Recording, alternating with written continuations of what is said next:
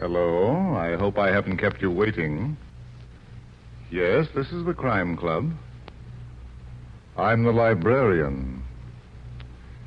Epitaph for Lydia. Yes, we have that Crime Club story for you. Come right over.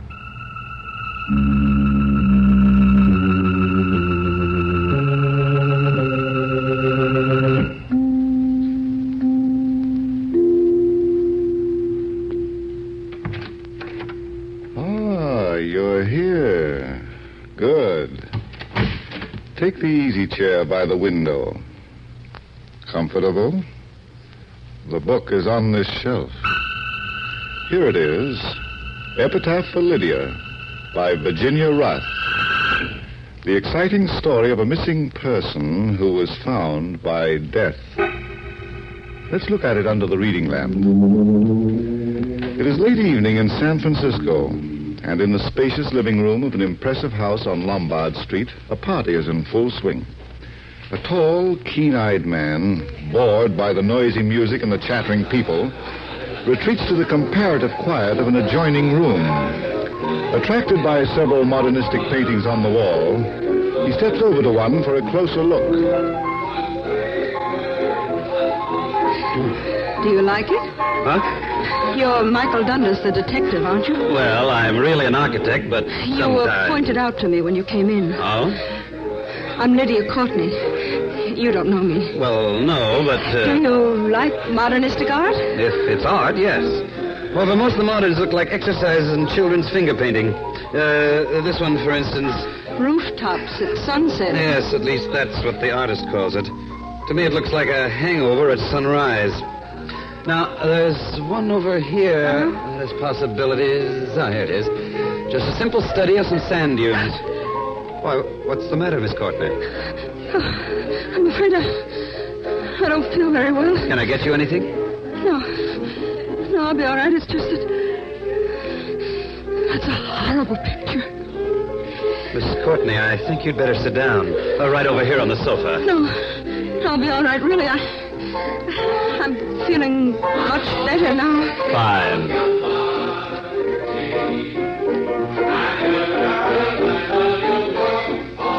Miss Courtney. Margie. Oh. Miss Courtney. Oh, I knew she'd faint. Lucky I grabbed her before she fell. Now, onto the sofa. There we are. Lydia, aren't you going to... Oh, what's happened? She fainted.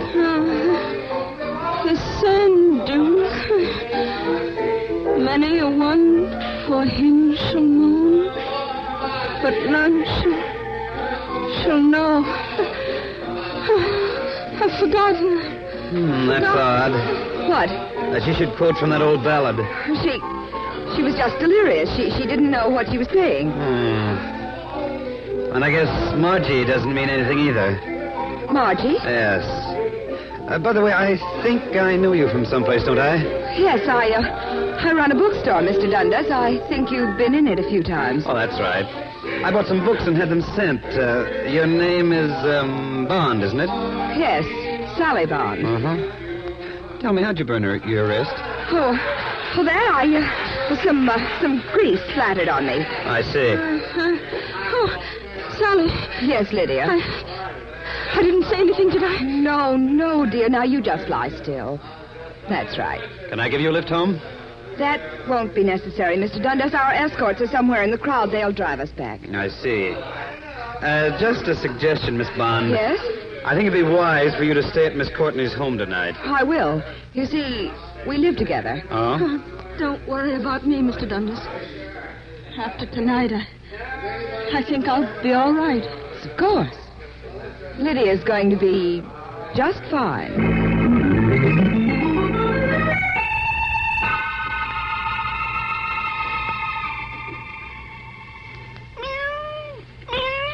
I guess you're right, Mabel.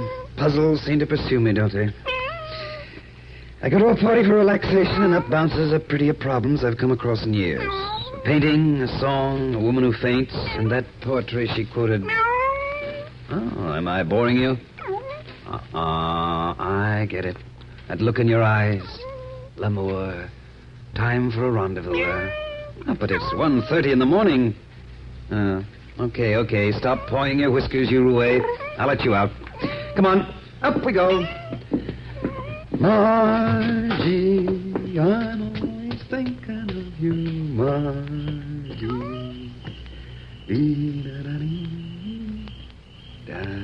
Not a bad night. Peaceful, nice moon. Okay, pal, I guess. Wait a minute. Those were gunshots. Come on. Should be somewhere around here. What? Oh. So when I was telling you about Mehitable, Lydia Courtney, and she's dead.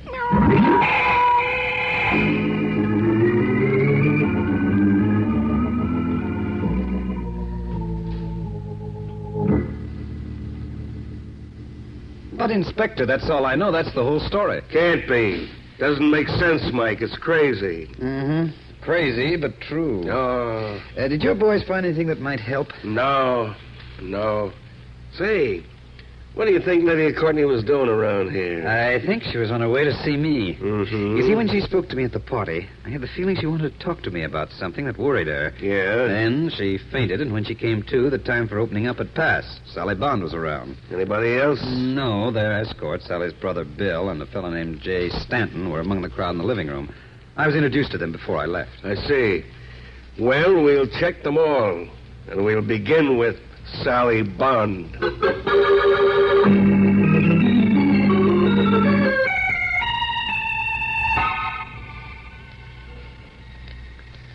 You don't seem very surprised to learn of your friend's death, Miss Bond. Well, I've already heard about it, Inspector. How? Neither the radio nor the papers have broken the story. My brother Bill here told me. Oh, Brother Bill told you. Yes. And how did you know, Brother Bill? Well, I'm a special feature writer for the Clarion. I'm doing a series on crime, and I happened to be at a nearby precinct when the flash came in. Uh-huh. Naturally, I rushed over to tell Sally. Naturally. Mind if I ask a few questions, Inspector? No, Mike. Go right ahead. Sally, what time did you and Lydia get home last night? About 12. I thought you were going to keep your eye on her. Well, I was upset. I took a sleeping pill and gave one to Lydia. Apparently, she didn't take hers. She must have slipped out after I fell asleep. I see. Do you know what was bothering her? No. All I can tell you is that for the past 3 days, ever since Tuesday night, she was just a bundle of nerves. What happened Tuesday night? I don't know. Lydia went out at 8 o'clock. I heard her take her car out of the garage and drive off. When she got back, I couldn't say. I was asleep. And on Wednesday morning, you noticed something wrong. Yes, Lydia was very jumpy. I asked her where she'd been the night before. She wouldn't tell me. Do you know who might have been with her? No. It wasn't Brother Bill, was it? No, it wasn't. Well, where were you that night? Well, I was over at Jay Stanton's house. We were playing gin till about 1 o'clock. Then I went home. Oh. Sally, does anyone else live here with you? Well, our handyman, Al Kemper, occupies the room over the garage. Well, perhaps he can tell us when Lydia returned Tuesday night. Will you take us to him, please? Yes, of course. Follow me. Inspector. Yeah? You mind if I run along? I have to check in early at the office. Okay, but just remember to stay within reach. You understand? Yes, sir. All right, Sally. Let's go.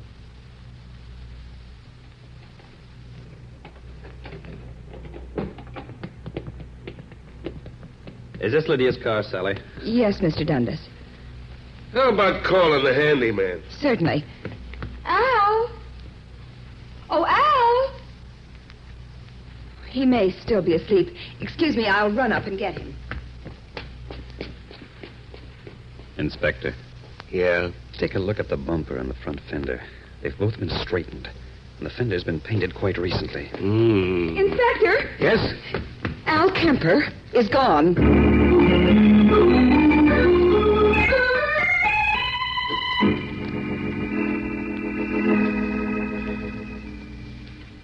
Lydia dead? Hard to believe, Bill. Sally know? Yes, Jay. Poor kid, the police will probably hound the life out of her. Uh-huh. They were doing a good job of it when I left her. Mm-hmm. Jay. Yes? I wonder if you'd do me a favor. Sure. What is it? Well, it seems that something happened Tuesday night. I mean, Lydia was out with someone, and that person may be the leading suspect. Well? I told the police that I was playing gin with you till 1 o'clock. What? They asked me where I was. I couldn't tell them. I was just cruising around in my car that night. But, You've Bill... got to back me up, Jay. You've got to. You're putting me on an awful spot, Bill. I know, but I just said the first thing that popped into my head. Now I've got to stick to it. I don't know. Not only for me, Jay, for Sally. Well... You will? Okay. Thanks, Jay. Thanks a lot. I'll never forget this. Never. Just one thing before you go, Bill. What's that? If I find out you're involved in Lydia's death, I'll hand you over to the police so fast it'll make your head spin.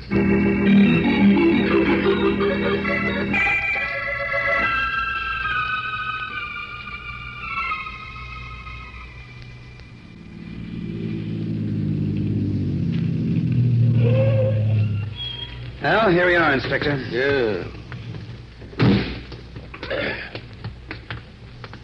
Say, this is quite a house Stanton's got, Mike. Looks like it's all glass. Practically. Rather an extreme functional design. Plenty of light and air. A regular goldfish bowl. Yes? Oh, hello, Dennis. Come in. Thanks. Stanton, this is Inspector Prevost of the police. How do you do? How are you? I've been rather expecting you. Yeah? How's that? Bill Bond called me a little while ago. He told me of Lydia's death. Oh, he did, eh? I wonder if there's anyone he hasn't told. Well, I was a very close friend of Lydia's, as well as her attorney. I guess he thought I should know. Uh-huh. Stanton, we've been told by Sally Bond that Lydia had been acting queerly lately. Do you know why? No. We all commented on it, but she wouldn't tell anyone what was bothering her. I see. By the way, Stanton, where were you last Tuesday night? Oh, right here. Bill dropped in early in the evening, and we talked, played cards. He left about, 1 o'clock. Mm-hmm. Stanton, did Lydia make a will? Yes. Would you like to see it? You mean you have it with you? Well, not exactly. It's in my safe. You see, this is my office as well as my home. Oh, well, you probably remember the contents of the will. Tell me, who benefits by Lydia's death? Well, outside of certain small bequests, where the bulk of the estate goes to Sally Bond.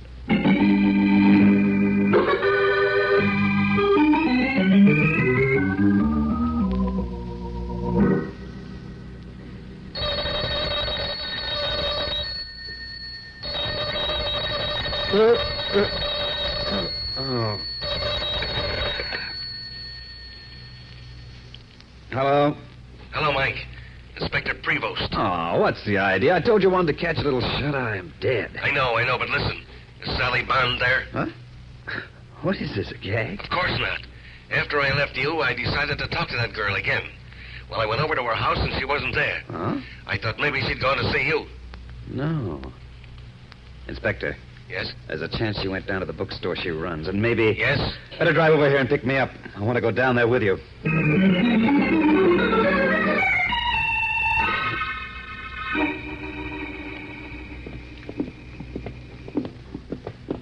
That's funny, Mike. The door to the store is open and yet nobody's here. Listen, wait. What was that? Quick, Inspector. The door behind the desk. Right. There, Inspector. On the floor near the table. Sally. Oh, Mr. Dundas, Inspector. Take it easy, kid. Oh, my head. What happened, Sally? I came down to the store. I'd just taken off my hat when I heard a noise in the stockroom. Yes. I opened the door. Someone standing behind it hit me over the head. That's all I can remember. I see. Probably got in through the rear window. Sally, why did you come down here? Well, on Wednesday, Lydia gave me a sealed envelope. She didn't tell me what was in it. All she said was that I should keep it for her down here. Mm-hmm. If anything happened to her, I was to open it and read what was inside. Then I was to decide what to do. Where did you put it? In the top middle drawer of my desk. Inspector, will you see if it's there? Right.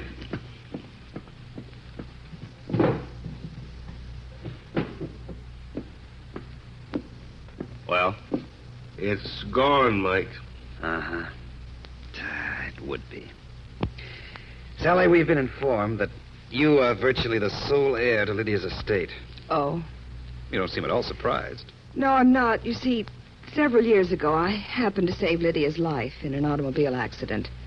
Well, Lydia was very grateful. She wanted me to give up my job and come to live with her. Mm-hmm.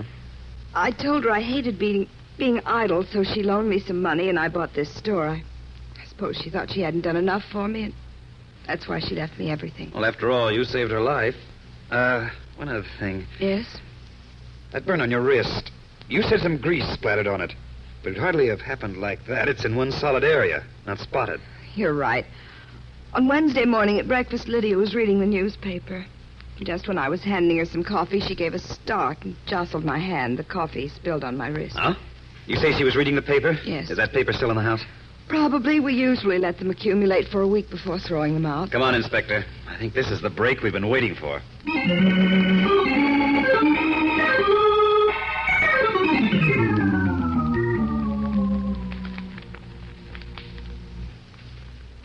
Here they are, Mr. Dundas, the papers for the past week. Thanks, Sally. Now, let's see. Thursday, Monday. Here we are. Here we are, Inspector. Wednesday. Good.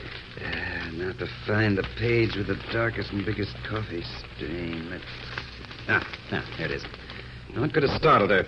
United Nations in special session, dry goods convention, Oh, this must be the one. Girl missing. Oh, what does it say, Mike? Mrs. Thomas Kaysen of 624A Flyshacker Avenue reported to the Bureau of Missing Persons that her niece, Margie, 14, left home last night and is missing. The girl left her house at about 10:30 following a dispute with her aunt. A search has been instituted by the authorities. There's a picture, too, Margie Kaysen. Yeah, the missing Margie. But what do you think?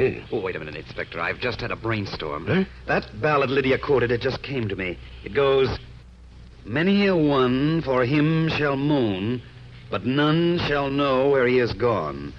Over his white bones when they are bare, the wind shall blow forevermore." Well, does that mean anything to you, Mike? You bet it does. It means that Margie's aunt is going to have 2 unexpected visitors. Come on, Inspector.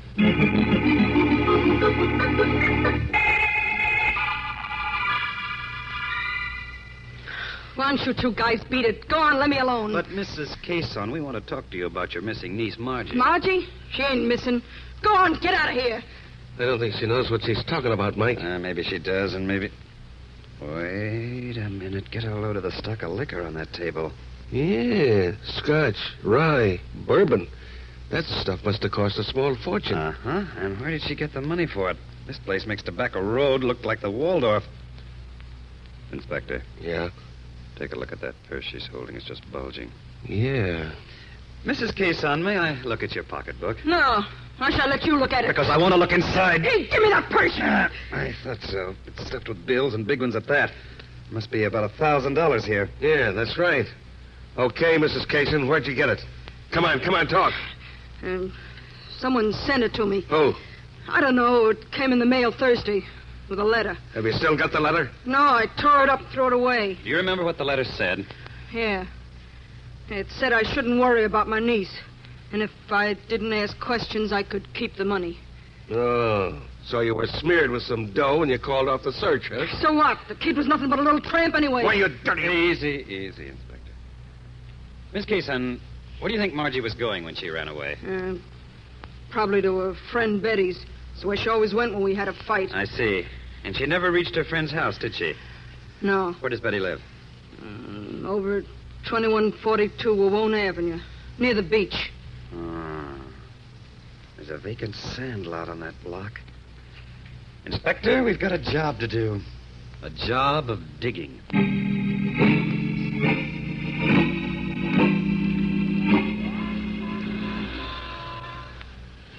You got a lot of men here, Mike, but they haven't found anything so far. Keep them at it, Inspector. I'm sure...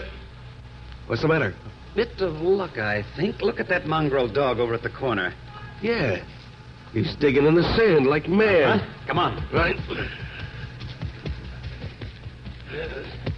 Boy, the mutt's run away, Mike. That's okay. I got my eye on where he was digging. Here it is. You see the hole? Uh-huh. Okay, give me your shovel. Right, here you are. Thanks. Now pray.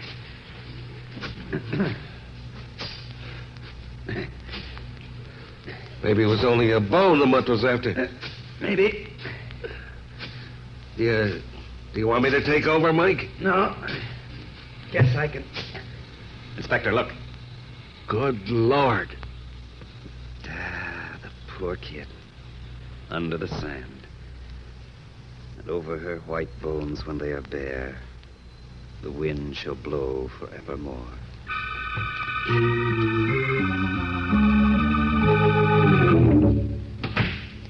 Did you get the coroner's report on Margie, Inspector? Yeah, Mike, it was just as you figured. The kid was dead before she was buried. Uh-huh. It's fairly easy now to reconstruct what happened. It is? Not for me. Well, the only conclusion which fits all the facts is that Lydia's car hit Margie and killed her. Terrified, Lydia and whoever was with her buried the body in the sand. Why? After all, it certainly wasn't deliberate. It wasn't murder. True, but a conviction on at least a reckless driving charge is fairly probable. Okay, go on. Well, Lydia couldn't stand what she'd done. That's why she gave that sealed envelope to Sally. Probably contained a full account of what happened. Kind of a confession to lighten her guilt, huh? Yes. By the way, how did the killer know about it? Probably through Lydia herself. Lydia? Yes. She must have tried to forestall her murder by threatening the killer with disclosure by means of the envelope. But the killer was desperate and made sure Lydia would never talk. Exactly. Just a minute. Hello? Inspector Prevost speaking. What? Uh-huh. Uh-huh. He has, eh? Why, of course. Certainly. Bring him down right away. Mike, a couple of the boys just picked up the handyman, Al Kemper. They did? Yeah, and get this. One of the men recognized him as an old con with a record as long as your arm.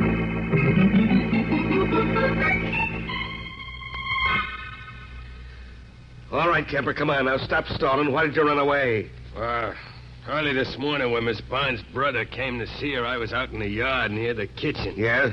The window was open, and I heard him tell his sister about Miss Courtney being dead.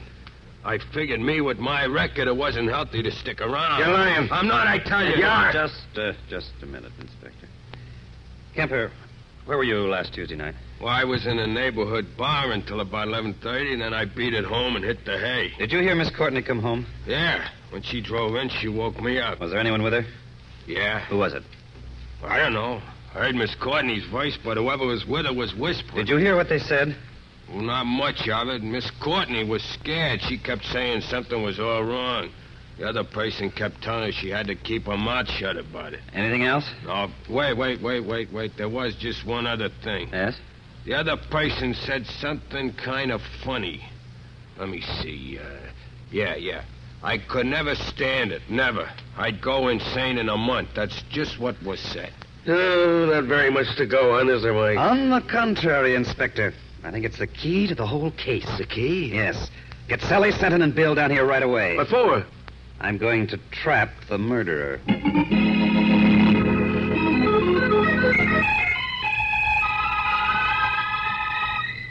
Why did you call us down here? Okay. Quiet, please. Quiet. All right, Mike. Thanks, Inspector. I called you all down here because there's been a new development in the case, and I'll need your help. Now, will you follow me, please? I don't see any sense. Where are we going? Upstairs, Brother Bill. Hurry up. Come on. Get in the elevator. Okay. It's a tight squeeze, but I think we can make it. There we are. All right, Inspector. Close the door and take us up. Right.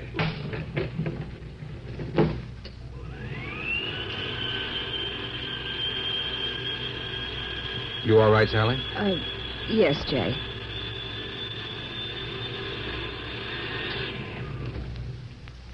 Well, what's the matter, Inspector? I don't know, Mike. Funny. We seem to be stuck. That's a fine how do you do between floors, too. Keep your shirt on, Brother Bill. That's funny. It won't start. Now, don't worry, folks. We'll probably get going in a minute. I'd like to get out. Yeah, how about it? I said I'd like to get out, please. I can't stay in here. I can't. Please. You don't understand. You don't understand! I'm afraid I do, Stanton. You murdered Lydia, didn't you? Yes. Yes. I killed her. I killed her. I killed her. All right, Inspector. You can take us down now.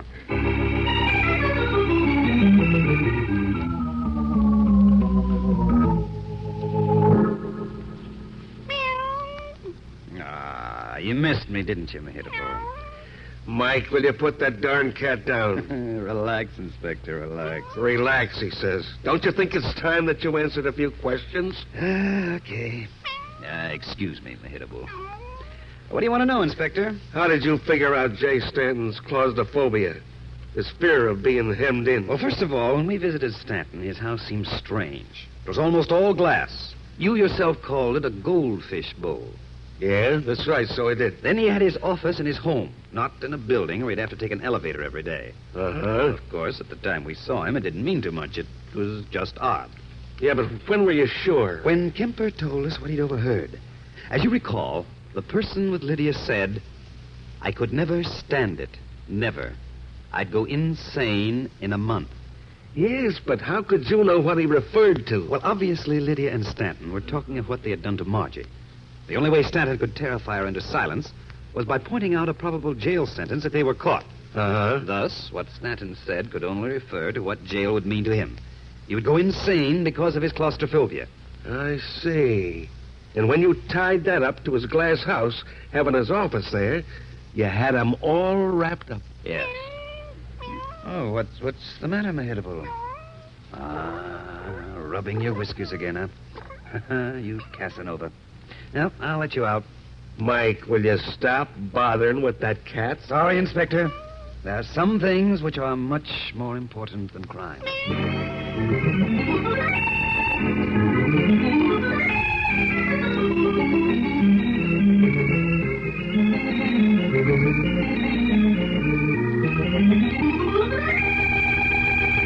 And so closes tonight's Crime Club book, Epitaph for Lydia, based on a story by Virginia Rath.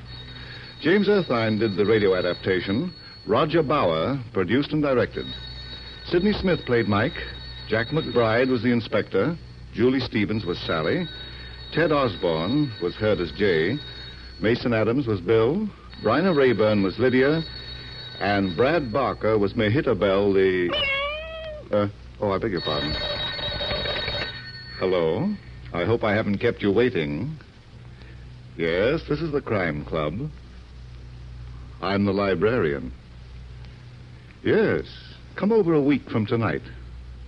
Good. We have the exciting story of a crown that rested easily on the head of death. It's called The Corpse Wore a Wig by George Bagby. In the meantime? Well, in the meantime, there is a new Crime Club book available this week and every week at bookstores everywhere. Yes, it's available now. Fine. And we'll look for you next week.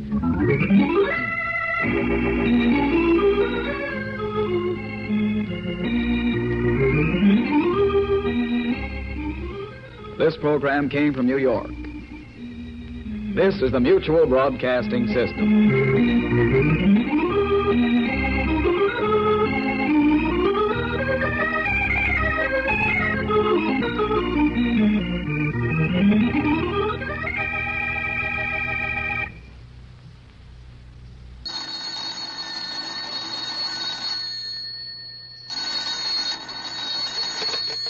Hello. I hope I haven't kept you waiting.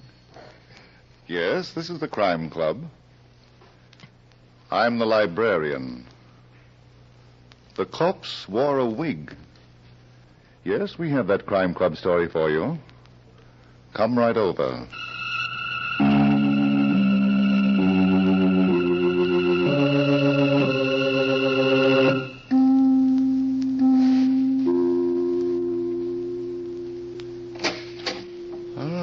You're here. Good. Take the easy chair by the window. Comfortable?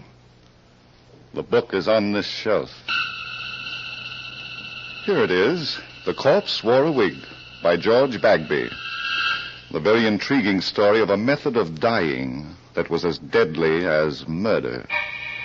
Let's look at it under the reading lamp. It was a few minutes before noon, and Inspector Schmidt was already having his troubles in his office at New York City's police headquarters.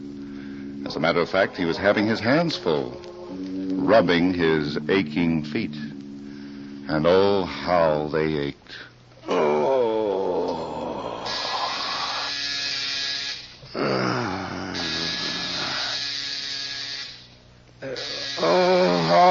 All right, you bloodless devil, you. Hello, Schmidt talking. What do you want? Inspector, this is Cassidy. Cassidy, huh? That's a big help. Which Cassidy are you? The sergeant, sir. I suppose it's wondering you are what me and Inspector McKee man is doing on one of your cases. Well, you see, it's like I this. don't start wondering until I know what you're talking about, Cassidy. Oh, sure. And it's right you are. You know, the good Inspector McKee went on his vacation last night. Yes, but what's that got to do with me? Well, I'm working for you now. Inspector McKee's orders. Oh, my aching feet. That's the reason, sir. Well, I'm down here in the coroner's autopsy room. You know that suicide cadaver that was brought in this morning? I had him brought in. That's Dr. Jeremy Bullock. I wanted an autopsy done. It's been done. And it was no suicide, Inspector. What? Clear and simple. An open and shut case of murder. Let me talk to the coroner. Well, he just left a few minutes ago. He got a call to go out on another killing. And he asked me Stay where you are. I'll be down as soon as I get my shoes on and learn to walk again.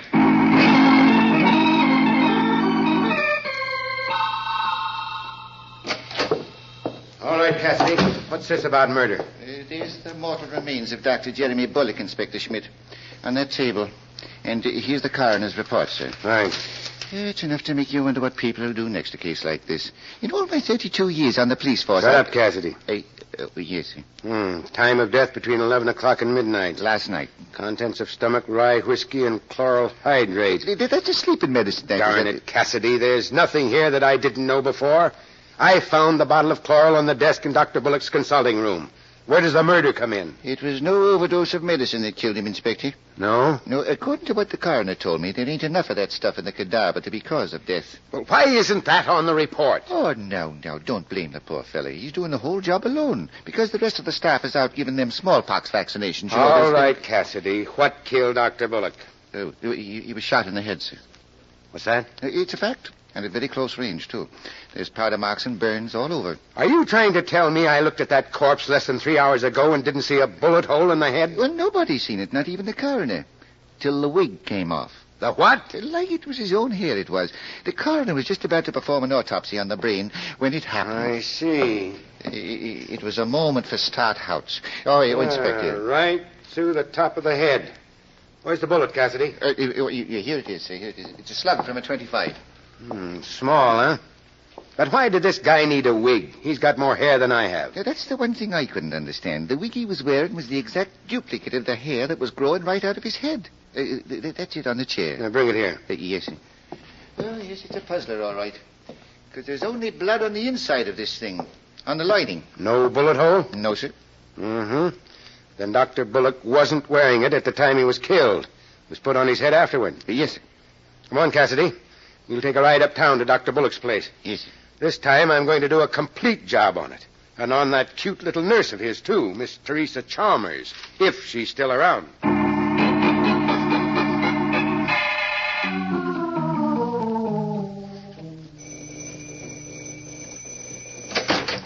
Yes, I heard you the first time. What do you want? Who are you?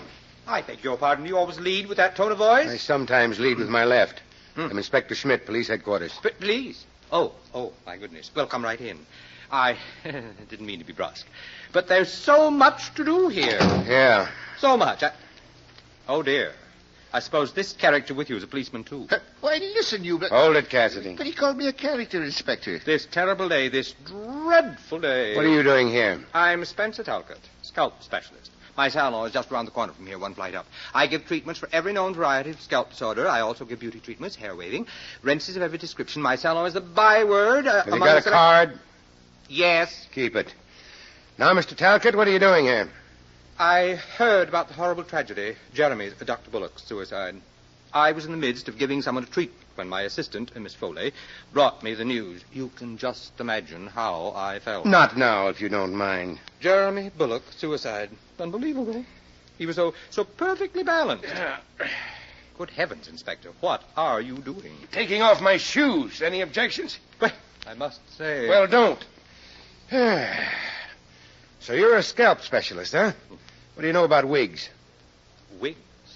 Are you talking to me? I hope so. I don't know anything about wigs.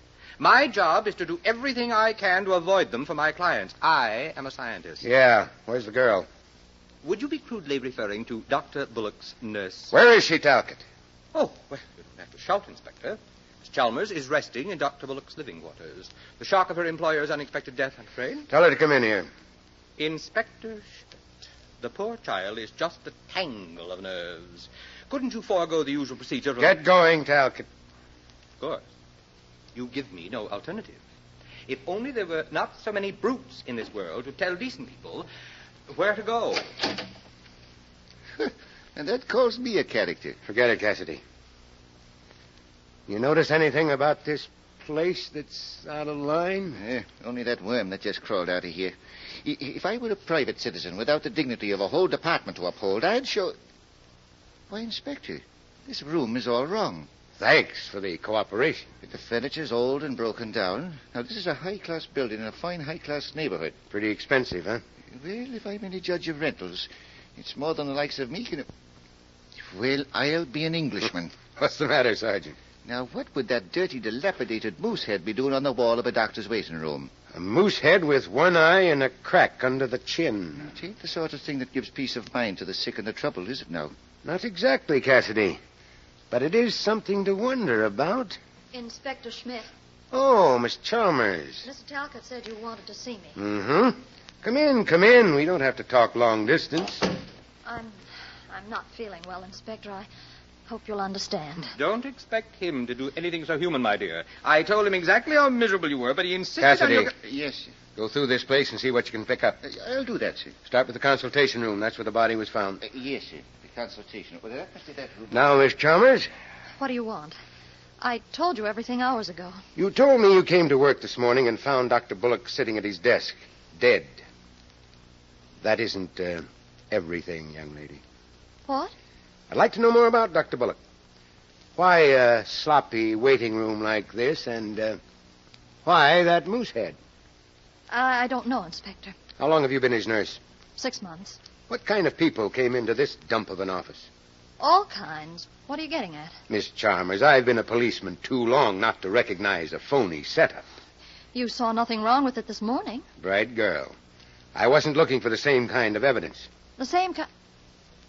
Inspector. Yes, you're catching on fast. Jeremy Bullock didn't commit suicide. I knew it. He took an overdose of that chloral hydrate by mistake. I knew he wouldn't kill himself. You're so right. He was murdered. Murdered? Murder? You take second money, Talcott. What of all the ridiculous, utterly Now fantastic... go back to your stall. What you won't think of next, you policeman. Good heavens. Go back, Talcott, or I'll have Cassidy give you a scalp treatment. Oh, good gracious. Please. I don't believe it. It can't be true. Somebody dropped enough chloral hydrate into some rye whiskey to put Dr. Bullock to sleep, and then shot him in the head. In the head? Now, I know this is a trick. You're only fishing. The top of the head, Miss Chalmers. Did you ever see this wig before? No. And what's more... Wait a minute. Yeah? That looks like Jerry's hair. Jerry, huh? Was he? No, he wasn't. How long has it been Jerry, Miss Chalmers? We were going to be married in 2 weeks. Is that so? I know what you're thinking. He was old enough to be my father. But I didn't care. I loved him. Well, there's no law against it. Yet. Inspector, was Jerry really murdered? Would you like to see his body again? Talcott. She killed him.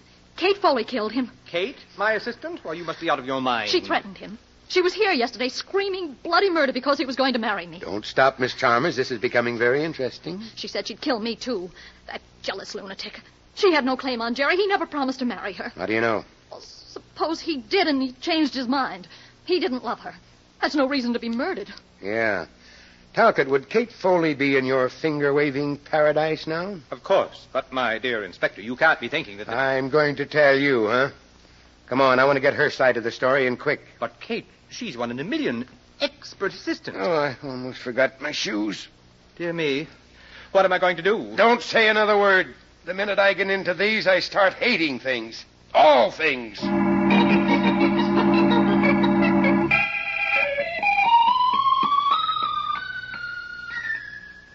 Kate.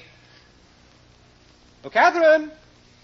Miss Foley! Save your breath, Talcott. The bird has flown. But she left the door unlatched, and she has appointments. It could be she's got other things on her mind.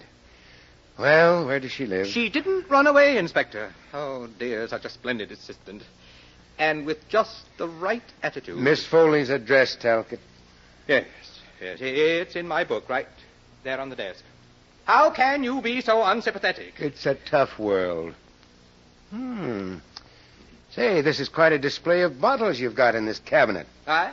Oh, those, my products. Talcott's dandruff lotion, Talcott's henna rinse, Talcott's golden rinse, Talcott's hair dye black, Talcott's hair dye brown, Talcott's for dry scalp, Talcott's for oily scalp. You believe in Talcott's, don't you? Those are my own concoctions, Inspector. I'm a scientist. Oh, I see.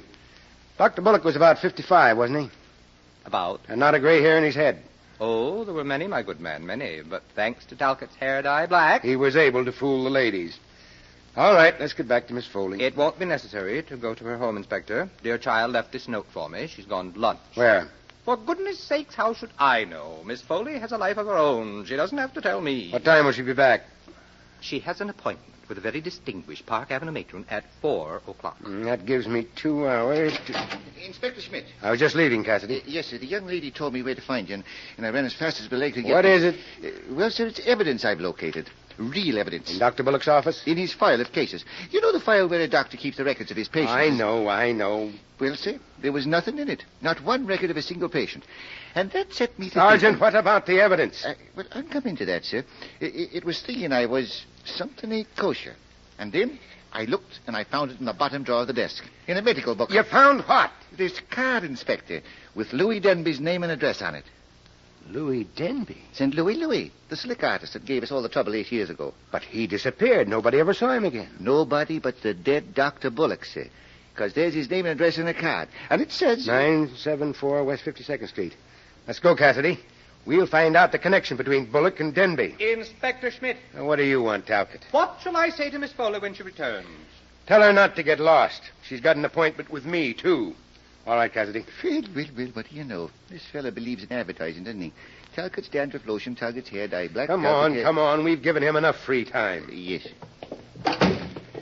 Are we going to pay Louis Denby a visit? You are. I'm going back to headquarters. Oh, it's your feet again. My feet and my head. But in between, there's a hunch I'll do better at headquarters than anywhere else.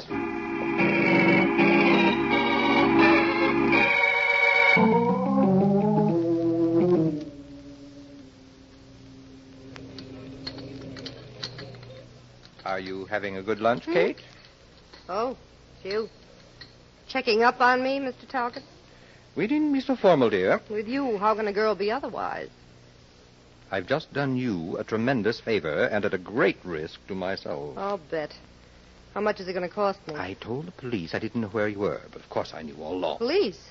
I knew you're a child of habit, that you eat in this dreadful place every day. What do the police want with me? A certain Inspector Schmidt is frightfully upset about the death of Jeremy Bullock. So? Seems your friend did not commit suicide. What? He was murdered. You're crazy. Oh, yes. The police have all the proof they need. He was shot. Oh, no. Kate, where were you last night between 11 o'clock and midnight? I was... Say, who appointed you Chief Constable of Madison Avenue? The police are going to ask you the same question, dear. Yeah, why? Inspector Schmidt knows that you threatened to kill Jeremy. Did I? When? Yesterday afternoon. He was mad as a hatter because Jeremy threw you over for Tracer. Oh, so that's it. Isn't funny, Kate? If anything should happen to you... It won't. I wouldn't know where to look for another assistant. Have some coffee, Spencer, and I'll tell you the story of my life. Oh, you don't have to. Oh, but I do. Jeremy Bullock never meant any more to me than you did. Now, look here, Catherine. Nothing personal. He was a guy I went out with a few times. I went out with you, too, didn't I? Sure, but did we ever talk of getting married? Well, not the marrying kind. Neither was he. He liked women, but too many of them.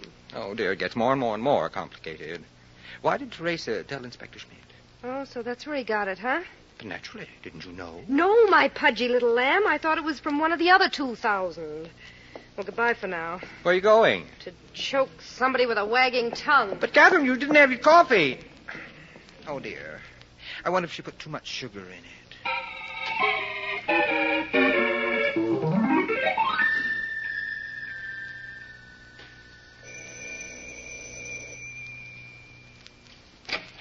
Teresa, darling. Kate. So you're still holding down the fort. You're not in the payroll anymore, honey. You can't come in here. Prove it. I used to be wrestling champ of the finger waving league. Nobody ever beat me. What do you want? A heart-to-heart talk.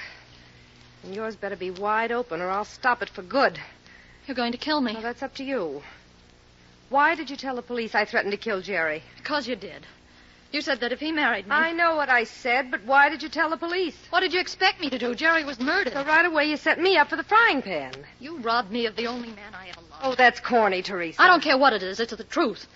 And I'm not going to see you get away with it. You're not going to see anything, honey, unless you start telling the whole truth. Kate. I've put a lot of curls in hair in my time. I wouldn't like to put one in your neck. Help. Help! You little fool. What are you trying to do? Start a riot? Say when, and I'll let you breathe again. You've got a lot of talking to do, and you're not doing me any good yelping into my hand. All right. But don't try to catch any more flies. You almost smothered me. Almost never counts. Well, shall we talk now? If there's When any... I came in here last night at 10 o'clock, you ran into the examination room and locked yourself in. I didn't want another scene with you. That's not what Jerry told me. Huh? He said you were crying. That's not so. He also told me that you and he were in the midst of a terrible bust. What? He wasn't going to marry you.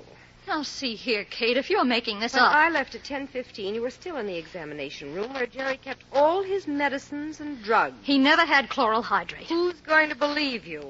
But I... It doesn't pay to talk out of turn, does it, Teresa? I left a few minutes after you did. Good for you, but who saw you? Why, the... No, you're wrong, honey. There was no night watch in this building last night. No doorman.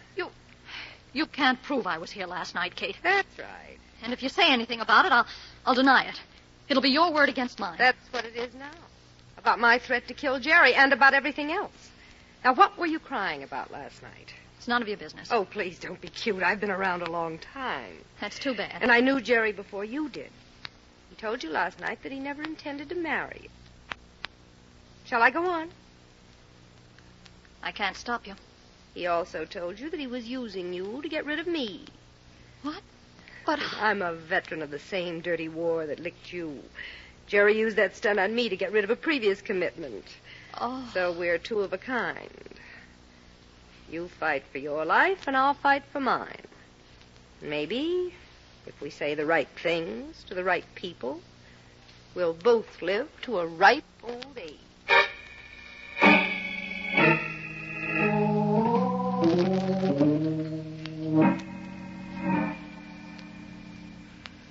Yes? Yes, Captain. We'll put some men to work on it right away. Okay. Now get the board to switch me to the toxicologist. Oh, now what? Hello, Inspector Schmidt talking. Sergeant Cassidy at this end, sir. Well, hold it. I'm on the inter-office line. Hello, Dr. Jones. Schmidt. I want a complete story on everything chloral hydrate is used for. Yeah. Get the report down to me as soon as it's ready. Right. Go ahead, Cassidy. Thank you, sir. It's bad news, Inspector. You don't say. What is? I'm calling from Louis Denby's place of business. And it's one of the most remarkable enterprises for an old-time crook I've ever seen. What about Louis? He's stretched out in the middle of the floor. What's that? In the showroom, sir. And it was a bullet from a .25 that put an end to his lifelong career of crime. Murdered? Well, I'll be... Yes, Inspector. I felt exactly the same way about it. How do you know it was a .25 that killed him? Well, sir, the bullet went right through his body and packed itself in the wall. He was a very skinny fella. It was a .25 that killed Dr. Bullock, too. Okay, Cassidy, I'll be there in 20 minutes.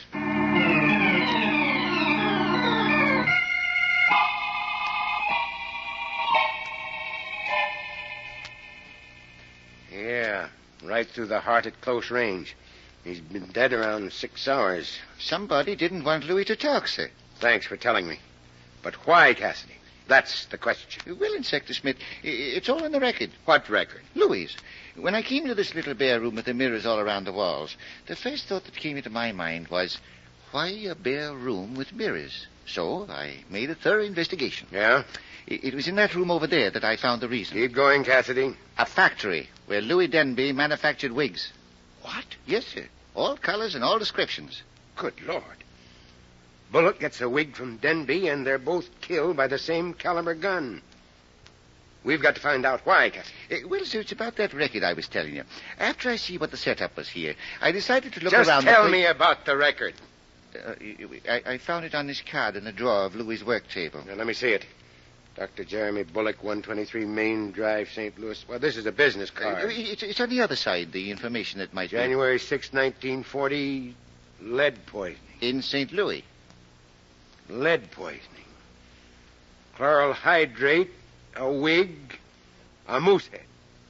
Cassidy, we're almost in. The devil, you say? Now go back to headquarters, get the St. Louis police on the phone. I want a full report on Dr. Jeremy Bullock up to the time he left the city. Would you be saying that... Later, if I'm right. Now I've got to pick up some suspects and hold a conference in Dr. Bullock's office.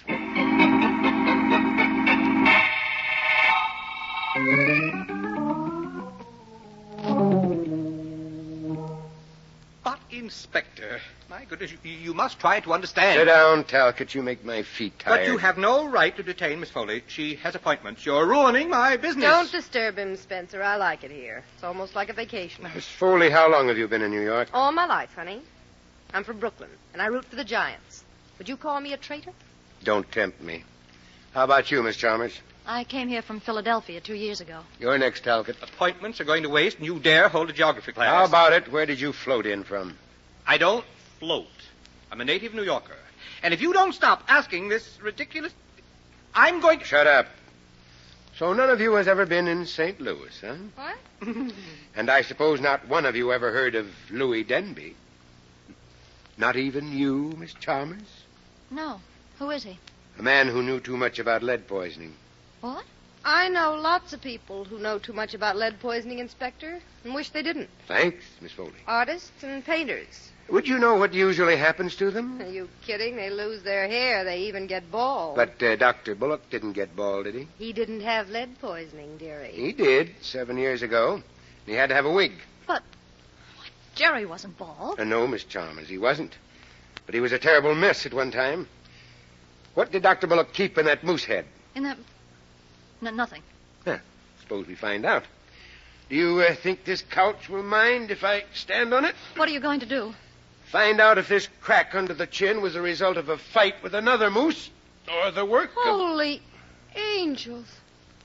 Spencer, look, there's a door in the darn thing. I'm not going to look. It's too disgusting. Well, what won't Mother Nature think of next? And I'm not going to stay here while a vandal wastes my precious time. Talcott. You have nothing more to say to me, Inspector. There are two blue uniforms out in the hall. And they're very anxious to go for a ride. You've got no right to keep me prisoner. I won't stand for it. Say, Inspector, did that wad of paper come out of that moose head? Surprised, Miss Foley? Well, aren't you? Since when does a moose read newspapers? From St. Louis. And papers 7 years old at that. But there's something else. A list of some of the worst gunmen in New York. What about these, Miss Chalmers? I don't know anything about them. You wouldn't even try to remember, would you? I said I don't know. All right, we'll give you a chance at police headquarters. You're not going to arrest me. I haven't done anything. Oh, no one ever does. Come here, Talcott. What do you want? So you've never been in St. Louis, huh? I didn't say that, Inspector. I said I was a native New Yorker. So you did. Now tell me your name's always been Talcott. What, aren't you going to? Are you afraid of this news photo of a man called Tal Spencer? Who's the image of you? Well, so I did make a mistake.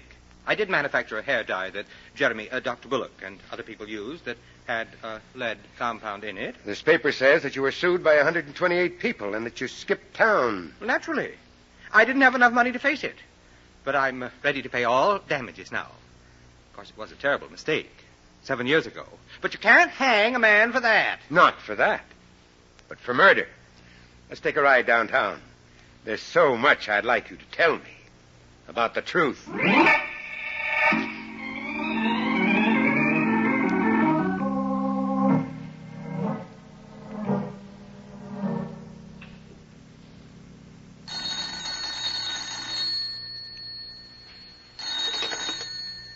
Yes, Schmidt talking. What do you want? Sergeant Cassidy, sir. What? Do you know what time it is?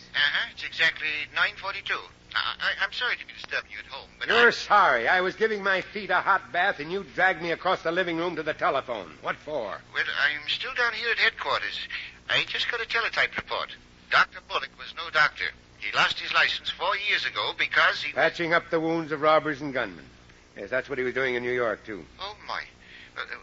Why did that Talcott kill Bullock? His real name was Spencer, and Bullock was blackmailing. Oh, that again. Yeah. Spencer made up a hair dye in St. Louis that almost ruined Bullock's scalp. It was a big scandal.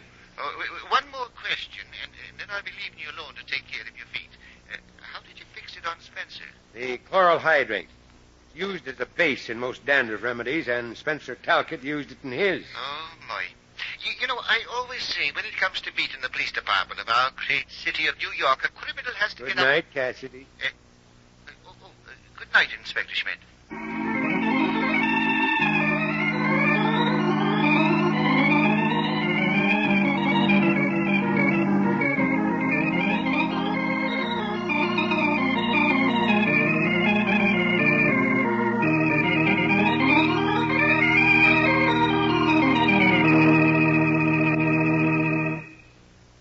And so closes tonight's Crime Club book, The Corpse Wore a Wig, based on a story by George Bagby. Stedman Coles did the radio adaptation. Roger Bauer produced and directed. Cameron Prudhomme played Inspector Schmidt. Ted Osborne was heard as Spencer Talcott. Barry Thompson was Cassidy. Elspeth Eric was Kate Foley. And Elaine Kent played Teresa Chalmers. Oh, I beg your pardon. Hello. I hope I haven't kept you waiting. Yes, this is the Crime Club. I'm the librarian. Yes, come over a week from tonight. Good. We have a very unusual story of a double cross, but doubled and redoubled with murder. It's called Death is a Genius. In the meantime... Well, in the meantime, there is a new Crime Club book available this week and every week at bookstores everywhere.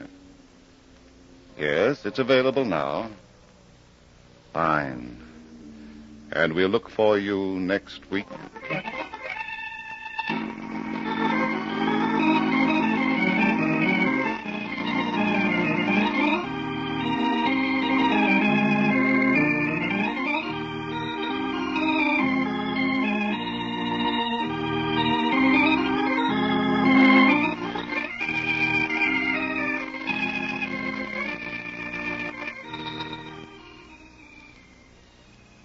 This program came from New York.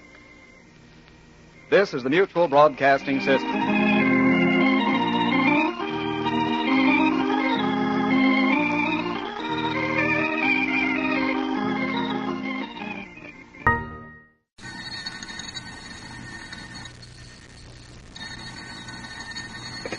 Hello, I hope I haven't kept you waiting. Yes, this is the Crime Club. I'm the librarian. Murder on Margin? Yes, we have that Crime Club story for you. Come right over.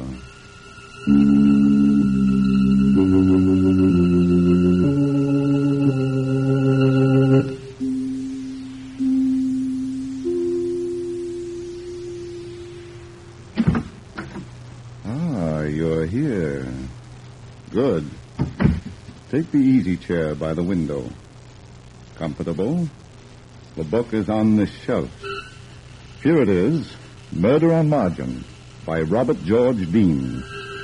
The very intriguing story of the stocks of passion and the bonds of death.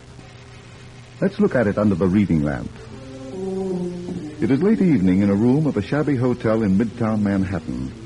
A trim, slick-haired man is eyeing the blonde girl sitting near him on the sofa. He watches her carefully as she pours herself a drink. You're hitting the bottle tonight, ain't you, Joan? That's the fourth one you've had. So what? Nothing. Only when you start guzzling like that, it's a cinch something's eating you. I told you I was tired. Okay, baby, okay. Jimmy. Oh, please, Nick, don't. Yeah, you are tired, ain't you? Well, what do you expect? You know better than anyone else what a day I put in. You've had tougher days. Maybe I have. Maybe I'm just getting sick of being a manicurist. Well, I can't blame you for that. I'm not crazy about being a barber, either. Joan. What? Maybe you'll be able to quit your job soon. How? You know Larry Carson, don't you? Who? Larry Carson, the stockbroker. You know, the guy in the brokerage house a couple of doors from our shop? Oh, yeah, I think I've done his nails. Sure, you have lots of times. Well? He's a smart trader. Knows the market inside out. Mm-hmm. Well, he's been giving some tips to Tony, who cuts his hair. And Tony's made himself quite a bundle. So what? So I've been talking to Tony. He's going to pass them tips on to me. Oh. I'm going to start right away. Just as soon as Carson gets back. Gets back? Yeah. He told Tony today he was leaving town on a business trip. But he won't be gone long. What's the matter? Oh, nothing. I think it's a swell idea, Nick. You bet it is. Pretty soon I'll have some real dough and then... come here, baby. Don't, Nick. Just a little kiss, honey. Don't. Huh? Hey, you act like I'm poison or something. I said, come here. And I said, let go of my wrist. Let go. Hey, you got a bracelet on under your sleeve. You're crazy. Am I? Come on, let me see it. No. Let me see it. My... Just a minute, sweetheart. Okay. Give me back that bracelet. Shut up. Diamonds, huh? Are you dirty two-timing lout? Who's the guy? I asked you, who's the guy? Larry Carson gave it to me. Carson? Yeah, it doesn't mean anything, Nick. I swear I've been playing him for a sucker, that's all. Playing him for a sucker? Yeah, just getting all I could out of him for the two of us. No, Nick, don't! For the two of us, huh? Come on, get up. Get up, I said. Don't. Are you all right? Get out. Get out! Okay. I'm going. So long, son.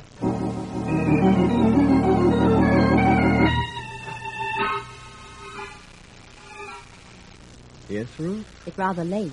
I'm quite aware of that. Well, you mentioned that you wanted to turn in early. Still the dutiful wife, eh? Well, I have some market reports I want to study. Oh. Answer that, will you? Hello? Oh, yes, just a minute. For you, Larry. For me? Yes. Hello? Hello, Larry. This is Joan Randall. I thought I told you never to call this number. I know what you told me, but I had to talk to you. Tried the other place and couldn't get you. I see. All right, what do you want? I heard you were taking a little trip tomorrow. Yes? I thought we had a date. Sorry, I meant to call you about that before I left. Oh, you meant to, huh? Yes, it came up suddenly. It's just a routine business trip. I'll be back in a few days. I don't like it. Oh, don't be silly. I'm not. I've had the feeling for some time now that you wanted to brush me off. What? I want to warn you, Larry. Don't do it. I shall do whatever I please. Yeah? Well, get this through your head, Mr. Carson. You'll pay off or else. Hello? Did you hear me? I said you'll... This one didn't write either. Hilda. It's convenient to have a wife, isn't it, Larry? It must sound convincing when you tell them I won't give you a divorce. Yes, I guess it does. Larry, when are you going to set me free? Soon. You've been saying that for months now. Carl and I want to be married, and I want a clean start. That's why I haven't begun any action myself. Yes? We don't want to wait any longer. I want a divorce now. Very moving appeal, my dear. But I confess I don't understand it. You and Carl Hamill? Why, he's strictly a lightweight. Is he? Then why did you ask him to be a partner in your firm? Well, that's quite simple, Ruth. I needed some money. No, I'm sorry I took him in. So is Carl. I don't doubt it. Larry? I heard you mention something about a business. Well? If you were to stay away a long time, it would delay my divorce. That's quite an idea. Yes. I've got another idea, too, Larry. Oh? What is it? I'm afraid I'd better keep this one to myself.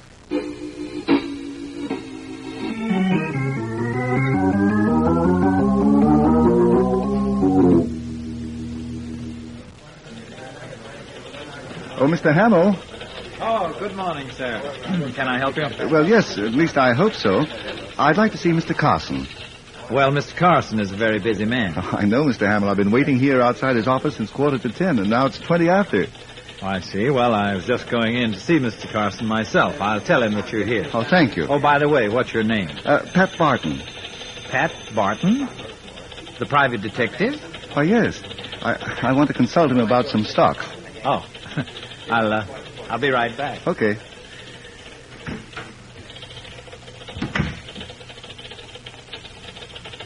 Oh, I beg your pardon, sir. Do you mind if I glance at the ticker? No. Thanks. Let's see. Commercial Solutions, 31 and a half. Say, that looks like a pretty good stock, doesn't it? Uh-huh. Yes, sir. Might go up to 32. Yes, Larry, I will. Oh, was that last order 29 and a quarter? Right. Oh, Mr. Barton. Yes, Mr. Hamill. I told Mr. Carson you were waiting. He'll see you in 15 minutes. Oh, thank you. Meanwhile, I'll just keep my eye on the ticker. Fine. See you later. Right. Let's see. Salt preferred, 20 and a quarter. Elias.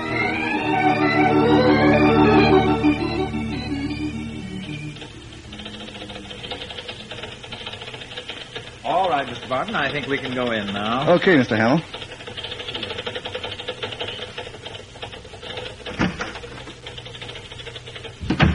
Oh, Larry, this is... Oh, that's funny. He isn't here. You're wrong, Mr. Hamill. Look, on the floor near the desk. Good Lord. Someone put a rope around his neck and pulled it tight. Very tight.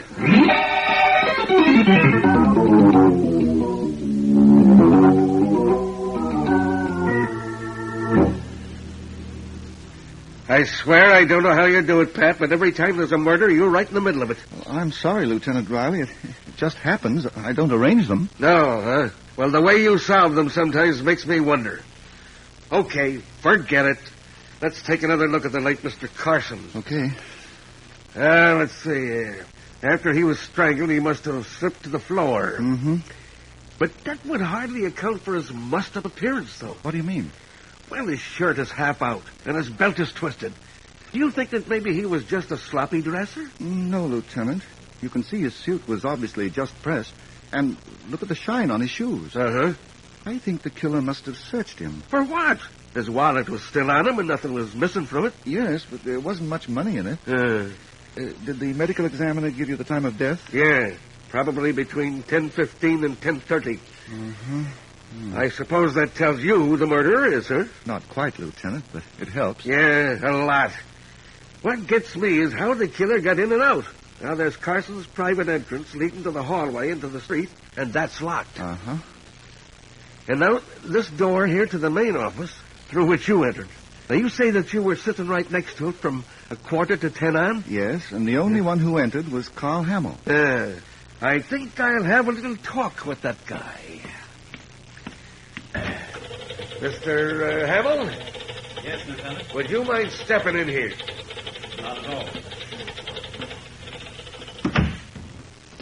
Mr. Hamill, according to Mr. Barton here, you were the only one to enter this office. Yes? And that was about 20 after 10, a time when Carson might have been killed. What do you mean? You know that he was alive when I left the office? Do we? Well, of course, Mr. Barton. Well, you were sitting right at the door when I came out.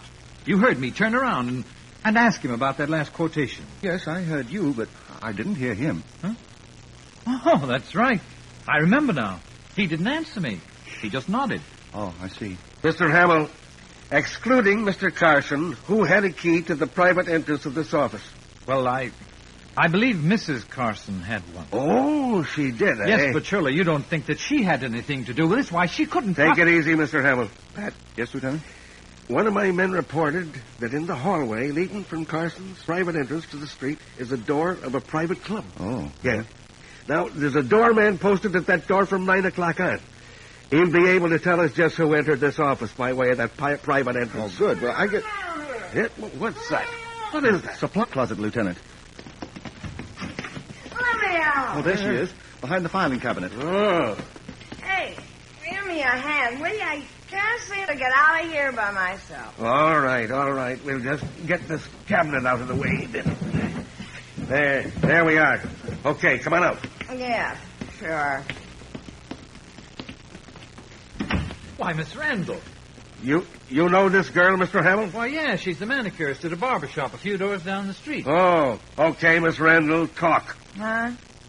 She seems to be pretty, drunk, Lieutenant. Yeah. What were you doing in that closet, sister? Who wants to know? I'm Lieutenant Riley of the police. Please? Yes. Take a look at the floor near the desk. Oh. Larry's dead, huh? Uh-huh. You ought to know. Me? I didn't do it. No? How'd you get in here? I had a key. Larry gave it to me. Oh. The louse was going to run out on me. I wanted to have a little talk with him. Uh-huh. I got here early, before 9. Didn't want anybody to spot me coming in. I hid behind the cabinet in the closet. How come you're so boiled? Well, I knew it'd be a long wait, so I took a flask along. I was nervous. And before I knew it, the flask was empty. And then I passed out. Uh-huh. Miss Randall, there's a keyhole in that closet door. Did you see or hear anything that might help us? No, not a thing. I see. Okay, sister. I'm going to send you home to sober up. But don't get any idea that you're out of this mess. I'm going to check on you all the way. Pat? Yes, Lieutenant. Get your hat. We'll start checking with the barber shop where she works.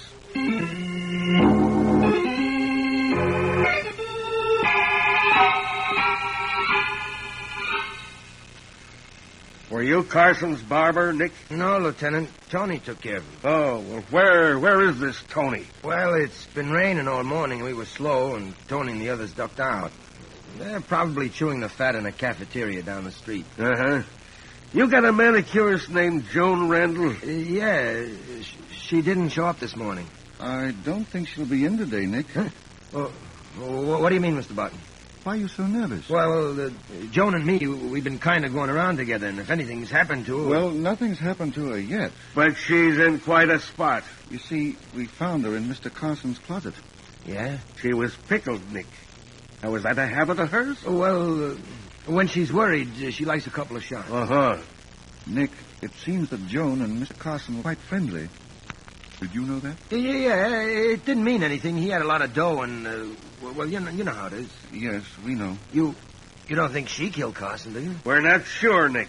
But if you ask me, you're going to need a new manicurist.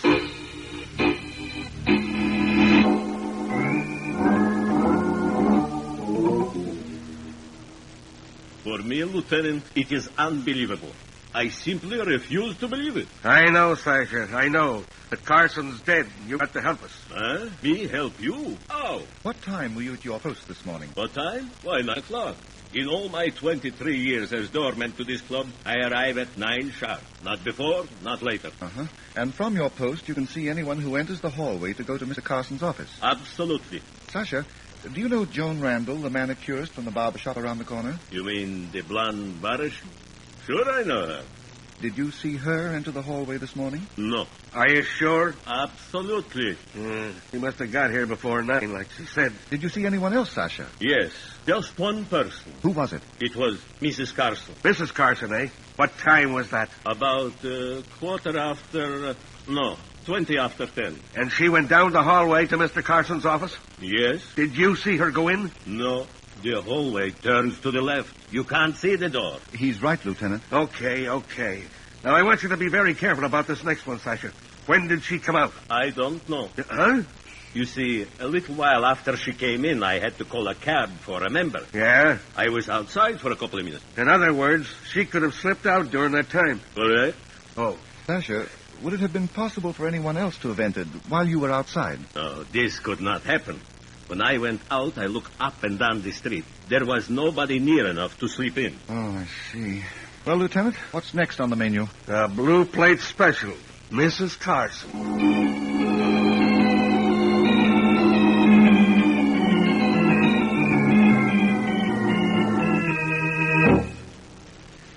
Mrs. Carson, do you have any idea who might have murdered your husband? No, Lieutenant. I have. Yes? You, Mrs. Carson. Me? Yes. Why, that's absurd. Utterly absurd. For your information, you were seen going down the hallway to your husband's office. What? Oh, come, Mrs. Carson. The identification was positive. You were there, weren't you? Yes, Mr. Barton. But I didn't see Larry. Huh? Oh, what do you mean? Well, I went up to the door of the office, and then I stopped. Why? The transom was open. I heard Carl, Mr. Hamill, talking to Larry. I lost my nerve and left. What do you mean you lost your nerve? Well, I guess I'd better tell you the whole story. Yeah, I guess you'd better. I'd wanted a divorce from Larry for some time. Without going into it, I can assure you I had very good reasons. Yes, we met one of them. Never mind, Mrs. Carson. Go on, please. Well, I I met Carl Hamill, my husband's partner. We fell in love. I told Larry about it and asked him for a divorce so that Carl and I could be married. Mm-hmm. Larry kept putting me off. Then last night I learned that he was taking a trip out of town. He said he'd be gone for only a short time. Yes? I had the feeling that he was up to something. You see, he was very spiteful. I felt that he was going to stay away to delay my divorce. I made up my mind that he wasn't going to get away with it. Uh-huh. This morning, I set out for his office for a showdown. I took a gun along. A gun, huh? Yes, but when I stood outside Larry's door and heard Carl's voice, I realized how foolish I'd been. I knew that I could never kill Larry. Uh-huh. I turned round and went home. Mrs. Carson, did you hear what Mr. Hamill and your husband were talking about? Yes, they were discussing some stock quotations. Did Hamill mention the quotation on murder? What do you mean? You don't think that Carl... Oh, no. He didn't kill Larry. Of course not. He didn't. You didn't. Nobody did.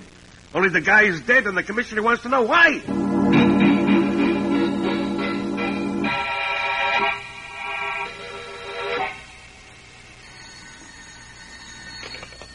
Hello? Hello, Ruth. Oh, Carl. I was hoping that you'd all... You heard about Larry? Yes.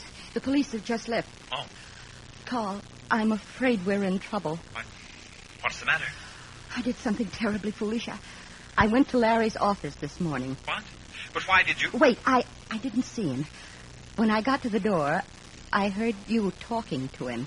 Oh.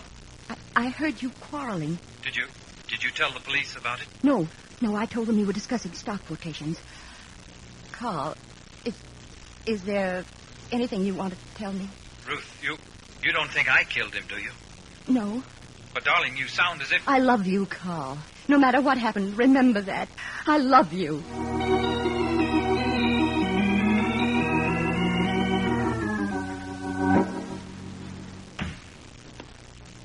Good evening, Lieutenant. I made it as fast as I could. What's up? I've got some more pieces for our puzzle. You have? Yes. Do you remember when we examined the corpse? You thought the killer had searched him? Yes. Yeah, you were right. And whoever it was made off with $100,000. What? I had a man go over the books at Carson's. There was $100,000 missing from the credit balances. Mm-hmm. Now, it looks like Carson was going to take it on the lam, you see? And he figured on traveling light to throw everyone off guard. Yes, probably just an overnight bag and the money. From the appearance of his disarranged clothing, I'd say he had the cash in a money belt. Uh-huh. Did you speak to Hamill about this? Yes, and he was quite upset. Not only over the loss of the dough, he said. He was worried about the effect on the firm's business. Well, is there any way to trace that money? No, and I haven't got the ghost of an idea who can... Wait a minute. Joan Randall. I've had the feeling that dame was holding something back. You think she took it? Either that or she knows who did. Come on, Pat. Let's get to her before she puts away another quart.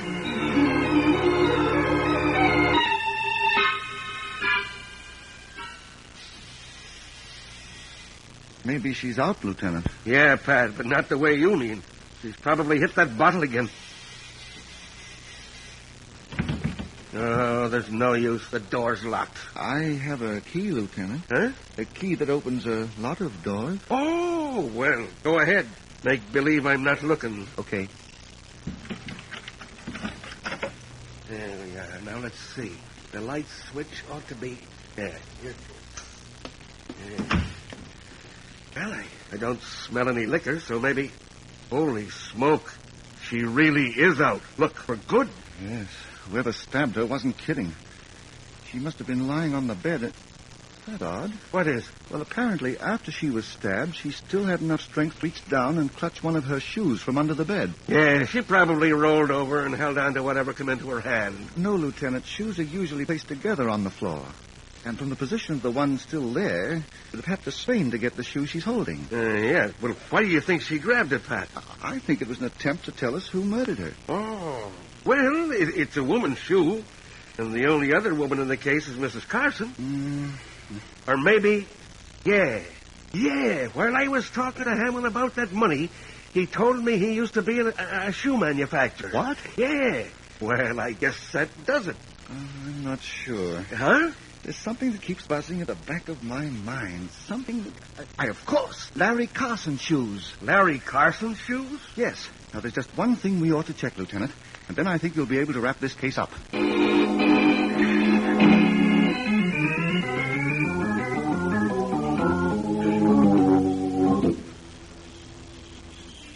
Better keep back out of sight, Lieutenant. Okay, Pat. I just wanted to make sure that Sasha is still sitting on that park bench. Oh, don't worry. I've got my eye on him every second. Are you certain your plan will work? Well, I don't see how it can miss. A half hour ago, Sasha telephoned the killer. His message will force the murderer to meet Sasha here in the park. I see. Then you expect another knifing job, huh? Right. And we'll have to be on our toes to prevent it. Wait, Lieutenant. I think we're getting a bite.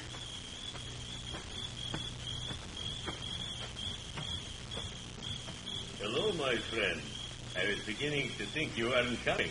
I thought maybe... Help! Get him, Lieutenant. Get him. Stop or I shoot! Good shot, Lieutenant. Are you all right, Sasha? Yes, Mr. Bart. Good. Is he alive, Lieutenant? Yeah, the bullet just creased his scalp. Okay, Nick, come on. Up on your feet. As a barber, you usually stand behind a chair. Well, now we're going to let you sit in one.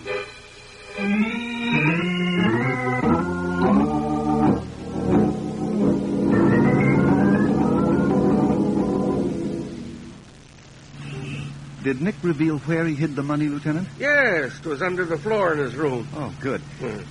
It's nice of you to give me a lift home, Lieutenant. That's all right, Pat. You deserve it. And Sasha, too. It was nothing. Nothing at all. Only don't ever ask me to do it again. Don't worry, we won't. Say, Pat, how did you tumble to Nick anyway? Well, there was the fact of the shoes, Carson's and Jones'. Uh-huh. Carson's shoes were shined, and that was peculiar. Why? Well, since it rained all morning, his shoes should have been spotted. Yeah, that's right. But I failed to see the importance of that fact until Joan was killed. She died in the act of reaching for her shoe. Uh-huh. And then it hit me. Someone had shined Carson's shoes. Obviously, he wouldn't have done it himself, so the only other possibility was a shoe shine man. Yeah, but where in the world? Well, since there was no shoe shine man involved in this case, I turned to the only person who could have impersonated one. Nick the barber. Exactly. He was alone in his shop. Not only the barbers were gone, but also the shoe shine man. I see. So Nick dressed up in the dark apron, carried the box, and got by. Uh-huh. Yeah. Wait a minute. How did he get into the Carson's office without Sasha seeing him? But you know, Lieutenant, there are some men who are invisible. Invisible? Yes. That is, they're taken for granted. Nobody observes them. Like a mailman, for instance. Oh. Well, a shoe shine man visiting the offices in a business building is exactly the same. You pay no attention to him, so he loses his identity. I see. Of course, when I brought the point up with Sasha, he remembered. Oh, что такое? Я не знаю, что это. What did you say, Sasha? Never again. For the rest of my life will I get a shoe shine.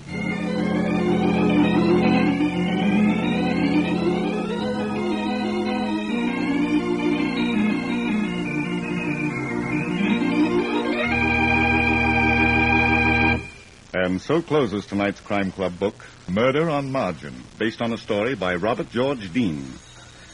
James Erthine did the radio adaptation, Roger Bauer produced, and Jock McGregor directed. Jack McBride played Lieutenant Riley, Julie Stevens was Joan, Helen Shields was Ruth Carson, Danny Ocko played Sasha, Ray Thompson was Pat, Joe DeSantis was Nick, and Sherling Oliver was heard as Carl Hamill. Oh, I beg your pardon. Hello. I hope I haven't kept you waiting. Yes, this is the Crime Club. I'm the librarian. Yes, come over a week from tonight. Good. We have the very exciting story of a package that was wrapped up by death. It's called Murder Makes a Mummy. In the meantime? Well, in the meantime, there is a new Crime Club book available this week and every week at bookstores everywhere. Yes, it's available now. Fine. And we'll look for you next week. This program came from New York. This is the world's largest network, the Mutual Broadcasting System.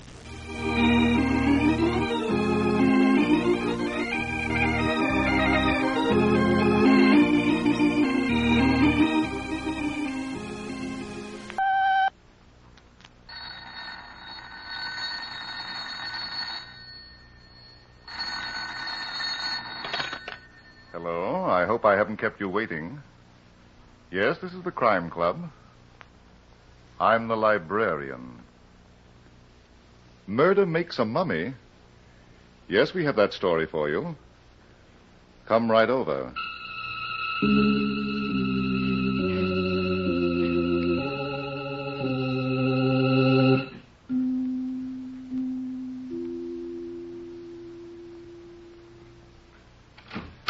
Ah, you're here. Good. Take the easy chair by the window. Comfortable? The manuscript is on this shelf. Here it is. Murder makes a mummy. The very absorbing story of a corpse that wouldn't be bound by the rules. Let's look at it under the reading lamp. There are some people in this world who just can't be satisfied. One of them was Barney Crawford, son of Chief of Police Crawford. For most young men, that would have been enough. But not Barney. Oh, no. Barney wanted to be an Egyptologist, too. It was early one afternoon, and Barney was feeling very much at home in the Egyptian room of the local museum. He was having a wonderful time, explaining the wonders of a dead civilization to Janice Turner, his fiancée, who, at the moment, was sorry the civilization was not only dead, but buried as well. Great, mysterious Egypt. Cradle of civilization. What accomplishments. The pyramids, mummification, the Sphinx. Oh, it's such a beautiful day.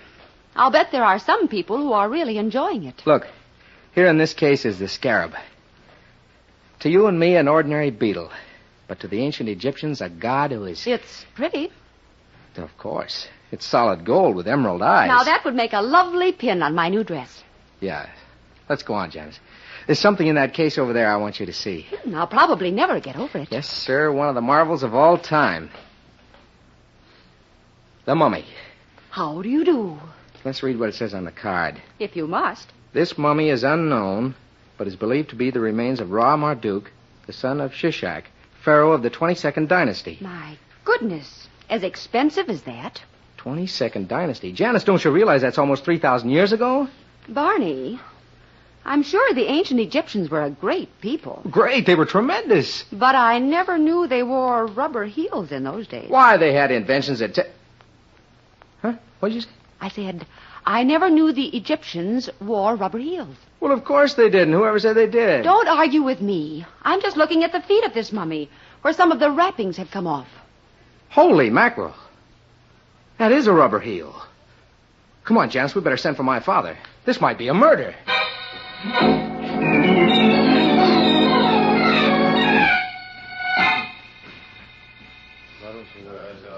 And that's the whole story, Dad. We were all right until Janice noticed the wrappings that had come loose. And there, as big as life, Chief Crawford, was a black shoe with a rubber heel staring me in the face. We'll soon find out who it belongs to. Now, here comes Sergeant Bailey. Chief, the coroner's all through with the stip. Good. Now we can go to work. He says the fellow was killed by a knife in the back. Uh-huh. Where's the knife? Well, there's no sign of it, sir. Not yet. Did you find any identification on the body? Not a thing, Chief. But the killer left all the labels in the dead man's clothes. Okay, run them down. Yes, sir. I can save you a lot of time, Dad. Well, sure you can, Barney. Now, why don't you and Janice go someplace pleasant, huh? That's a wonderful idea. We'll do something about it right now. No, wait, Janice. Dad, I think I can identify the dead man. What? Yes. He was Carter Baldwin, an excavation engineer. I've seen his picture in the papers in connection with Egyptian expeditions. What do you mean, Egyptian expedition? He used to dig into the tombs of the ancient pharaohs. What a way to make a living. Oh, Chief. What's the matter, Bailey? There's something I forgot to tell you. The coroner said this guy's body was embalmed. Embalmed? Oh, Dad, what? that means the murderer must have embalming facilities. Well, thanks for the tip, son. I could never have figured that out for myself. Good heavens, I didn't think it was true, but... Now, what do you want? I'm John Lawrence, the curator of the Egyptian section. My assistant told me the police were here and that the body of a murdered man was... It was, Mr. Lawrence, in this mummy case. But that's impossible. There was a mummy in this case when I received it this morning. This morning, eh? About 6 hours ago. I can't understand it. Where did it come from? From Robert Prentice, the millionaire jeweler. He's one of our most generous benefactors. More than half the exhibits in this room were donated by him. I see. Dad, would you mind if I asked Mr. Lawrence a question? You? Now, see here, Barney. This is police work. Why don't you and Janice... Mr. Lawrence, did you examine this supposed mummy when it was delivered to you? Why, no. But I can explain... Yet you allowed it to be put here for the public to look at. I'm sorry. It was against the rules of the museum. But, gentlemen, I have so many duties, and this morning I was unusually busy. With what? We're setting up a new filing system in my office. Please understand, Chief. Mr. Robert Prentice has given us thousands of dollars worth of Egyptian relics. If it had been anyone else... That's no excuse, Lawrence. This is the first time, positively the first time, I've allowed anything like this to happen. Believe me. Yeah. Bailey. Yes, sir. You and the boys stay here till you hear from me. Get this building a thorough going over. Okay, Chief. Where are we going, Dad? Robert Prentice's house. What do you mean, we? Well, this is a subject I know something about, and I thought if you ran into something that was over your head, I might be able to... All right, let's go. Oh, Chief Crawford. Yes, Janice, I suppose you want to trail along, too. Well... Sure, why not? You found a corpse. Come on. We'll make this a family affair.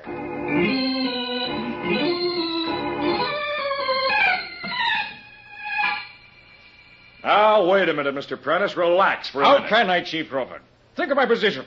A reputable businessman, a figure in the community. All I want to know is whether... I donated that mummy to the museum, and now you say it's been replaced with the body of a murdered man. What will people think? I can't worry about that now. Where did you get that mummy? I bought it from Professor Morton, an Egyptologist. Where did he get it? He brought it back from Egypt several weeks ago. Professor Morton, eh? Barney, did you ever hear of him? Well, I don't recall offhand, Dad. Neither do I, Chief. I can assure all of you, Professor Morton is a scientist in good standing. I've had many dealings with him in the past. I don't doubt it. But about this mummy, what proof have you got that you bought him? I'll show it to you. It's right here at my desk. A bill of sale signed by Professor Morton. Would you like to see it? I think so. One sarcophagus. Period 1000 to 900 B.C. Dad, is that all it says? That's all, Barney. Nothing about Ra Marduk, son of Shishak? Ra who? Son of what? Oh, I guess in the excitement of the museum, Janice and I forgot to tell you. You see, there was a card. Naturally, Mr. Crawford. Since Professor Morton had no positive proof that the mummy was that of Ra Marduk, we couldn't put that statement on the bill of sale. Well, then actually you don't know what you bought, do you, Mr. Prentice? Frankly, I didn't take the wrappings off to look. And for all you know, it might have been the body of a murdered man. Now, see here, Chief Crawford. Aren't we carrying this a bit too far? How well did you know Carter Baldwin? I didn't know him at all. I'd heard of him, but I never met him. Why didn't you ask Professor Morton about him? He might be able to give you some vital information. Such as? I couldn't say. But Morton and Baldwin went out on several expeditions. There was a close professional relationship. The kind that might lead to murder? One never knows what will lead to murder. Yes. But Professor Morton never impressed me as a man of violent moods. We'll see. All right, Mr. Prentice, I'm sorry we bothered you. No trouble at all. Anything I can do to help. We'll let you know. Come on, kids, we're going for another ride. Let's hope this thing doesn't turn out to be a merry-go-round.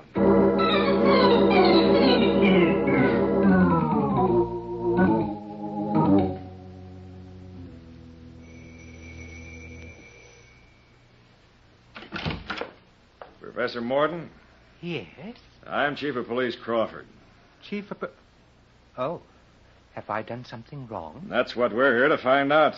And, these people? My son, Barney Crawford. How do you do, sir? And I'm Janice Turner. I'm so glad to meet you. Come in, please, won't you? Now then. Oh, Barney, look at this place. It's like a museum. Thank you, Miss Turner. Everything you see here is an authentic relic of old Egypt. Oh, but forgive me. I have no right to call them relics. They are living things. This vase, for example, once adorned the palace of Cheops, pharaoh of the 4th dynasty, one of the builders of the Great Pyramids. It's beautiful. And this solid bronze bench. Oh, when you two get through with your tour of inspection, I'd like to ask you a few questions, Professor, if you won't mind. Oh, yes. I'm very sorry. What can I do for you? Tell me about the mummy you sold to Robert Prentice, the jeweler. A fine specimen. And Mr. Prentice is a fine gentleman. Why didn't you want to certify the mummy belonged to Ra Marduk? Ra Marduk? Who was he? Well, he was a... Yeah, you tell him, Barney. Well, Ra Marduk was the son of Shishak, pharaoh of the 22nd dynasty. Oh, yes, I know Shishak intimately. But Ra Marduk... Now, see here, Morton. You told Prentice the mummy might be Ra Marduk's. Did I? Professor Morton, did you or did you not sell a sarcophagus to Robert Prentice a few weeks ago? Of course it was my latest acquisition. With the body of Carter Baldwin in it? Carter Baldwin? Oh, now don't tell me you don't remember him either. I wasn't going to, Chief. Carter and I were... Were what? Well, we were associates. And you didn't like him, did you? He was the worldly type, not very likable. You don't kill people for that, Professor. Was he murdered? Yes, he was. Oh, Barney. Gee. What is it, Janice? Look what I found. The most wonderful collection of daggers. Daggers, did you say? Where? On this table. Look at them. As sharp as razors. Well. I'm really proud of this collection, Chief. It's the rarest in the world. Why, some of these daggers have been traced back... Save the lecture, Morton. I'm taking them all down to headquarters. Oh, but you can't.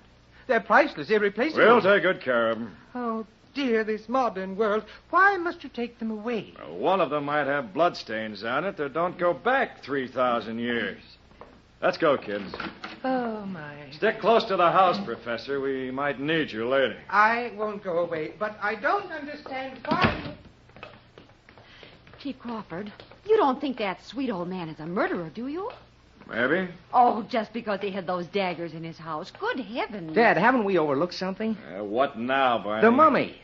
Well, what about it? Carter Baldwin was found in a mummy case. Now, where's the mummy that was in that case when Robert Prentice gave it to the museum? Where? Yes. How do we know Morton didn't substitute the body of Carter Baldwin for the mummy before he sold it to Robert Prentice? Barney, I don't believe it. What do you think, Dad? You mean Prentice gave it to the museum without knowing what was in it? That's right. Yeah. On the other hand, how do we know the switch wasn't made by John Lawrence, the curator? That's what I say. Lawrence was in the best position to do it. And if you ask me... Yeah, Lawrence was the last stop on the line for that sarcophagus. Why didn't he check it before he put it in a room for public exhibits? He didn't have to. He knew what was under those wrappings. Uh-huh. Well, I'm going back to the museum for a talk with that curator. Dad, would you mind if Janice and I didn't go? Oh, that would be a pleasure, Barney. You call me at headquarters later. I'll give you a first-hand report. Now, Barney Crawford. Janice, I wonder if Morton might have an extra mummy lying around. Shall we go back and ask him? No, dear. We'll go forward towards the back of the house and look for a cellar door.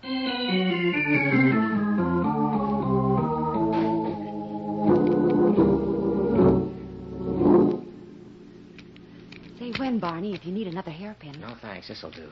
I still think we're going about this the wrong way. Be patient, Janice. I'll have this door open in a minute. That's not what I'm talking about. Now, instead of looking for a mummy, we should be looking for a motive. I told you that comes later. But a motive, dear, usually points to a murderer. Oh, a dozen people can have motives. Here goes the lock. Now to open this door without making too much noise. So far, so good. Let's get down those steps. Now, you go first. I'll close the door after me. Oh, where are you? It's pitch black in here. Wait a minute. I'll get my cigarette lighter. How's that? It gives light, but very little comfort. Here, take my arm. We've got a lot of exploring to do. Ooh, this is the eeriest cellar I've ever seen. Just walls and corridors. Pretty queer for a private house. Well, we've got no right to expect anything else. Professor Morton is an Egyptologist. There's an open door, Janice. Let's see what's in that room. But that doesn't make him a murderer. Why, that sweet old man must cry every time he accidentally steps on a bug. Oh! Barney! What's the matter? Look, those animals all over the room. Oh, those. They won't bite you. They're only bronze figures. There's some cats. There's a bull. Over there on the shelf, some falcons. That bull's the fiercest looking thing I ever saw. And in this light...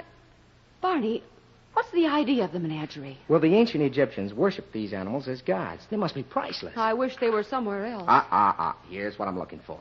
What? All those mummy cases. One of them might contain... Wait a minute. Barney, why did you blow out the light? Listen.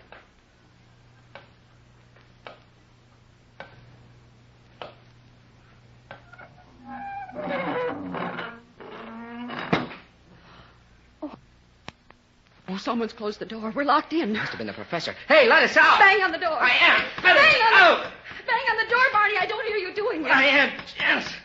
Oh, I'm afraid it's useless. What do you mean? Well, the door's made of solid stone. Here, wait till I light my lighter again. Yeah. And look at the walls. All stone. Just like the inside of an ancient Egyptian tomb. I'm thrilled. What are we going to do? I don't know. It looks like I've outsmarted the two of us. But good.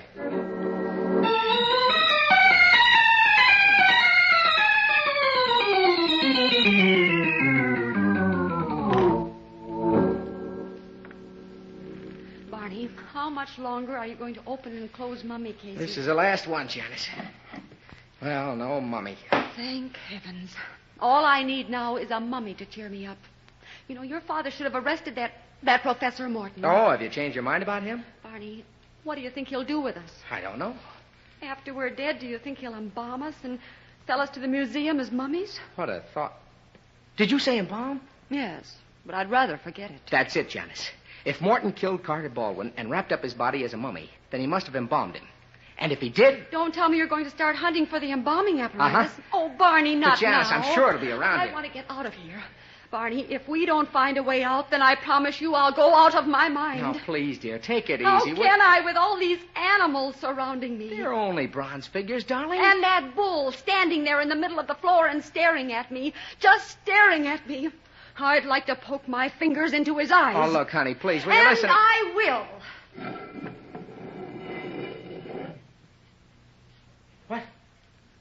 What was that? I don't know. I'm afraid to look. Janice, you darling. You touched the spring in the bull's eye, and the wall opened. Does that mean we're free? It means something. Let's see. Oh, Barney, it's not an outside wall. No, it just leads to another room. And there's another bull standing on a platform. That, darling, happens to be a cow. Well, I don't care. And if my guess is right, it's Hathor, the ancient Egyptian cow goddess. This is no time to get technical. Well, I was only trying to explain, Janice. Explain us out of here. Is this room a solid vault, too? Yeah. Seems to be. And it's outfitted like an ancient sacrificial chamber. Sacrificial? Oh, Barney. Janice, come on. What are you going to do? Walk us through a solid wall? I'm going to poke my fingers into the cow's eyes. Maybe the same magic will work twice. Oh, sure. Just like in the movies. Barney. It's open. Let's not stop to admire the scenery. Oh, I never thought a hole in the wall would be so beautiful. Say, there's a flight of steps. Yes, up to the professor's living quarters. Dear Professor, how I'd love to wrap him up. All right, but take it easy. We may have to take him by surprise. Nothing would give me greater pleasure. Yes. And I hope we scare the pyramids out of him. We'll have to be very careful now. You think he might have a gun? Maybe. Is he there? I don't see him. Let's not get frisky. He might be in one of the other rooms. Oh. What's that? Only the telephone. Let's get outside, Janice. The professor should be coming in here to answer it.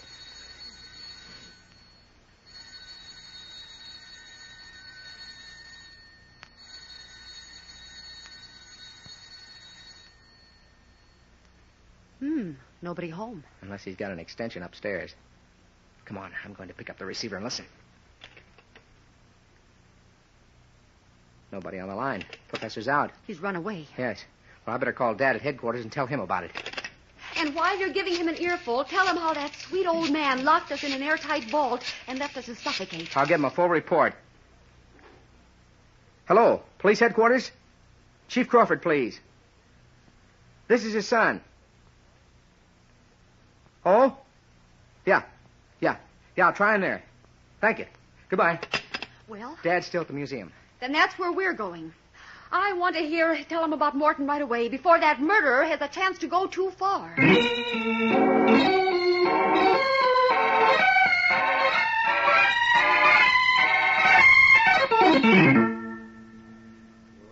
Hey, Bailey!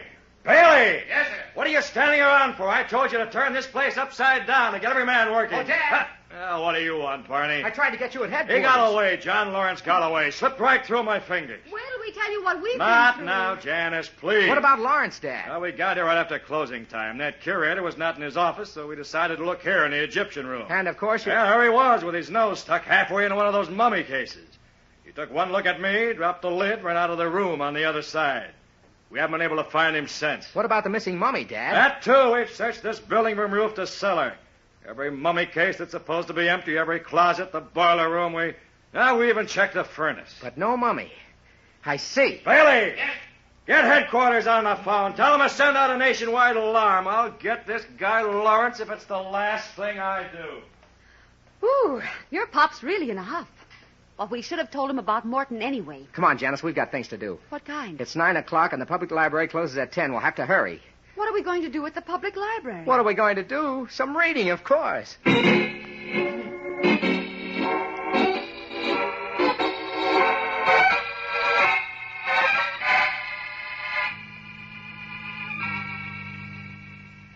Barney, will you stop being mysterious? Now, why did you drag me all the way here and to the section with the dustiest books? Here it is. What? A history of the pharaohs. Oh, no. Now, what's that got to do with the murder of Carter Baldwin, a 20th century excavation engineer? Shishak. Will you stop the baby talk and answer my question? Shishak, pharaoh of the 22nd dynasty, the father of Ra Marduk. Remember? No, dear. I wasn't there when it happened. Here it is, page 90. And it would have been a wonderful thing for all of us if Morton hadn't been there either. Shishak. Shishak. Ra Marduk. Oh, what names to hand down from father to son. Boy, how those people must have hated each other. Janice, we've been chasing all over town for nothing. Shishak never had a son by the name of Ra Marduk. Someone pulled a fast one on the museum by sticking a phony label on the mummy Robert Prentice donated. Professor Morton. Janice, you are absolutely the cleverest girl I've ever known. No, he tells me. Remember how you argued with me about looking for a motive instead of a mummy? I'll never forget it. Why, you were right. That's what we should have done from the start. Come on. Wonderful. Where are we rushing to now? To the home of Carter Baldwin, the murdered man. I'd like to poke into his private papers, if they're still around.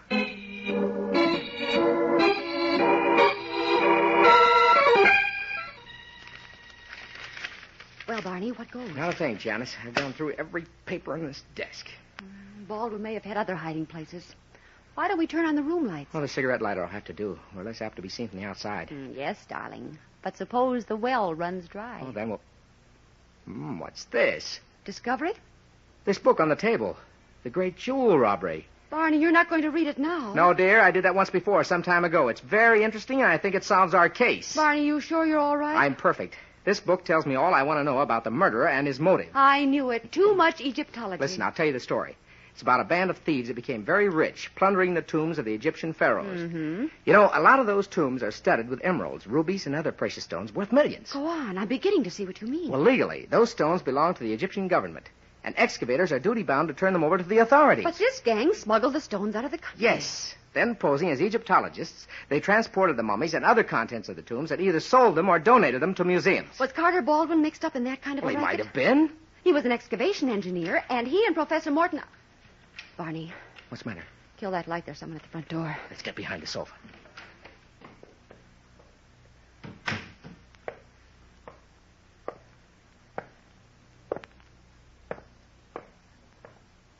Stand as you are. What? Don't turn around. And don't turn off that flashlight or we'll shoot. I see here. Put your hands over your head. That's a good boy. Keep him covered, boys. I'm going to frisk him. Yeah, just as I thought. A gun. All right, Janice, you can put the room lights on. Janice. Just keep facing that wall. I'll tell you when to turn around. Now. Why, it's Robert Prentice. Surprised, honey? Well, aren't you? Not anymore. Well, Prentice? I've nothing to say to you, Mr. Crawford. Oh, come on now. Let's not be coy. What did you expect to find in Carter Baldwin's wall safe? I said I have nothing whatever Evidence, to say. wasn't it? Evidence that you and Baldwin were robbing the tombs of the Egyptian pharaohs. Don't be ridiculous. It's quite a racket, wasn't it? Baldwin explored and plundered, and you, Prentice, the fashionable jeweler, sold the precious stones to innocent purchasers. Why did you kill him? You accusing me of murder? Why not? It's the truth, isn't it? I should say it isn't, young man, and if you want more careful of what you say to now me, look I'll... here, Prentice. It's the end of the line. Would you like me to tell you what mistakes you made? Mistakes? Number one, showing my father that bill of sale for a sarcophagus. I bought it, a legal transaction. Number two, telling the museum the mummy might have been that of Ra Marduk, son of Shishak. Professor Morton gave me that information. Without putting it on the bill of sale? I didn't want his assumptions. I wanted facts. And he gave them to you. But he said nothing about Ra Marduk because he knew that Shishak had no son by that name. Then he lied to me. I bought that mummy in good faith. You're so eager to find a murderer that I There's suggested... still a third mistake. You told my father that you'd never met Carter Baldwin. Now, who told you about his wall safe? His ghost? That does it, doesn't it? I knew we'd get you eventually. It was just a matter of time.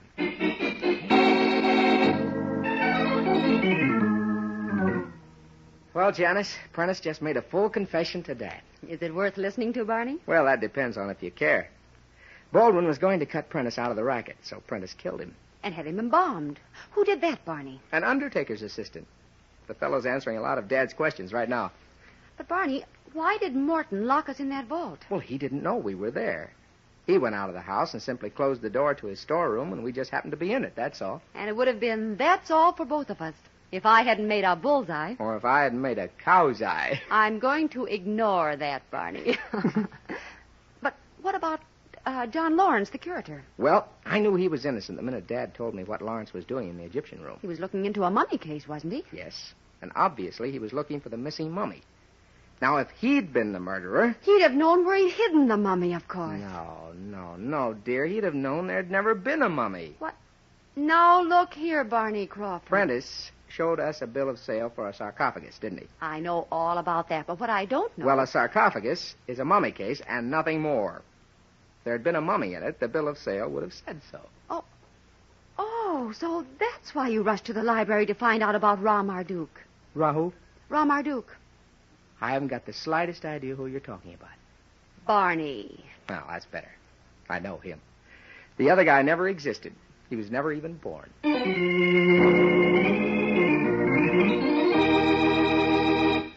And so closes tonight's story, Murder Makes a Mummy. Stedman Coles wrote the radio script. Jock McGregor produced and directed for Roger Bauer. Tonight's cast included Lawson Zerby as Barney Crawford, Jane Harvin as Janice Turner, Al Hodge was Chief Crawford, Lon Clark was Robert Prentice, and Ted Osborne played Professor Morton. Oh, I beg your pardon. Hello, I hope I haven't kept you waiting. Yes, this is the Crime Club. I'm the librarian. Yes, come over a week from tonight. Good. We have the very exciting story of a vacancy that was filled by death. It's called Murder Rents a Room by Sarah Elizabeth Mason. In the meantime? Well, in the meantime, there is a new Crime Club book available this week and every week at bookstores everywhere. Yes, it's available now. Fine. And we look for you next week.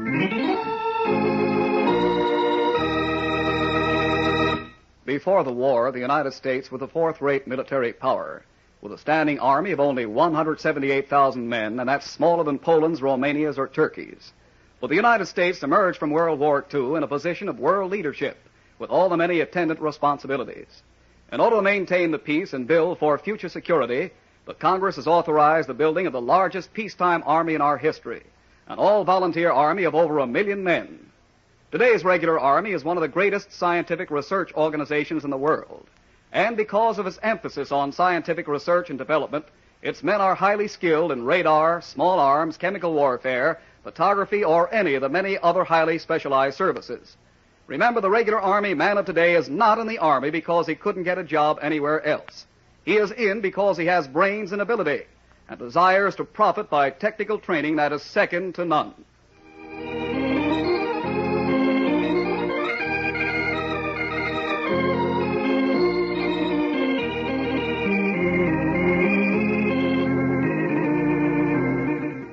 This program came from New York. This is the Mutual Broadcasting System.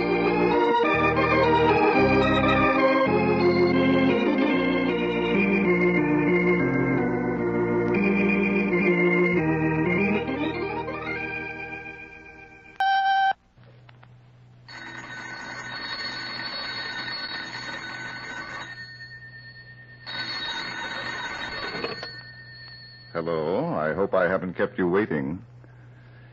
Yes, this is the Crime Club. I'm the librarian. Murder Rents a Room. Yes, we have that Crime Club book for you. Come right over.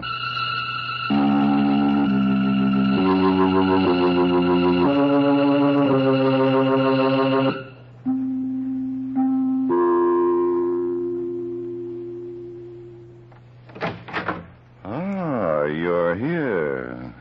Good. Take the easy chair by the window. Comfortable? The book is on this shelf. Here it is, Murder Rents a Room, by Sarah Elizabeth Mason. The very intriguing story of an old homestead that sold hospitality until death became a border. Let's look at it under the reading lamp. The great plantation of Cliff's Edge had once been the pride and the showplace of the community. But that had been a long time ago, and nobody remembered. Now it was just thousands of acres of dried-out, desolate land. And on the house that had once been magnificent, there was a sign. Hunting, fishing, rooms for rent. Yes, times had certainly changed on the great plantation of Cliff's Edge. It was late morning of a fine spring day, just 3 days after the body of Uncle Brock Curtis had been found in the swamp, a bullet in his head.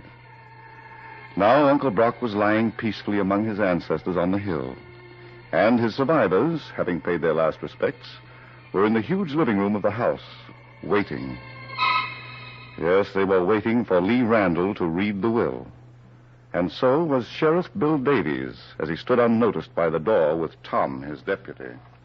Well, how about it, Lee? All right, Kitty. Give me a moment to break the seal. Want me to get you an axe? Kitty, What's the matter with you, Kate? you might be a little more respectful. Uncle Brock hasn't been in his grave more than half an hour. I've shed all the tears I'm going to. I'm tired, honey. Very, very tired. I'd like to get some rest for a change. In the name of God, amen. I, Brock Curtis, being of sound mind and body, but aware of the uncertainty of this Lee, life. can't you skip the forest and get right down to the mushrooms? All right, Kitty. Kate gets this house and the grounds. So this is what happens when my back is turned. I stayed here with Uncle Brock and helped him run the place. Yes. How I wish you'd stayed in New York. I'll bet. Go ahead, Lee. Thanks. The rest of the property goes as follows. 1/3 to Kate, 1/3 to me, and 1/3 to you, Kitty. Lee, what about Jeff? Isn't there anything... I'd better read that part, Kate. I make no provision for my worthless nephew, Jeffrey Gaines, for reasons that my said nephew should clearly understand. Poor Jeff. And he's the one who really needs help. How much do we get, Lee? A little over 2,000 apiece, Kitty. 2,000? Are you kidding? Uncle Brock was a rich man. My father once said he was the richest man in the township. That was a long time ago. When he died, all he had to his name was this property and a little over $6,000. That's true, Kitty. Kate and I checked his papers yesterday. I'm afraid Uncle Brock made some pretty bad investments none of us knew about. You don't say. We found a pile of no-good stock certificates in the safe. I don't believe it. I've got them in my office at the bank. Anytime you want to see them, I'll be glad to show them to you. I still wouldn't believe it. Look here, Kitty. Are you suggesting that Lee and I... No, dear. Not while the sheriff and his deputy are listening. Don't stop now, Miss Kitty. You're doing fine. You got any proof of what you've been saying? My Sheriff Davies, I haven't said a thing. About them stock certificates being phony? I knew Uncle Brock. We all knew that dear Uncle Brock loved cash and that he trusted nobody to count it for him. That's no reason to be making statements, young lady. Did I do such a terrible thing, Sheriff? I'm sorry. I guess I'm just tired. I'm going to my room. Will I see you later, Lee? I don't think so. Well, you might be wrong. That nasty little troublemaker. She hasn't changed a bit. What about the murder, Miss Kate? I told you everything I knew 3 days ago, Sheriff Bill. Uncle Brock disappeared right after breakfast. I went to look for him, and I found his body in the swamp. But no gun. Where was Miss Kitty?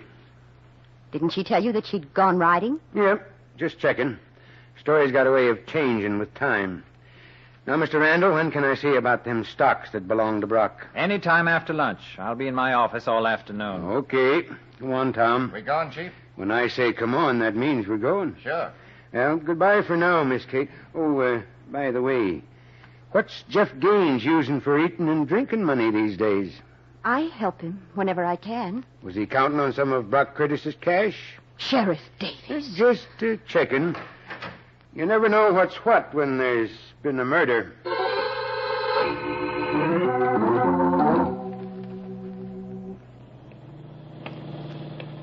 Hey, Chief, we're passing Jeff's farm. I know. Okay, but I figured you wanted to talk to him. Changed my mind, Tom. We're going back to headquarters. Uh-huh. You got an angle? Maybe. Going to relax and let nature take its course. Oh, I see. There are 4 parts to this puzzle, and Jeff's only one of them. Sure.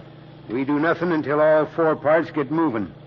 If them stock certificates are phony, then somebody's got a lot of cash that belonged to Brock. Yeah, but what's that got to do with nature? Human nature, Tom. Nobody likes to be left out in the cold.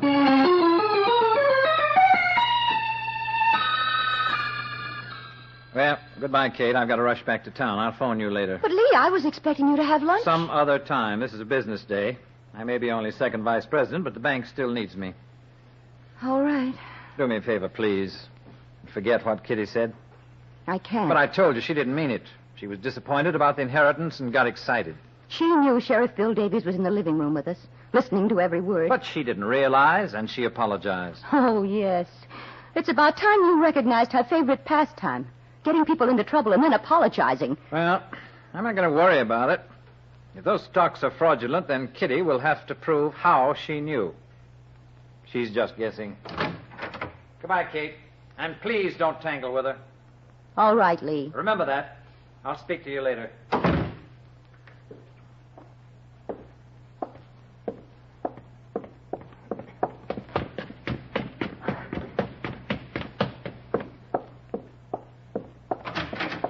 Kitty? Hello, darling. What were you doing in Uncle Brock's room? Looking around. What for? Ooh, the little things that always point to a murderer. You know, like a safe that can be opened by anybody. You know there was never any secret about that safe, Kitty. No.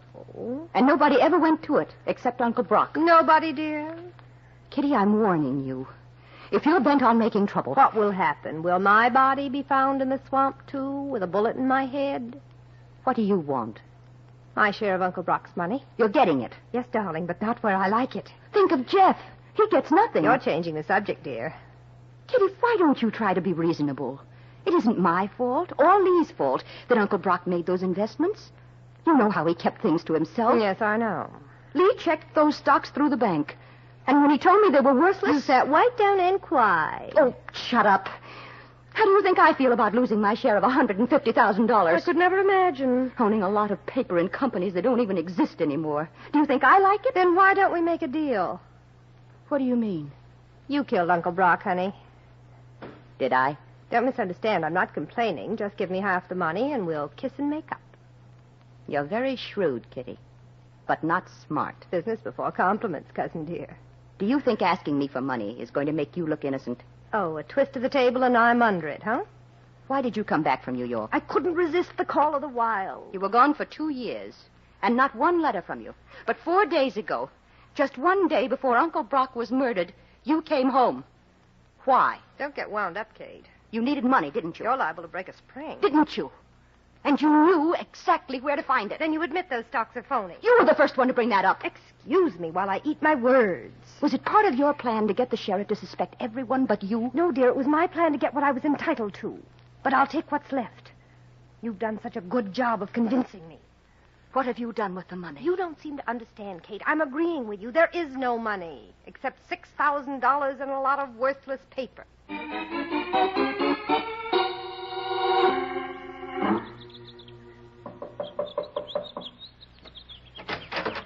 Hello, Jeff. Kitty. Kitty, sweet. What do you want here? Are you still mad at me? You've got no right to come to my house. Leave me alone. Jeff. Get away from me. You still love me, don't you? If I wanted to come back to you, what would you say? What would I say? Let's go in. Kitty, are you asking me what I would say? Look at this place, Jeff. How can you live in such filth? You get used to a lot of things when you don't care. Oh, I'm sorry. I wasn't nice 2 years ago when I broke our engagement, went to New York. I can forget that now. They tell me you've become a drunkard and you've let your farm go to rot. Oh, Jeff, I was such a crazy fool. Yeah, I sure hated you, Kitty. I swore if I ever saw you again, I'd kill you. That's funny, isn't it? I was going to kill you. You're a little drunk, aren't you? I guess I am, but I can see you. That's enough for me. Jeff, please. What's the matter? Every reunion starts off with a kiss. No, not now. We've got so much to talk about. Sure. You don't like the smell of my breath. And I need a shave. Okay, let's talk. Jeff, why didn't you come to Uncle Brock's house these last 4 days? Because he told me you were there. He told you when? The night before he was killed. I met him on the road, that old miser. He didn't even own a car. Cost too much. Horses are cheaper. Carriages don't use gasoline. Yes, I know. He gave me plenty when I breezed in with my car. I got taxes due on this property and a payment on the mortgage. I asked him to give me a loan to help me out. What do you think he said? And him with all that cash in his safe. Jeff, did you ever see it? Nobody ever saw it. You know that. Or smelled it either. But it was there. Everybody knew it was there. And it's still there, waiting to be spent. No, it isn't. What did you say? Somebody stole it. Now, see here, Kitty, I've got a great sense of humor, but don't take any bets. Don't get excited. You didn't lose anything. I didn't expect anything. He told me he was going to cut me out of his will. But Kate promised to pay off my debt so I can keep my home. Kate? She was here the day before yesterday after Sheriff Bill and Tom got through asking me a lot of silly questions. She told me not to worry. Jeff, don't believe everything you hear. What are you talking about? You're not getting any help. Sheriff Davies is going to arrest you for the murder of Uncle Brock. What? Me? That's right. He's out building up his case right now. But I didn't kill him. How do you think that'll sound in court? Coming from you. Oh, yeah. From a no-good bum. Who put him up to it, Kitty? Well, I don't know for sure, Jeff, but after the funeral, after Lee went back to town, the sheriff and Kate had a long conference. That's a lie, Kitty. What? Kate's the one person in this world who wouldn't try to hang me. Would I? Oh. Thank you for being so frank. Goodbye, Jeff. I'll see you in the death house. Kitty, wait. Look, I didn't mean to give you any wrong impression. I'm just not too clear upstairs yet. You've only got one real friend now, darling.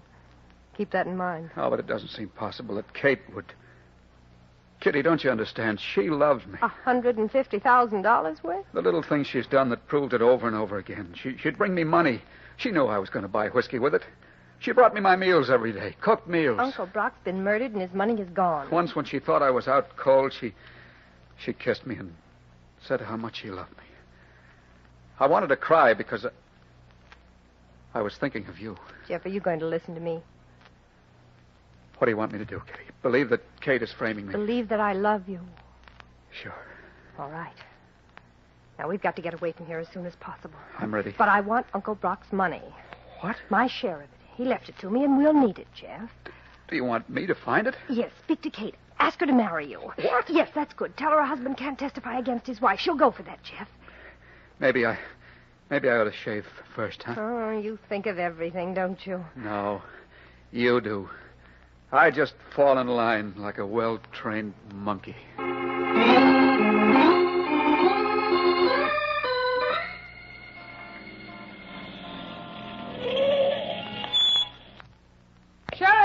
Sheriff Davies. Huh? Oh, Miss Kitty. What brings you to town? I've got to talk to you about something very important. Mm-hmm. Want to come into my office? No, I can tell you right here. I've just been to see Jeff Gaines. Was he sober enough to see you? Take a look at this. Okay. What's so special about a $50 bill? I found it on the floor in Jeff's house. You did what? Jeff was drunk. He didn't realize I picked it up. That should solve your mystery, Sheriff. Yeah. Where would he get a $50 bill except from... You talked to anyone else about this, Miss Kitty? Not a soul. Good for you. I'll do all the talking that has to be done. Oh, to think that I came so close to marrying him 2 years ago. Are you going to arrest him now? Nope. But that $50 bill... It don't make a case, young lady. But maybe after I've seen Mr. Lee Randall and them stock certificates at the bank, it will make a case. Go on, Tom. Okay, Chief. Let's go.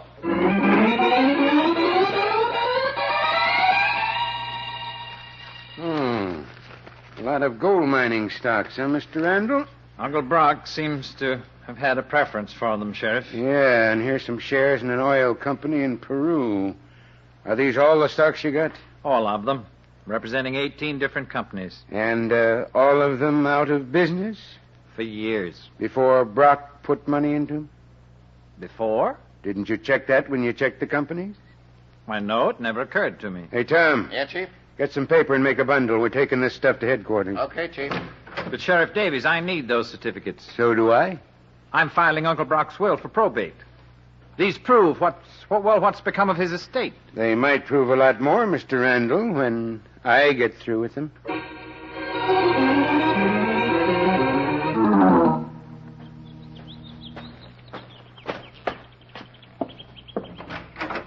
Jeff? Jeff, are you home? Yes, I'm home. Kate? Who else? The Queen of Sheba?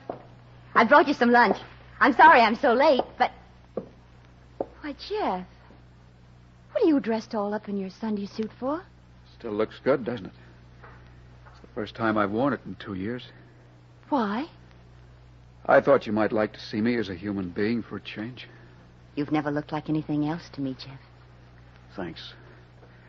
I was going to call on you at Cliff's Edge. It's clean there, and... Kate, there's something I've been wanting to talk to you about for a long time. Yes? Wait a minute. Well, what's the matter? There's a car coming. Oh, for pity's sake. What are you so nervous about? I've been watching every car for the past hour.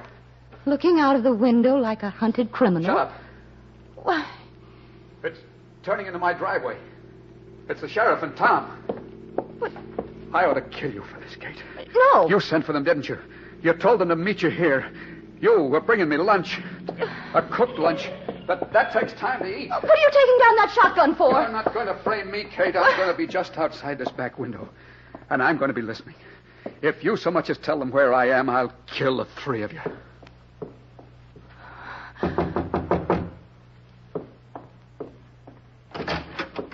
Why, Sheriff Bill. Hello, Miss Kate. Tell Jeff we'd like to see him. He isn't here. Since when? Well, I don't know. I came here a few minutes ago with some lunch I'd fixed for him. And there was nobody home, huh? Okay, we'll just look around. I'm not lying to you, Sheriff. Nobody ever does, Miss Kate.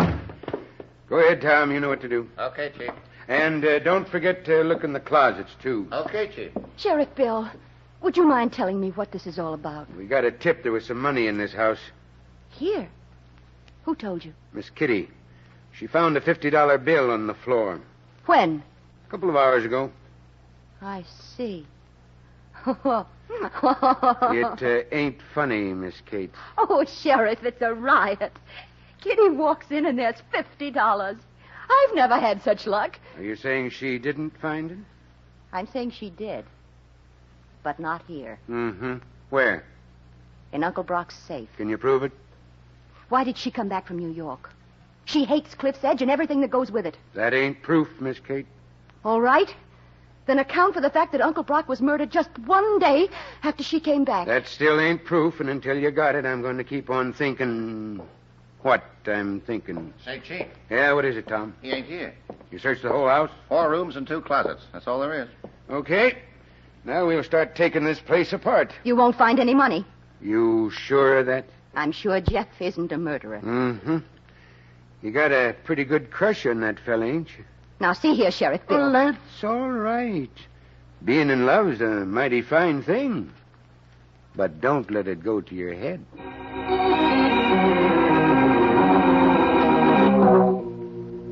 Katie, you sure? Yes, of course, Lee. They're still at his house looking for the money. Good grief. But what about the stocks? They must be fraudulent. Lee, I'm sure now Uncle Brock had all that money in his safe. Where's Jeff? I don't know. Kate, don't start lying to me now. You've told me everything else. I don't know where he is. I thought he was outside the window. When I left his house, I walked around to the side to see if he was still there. Of course he wasn't. And he's not here at Cliff's Edge either. Oh, Lee, what am I going to do? He might be wandering around in the swamp. I can't think of a place that suits him better. He didn't kill Uncle Brock. Stop talking nonsense. I'm not. Kitty did it. She went to Jeff's house, and then she went right to the sheriff with a $50 bill Jeff never saw. She's framing him. Is that what you want to believe? It's the truth, Lee. It's just what Kitty would do. Well, I'm sorry, Kate, but I can't agree with you. Not in this case. All right. Be like the rest of them. Just because Jeff is down and out. Oh, you make me sick, the whole pack of you. What's all the excitement about, Lee? You ought to know, Kitty. You found the evidence. Oh. Yes, but I'm not so sure they'll be able to convict Jeff. What's that? Well, he may be innocent, you know. Now, look here, Kitty. Don't let a $50 bill give you peace of mind, Lee. It could have been planted. Why should it give me peace of mind? You killed Uncle Bruck. What? Don't look so wild. I can keep a secret. Have you gone out of your mind? No, dear. Then how can you make such a fantastic accusation? Because I'm a little adding machine, and when I get to 150,000, the bell rings. Yeah. Well, thanks for the laugh. Kitty, you're trying too hard. You always were a big bluffer. If you had had any evidence against me... What were you doing in the swamp this morning? Huh? Where Uncle Brock's body was found. What's this, a new angle? Don't tell me you weren't there. I followed you when you left Kate's house. Then you must have seen me drive right here to the bank. I saw you drive to the swamp. Were you looking for this little cufflink with your initials on it? You found it in Kate's house, didn't you? With all this mud on it, Lee? Don't say that to Kate. She'd be insulted. I lost it there sometime this morning, and I didn't realize it until I was halfway to town. You're getting weaker, darling. I meant to phone her about it. When I got to the office, people were waiting. I completely forgot. Keep punching. You put that mud on there. Swamp mud. It'll match if the sheriff makes a test. But he doesn't have to, Lee. Kate tried to tell me you killed Uncle Bruck, and that you were framing Jeff. That $50 bill, just like that cufflink. Hey, Kitty? What made you turn on me? Am I easier to frame? I can do business with you. Give me $150,000. Why, you... Get out of here. All right. But it's either you or Jeff. I can make it Jeff. It's up to you.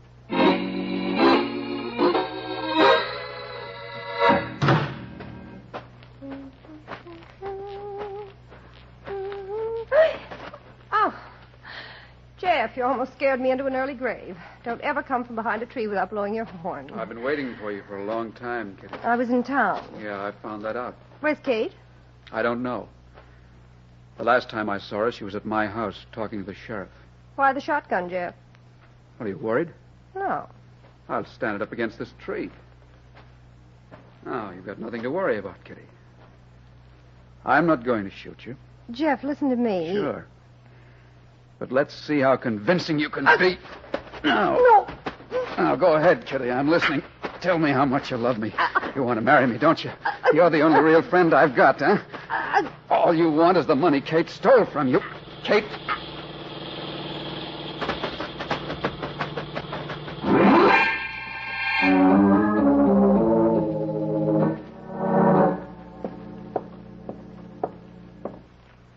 Where's the sheriff, Tom? He's in there, Mr. Randall, in the inquiry room. Thanks. Hey, you can't go in. He's got someone... It's all right. He sent for me. I'm going to give you one last chance, and you'd better... Oh, come in, Mr. Randall. I'm glad you got here so fast. What's this about Kitty having been murdered? We found her body in the trunk compartment of her own car. It was parked in front of Kate's house. Good Lord. Kate. Yeah, we figured somebody was going to take it for a ride tonight and maybe drop it into a river someplace. Jeff, maybe. What do you think, Mr. Randall? Naturally. She'd have been too good a witness for his prosecution. But why is Kate here? She claims she done it. Kate. I've got nothing more to say, Lee. That's how it's been going for a couple of hours. I thought you, being a member of the family... Yes, Sheriff, would you mind? I'll be in the other room. There's no one crazier than a woman in love. Oh, there's one thing you ought to know, Mr. Randall. Yes? I got a report on those stocks. The companies they were issued for never went out of business. What? I got told they never even existed. Lee, what's the matter? What's the matter? Shut up and leave me alone. I'm sick and tired of having to make excuses for this family. Lee! You admit you murdered Kitty. Very well. Then you must have killed Uncle Brock, too. And don't look to me to get you off. Where you going, Mr. Randall? Get out of my way, Tom. I've got orders to stick with you. The sheriff ain't through yet. You're not going anywhere, Randall. Get back inside. You'd better have a perfect explanation for this, Sheriff Davis. Close that door, Tom. Okay, Chief. Now, Randall, let's have the whole story from the beginning. Well, if you're suggesting that I'm a murderer, maybe I can sue you for false arrest. I can, too. Yeah. All right. Guess I'll have to do the talking. Did you ever see this paper before? I've seen hundreds of government bonds. This one in particular for $10,000, and with that serial number. It's the negotiable kind. Anybody can sell it. Well, Mr. Randall? How'd you get it? I had an idea your Uncle Brock was too smart a man to keep $150,000 in cash in a safe that wasn't safe. How did you get that So bond? I checked with Mr. Brewster, who used to be the president of your bank. He's a pretty old man, and his remembering ain't what it used to be. But he remembered them bonds Brock Curtis bought 18 years ago. 15 of them at $10,000 apiece. That's when I got a notion to check the brokerage houses out of town. Yeah, and we found one in Baltimore. That That'll do, Tom. I think Mr. Randall wants to talk now. Well, a few weeks ago, Uncle Brock asked me to draw up a will for him. He told me about the bonds. Where were they? In the wall of the cellar. He took me down there and showed me the exact place. I was the only one who knew, so I killed him. Why did you kill Miss Kitty? How did you know I killed her? When I drove up to Kate's house, I saw Jeff running away. Kitty was unconscious, nearly dead from strangulation. Thanks for telling me. Now you've made it solid. You can come in now, Jeff. Sure. I don't mind joining the party. What? Has this been a trap? Didn't you know? Maybe not as much as I know now. Jeff gave himself up to me for choking Kitty to death. But when Tom and me went up to Kate's house to have a look, we found a trail of blood. Kitty had been stabbed. Yeah. She was making too much trouble. She always was a troublemaker. Wasn't she, Kate? Okay, Tom. Let's go, Mr. Randall. I'm pretty tired. I think I'll go into my office and put my feet on the desk. You kids can stay here if you want to. But don't get any notions. Remember, you're on county property.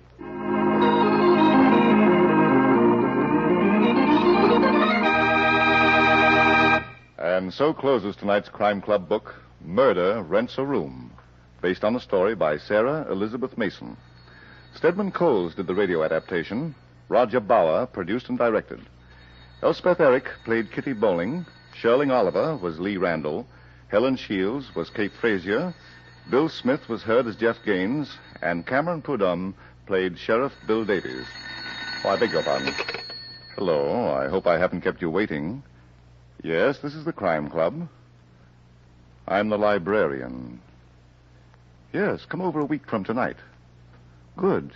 We have the very intriguing story of a romance that had murder in its heart. It's called Death is a Knockout. In the meantime, there is a new Crime Club book available this week and every week at bookstores everywhere. Yes, it's available now. Fine. And we'll look for you next week.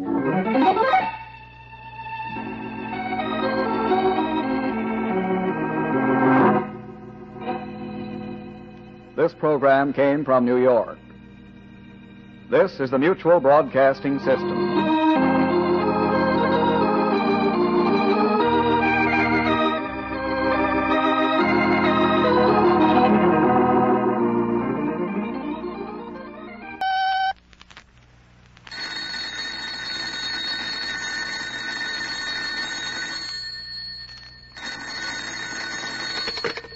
Hello. I hope I haven't kept you waiting. Yes, this is the Crime Club. I'm the librarian. Death is a Knockout. Yes, we have that story for you. Come right over.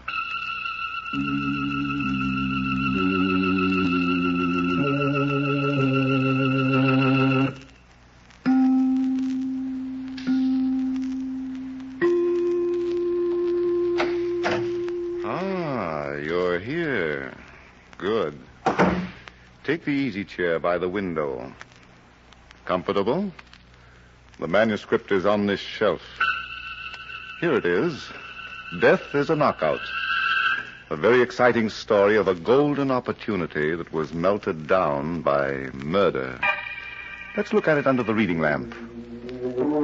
It was the night of the Joey Troy-Billy Sampson light heavyweight boxing match, and the crowd was already pushing into Madison Square Garden, filling it up. A few blocks away, another match was taking place in a small cafe between Hank Barnum, a sports writer, and lovely Ann Cooper, a reporter. For Pete's sake, Ann, you might try to be reasonable. Don't tell me, Hank. You're a personal friend of Pop Evans, Joey Troy's manager. You were the first one to give Joey Troy a break in print. There are no more tickets left. Oh. Why didn't you ask me a few days ago? I might have been able to swing a pass. I didn't see what I see now. What do you see now? A human interest story. The romance between Joey Troy and that girl of his. What's her name? Mabel Smith. Oh, yeah. Oh, but, Ann, that's been going on for years. I told you all about it. It was never important until tonight. And tonight? I've got a yen to do a feature. Joey Troy, the brainless wonder, fighting for a crack at the champ. Tonight, Billy Sampson. Next year, the champ. Who pushed him up the cliff to those dizzy heights? Pop Evans. No, dear, not according to my story. It was a girl who stuck to him, inspired him, gave him the will to make good. Oh, by the way, who's that gorgeous redhead coming this way? Huh? Oh, that's Mabel Smith. I figured you'd be having dinner in this joint. You mind if I sit down? Mabel, this is Ann Cooper. Hello. Yeah, Hank, I got to talk to you about something very important. Okay, go ahead. What about her? She's all right. Well, okay. There's trouble, Hank. You enjoy? No, it's Marty French. He wants Pop to get Joy to throw the fight. Well, Pop ain't doing it, and that means that... Now, take it easy, Mabel. What's the proposition? 50,000 if Joy takes it on the chin in the fourth round. Well, why didn't Pop tell me about it? He's scared stiff. The story broke in the papers, the fight might be called off. Would that be bad for Joey's morale? He don't know what's cooking, Miss Cooper. We didn't tell him. Why not? Because he's a dumb cluck who gets mad. He'd go after Marty and kill him. What do you want me to do, Mabel? You going to be in Joy's corner tonight like always? Yep. Well, keep an eye on the towels they wipe his face with between rounds. Make sure there's no drug on him. All right, honey. I'll do what I can. I'll be watching from the 8th row ringside. So long, Hank. I'll see you later. Oh, goodbye, Miss Cooper. Goodbye, Mabel. Well, it's going to be a hot time in the old town tonight. And I'm burning up because I won't be there.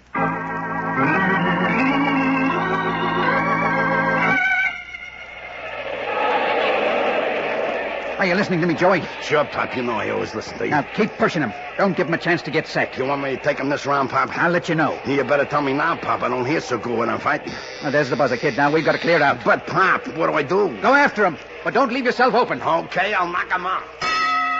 Now, Pop, that's the fourth round coming up. Now, what's so special about the fourth round, Hank? Nothing. Could be a lucky number. Is that all? What's the matter with you tonight? You've been barking at me like a mutt. What's the idea of checking the stuff we take in the ring? There's no harm in smelling the towels, is there? Well, it ain't necessary either. Joey, get after him. You got him going now. Use both hands. Both hands. Don't give him a chance to get set. He's going to knock him out, Hank. He's going to knock him out. Both hands, Joey. Don't let him get off the ropes. Pop, what's the matter? I don't... Pop. Pop Evans. Hey, somebody get a doctor, quick.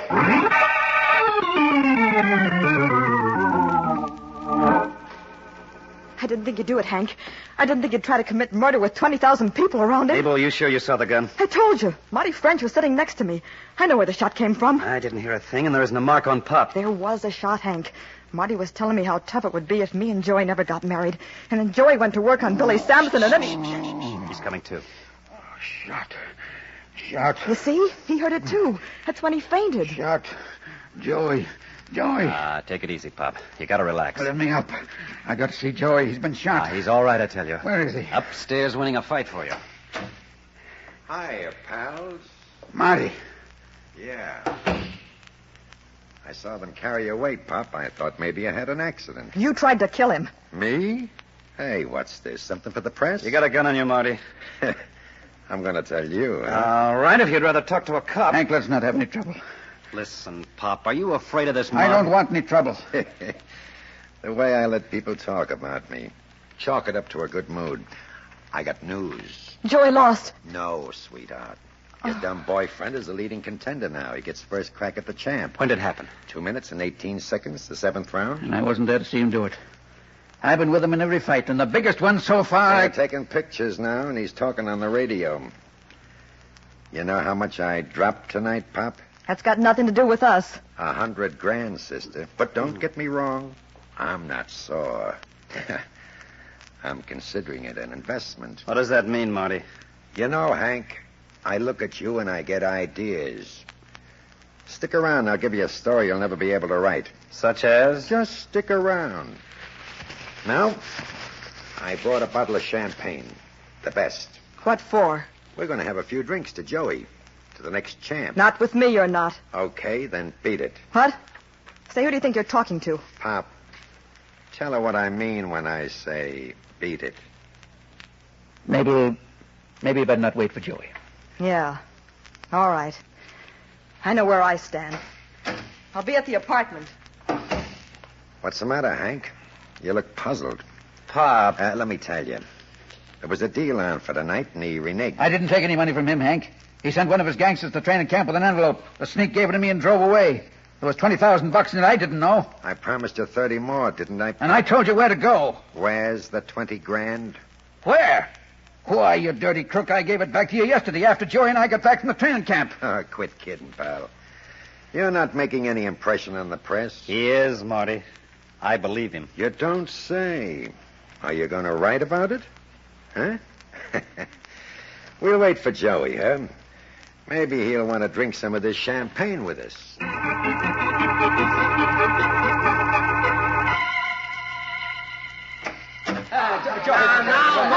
Leave me alone, fellas. I don't feel like talking. I'm depressed. You and Hank wasn't there to see me finish, Pop. What took you so long, Joey? Oh, they was taking a lot of pictures, moving pictures.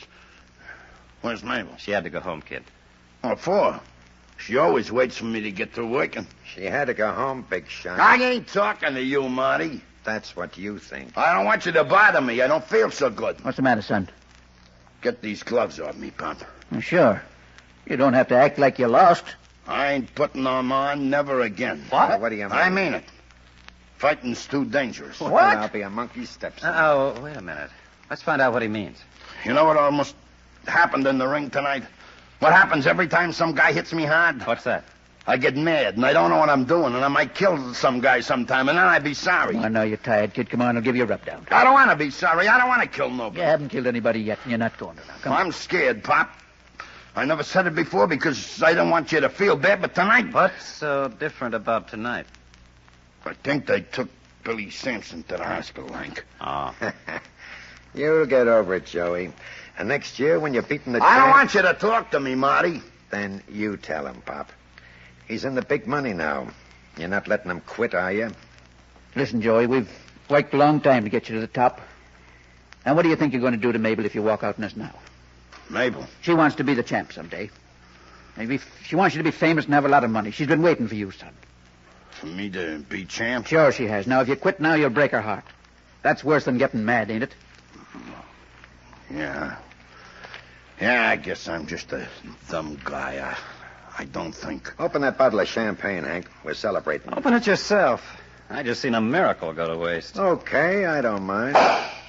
Is that the real stuff? Right out of my private cellar. You want to pour it? Yeah. I like champagne. I'll get the glasses. Yeah, do that, and then we'll drink to the partnership of Marty French and Pop Evans. Partnership? I'm taking a half interest in Joey, Pop. For how much, Marty? The 20 grand I left him on deposit, and the 100 grand I lost on the fight. I got none of your money. Now get out of here. Now, wait a minute. First, you sign this paper. A partnership agreement. 50-50 on Joey as long as he fights. You're taking a big chance, Marty. Am I? Are you going to put it on the front pages, Hank? Or tell the district attorney? Okay. Then I say Pop took the money from me. Let him prove that he didn't. Hey, what's this I hear about a partnership? This is nothing for you to worry about, Joey. I don't want you taking him for no partner. I don't like him. Yeah. You'll get over that, too. Well, I guess I picked the wrong time to be nice to you guys. Let's have the drinks. Yeah. Here's yours, Marty. And this one's for you, Pop. Yeah. I'll get yours and mine off this table, Hank. Here. One for you, one for me. Well, here goes to the next champ. Hey, this is good. Can I have another one? Sure, keep the bottle. Well, so long, pals. I'll see you tomorrow, Pop. Don't waste your time. You coming, Hank? With you? I said before, I look at you and I get ideas. Come on. Where? For a little walk. I got some plans I want to discuss with you. Not tonight, Marty. I'm spending it with nice people. I said, you're coming, Hank. Would that bulge in your pocket be loaded? You want proof? Good night, folks. So long, Hank. Over there, pal. Let's have it, Marty. What's the idea of pushing a gun at me through your pockets? A gun? You fooled easy, Hank. Take a look. A package of chewing gum. I'm going back. The gun's in the other pocket. I'm going with you. Yeah. Oh, here. Keep yourself entertained. Have a stick. No, thanks. Well, you don't mind if I do a little chewing, do you? You got a mouthful already. Yeah, that's how I like it. Keeps me busy. What about those plans you wanted to discuss with me? Oh, yeah. You and I are going to be bosom pals for the night. Really? In the morning, I suppose you'll throw me over for a blonde. Ah. You don't get it. We're going to be inseparable. You're going to be my alibi. Your what? Yeah, that's right. Something's liable to happen to one of those lugs in the dressing room. Now, look here, Marty. If you think your gorillas are going to... Don't get excited. I said liable. And that means that Hey, what's the matter with you? I don't know.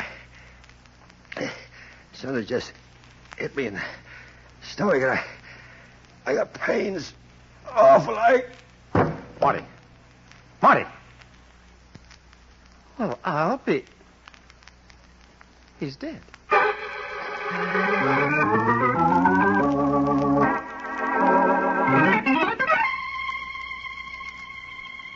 That's an exciting situation, isn't it?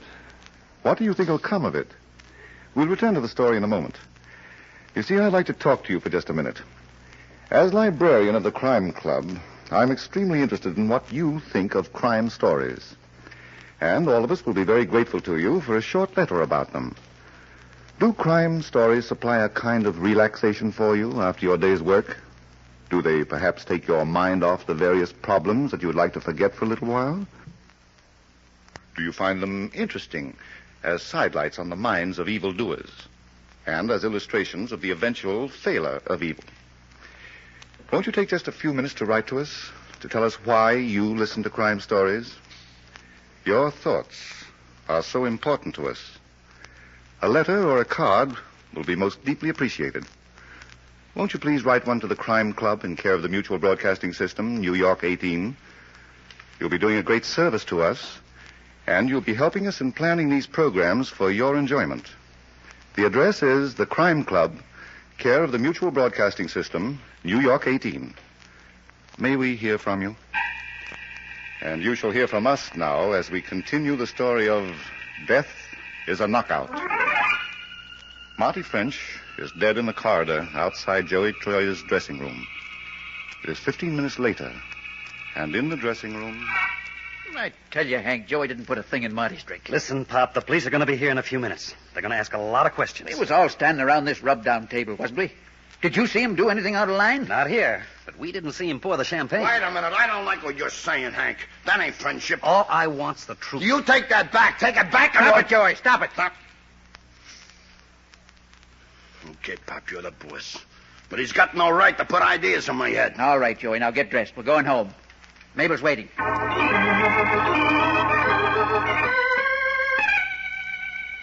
When did this happen, Pop? On the way home from the garden. After the cops told us we could go home, we dropped Hank, and then Joey began to act up. I killed him, Mabel. Oh, shut up, you dumb Adonis. I remember while I was pouring the champagne, I was listening to Marty tell Pop he was a partner. I was getting madder every time he opened his mouth.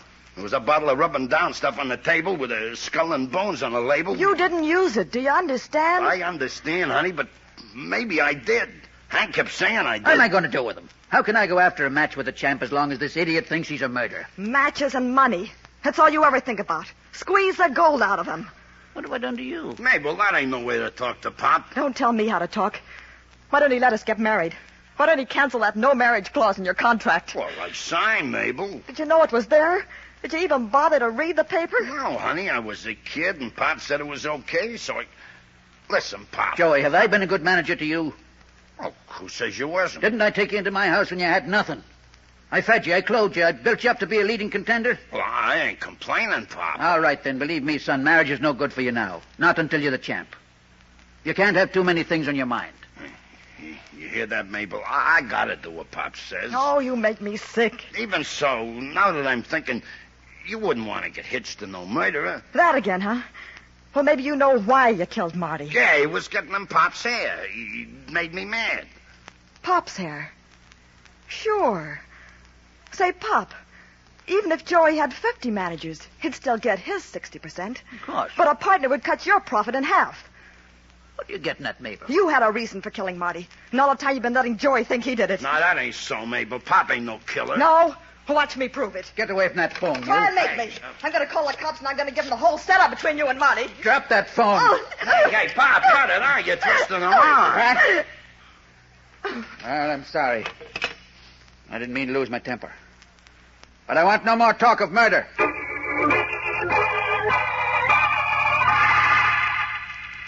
Now look, Ann Cooper, you may be the light of my life, but you haven't got a better reason. Hank, darling, a girl can be lonesome. Oh, but Ann, it's against the rules at 2:00 in the morning, and besides, I'm tired. Oh, well, then you're out of circulation. Good night, dear. Good night. Oh, what is this, Lover's Lane? Go home and let me die in peace. All right. But you better not be the milkman. Hank, I'm sorry to be bothering you. Think nothing of it, Mabel. I'm running open house. Joey's in trouble. Something besides murder. I'm serious. I just saw something in the papers. The coroner found poison in Marty's stomach. No kidding. And how'd it get there? Joey thinks he did it. Hank, you gotta help me. Joey's innocent, but when I left the apartment, he was talking about giving himself up. Now, that, Mabel, may be the only idea he ever had. I thought you were his friend. What motive did he have for killing that gambler? He's crazy about Pop, and Marty was trying to horn in. Sure. On Pop. Now, would Joey rub out a guy with poison? You think it was too subtle for him? I know it. He'd do it the hard way, with his knuckles. Could be. Say, Mabel, was the glass that Marty drank the champagne from tested by the police for poison? I don't know. Why? Oh, I thought that might have been in the papers, too. How'd you like to drive downtown with me? Where to? The morgue, for a bird's eye view of Marty. Yeah, I'd like to, but I better stick close to Joey. In his frame of mind, you never know what he'll do next.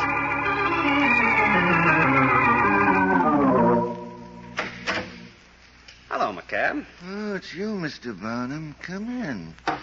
I'm always glad when somebody walks in here. How's business? Very quiet. What brings you to us at this hour? Marty French. Oh, yes. Would you like to see his body? Not this minute, but I would like to examine his clothes. Are they here? You too? Who else? Well, there's a lady looking at him now. A lady? In the wardrobe room. She's very beautiful, Mr. Barnum. I don't often get a chance Is she about this tall? Yeah. And has she got blue eyes and a full mouth? A lovely mouth, Mr. Barnum. And when she walks, does she... Yes, Mr. Barnum, just like that. Is she a friend of yours? She was. You don't know how I envy you. A live woman. Oh, Hello, darling. Hank, what are you doing here? Are you still lonesome? You wouldn't take me to the fight. Did you know there was going to be a murder? No, Ann, dear, but that's no reason for you to be picking a dead man's pockets. The police said he was poisoned. He drank champagne a few minutes before he died, and there was no poison in his glass. Are you sure of that? That's what they told me. So I came here looking for a clue. I'm a reporter, remember? What did you find? Oh, nothing much. This package of cigarettes, some loose change, and this package of... Oh. And just imagine how I felt when I pulled that out of his pocket. Let that be a lesson to you.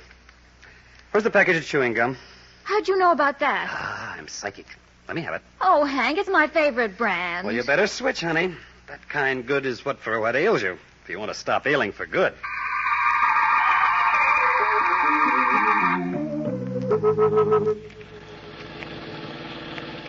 Hank, how can you be so sure that gum contains poison? You're a tough kid to convince, Ann. I like proof. All right. I'll give it to you. Here? Why not? It's a beautiful spring night, and the bugs are in all their glory. Pardon me if I think you've gone. What? Bugs. Thank you, sweetheart. I take a stick of this gum, unwrap it, break it up into little pieces, and lay them on the sill of the car window. Well, my mother always told me never to trust a sports writer. In a few seconds, little bugs with wings will zoom out of the atmosphere to nibble at the bake. Ah, and won't they be surprised? You're so cruel. Ah, here they come. Look at them go for that sugar-coated poison. Ha ha. Have a good time, little brothers. You're helping me find a murderer. Oh, why, Hank, those bugs... Yes, isn't it amazing? They're dying like flies.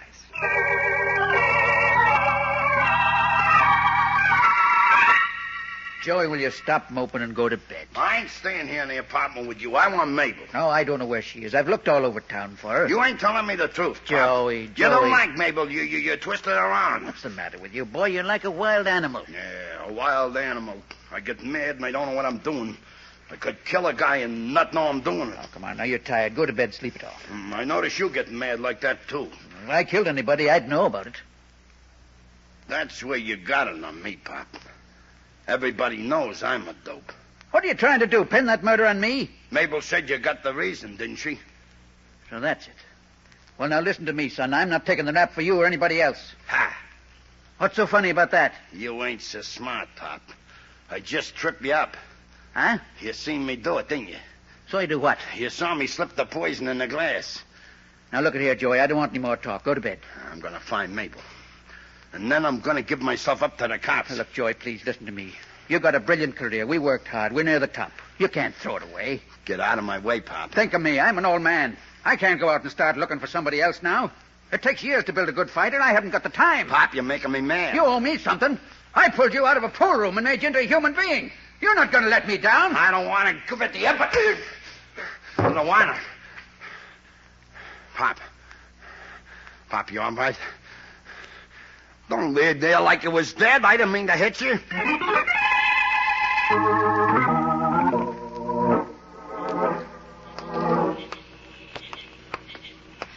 Roaming around in Central Park at 4 o'clock in the morning.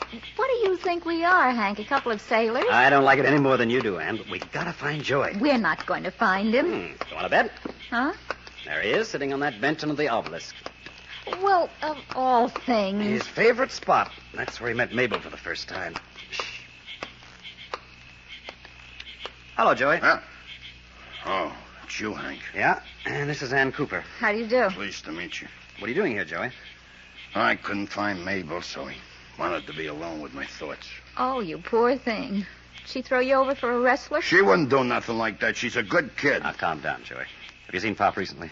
Yeah, about an hour ago. Then you know he's dead. Huh? What are you trying to give me, Hank? He ain't dead. He was when we saw him, Joey. Well, I hit him on the jaw because he made me mad, but I brung him through and he went to bed. We didn't find him in bed. He was on the floor. Somebody had cracked his skull with a hammer. Wait a minute. Are you saying it was me? Would I dare? Not if you know what's good for you. Oh, why, Mabel. Mabel, honey. I figured you might be sweating it out here, Joey. I couldn't find you anyplace else. They're telling me I killed Pop. Don't pay any attention to them. They're not your friends. So you know about Pop, too, huh? Why shouldn't I? I found him and I called the cops. Would you know who killed him? One of Marty's boys. And Pop got it because he killed Marty. Is that what you told the police? Yes. And I gave him the whole inside story about Pop and Marty, too. Well, I guess that settles that. How about some gum? You got some, Hank? Mm-hmm. Right here. What kind is it? A popular kind. The kind Marty used to chew all the time. We found it in the pocket of his coat at the morgue. Huh? You're not afraid of it, are you, Joey? I ain't afraid of nothing. Give me a piece. Okay. One for you, too, Mabel? No. I never chew. Oh, that's too bad. How about you, Ann? I don't mind. Don't forget to take the paper off, dear. Stop it, Joey. Huh? What's the matter? Don't put that gum in your mouth. Why not, Mabel? Come on, Joey. We're getting out of here. Just a minute. We've got a few things to talk about first. And if you add them up, they'll total like murder.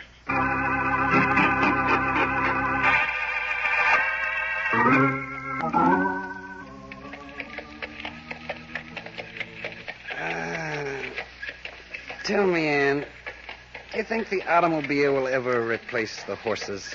This is much more romantic. Carriage ride in Central Park. By the dawn's early light. Yeah. And, darling. Hold your horses, Hank. Oh. When did you decide that Mabel killed Marty? When you found that package of chewing gum. He wasn't killed by the champagne, so therefore, and to But wit... how could she have slipped it into his pocket? You were all in Joey's dressing room together. She didn't do it there. She performed that bit of hocus-pocus during the fight while Marty Frank was sitting next to her thinking about Pop's business. Oh, I see. And Marty was much too absorbed to know what was happening. But why did she kill Pop? Because of Joey. What do you mean? Well, her whole idea in getting rid of Marty was to frame Pop. The old guy had a hold on Joey she couldn't break. Then the unexpected happened. What unexpected? Joey, the big dope, developed guilt feelings and was going to throw himself at the chair. Oh. You never know, do you? Oh, well. Hank, don't you think the horse has many advantages over the automobile? Well, you can't eat an automobile. I mean, to lie back in a carriage and to listen to the trot, trot, trot. So romantic. And so peaceful. Darling,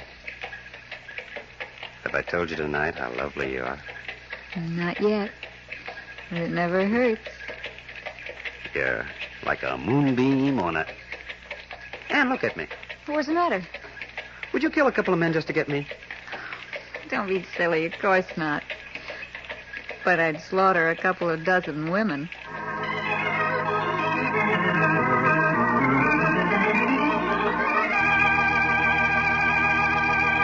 And so closes tonight's Crime Club story, Death is a Knockout. Stedman Coles wrote the radio script. Roger Bauer produced and directed. Tonight's cast included Sidney Smith as Hank Barnum, Ted DeCorsia as Joey Troy, Barbara Joyce played Mabel Smith, Bill Smith was Pop Evans, Arthur Vinton was heard as Marty French, and Joan Tompkins was Ann Cooper. Oh, I beg your pardon. Hello. I hope I haven't kept you waiting. Yes, this is the Crime Club. I'm the librarian. Yes, come over a week from tonight. We have the very exciting story of love and politics, in which the deciding vote was cast by death. It's called Hearse's Don't Hurry, by Stephen Ransom. In the meantime? Well, in the meantime, there is a new Crime Club book available this week and every week at bookstores everywhere. Yes, it's available now. Fine. And we'll look for you next week.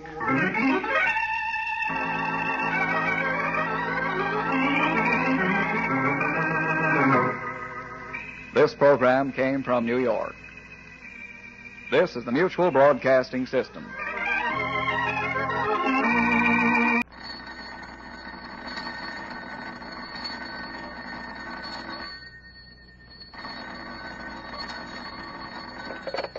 Hello. I hope I haven't kept you waiting. Yes, this is the Crime Club. I'm the librarian. Hearse's Don't Hurry. Yes, we have that Crime Club story for you. Come right over.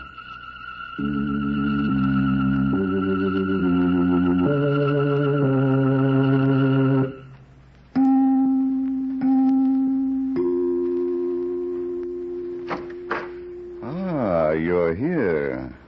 Good. Take the easy chair by the window. Comfortable? The book is on this shelf.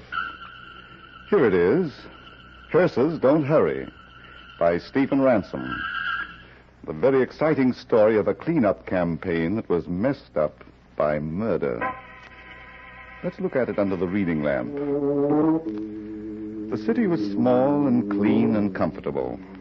Seen from a train window, it looked like many another American city.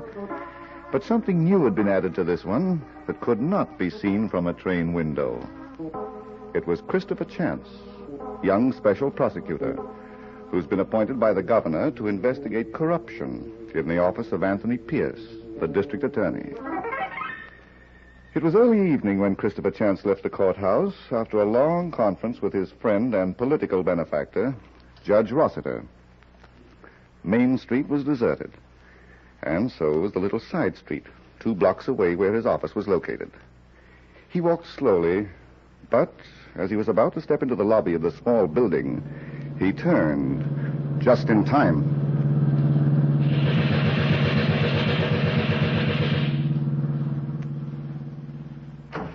Here, I'm all right, Lee. Oh, I heard shots. Are you sure? You're not hurt? Not a scratch, darling. Oh, thank heavens. I've been so worried about you. There's nothing to worry about. Those gangsters had no intention of killing me. But they shot at you. The strategy of terror, Lee, a la Tony Pierce. Let's go upstairs to the office. He'll do anything to make you resign now, won't he? I'm afraid so. Maybe I'm getting a lot closer to his neck than I think. I'd give anything to see this case closed. You don't know what it's doing to me, Kit. It hasn't made you less beautiful, sweetheart. Don't forget, Mr. Chance. I'm still only your secretary. From 9 to 5. And from 5 to 9. You've got a big job to do. Is that why you're still here at 7 o'clock? Because you're only my secretary? I was cleaning my typewriter. Mm-hmm. I bought this bottle of cleaning fluid this afternoon, and I thought... Well, I didn't know how long you were going to be with Judge Rossiter. Uh-huh. I'm serious, Kit. What did he want? I've got to bring Tony Pierce to trial in 2 days. You can't. I've got to. I've been on this job for 3 months, and the governor wants action. Oh. Are you sure it's the governor? What do you mean? It could be the judge for the sake of his daughter. What's Diane got to do with my case against Tony Pierce? Nothing. But she would like to be Mrs. Christopher Chance. You're not making sense, Lee. Well, you and Diane were pretty thick before you got the appointment and hired me. Well, look, dear, I've known Diane since we were pups. We're good friends, that's all. Kit, wasn't it Judge Rossiter who got you this appointment? Yes. Why did he pick you? Because he thought I could do the job. Are you sure Diane didn't put him up to it? Well, suppose she did. This golden opportunity, the magic carpet of a political career.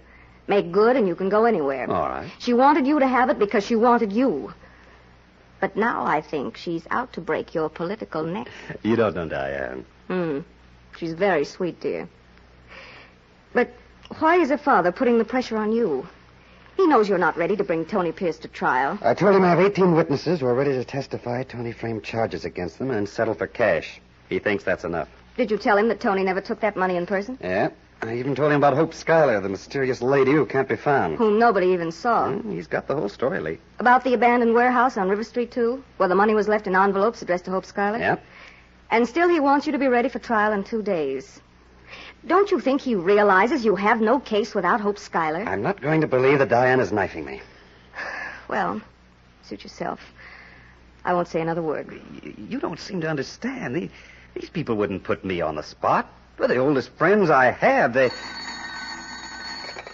Hello? Special Prosecutor's Office. Is Mr. Chance there? Yes, he's here. Who's calling? Skeets Nally. Just a minute. It's for you, Kit. Skeets Nally. No. Hello, Skeets. Where are you? I'm in a phone booth across the road from Art Gurney's flying school. There's a gas station here. Yes, I know. What's new? Plenty. The biggest break so far. But I ain't talking unless you're alone. All right, hold on a minute. I'll take this inside, Lee.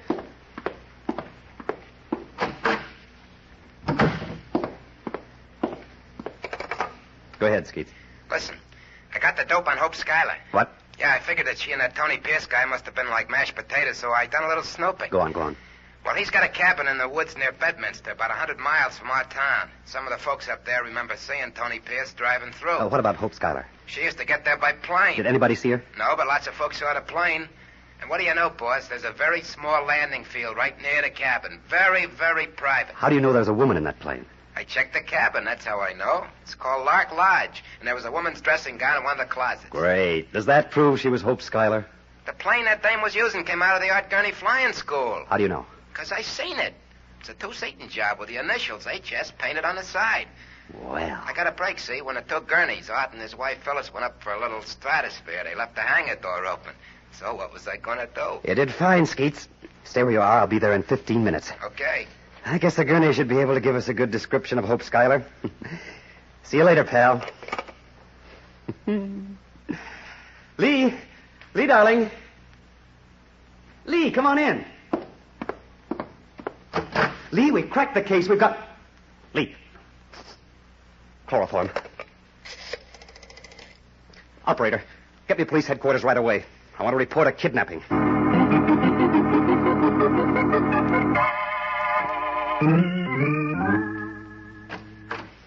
Hey, Mr. Chance. Skeets. You said you was going to meet me in 15 minutes. I waited 2 hours. Now he tried to get you on the phone. Lee Dale's been kidnapped. The Gurneys came down from their flying...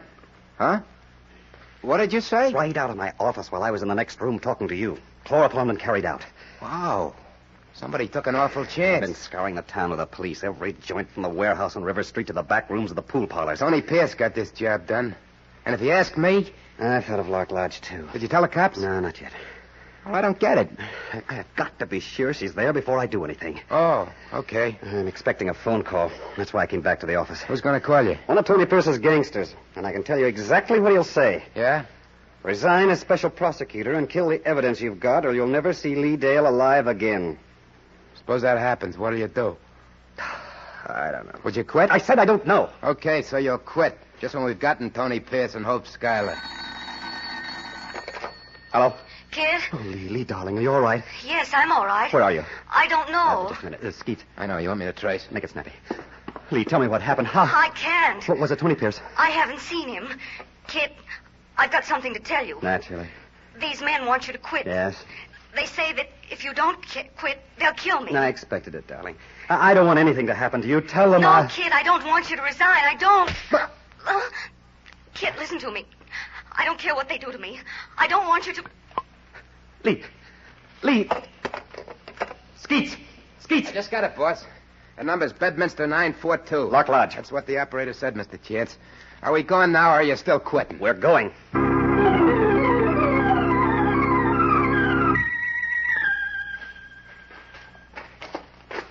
There it is, boss. Lark Lodge. And there's somebody home. Yes. We should have took the cops along, Mr. Chance. Okay, so you didn't want no shooting, but what about us? We ain't even got guns. Shh. We're going right in. What? Oh. Well, it's a special prosecutor. Come in, won't you? And, next time, don't bother to knock. Where is she, Pierce? Where's who, Mr. Special Prosecutor? Lee Dale. Lee Dale. Oh, yes, your charming secretary. Has she given you the wind? All right, Skeet, search the house. That's easy. There's only 3 rooms. Excuse me, Mr. Special Prosecutor. I don't want to be picayune, but have you a warrant? Go ahead, Skeets. I'm afraid I'll have to say no. Hey, he's loaded. We backwoodsmen always insist on our rights.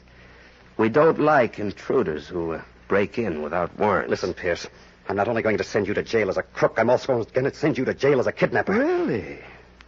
Well, this is serious, But if isn't you'd it? rather go to the chair as a murderer, put a bullet in my back because I'm going to search this house myself.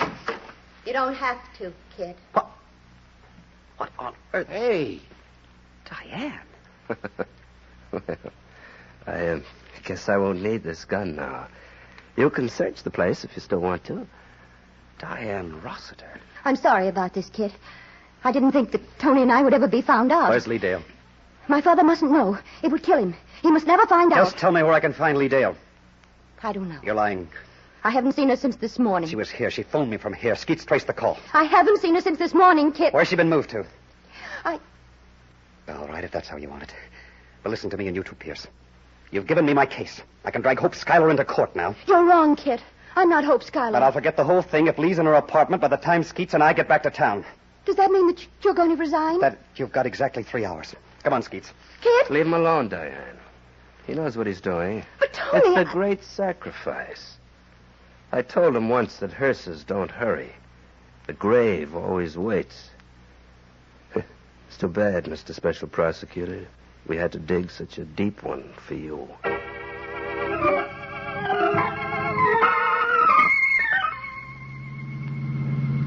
What's the time, Mr. Chance? About 2:30. Yeah. It's been a great day for the grave diggers. Mind if I turn on the radio? Feel like some slumber music. Skeets, I just can't get it through my head about Diane. She's Hope Schuyler. Yeah. Well, a partner of that chief chiseling crook. A girl I've known practically all my life. Yeah, but that ain't no reason to quit. She's Judge Rossiter's daughter. Skeets, have you any idea what that man did for me? He got you appointed special prosecutor. He lent me money to go to law school with. Then he set me up in practice. How can I show up his own daughter as It ain't easy, boss, but in this world, the guy's got to be practical. Friendship, okay, but when you got a chance to go places, you got to. We interrupt the early morning recital of organ music by Al Finelli to bring you the latest developments in the flying school murder. Hey, what's that? The police are now satisfied that Art Gurney, who operated the school in Landing Field with his wife Phyllis, was shot and killed sometime between 10 and 11 o'clock last night. Did you hear that, Art Gurney? All indications point to a woman as the murderer. Phyllis Gurney, the murdered man's wife, has disappeared, and several motorists have come forth with information that a small, unidentified plane took off from the field at about the time Art Gurney was believed to have been killed. Several of these witnesses insist that the person at the controls was a woman, but when asked for a description, Put it off, Skeet. they were not able to... Now, you can't quit, boss. It's murder. Between 10 and 11 o'clock last night. Them two people was the only ones who could have told us what Hope Schuyler looked like. Now one of them's dead. Hey, what's the idea of turning off the road? We're going to the Gurney Field.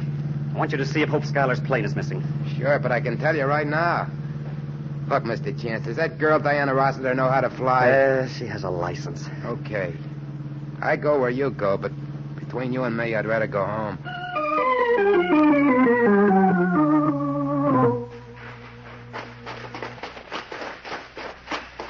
There's the hangar, boss. Door's open. Hey, do you have to run so fast? Hey, better save my breath, huh? I'll need it for the future.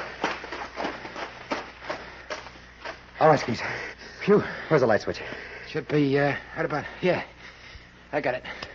What color was it, Skeet? Yellow. Two-seater? Yeah, and initials HS on the side. There's a yellow plane. Now, that ain't it, Mr. Chance. That's a single. Hope Schuyler plane ain't here. Well... You know, we wasn't made right. 2 lungs ain't enough. Now, let's go, Skeet. I'll drive you home, and then I'll stop off at Lee's apartment. And she'd better be there.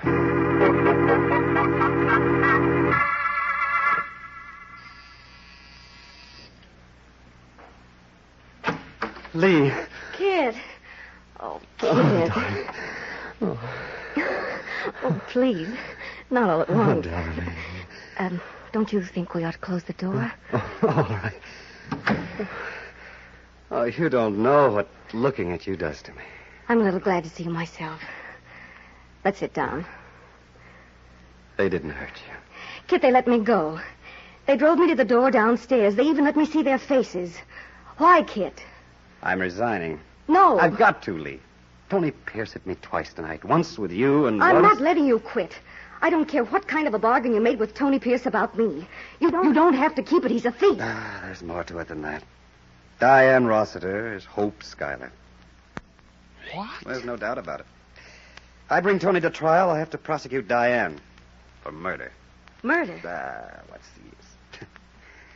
I should have known I wasn't cut out for big things. I'm too sentimental. Who was murdered, Kid? Art Gurney. He ran the flying school up Yes, I've seen it. But why him? Look, dear, you've had a pretty eventful night. I'll tell you the whole story at the office tomorrow. You're going to tell me now. Why Diane Rossiter is so important that you've got to protect her. I'm not protecting her, Lee. It's her... Well, who can that be at 4 o'clock in the morning? Oh, probably a wrong number. Don't move. I'll be back. Hello? Yes, speaking. Who? Oh. I just got in a few minutes ago. What? I see. Yes. Where can I reach you about 10 o'clock? Uh-huh.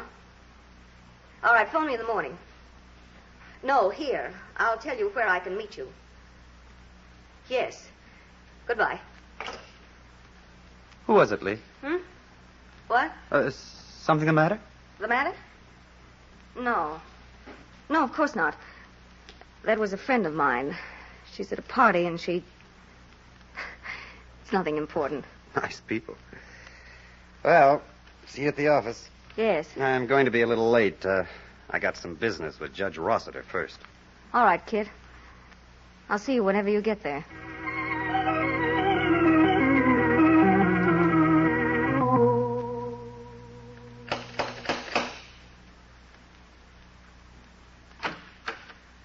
Oh, When did you return to the fold?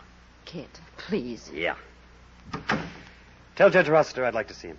Kid, I tried to get you on the phone a few minutes ago. I'd like to speak to your father, Diane. He's at the courthouse.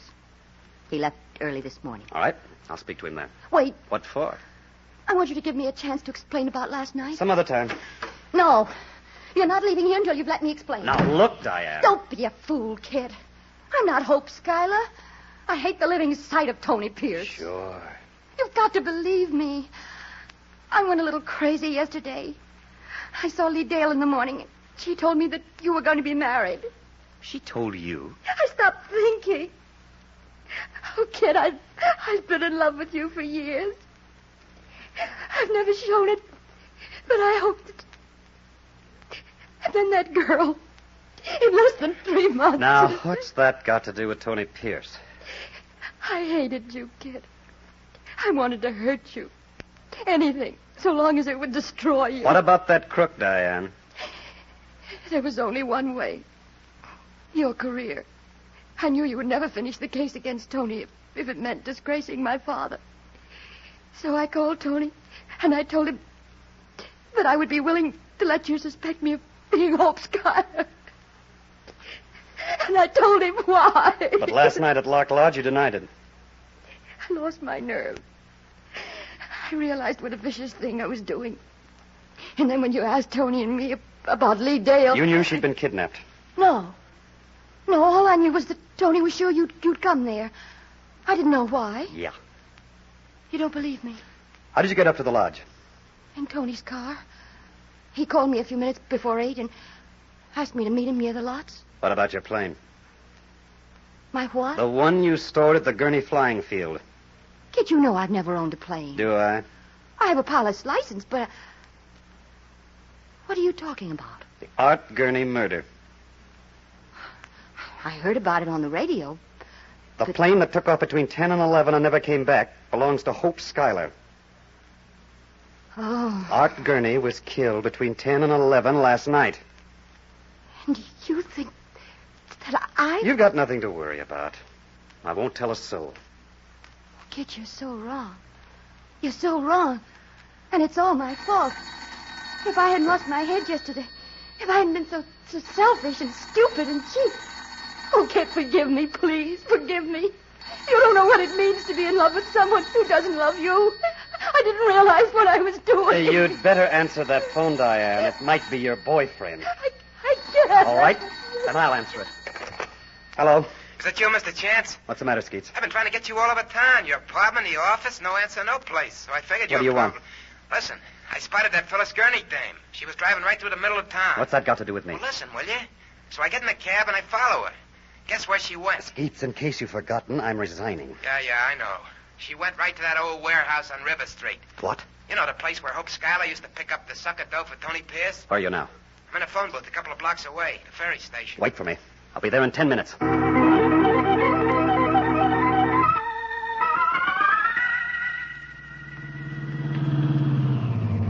That's how I figured, boss. What's this dame want in this warehouse? Get out, Skeets. See? Sure. And then it hits me. Tony Pierce collected a lot of dough from those suckers he framed, but it don't show up in his bank books. And you checked all the safety boxes in town, so where's the dough? Is that our car over there? Yeah. Hey, that came from inside the warehouse. Come on. It's locked. We'll have to break it down. I'm ready. All right. Again. Once more. That does it. Now. What the car, Skeets. At the back of the warehouse. It's gone. Must have been parked in that open lot. Whoever was here with Phyllis Gurney got out through this open window. Maybe it was Phyllis. Let's look around. That storage room over there. But her car's out front. Hey, there's a light in that room. Looks like something's on the floor. Burning. Come on. There's more than a light. There's... Step on the rag, quick. Okay. She looks dead to me, boss.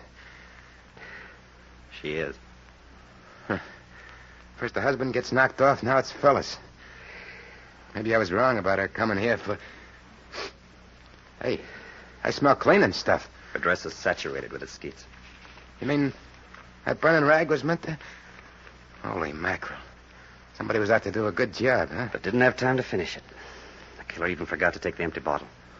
What are you holding her like that for, by the top of the neck? Maybe fingerprints. You stay here, Skeets. I'm going to put this bottle in my car. Then I'm going to make a couple of phone calls. One of them to the police.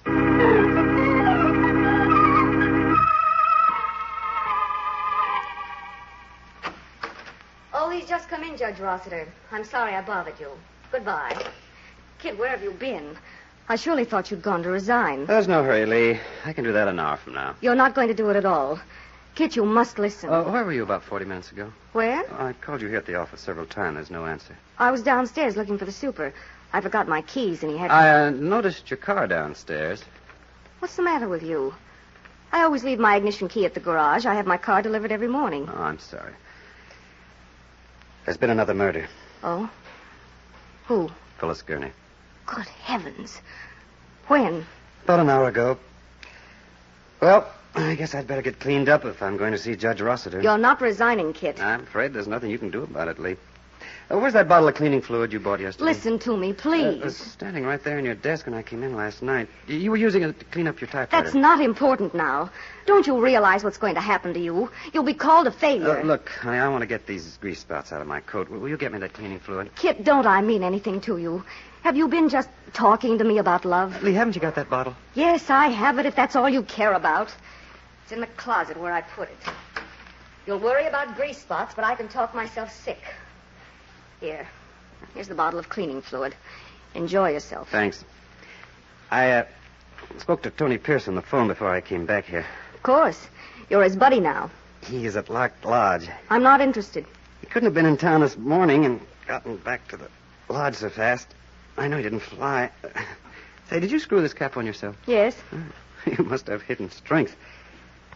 Or would this be a new bottle that had never been opened before? What do you mean? Would you like to make the rounds of the hardware and department stores with me? There aren't too many in this town. I'd like to know what you meant by that, Kit. All right. You're Hope Schuyler. What? Have you gone out of your mind? You weren't kidnapped last night. You just walked out after you listened in on my conversation with Skeets. Isn't that right? No. You heard him tell me about Lark Lodge, the Gurneys, and the plane that Hope Schuyler used. So you decided to get rid of the Gurneys. You don't know what you're talking about. You had chloroform, and you left the odor of it in this room. Then you got in touch with Tony and told him what Skeets had found out. Oh, for pity's sake. The rest was Operation Frame-Up. You flew to Lark Lodge and phoned me. You know I'd had the call traced. In the meantime, Tony was getting Diane ready for her grand entrance. You deliberately told her that you and I were going to be married. You knew how she'd react. You wanted to marry me, didn't you, Kit? Yes. But you never said you would to me. There's a good reason, wasn't there? You're already married to Tony Pierce. What? I found this marriage certificate in the bottom drawer of your dresser. Anthony Pierce, Hope Schuyler. Just 1 week before you came to work for me. A wedding performed by a justice of the peace upstate. Big secret. Well, what are you going to do about it? Oh. Is that the gun that killed 2 Gurneys? Mm-hmm. 2 Gurneys and 1 special prosecutor. Lee, didn't you notice I left the door open when I came in? You what? Now, why do you suppose I did that? To create a draft? Oh. We have a peculiar police department in this town. It likes to be in on everything.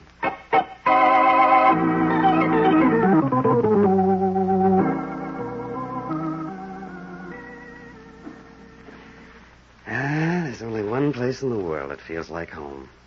The old Rossiter living room. I'm glad you still think so, Kit. It's all over, Diane.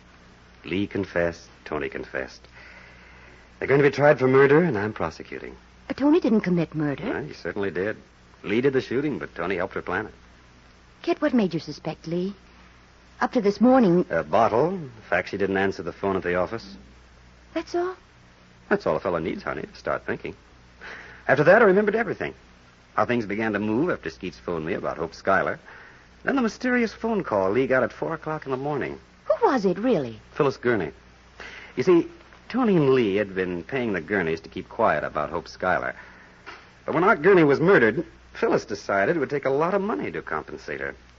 $100,000. Well, we all do foolish things sometimes. Diane, would you do me a favor? Of course. After we're married, if I ever look at another woman, will you please... Don't worry, darling. I'll never be selfish again. Oh, no. Be selfish. But if you're going to ruin me, dear, do it with a kiss, huh?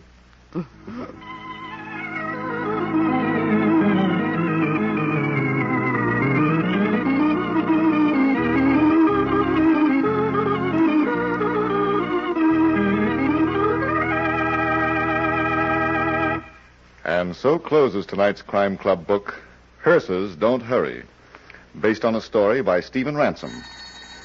Stedman Coles did the radio adaptation. Roger Bauer produced and directed. In tonight's cast, you heard Sidney Smith as Christopher Chase, Charlotte Lawrence as Lee Dale, Joseph Julian as Skeets, Helen Shields was Diane Rossiter, and Larry Haynes was Anthony Pierce. Oh, I beg your pardon. Hello. I hope I haven't kept you waiting. Yes, this is the Crime Club. I'm the librarian. Yes, come over a week from tonight. Good. We have the very exciting story of an image that was the reflection of death. It's called Death Never Doubles. In the meantime, there's a new Crime Club book available this week and every week at bookstores everywhere. Yes, it's available now. Fine. And we look for you next week. Oh, yes. You've probably jotted down the birthdays and anniversaries to remember during June. Remember that June is Remember Disabled Veterans Month.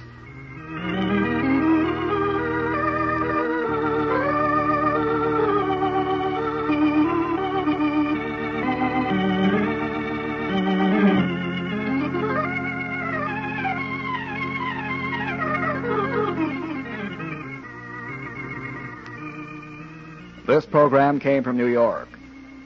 This is the Mutual Broadcasting System.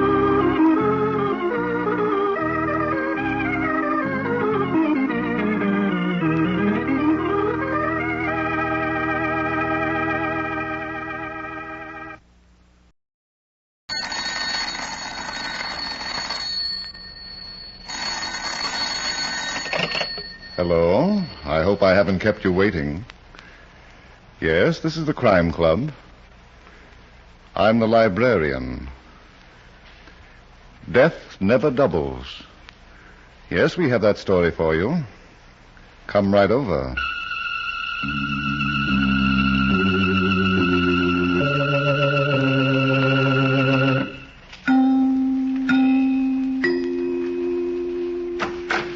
Ah, you're here.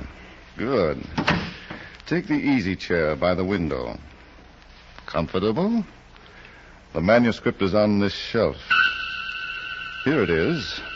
Death Never Doubles.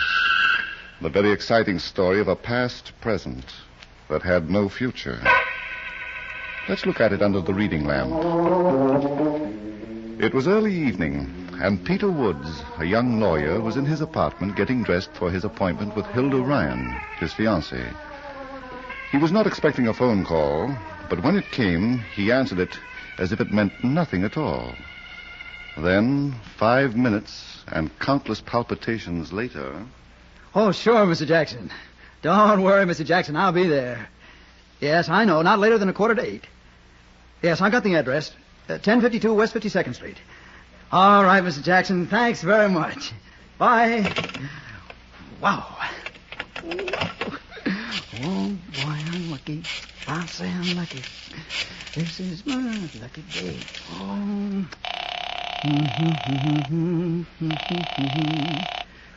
Hello? Hilda, honey. Yes? Oh, my sugar-coated Cupid doll. Guess what? You're going to be late again.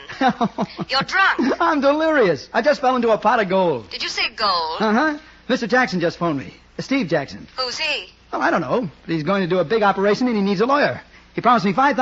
$5,000? Who recommended him to you? Nobody. Just picked my name right out of the phone book. Uh-huh. Oh, what's the matter? Oh, nothing. Now, you know I've gotten several clients that way. Did they pay you $5,000 fees? Oh, Hilda, now look, I know it's a lot, but it isn't fantastic. After all. Yes, honey. After all, he may be a nut with a bolt loose. He sounded perfectly all right to me. So do you, when you're not listening. What time will you pick me up? What? Oh, well, honey, I'm afraid I can't make it tonight. Mr. Jackson? Yeah, 7:45. And I gotta be on time. Of course.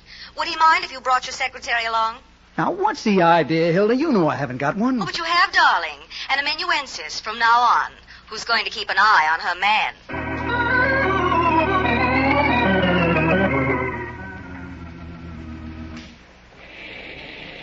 Well, Pete? Don't say it, Hilda. I couldn't stand it. Are you sure Mr. Jackson said 1052 West 52nd Street? Yes. It wasn't West 57th Street? No. I repeated the address to him. This is the place. But there's no building here. Just a hole in the ground. I don't get it. Why should anybody ask me? Wait a minute. Why? They're excavating here. That hole in the ground is where they're going to put a foundation of a building. So? Anybody can see that. All right. Now, suppose Steve Jackson is the guy. You know, the builder. He'd have an office, Pete. I'm going to find out.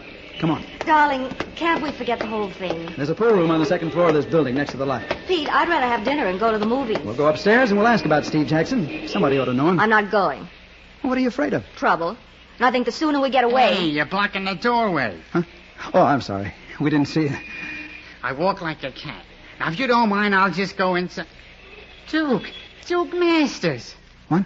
Pete, is he talking to you? Gee, Duke, I didn't recognize you in this bad light. We wasn't expecting to see you for 6 months. Now, look, When mister, did they let you out? I'm Peter Woods, and I'm looking for Steve Jackson. A new moniker, eh? Culture, too. Why, you're even talking like Park Avenue.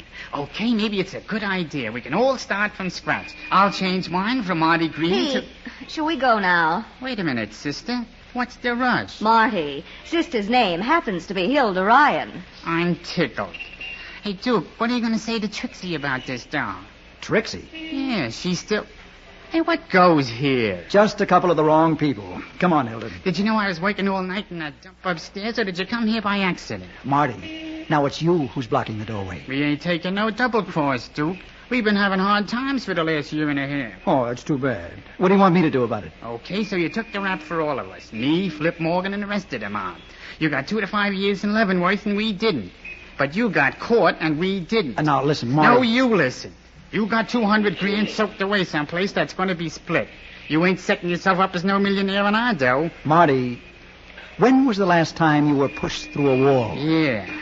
Okay, pal. But I'm telling Flip Morgan and Trixie I seen you. Yeah, I do that little thing. And, brother, if you got any real ideas about spending that dough yourself, you're going to give a big chunk of it to some undertaker.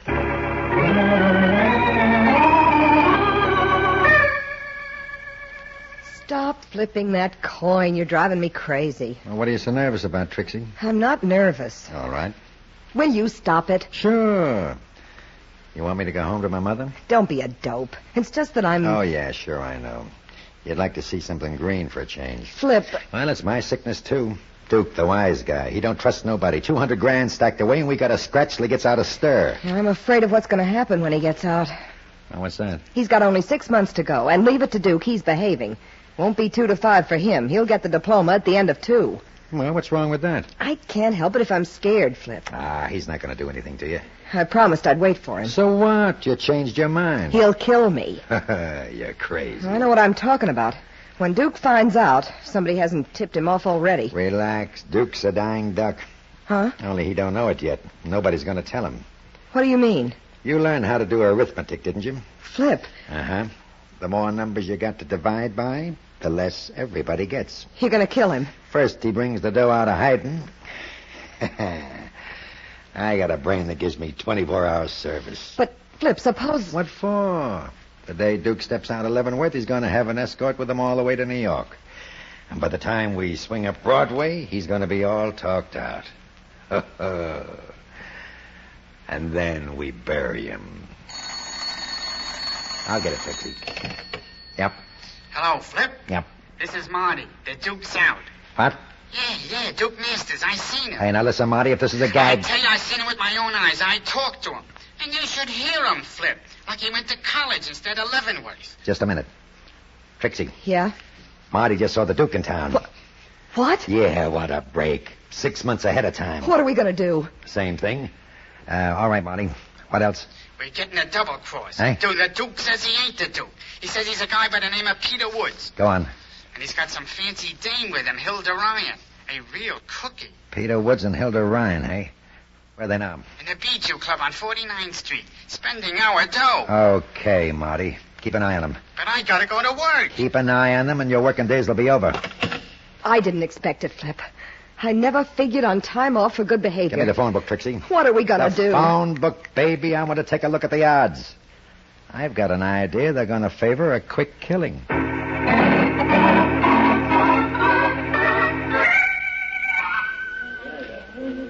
I can't help it, Pete. I've got to say I told you so. Yeah. Going haywire because somebody picked your name out of the phone book and offered you $5,000. Couldn't you smell a plot? Can I help it if I look like Duke Masters? You're a lawyer. You're supposed to be smart. Hilda, you see any gangsters around? And that name, Steve Jackson. Yeah, it sure sounds like a phony. And now... Oh, well, I'm going to the powder room. All right. And then you're going to take me to the movies. All right. I'll be back in a minute. I missed you, Duke. Huh? Why didn't you let me know you were coming home? Now listen, Miss, whatever your name is, I want you and your gang to get one thing straight. I'm not Duke Masters. So I heard. Is it on account of that girl? Now, I'm warning you, if you don't leave me alone... What'll you do? Scream? Huh? Yeah, it shoots. The restaurant's full of people. There's nothing safer than a crowd. You ought to know that, Duke. Yeah. When you and the boys stuck up that mail truck, there was a big crowd all around. Didn't keep you from getting the money, did it? Oh, now listen, you got me all wrong. It won't keep me from pulling the trigger. I've got my identification card. Look, if you give me until tomorrow, I'll get you my birth certificate. Why the double cross, Duke? What's the use? Is it because you heard some stories about me and Flip Morgan? I never even heard of you. They're not true. I said I'd wait for you, and I've been waiting. I don't care what anybody's been telling you. I've been on the level with you. Sure, I believe everything you say. Oh, Duke. Duke. But let's keep it strictly impersonal. Okay, I can wait until we're alone. Listen, Duke, I got an idea. That $200,000. If you don't want to split it with the gang... Why, Trixie. By the way, that's your name, isn't it? You'd rather be a clown, huh? Maybe we better go now. Where to? Your apartment. The one I never saw. Are you serious? You don't hear me laughing, do you? But I can't leave now. Hilda wouldn't understand. Duke, did you ever see such a cute little gun? A few minutes ago. It disappears in the palm of my hand, see? Trixie. Are you ready? No, and I'm not willing either. I'll overlook it, Duke. As long as you're able.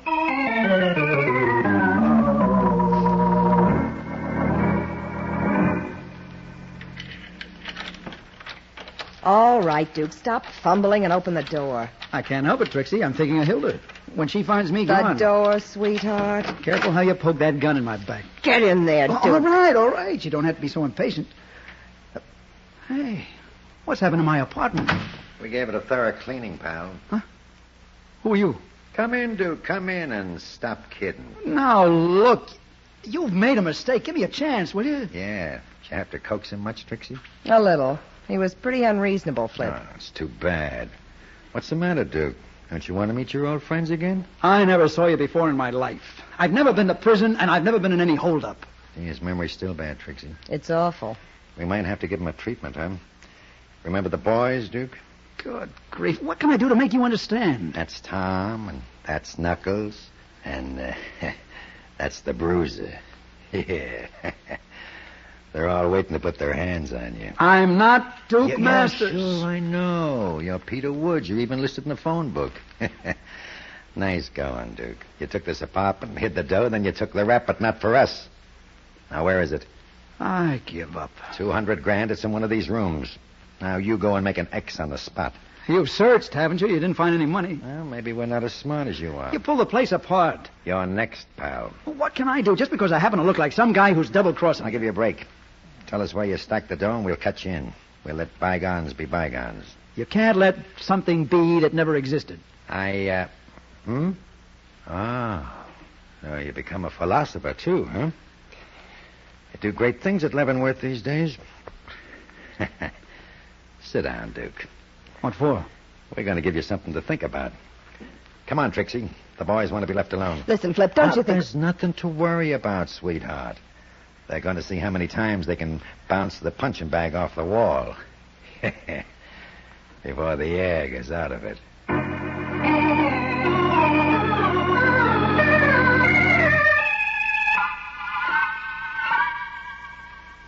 Don't move, honey. Don't move, she says. As if I could. Oh, if I could only get my hands on the men who did this to you. It's no use, Hilda. I'll have to leave town. Oh, Pete, how could they have beaten you up like this? Your face. Sorry about that, lady. Huh? I'm not Duke Masters. No, Mr. Woods. I am. You... Why, Yeah, you... I know how you feel. It's tough. You got born with the wrong face. But it's not only the face. You're not human, Duke. Okay. Maybe you'll change your mind when I pay you off. What? You mean you're going to After all you've done to me already? I promised you $5,000, didn't I? Hilda. I know, Pete. That's Steve Jackson. Yeah. I hope you'll excuse the masquerade. It had to be done that way. Are you trying to make us understand? I don't want you to consider me a bad guy, lady. When I got expelled from Leavenworth last week, I never thought my luck was going to change, but it did. So did mine. A couple of days ago, I spotted Marty Green going into a pool room on West 52nd Street. I found out he works there. He was always a second-story mug. You ought to know your friends, Duke. Yeah, I know him. Well, yesterday was my big day. I was walking along Madison Avenue when who should I see coming out of an office building? You, Pete. So I followed you all day, my head spinning with ideas. Too bad it didn't spin Shut right up, off. lady, and let me talk to my lawyer. I'm not your lawyer, Duke. Don't kid yourself. You're either my lawyer or you're going to be my corpse. Well, that doesn't give me much choice, does it? Doesn't give you any. Would you like to know how I got your name? I'm sure you're going to tell me. The doorman of this house gave it to me. I walked in and he says, "Good afternoon, Mr. Woods." What was I going to do? Well, I did it. I went right to a phone book and looked up Mr. Woods at this address until I found one with a Peter in front. That was you, pal. Duke, you're almost as smart as the devil. Smarter, Cookie. I get what I go after. But what do you want? You got $200,000. No, Pete. What? I had it. Sold it away in a little cabana I own at the beach, my own private get-away-from-it-all place. Nobody knew, not even Trixie. Were you planning to keep it all for yourself? I wasn't telling them where to find it, not until I got out of stir. I was taking no chances. Not much, I wasn't. What do you mean? A couple of months ago, Trixie wrote me about tough times. What was I going to do, let her go hungry? So I told her to take a few grand and keep a trap shut about the rest, but she took the pile. And she never wrote again. Naturally. She's been too busy flipping with Morgan. She's double-crossing him, too. All right. You don't have to get mad at me. I wasn't sure of it until tonight. Flip Morgan hasn't seen a dime of that 200 grand. How do you know? Take a look at your face in the mirror. Oh, you mean... You get the idea. I see. Well, Duke, as your lawyer, my advice to you is to go to... Pete. Oh, no, look, Duke, I was only kidding. Get him up, lady. He's got a lot of work to do. Not for you, he hasn't. You go and get yourself beaten up for a change. We gonna have an argument? There's no shortage of guns, is there? We're going over to Trixie's apartment. She lives in a rooming house on West 49th Street. What are we going to do there? Not we, Cookie, him. He's going to persuade Trixie to part with 200 grand. Oh, no. I've had enough of that woman to last me for a lifetime. Oh, now, Pete, don't irritate me. You'll lose a good client. You don't say. That ought to kill me for sure. Yeah, for sure.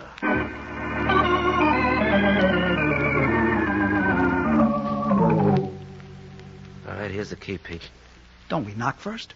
Oh, you'll never get to first base with Trixie, being formal. But suppose That's she's... her tough luck. Go ahead. All right. But tell that gun to be gentleman with ice pine. I got to live with it. Duke, why don't you go in there? You're not afraid of Trixie, are you? Not if she's alone, chicken. Oh, so Pete's going to find out. Back in Leavenworth, we used to call that strategy. Pete? It's no use, Hilda. Well, here I come again, fellas. Trixie! Trixie! Pete, Duke, we Put can't on let your him... old brass knuckles with the corkscrew buckles, and then we'll have a little... Holy smoke. Duke! Hilda! What's the matter, Pete? Flip Morgan. Is he dead? Nobody could look like that and be alive. He was shot. Say, Duke, did you know about this when you... Well, hey, don't lock us in here. Well, what do you know? He did.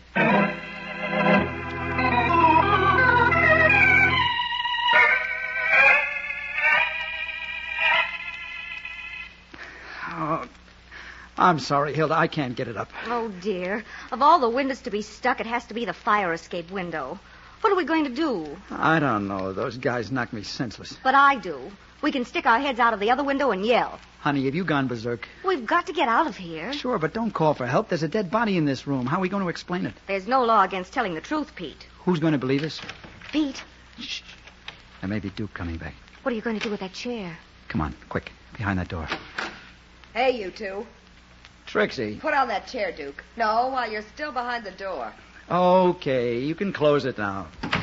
But how did you know we were... Look over there. Oh. I guess there's nothing like a well-placed mirror, is there? But, Pete, darling, there certainly is. What?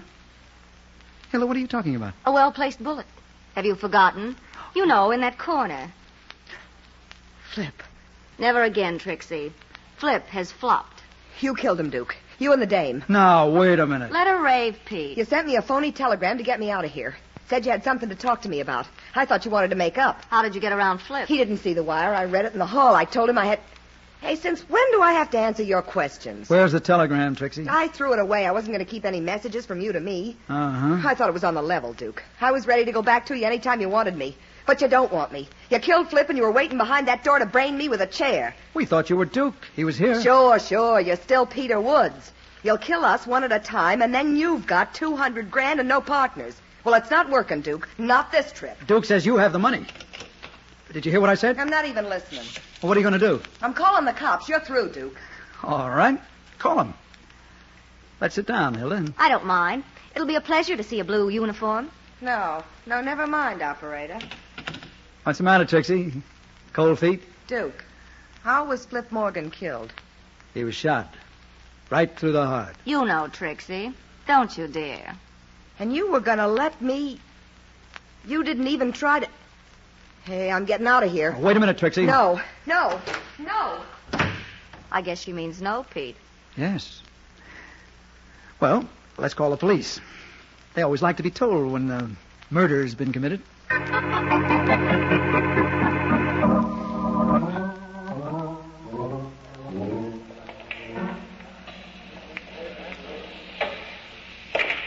Money ball inside pocket. Marty. Hiya, Trixie. I hear they gave Duke a facial. Did he come through? I've got to talk to you, Marty. Let's go someplace. Sure. How about the office here? It's built solid. All right.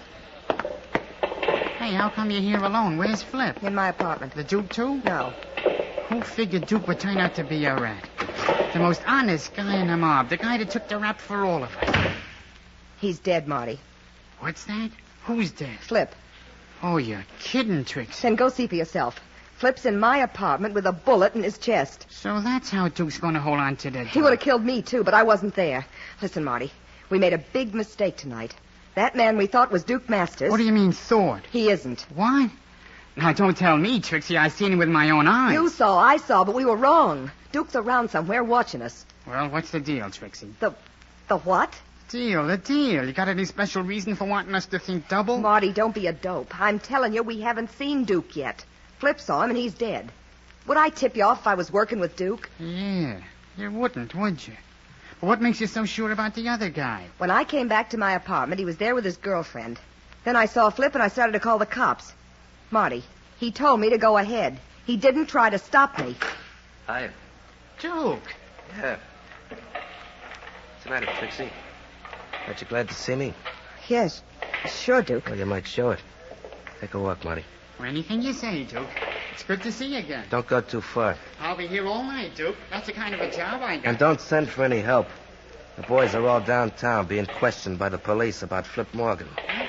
But, Duke, I wasn't going to do nothing like that. Yeah. It's amazing what protection a nickel will get you. Go on, beat it. Well, Trixie? Duke, what are you going to do? Oh, no, don't rush me, Cookie. I got a lot of looking to do first. Yeah. You're still a knockout. Oh, Duke. I've been waiting for you. Uh-huh. You don't know what it was like, not knowing whether you'd be locked up for 2 years or 5 years.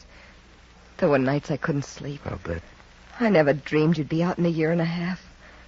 Oh, Duke, darling. Hold me close. Like this? Closer. I want you to hurt me. Is that how Flip used to do it? Flip, what's the idea, Duke? You tell me. I'm the guy who wants to know. You're crazy, stir crazy. Like every man who goes to prison, all you can see is a woman cheating, lying, dancing around with other men. Oh, I said nothing about other men, chicken. I only named one. Well, suppose I did let him buy me a few meals. Did you leave me any money to live on? Didn't even answer my letter a couple of months ago. Didn't I? I begged you to let me know where you'd hidden the $200,000. I promised I wouldn't take any more than I needed. Why didn't you answer my letter? That cabana at the beach, Trixie. Nice place, huh? Cabana? What are you talking about? You must have thought it was beautiful when you found the dough there. Duke! I answered your letter, baby. I told you where to look. I told you what to do, but you had ideas of your own. Finders, keepers. Why do a split when you can dance on a dime? Duke, I didn't know. You never told me about a cabana. I took the rap and kept my mouth shut, but you were going to close it for good. You knew what the mob would do if I didn't come up with the dough, so you waited and played dumb. I didn't have long to live, did I? Duke, listen to I me. get knocked off for being a double-crosser, and you inherit $200,000, free and clear. Nobody knows. Okay, Trixie, I know. Now, where's the dough? I never saw it. I never got your letter. I'm not asking for comedy lines, Trixie. But I tell you, hey, what are you trying to do? How do I know you wrote a letter? Because you say so? Well, I say I never got one. Okay. Okay, from now on, the proceedings will settle down to a nice, quiet, round-table discussion. Let me see your palm, Trixie. What for? I want to read it. I want to find out if you have a future.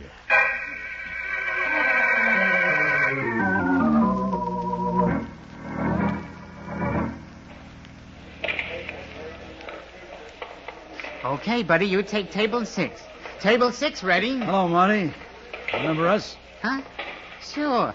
Gee, Mr. Woods, I'm sorry we tapped you for skull and bones, but you know, an honest mistake. That's quite all right now, Marty. As long as Pete can be himself again. We ain't going to bother him no more, lady. What brings you here? Want to shoot some pool? We're looking for Trixie. Oh, you're out of luck. Isn't she here? I left her and the Duke in the office about an hour ago. You know, long time no see. Are they still in there? What do you think? Come on, Hilda. Hey, wait a minute. You'd better leave him alone, Mr. Woods. The Duke gets awful mad. He won't hit me, Marty. It'll be almost like hitting himself. Now, take my advice and be smart. Now, don't... I'll try to stop him, Duke, but they... Save your breath, Marty. You're talking into a vacuum. Pete. Yeah. Strangled with a piece of cord. Holy smoke. Close that door, Marty. Sure. We don't want no riot. Marty, you said the Duke was in here, too. Well, I didn't see him go out. If he had gone out, would you have seen him? Well, sure. I was out front all the time, near the door, where the counter is. Well, then, how did he get out of here? How? That's an open window, ain't it? Wide open. You mean Duke jumped out of there? We didn't have to jump, lady. This is the second floor. He could have dropped down. It's only about 12 feet.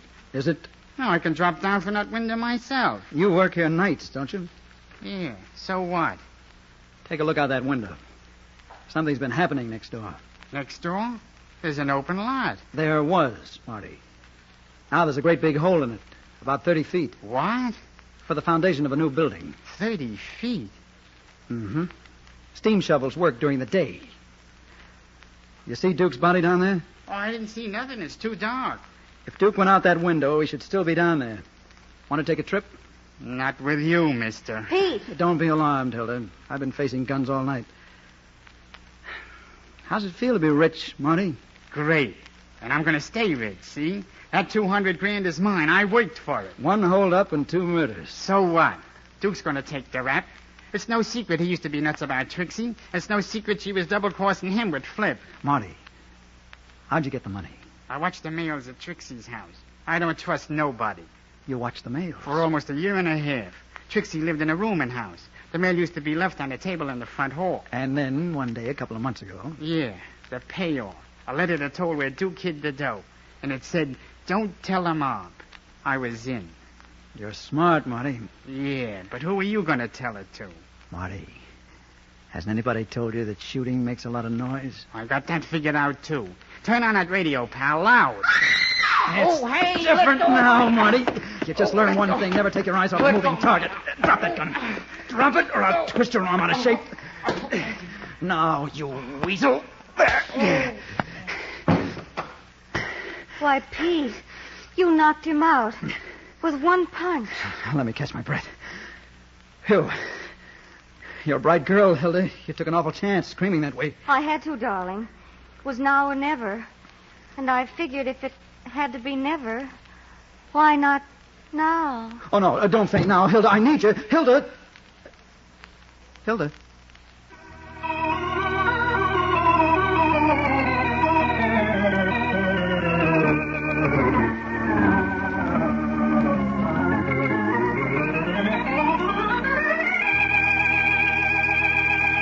And so closes tonight's Crime Club story, Death Never Doubles. Stedman Coles wrote the radio script. Roger Bauer produced and directed. Tonight's cast included Chet Stratton as Peter Woods, Larry Haynes as Duke Masters, Julie Stevens was Trixie, Arthur Vinton played Flip Morgan, Phil Kramer was Marty, and Charlotte Lawrence was heard as Hilda Ryan. Oh, I beg your pardon. Hello. I hope I haven't kept you waiting. Yes, this is the Crime Club. I am the librarian. Yes. Come over a week from tonight. Good. We have the very unusual story of a flight into fancy that took off from murder. It's called Death at 7:10 by H.F.S. Moore. In the meantime, there's a new Crime Club book available this week and every week at bookstores everywhere. Yes, it's available now. Fine. And we'll look for you next week.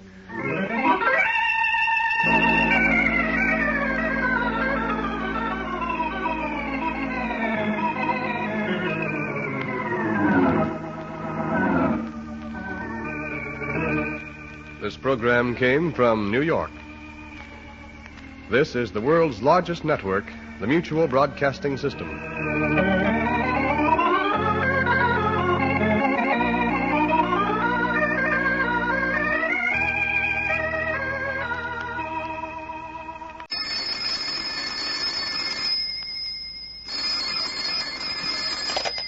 Hello, I hope I haven't kept you waiting. Yes, this is the Crime Club. I'm the librarian. Death at 7:10. Yes, we have that Crime Club book for you. Come right over.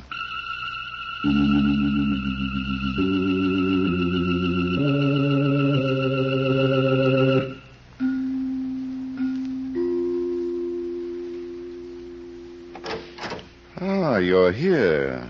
Good. Take the easy chair by the window. Comfortable? The book is on this shelf. Here it is, Death at 7:10 by H.F.S. Moore. The very intriguing story of a beautiful woman who was in love with death. Let's look at it under the reading lamp. The train was due to leave at 7:10 in the evening, and at exactly 8 minutes after 7, Mark Kent, a well-known mystery writer, was in drawing room B, his own drawing room, when the door opened. And he was surprised to see a young, beautiful woman. He was even more surprised at the way she giggled. Hello. Hello yourself and see how you like it. My name is Susan Ward Steele. Well, I'm flattered, but haven't you made a mistake? You're Mark Kent, the mystery writer. I adore mystery writers. Oh. Well, your pictures don't do you justice. How about getting me a drink? Don't you think you've had enough? Oh, be a good boy and get me a drink. I better get you back to your compartment. I'm going to Reno. A long trip. I saw you come on the train. I knew it was going to be interesting. I'm not going to Reno. You should have seen Gerald's face this morning when I said goodbye to him. He's my husband. Such a pain in the neck. Look, Susan, do you mind... And you should have seen Claire Ellis's face when I told her that I was going to marry Pierce Carlton. Mm-hmm. And my stepbrother, Robert Ward's face, when I wouldn't let him have the money. Mm-hmm. So many faces. And all so long. Will you do me a favor, please? Oh, Pierce will marry me. You just watch, Mark. In 6 weeks, when I come back from Reno, he'll never tell me again he's not the marrying kind. Yeah. How about that drink you promised me? I didn't, Susan. I want a drink. I've got to have a drink. Later, please. Anything. Water. Ginger ale. Take it easy, kid. Take it. I've never been so thirsty. Please. Water. Ginger ale. All about Chicago and points west. Susan. Albany, Prescott. All aboard. No. Conductor, hold the train. There's a dead woman on board. 4 days later, Mark Kent was in a room at police headquarters with Captain McNair, his friend. They were comparing notes, the results of intensive investigation, and some speculation. We start with the atropine, Cap. That's what killed her. Yeah, 1 pill. That's usually enough. Now, here's what the book says about atropine. An organic alkaloid which causes death in humans without coarse anatomical change. No pain. That's right. Symptoms include dryness of mouth and throat, giddiness, wild talk. Death usually takes place within 8 hours. The coroner told me there's no set rule about that. It can happen in 6 hours, in 4 hours, in 1 hour. It can happen in 10 hours. Well, we know from what Gerald Steele told us, Susan didn't get up until almost 11 o'clock. Yeah. Cap, are you willing to do some speculating? If it doesn't mess up the facts. What fact? All right, go ahead. But remember, you're not writing a book. This was a real murder, and I'm a real policeman. Now, we've got a pretty good idea of the kind of man Gerald Steele is. There's no record that he ever had a job. His wife, Susan, was very rich. So? Okay. We know that she left a will giving him half her estate, and we know that she was going to Reno to get a divorce. Another man, Pierce Carlton. Now, let's combine what Gerald told us about that morning 4 days ago and what, for reasons of self-preservation, he might have forgotten to tell us. Go ahead, I'm listening. All right. It's 11 o'clock. Susan Ward Steele has just gotten out of bed, and after the usual routine, she goes into the kitchen, where she finds her husband sitting before a big breakfast. She's a little annoyed. Good morning, Joe. Enjoying yourself? Any objections to my being hungry? Oh, no. I thought today you might have less of an appetite. I'm not responsible for today, Susan. Ham, eggs, toast, and coffee. Is that your first helping, dear? Oh, nuts. You don't say. You're so articulate. Where's Tommaso? I told him to take the day off. You told him? Yes, what's the matter with that? But, darling, you don't pay his salary. I had no idea that we wouldn't want any strangers around the house today. You're so sweet. But I'm not spending today with you. Oh? I'm having lunch with Robert, tea with Claire Ellis, and then... would you like to guess? Cocktails with Pierce Carlton, the great send-off. Don't be so bitter. He works for a living. Sure. Well, at least he has an office. Pour me some coffee, please. Yes. You want eggs, too? No, just black coffee without sugar. A full cup. You must have had a big night. Where'd Pierce take you? Places. Lots of people. I heard you slept well last night. Susan. You were snoring when I came in. Oh, for pity's sakes. First I get it because I'm eating. Now it's because I slept. You don't think much of me. You're a parasite, Gerald. And you're beginning to look like one. You don't care what you say, do you? Oh, don't tell me that there's pride under that expanding waistline. Just one more word out of you and I'll... Yes? What's the use? I can't take it. I don't want you to go. Really? I'm thrilled. If you go through with the divorce, I don't know what I'll do. I know one thing you'll have to do. Get a job. Huh? Let me spell it for you. J-O-B. It's what people do for money. What'd you ever do for yours? Oh, smart. I picked a family with a rich uncle. Sure, you can talk. You inherit $1 million. You're smart. Well, let me tell you one thing, Susan. If Don't bother, honey. I've got something much more important to tell you. I'm not leaving you any money to live on. What?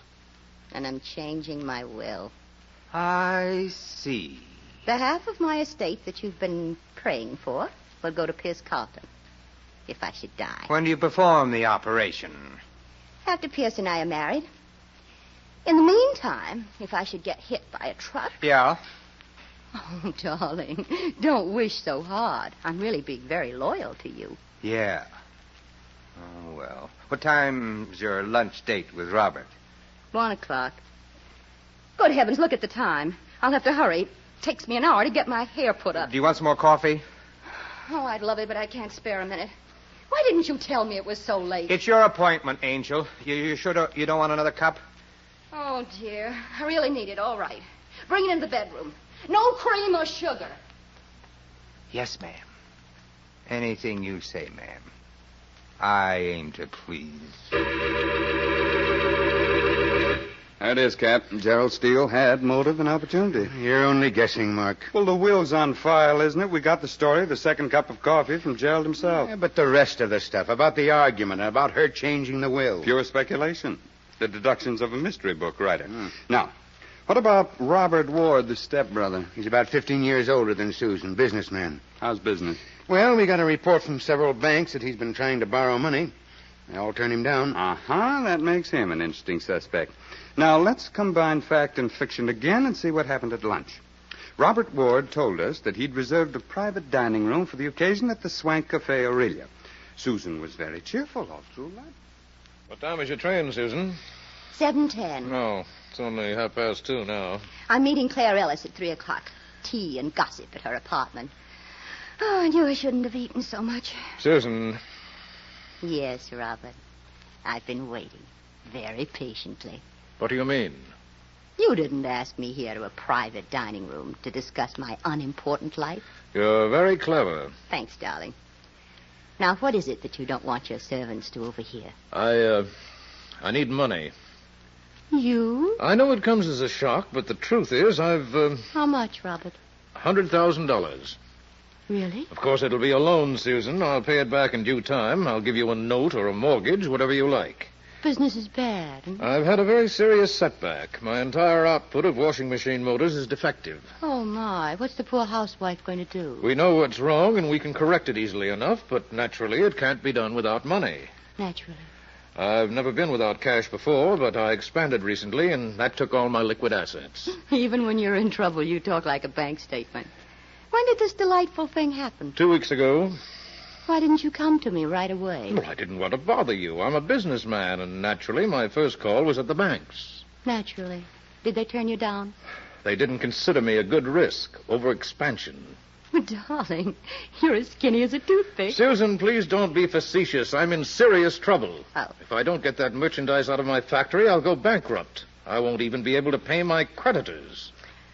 $100,000. Yes, it shouldn't mean anything to you. You can spare it. Oh, I can spare it. But tell me, Robert, dear, when did you ever do anything for me? Now, don't refuse me. You preached, called me a fool for not putting my money into a good, sound business. A wild, empty-headed fool. I tried to make you realize your responsibilities. Uncle Jeffrey left his money to us in good faith. It was our duty to protect it. I've still got mine. And I've got mine in factories, machinery, and merchandise. Now I'm asking you to help me liquidate it. No. Good Lord, Susan, how can you be so heartless? I've been practicing. But... Very well. I'm not going to beg you. Don't give up hope, dear. I've taken care of you in my will. Thanks to Uncle Jeffrey, you have no choice. Half of your estate must go to me. And half of your estate should go to me. But where is it? You can look for it after I'm dead. Oh, what in the name of thunder did I do with those things? What things? My pills, my box of pickup pills. Oh, here it is, my vest pocket. So you've come to that, huh? Just these last 2 weeks, doctor's prescription. I've been living in the devil's own basement, tired and depressed. What do they do for you? They give me a pickup, that's all. Get the tired feeling out of my system and clear my head. Perfectly harmless. Sounds interesting. Would you like one? Why not? I had a big night, and I've got a bigger day ahead of me. One pill will keep you going for hours. Flip it into the back of your mouth and wash it down with water. After you, darling. Very well. I never take chances. Well, here's to you. How soon before it starts functioning? Very soon. And now I think we ought to go, Susan. I don't want you to be late for your appointment with Claire Ellis. Well, it's a possibility, Cat. Oh, sure. So's a trip to the moon. You better stick to writing mystery books, Mark. If you make a mistake, nobody burns. Except maybe your publisher. Did Robert Ward take a pickup pill while you were grilling him 3 days ago? Now, wait a minute. Are you trying to tell me he had a box full of atropine pills when he met Susan Steele? Maybe. And that he passed them off as pickup pills? Maybe. But according to your own speculation, he took one of those pills himself. Now, why didn't it kill him? You might have had one in that box that was harmless. Huh? You know, a real pickup pill. Sure. Put that in your next bookmark. It'll read fine. I will. But for the time being, you won't mind if I keep it a secret from the district attorney, will you? No, I don't mind. Shall we go on? Go ahead. I'm on 24-hour duty. Well, the next stop that Susan Steele made was Claire Ellis's apartment. Now, what do we know about Claire? She served tea and ice cream cake. But not because she liked Susan. Oh, you've got a private line to her inner thoughts, huh? Didn't you notice how she was defending Pierce Carlton as you were questioning her? I noticed it. Yeah, he's the man Susan Steele expects to marry. And Claire's in love with him. Now let's see what we can get out of the situation in which two women in love with the same man meet for tea a few hours before one of them dies on a train, the victim of murder by slow poison. I'll get the tea things, Susan. They're in the kitchen. Oh, there's no rush, Claire. I'm not meeting Pierce until 5. The lovely, romantic orchid room. I told the sweet boy I must have orchids on our wedding day. Slews and slews of them. Susan, you know why I asked you here? Of course. To plead with me. We used to be good friends. Used to be? I'm sorry to hear that, honey. Susan, Don't marry Pierce Carlton. He doesn't love you, Susan. Pierce and I were practically engaged when I introduced him to you. Why did you make a play for him? You had a husband. I was smitten. You were smitten. Believe me, darling, I've been living in a delayed paradise for 3 whole months. You've never loved anyone but yourself, and the only reason you went after Pierce was because he was mine. He was a conquest. Does it make any difference? You'll never be able to keep him, Susan. Pierce is in some kind of trouble. You have money. Did he tell you all about it? Well, he told me. Doesn't that prove something? Well, what is it, Susan? What's wrong with Pierce? It's confidential, dear. Between sweethearts. I'll get the tea if you still want it. Oh, I want it. I'm a glutton for punishment. I hope you won't have to take much more of it. Ever.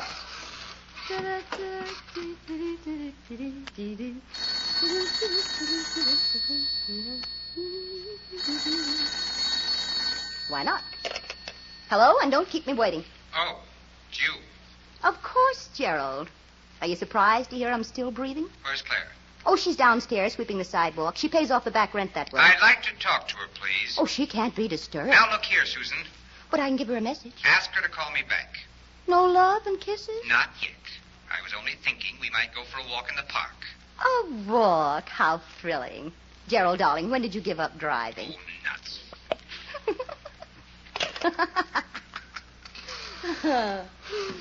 You might have held that phone for me, Susan. Who called? Pierce. He simply had to tell me how much he loved me. Claire, dear, watch your manners. Trays were meant to be put down, not dropped. I'm sorry. And those exquisite ice cream cakes, you almost ruined them. That one's for you, Susan. Thanks, dear, for remembering that I adore blueberries. I never forget a lot of things. Motive and opportunity. Love and ice cream cake. Hey, Mark? Well, that's how it looks on paper, Cap. You think Claire Ellis buried the atropine in the cake? Oh, she did. She's darn clever. But I don't know anybody who chews ice cream. If she did. Now, how do you figure out the business about that phone call? Well, Claire Ellis told us that Susan had received a call from Pierce. Go on. Pierce denied it, but Gerald admitted that he phoned Claire and spoke to Susan. Mm-hmm. Claire didn't know about the call, therefore Susan told her it was from Pierce Carlton. Q.E.D. Whoops, not yet, Cap. We've still got to prove a murderer. Now, what about Pierce Carlton? He's in the stock brokerage business with his father. Good, solid family background, old stock. That doesn't keep him from being a playboy, does it? I'm not interested in what he does, Mark, only in what he did 4 days ago. And in what he did before that. That goes without saying. My boys are checking. I think they're going to find that he's in a mess. A money mess. Anything's possible with you around. Okay. What happened the day we spoke to Claire Ellis? Your eyes popped. You saw a beautiful woman. Could be, but she was upset. Every time you mentioned Pierce Carlton, she had jitters. Why? Somebody told me she's in love with the guy. I told you, Cap. Oh, sure, I knew. I couldn't have gotten it from the facts. She kept saying over and over that Pierce was innocent. He had no reason for killing Susan. Cap, that girl knows something. So does everybody else in this case, except me. About Pierce Carlton, I mean. And I'm sure she didn't know it the day Susan was killed. Who told her? I don't know. What? Mark, did I hear right? Did you say you don't know? Let's go on to item number 4. Susan and Pierce at the Orchid Room. Dinner before train time. Soft lights, orchids on the table. A perfect setting for romance.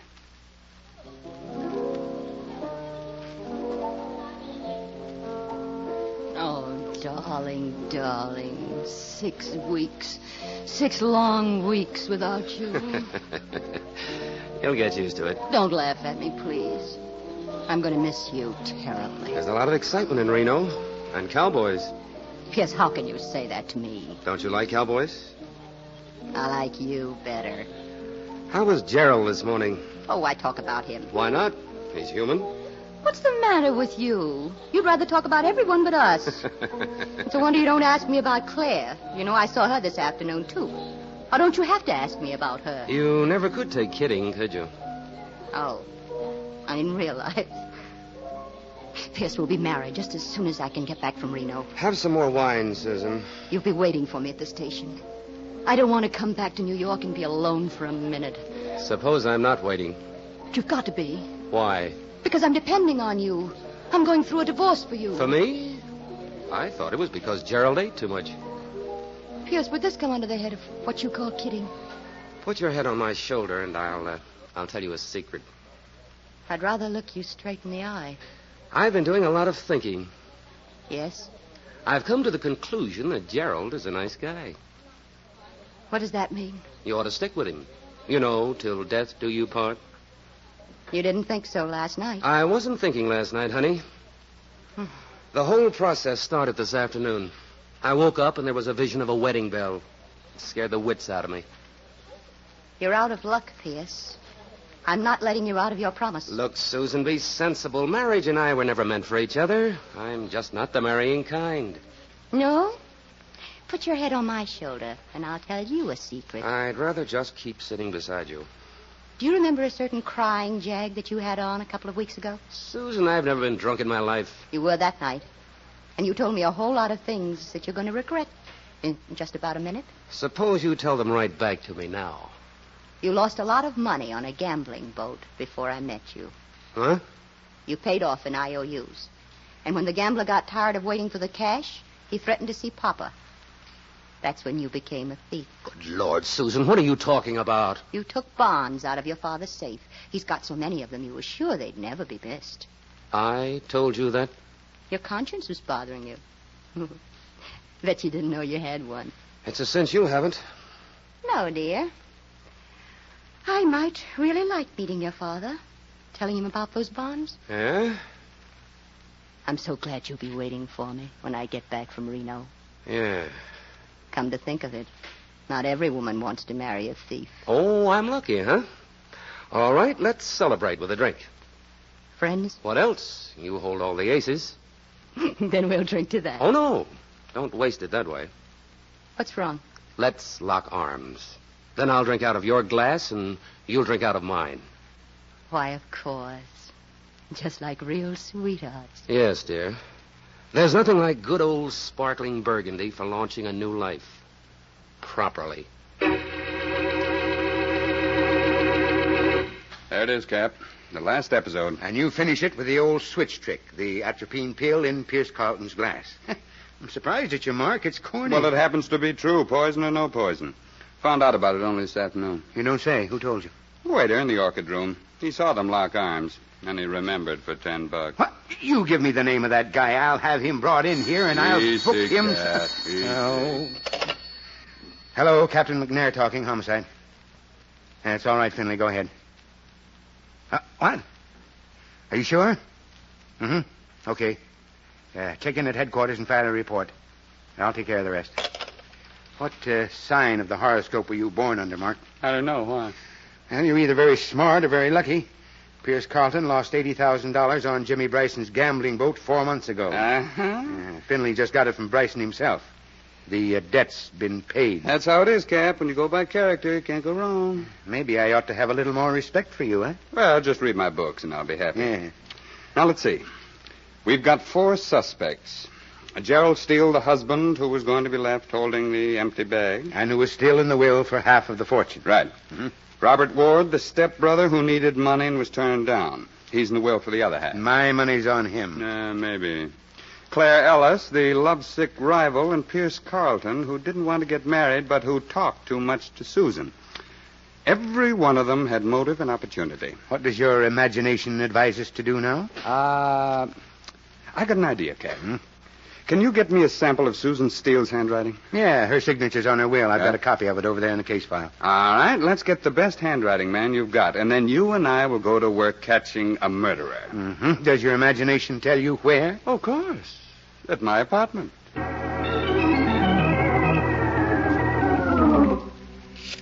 Mark, if this works, I'll buy you a new hat, and I'll eat your old one. And I'm supposed to be all alone, Cap. Hello? Gerald Steele? Yes? This is Mark Kent. Are you free to talk? What kind of a question is that? You'll understand. I was the last one to see your wife alive. So I read in the papers. You're also a friend of the police. Only when it's convenient. For example, I didn't tell them that Susan gave me a note before she died. A what? There's a name in it, a murderer's name. Look here, Kent, what's that got to do with me? It's for sale, Gerald. I had nothing to do with Susan's death. Oh, of course, but who's going to believe it? Does that note give my name?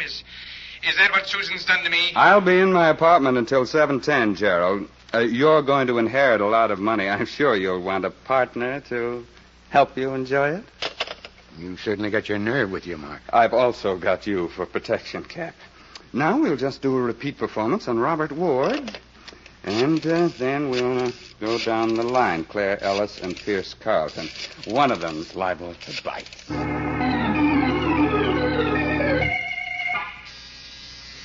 Stay in that other room, Cap, and don't wait for gunfire. Don't worry about me, kid. Yes, I heard you the first time.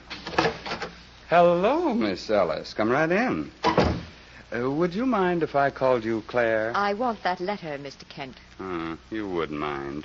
And I thought this is the beginning of a beautiful friendship. All I want from you is that letter. I've got a gun in my handbag, and I'm not afraid to use it. I didn't think you would be. How much money did you bring? I didn't bring any.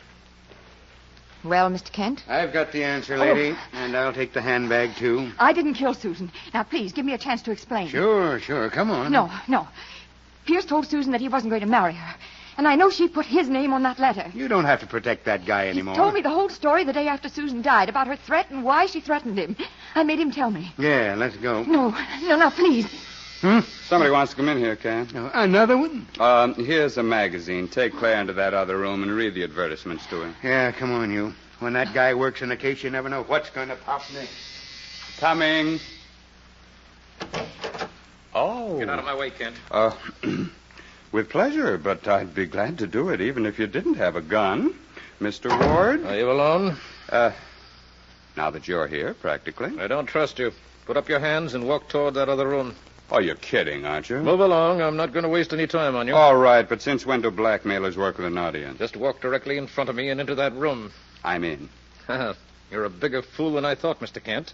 You should have protected yourself with a lie. Well, we all make mistakes, Mr. Ward. You've made your last one. I'm going to kill you. Don't you want that letter? I'll find it later, or I'll burn your apartment out of existence. I've got a right to my share of Susan's estate, and the law won't take it away from me now. So it was you who killed her? Of course. I needed money for my business, and she refused to lend it to me, the fool. No intelligence, or she'd have known I was prepared for every emergency. Yes, I sort of had that figured out. This box of pills, pickup pills, a wonderful tonic. Unfortunately for Susan, the one I let her pick was atropine. Don't look now, Mr. Ward, but there's a man behind you. Drop that gun. Drop it. Captain McNair. Yeah. With bracelets, you can't buy at Tiffany's. You should have looked when I told you, Mr. Ward. Well, sure. Well, Mark, it gets me how you figured this whole thing out. I'm a dreamer. Would you like to take care of my old hat now? Your old hat? What do you expect me to do with it? You said you were going to eat it, didn't you? Oh, yeah. But I said I'd buy you a new one first. Well, a deal's a deal, but I hope you won't mind waiting. No, I won't mind.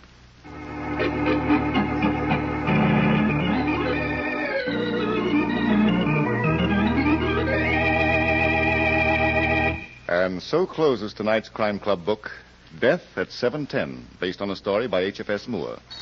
Stedman Coles did the radio adaptation. Roger Bauer produced and directed. Raymond Edward Johnson played the part of Mark Kent. Helen Shields was Susan Ward Steele. Cameron Prudhomme was Captain McNair. Ted Osborne played Gerald Steele.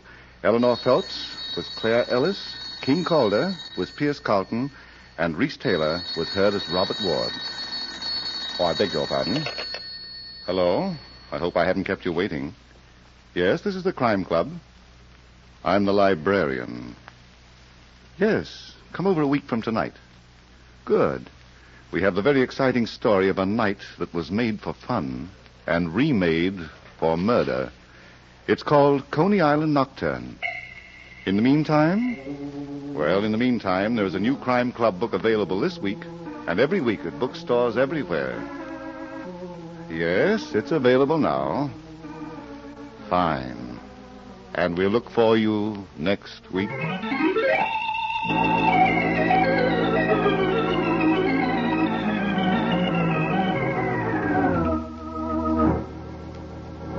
This program came from New York. This is the Mutual Broadcasting System.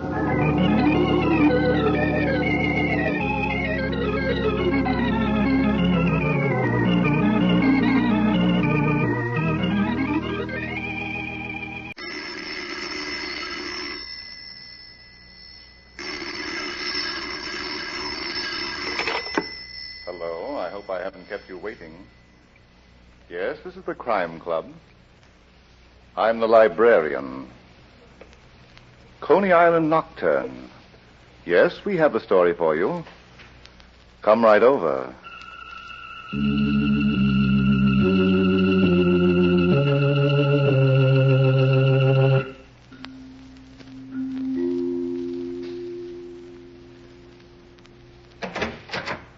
You're here.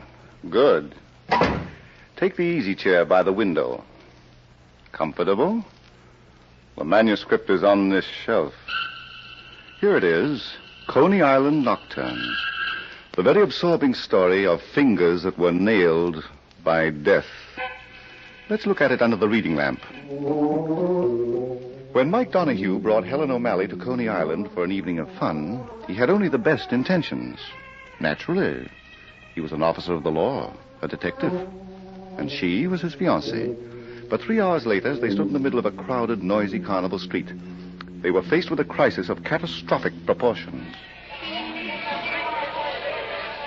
Mike, I'm afraid I'll never understand you. How many times have I told you never to keep your wallet in your hip pocket? Yeah. If you were just another palooka who didn't know any better, then, well, all right. But you're a member of the pickpocket squad. You're supposed to know. Yeah. Haven't you got anything to say? How much money have you got on you? Enough to get us home. Helen, you're not going to tell the boys at the station house. No, dear. I still expect to marry you someday. I want congratulations, not sympathy. Yeah, well... Hey, Mike. Who was that? Look over there, honey, and you'll see a character. Hiya, Mike. I never thought I'd be glad to see you. Benny Gould. You recognize me, don't you? Look me over, pal. I've done a 60-day stretch in a workhouse, and I ain't a bit tired. What are you doing down here, Benny? I thought your territory was Times Square. I got a job. I'm going straight, Mike. You don't say. Yep. Got fed up looking through bars. So now I'm a barker for a show up the street. Hey, who's the tomato? Helen O'Malley, Chipmunk. Do you consider me fruit or vegetable? Huh? Oh, it's a riot, Mike. Is it permanent? Put your hands behind your head, Benny. What? I'm going to frisk you. Now, do you want to put him up, or do I have to coach you? I put him up. You ain't got nothing on me. I'm on a level now, Mike. You're an old-time pickpocket, Benny. You're the way you cops make a label stick. Once a crook, always a crook. Mike, he wouldn't have your wallet. Maybe not, Helen, but this dip can pick the whiskers off a sleeping cat and get away with it. Okay, Benny. Thanks. Come on, Helen. Hey, wait a minute.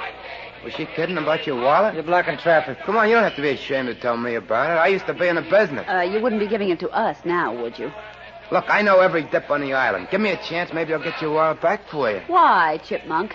Because I'm a good citizen, that's why. All right, Benny, let's go. Hey, what is this, a pinch? You were going to take me to the wallet, weren't you? I gotta find it first, Mike. Suppose we do that together, huh? Uh-uh. I ain't putting the finger on nobody.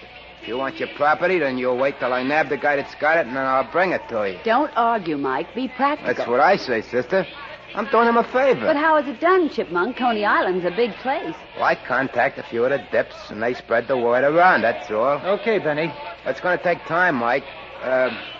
Meet me at the beach at the end of the boardwalk in a couple hours, 11 o'clock. And don't follow me. We won't. Mike wants his wallet, and I want Mike to be happy.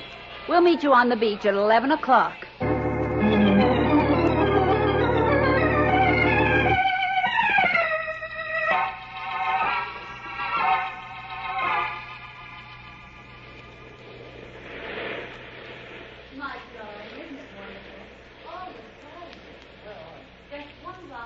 Boardwalk, and I think we ought to adopt Benny, don't you? It was his suggestion. Oh, we're not exactly alone, Helen. Are you going to worry about that girl all night? Well, she might be watching us. She's fast asleep. Besides, she's a good 30 feet away. Come on, my bashful Romeo, give me a... It's only me, Mike.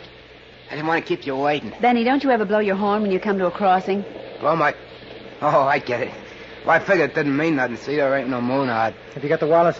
Not yet, pal. You said 11 o'clock, and it's almost half past. Okay, but Coney Island's got a lot of depths, and they're spread out all over. You gotta be patient, Mike. How much longer?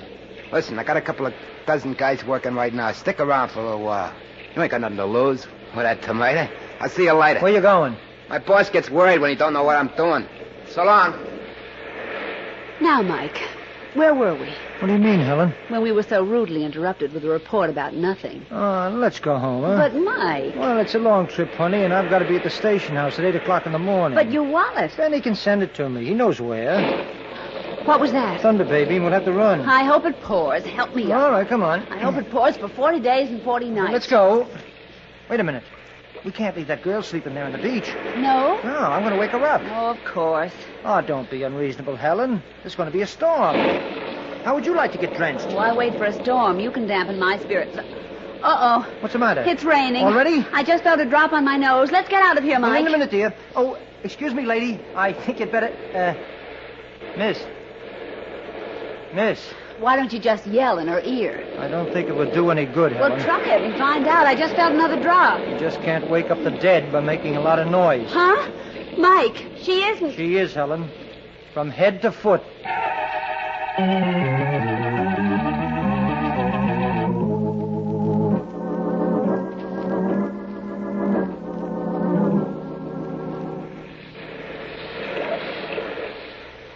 The poor kid.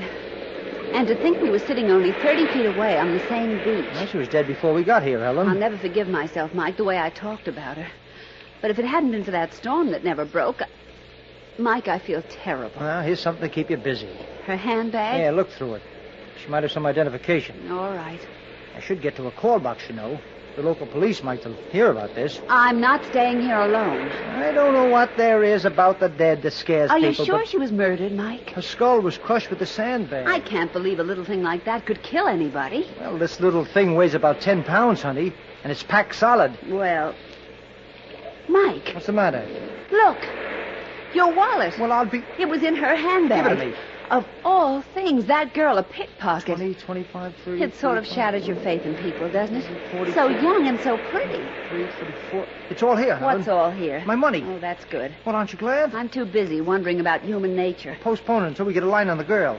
Come on, keep looking in her handbag. Mike, darling, you may be a detective, but... Then I'll look. That's your job. Oh, dear, a pickpocket. Mike, what kind of people murder pickpockets? All kinds. Well, I mean, pickpockets are the lowest kind of crooks, the bottom of the underworld. They don't work in mobs, do they? Sometimes. Maggie Blake. What's that? Her name on this identification card. A pickpocket with a... It doesn't make sense, Mike. It never does, honey, until you know what it's all about. Do you? No, but I'm going to find out. That's nice. Where do we start? First, we head to a call box. Get the homicide squad working. As long as we do it together, dear. And after that, we're going to Josie Johnson's Palace of Joy. We're going where? Read it. It's on this business card I found in Maggie Blake's handbag. Oh. Well, as long as they advertise, it should be all right, shouldn't it? Helen, what's wrong with you? You'll never know, Mike, what I thought you were talking about.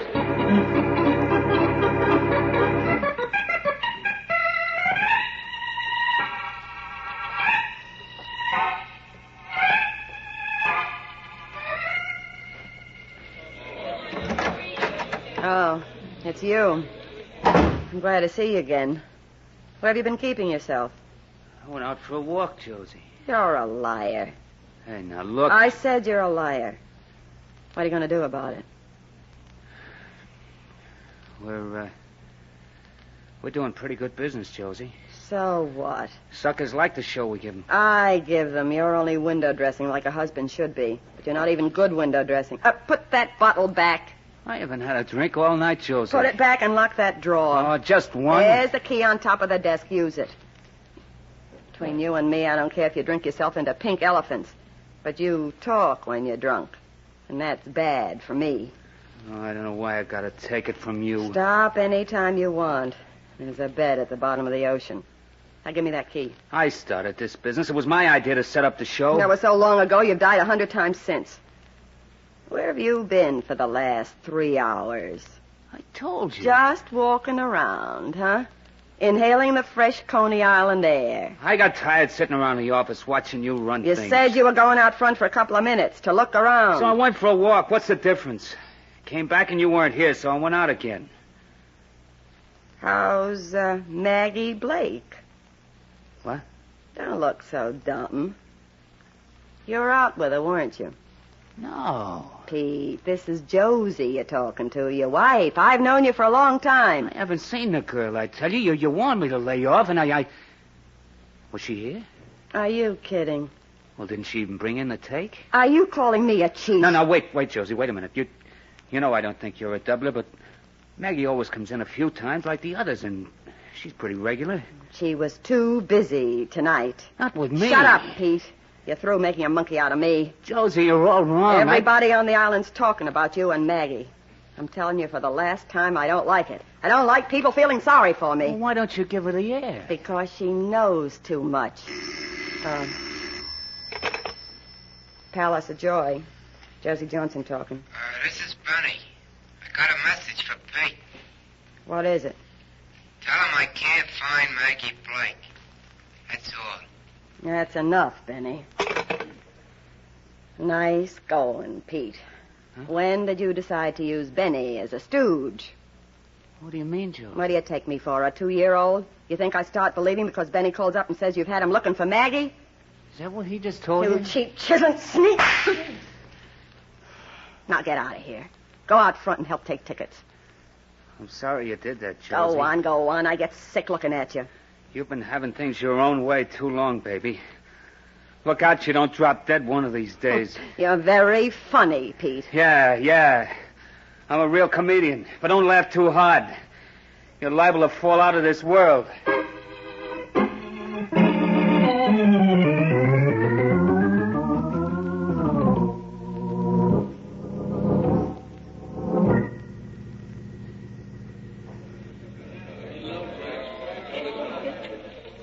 There should be an office here, Helen. Another door besides the main entrance from the street. Should-be's don't count. So this is the Palace of Joy. Who's crazy, Mike? The world? I've got no time to think about it now. Oh, excuse me. The pickpocket squad has to solve a murder first. Life can wait. I tell you, Maggie Blake has something to do with this place. Just because you found that business card in her handbag. Maybe. You're driving without lights, darling. Business cards don't prove... Say, Mike. There's Benny. Where? Talking to that man by that puppet stage. Well, that's funny. I was looking over there only a minute ago. I didn't see anyone. It could be magic, you know. This must be the place he works in. And maybe that's Josie Johnson he's talking to. Come on, we'll ask him a few questions about Maggie Blake. Anything you say, dear, you're the law. But who would come here to see a puppet show? This isn't exactly a playground for kids. Oh, you beginning to get ideas, too? It just hit me all of a sudden. Maybe the shows they put on here are not for kids. You know. I've been around, sweetheart. What? Concentrate on Benny and his partner. They've seen us and they've stopped talking. Hiya, Mike. Hey, how'd you and the doll find out about me in the palace? You've been, asking questions? We found a card in the storm, Benny. Storm? What you talking about, Mike? There ain't been no storm. Who's this guy, Benny? Give me a chance, I'll introduce you to him. Pete, this is Mike Donahue, a deck from Times Square. Pleased to meet you. Pickpocket squad. Dame's his girlfriend. Yeah. Well, I hope you enjoy yourselves. I'll be seeing you. Just a minute. I've seen you before someplace. Were you over in the lineup at police headquarters? Who, me? What's your full name? Pete. Peter Blake. Mike. Peter Blake, eh? Any relation to Maggie? Yeah. Yeah, she's my niece. She's not in trouble, is she, Mr. Donahue? Not anymore. Benny, where do I find Josie Johnson? The boss? Mm-hmm. I don't get it, Mike. You're acting just like a cop on the prowl. You recognize all the signs, don't you? Get Josie Johnson. The boss ain't here. Benny, you want me to be nice to you? I'm telling the truth, Mike. I came back looking for the boss myself. Pete told me. That's right, Mr. Donahue. Now, would you mind? I'd like to know about my niece. She's been murdered, Mr. Blake. Murdered? Yeah. You're kidding, Mike. Not that cute little kid that used to... Maggie. Take it easy, Pete. That's not going to get you no price. Oh, but why? Why should anybody kill Maggie? She never... Mr. Donahue, where is she? At the morgue by now. Would you like to tell me what she never did? I'm going to claim her body. I'll see you later if she's still here. Mike, you're not letting him go, are you? Why not, Helen? But he didn't even ask how his niece was killed. I noticed it. I noticed the tears, too. They were the kind you find on a crocodile. So, why didn't you hold him? Darling, a policeman doesn't hold everybody. Does he, Benny? Don't pick on me, Mike. I don't know nothing about it. Sure.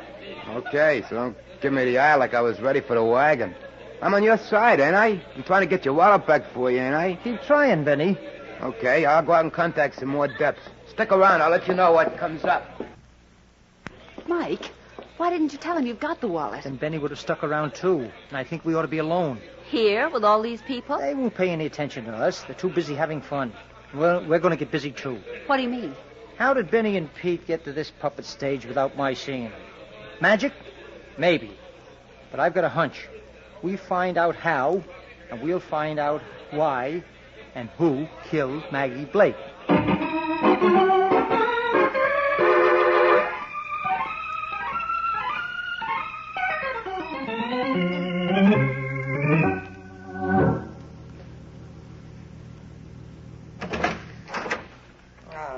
you're back again? What's the idea, sneaking in through that alley door? There's a dick out front, Josie. Yeah? He was asking for you. Benny and I played dumb. We didn't tell him you were here in the office. What was he asking for me for? Murder? Huh? Maggie Blake. You killed her, Josie. Have you gone crazy? Now, wait a minute, I've been Pete. waiting a long time, baby. You shouldn't have done it. You're going to have to leave town now. We'll see about that. That was some act you put on before. Getting hot because I was out with Maggie, but you knew I wasn't, didn't you, Josie? You knew she was dead. You knew exactly where she was because you'd left her Hello, there. Express? I want the city editor. You thought I please. was sweet on her. Well, sure I was. I was nuts about her. But you didn't have to kill her. She was going to get married. Yeah, she found herself a boyfriend, a good, clean kid. She was going to quit the racket. She told me this afternoon, Josie. City editor? This is Josie Johnson. I own the Palace of Joy. I've just been told... All right, I'll wait. I wasn't going to tell you about it. I was going to let her get away first. I was going to make sure she lived to get married, but Shut up, Pete. Hello? Yeah, Josie Johnson. I've just been told that one of my employees was murdered. Maggie Blake. Uh-huh. On the beach? Yeah. Yeah, thanks. Yeah. Well, it checks, don't it, Angel? She was slugged with a sandbag, Pete. How soon you going, Josie? Gone where? Away. You're not waiting for the cops, are you? I didn't kill her. That dick out front thinks you did. He asked for you. Yeah, and you told him I wasn't here. You wanted him to think I'd taken a powder. Why don't you? I'll give you enough dough to get out of the country. You give me? This is my show now. Meet the new boss. You don't say. Yeah, I do. That's for the new boss, Pete. Why, you red-headed... What's that? Come on, open up. Detective Mike Donahue. Who told him about that door behind the puppet stage? I'm not waiting to find out. So long, Josie, and good burning to you. Not as long as you're alive, Pete. Don't run so fast, baby. You'll go through the wall. Open that door and let's get out of here. I'm glad you built that other door solid. For a louse, you used to have good ideas. Look around before you go into that alley. It's clear. You got the keys. Come on, have you got them? I got them. Okay, give them to me. I'll lock this door on the outside.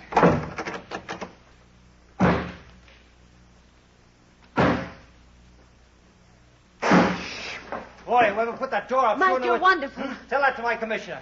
There was a man and woman in here. We heard the voices. Locked. They didn't go out this way. You said there was something behind that puppet stage. But why an office? What kind of a business would That they door be... over there.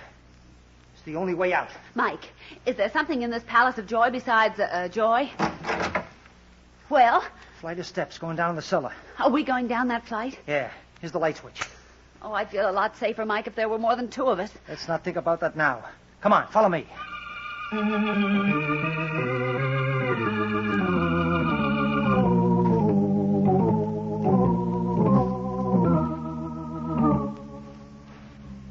Mike. Stop worrying, Helen. There's nobody down here. How can you be so sure? All these boxes piled in rows up to the ceiling. Suppose those two people are behind one of these rows. They're not waiting to see the whites of our eyes, honey. If they were down here, they... wait a minute. I'd rather go, Mike. Sandbag. Just like the one Maggie Blake was killed with. What difference does it make? There's a puppet stage upstairs. Why can't they keep an extra sand... Oh, I see what you mean. Thanks. You're almost as slow as I am. Sandbags are used to hold down the curtain.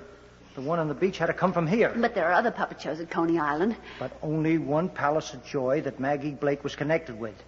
We met her uncle upstairs, remember? Yes, dear. Shall we go now? Not yet. There must be some way that man and woman got out. Let's turn this corner. I'm sure we won't find prosperity. Those men! All those men standing against the wall! What's the matter with you, Helen? Can't you see they're only dummies? I don't care that they are. I'm not taking another step. All right, stay here. With pleasure. Those filthy, horrible-looking things. Yeah, I can tell you exactly what they are. Helen, where are you? Sitting down, Mike, behind the pile of boxes. Well, listen, these are training dummies. The kind the old-time pickpockets used to teach newcomers. Come over here, and I'll show you the lights that flash on when the student is clumsy. Palace of Joy, huh? Josie Johnson's running a school for pickpockets. That means that Benny is one of the... Figure it out for yourself, Cupcake. Hmm? My, do you look surprised? Who are you? Josie Johnson. Now, turn around, Mike, and I'll take your pretty 38 out of your pretty holster. Just keep your hands up high. Where's Helen, the girl that was down She's here? resting. She collided with the butt of my gun, and it knocked her out. Why did you do it? I got jealous. You're such a handsome guy for a cop. You know all about me, huh? Not all, Cupcake. Give me time. I've only just met you. I'm going to go look for Helen. Not without my permission. Now, listen, she might be badly hurt. She'll recover in time for the wedding. How would you like to be a hero? You make a practice of hitting women on the head? Mike, I'm trying to get you a medal. I know who killed Maggie Blake. Yeah? I guess it was somebody else, wasn't it? It was. And if you'll go quietly, I'll take you right to him. Where? He's in my apartment, and he's dying to meet you.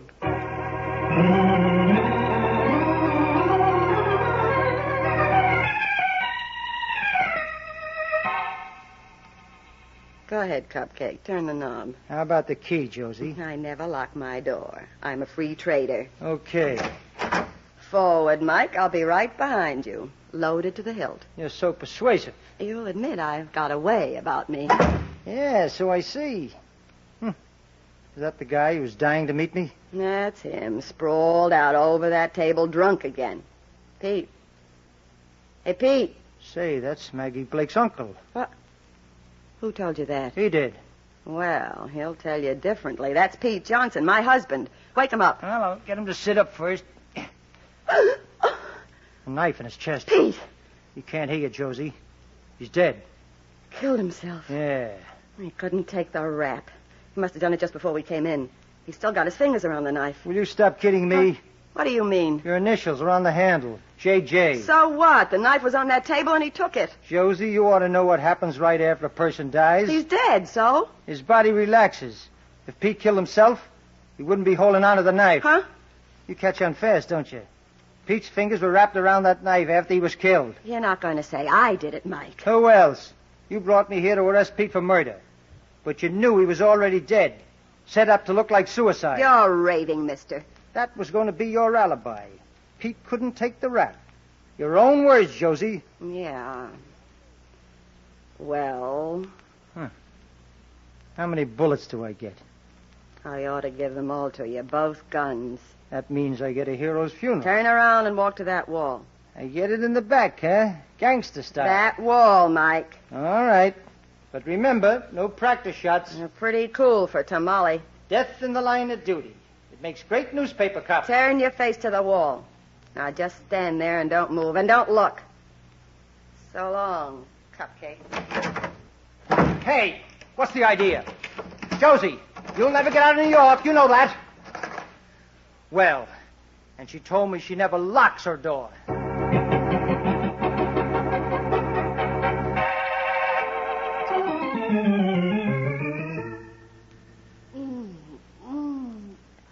Oh, it's all right, Helen. Everything's all right now. Mike, what hit me?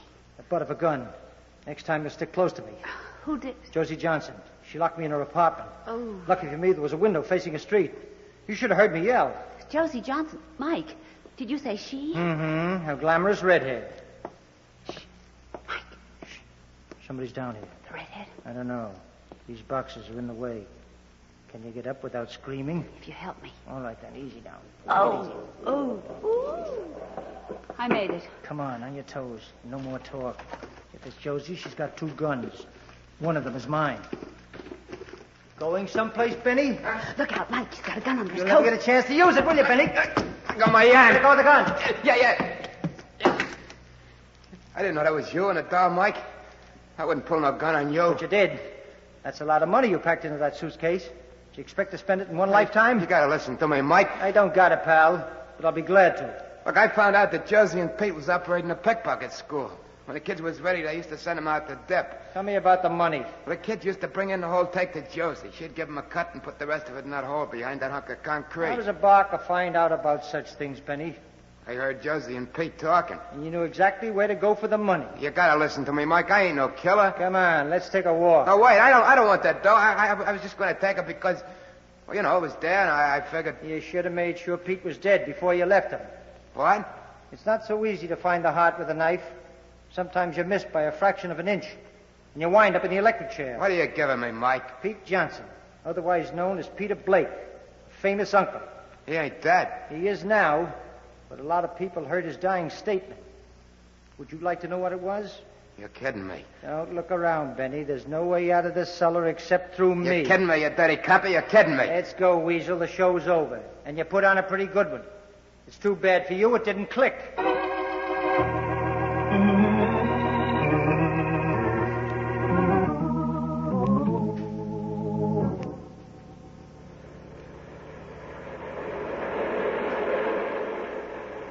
Worst part of going to Coney Island, the ride home in the subway. Yeah. Oh, well, Benny's confession sort of makes it worthwhile. Imagine that chipmunk having the whole thing planned from the beginning, picking your pocket and then asking us to meet him on the beach where he'd left Maggie Blake's dead body. What a character. And all for a few measly dollars. $30,000. He even thought he'd get away with it. You'd suspect Josie and Pete Johnson of Maggie's murder, and he'd be... Mike, you didn't tell me how he got to Pete to kill him. I guess I'll have to, won't I? Well, he followed them to their apartment after they left the office. Yes? Then he phoned Josie and told her to help him frame Pete. She came back to the palace looking for me. Well, the rest is history. Yes, but Mike, what made you suspect Benny? Two things, sweetheart. Josie had a chance to kill me and didn't. And Benny going for the money in the wall. Can I go to sleep now, dear? One more thing. What happened to Josie? She was picked up. Now, darling... All right, honey. Mike? Is this your wallet? Where'd you get it? Out of your hip pocket. For a member of the pickpocket squad, you are about the easiest pickings I've ever known. Good night, dear.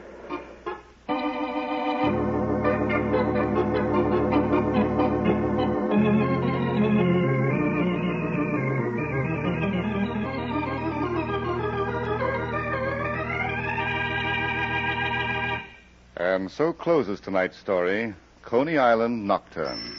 Stedman Coles wrote the radio script. Roger Bauer produced and directed. Walter Kinsella played Mike Donahue. Joan Alexander was Helen O'Malley. Jean Ellen was heard as Josie Johnson. Bill Quinn was Peter Johnson. And Joseph Julian was Benny Gould. Oh, I beg your pardon. Hello, I hope I haven't kept you waiting. Yes, this is the Crime Club. I'm the librarian. Yes, come over a week from tonight. Good. We have the very exciting story of a sparkle that bloomed into murder. It's called Death Deals a Diamond. In the meantime, there is a new Crime Club book available this week and every week at bookstores everywhere. Yes, it's available now. Fine. And we'll look for you next week.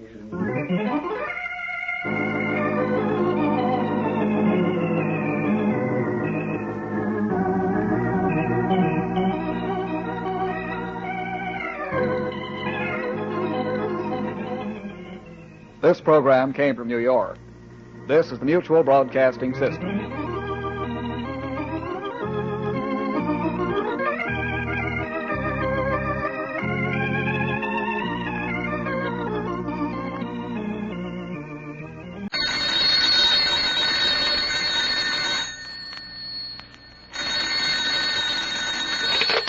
Hello, I hope I haven't kept you waiting. Yes, this is the Crime Club. I'm the librarian. Death Deals a Diamond. Yes, we have that story for you. Come right over.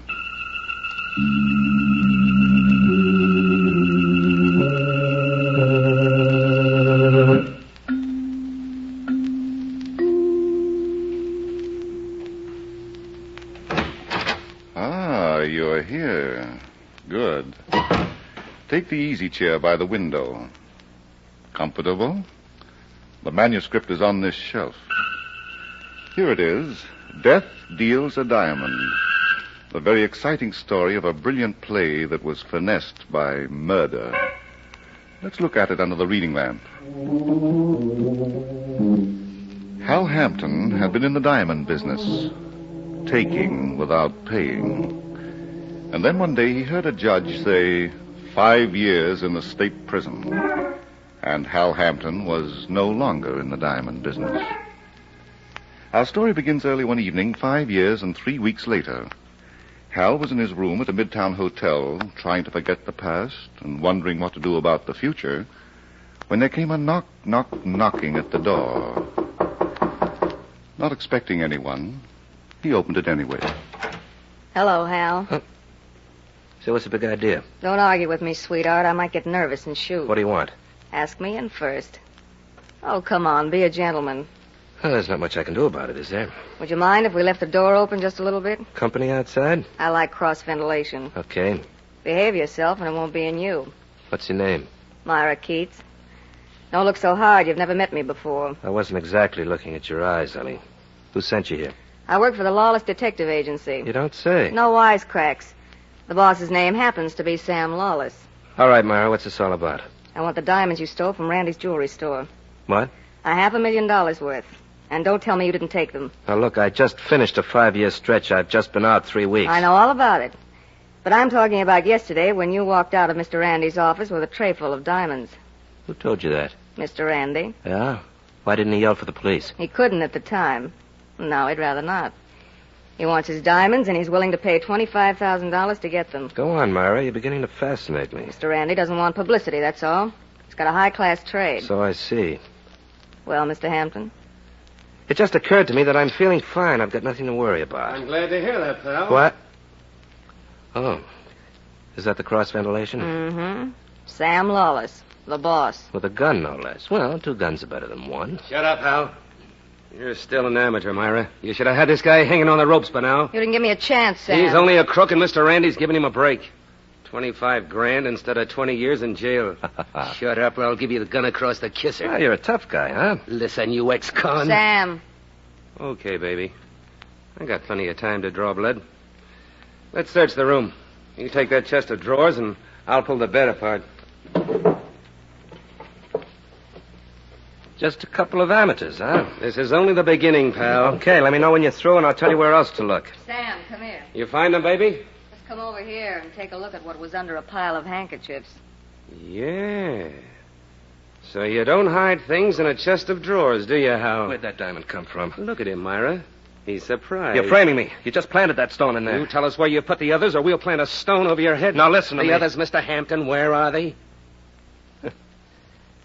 Look around for yourself. You've got a knack for finding things. Oh, he won't cooperate, Myra. Well, there's only one thing to do. Here, put these handcuffs on him. With pleasure. Now, wait a minute. Hal, don't be a problem, child. I wouldn't like to spank the life out of you. But you're going to anyway. Not yet. First, we'll take a trip to my office. Mr. Randy is waiting for you with a lot of bad news.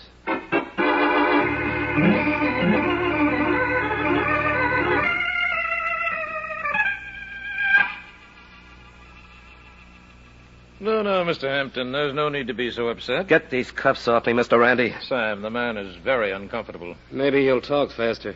Sorry, Mr. Hampton. I've done my best. Now, about those diamonds you stole from me. Oh, nuts. Please be more expressive. We know your reputation for slickness and charm, the most renowned diamond thief since the great raffle. Thanks for the plug. Do I take a bow? Unfortunately, I didn't know you yesterday when I let you into my store and into my office where I keep my greatest treasures. Sure. Please don't deny that you were there, Mr. Hampton. I've already done that. I showed you a tray full of diamonds, and you walked out with it while I was in the safe getting another. Very well. Myra, will you ask Mr. Brown to come in here? Of course, Mr. Randy. Mr. Brown? Oh, he's not in this other room, Mr. Randy. Look for him. All right. And now, Mr. Hampton, just in case you're wondering, Mr. Brown is one of my salesmen. He waited on you just before he turned you over to me. Oh, you've got the whole team out, haven't you? Except the police. And I'll call them if you refuse to do business with me. $25,000 worth? That was my offer. Grab it, Hal. Don't be a sucker. Oh, by the way, what does Sam get out of this deal? Oh, a small service charge. Plus a very handsome reward of $5,000. Uh-huh. 30,000 just to get back your own merchandise? The insurance company ought to build you a monument, Randy. Shall we talk about diamonds, Mr. Hampton? You talk, I'm going. Where to, Hal? Oh. Sam, that gun's beginning to look like a double feature. I hope it doesn't bore you, pal. Oh, excuse me, gentlemen. Come in, Brown. I was walking up and down in the hallway. It's so much cooler than in the... Oh, my. Handcuffs. Yeah, it seems to be the latest style, Brownie. Brownie? Now, look here, young man. I don't like that. Why, Mr. Randy, this young man, he's the diamond thief. Mr. Hampton denies that he was in my store, Brown. He does. But that's ridiculous. I waited on you, Mr. Hampton. And I couldn't do a thing to please you. Ah, go on. I bet you didn't even try, Brownie. I was forced to ask Mr. Randy to take over. Then you and he went into his office. The next thing I knew, Mr. Randy was asking about you. He'd been robbed, and you had disappeared. Does that settle it, Mr. Hampton? Only from your angle, Randy, but you'll never get away with it. You prefer to be stubborn. Very well, Sam, take over. Right. I'll get the truth out of him. I'm sure you will. Come along, Brown. We must get back to the store. Yes, sir. Myra, I want you and Sam to see that Mr. Hampton doesn't leave without my consent. He won't, Mr. Randy. Will he, Sam? I don't want to be disturbed, baby. All right. Now, Hal, it's just you and me. You want to talk while you've still got a mouth? Look, why don't you give me a break? I've just done 5 years. Get these cuffs off me. Don't be sore, pal. I'm only doing my duty. I promised Mr. Randy I'd get the truth out of you. And I've never welched on a promise to a client yet.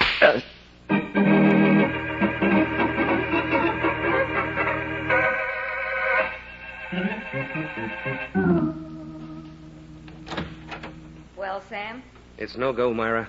you won't open up? Nope. Why'd you quit? Listen, you can't beat an unconscious guy. That guy in the next room is out cold. Why don't you use some water on him? I've been told it works miracles. You're a pretty cold baby, Myra. I don't like crooks. Yeah? Well, I'm not so sure Hal's the crook in this case. What? No guy can take the beating I just gave him and keep his mouth shut. Not even for $500,000 in diamonds? I almost killed him, Myra. You heard him yelling. I didn't hear him yell diamonds, Sam. I tell you, he's innocent. That goes okay with hearts and flowers. But we've got $5,000 tied up in a confession from Hal. What makes you so anxious to get that confession? I've been told a girl can get a pretty good mink coat for half of $5,000. That's all? Maybe if I shop around, I can get a mink coat and a pair of shoes. That confession wouldn't be tied up with a double cross, would it, baby? What do you mean? You found that diamond in Hal's room, in the chest of drawers. So? A very peculiar place for a diamond that wasn't planted. Hold your horses, Sam. Hal Hampton was one of the smartest con men in the business before he went to jail, and he's still smart. He wouldn't keep stolen property where it could be found. You get your ideas late in life, don't you? I get them when they count, honey. You palmed that stone, didn't you? You're crazy. You had it on you all the time. And when you went to that chest of drawers, you just parked it under the handkerchiefs. You're getting crazier by the word. You've got the rest of that fortune, too, baby. Do tell. And who gave it to me? Randy, maybe? For safekeeping? Yeah? Yeah. While Hal Hampton was being set up for 20 years. Oh, get yourself locked up where it's good and quiet. You're becoming a menace. I've got a better idea. What you've got, we're going to keep. That'll teach Randy never to trust anybody. Would you, double-cross a paying client? 50%, baby, of $500,000 in stones. Come on, take me to them. I'm dying for a split. You, better close that door, Sam. What for? Mr. Hampton may not be as unconscious as you think. Okay. Now.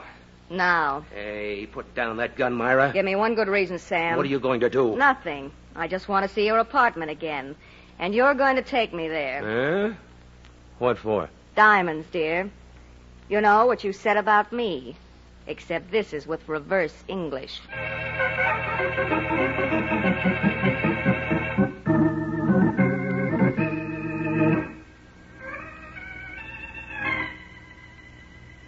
Oh.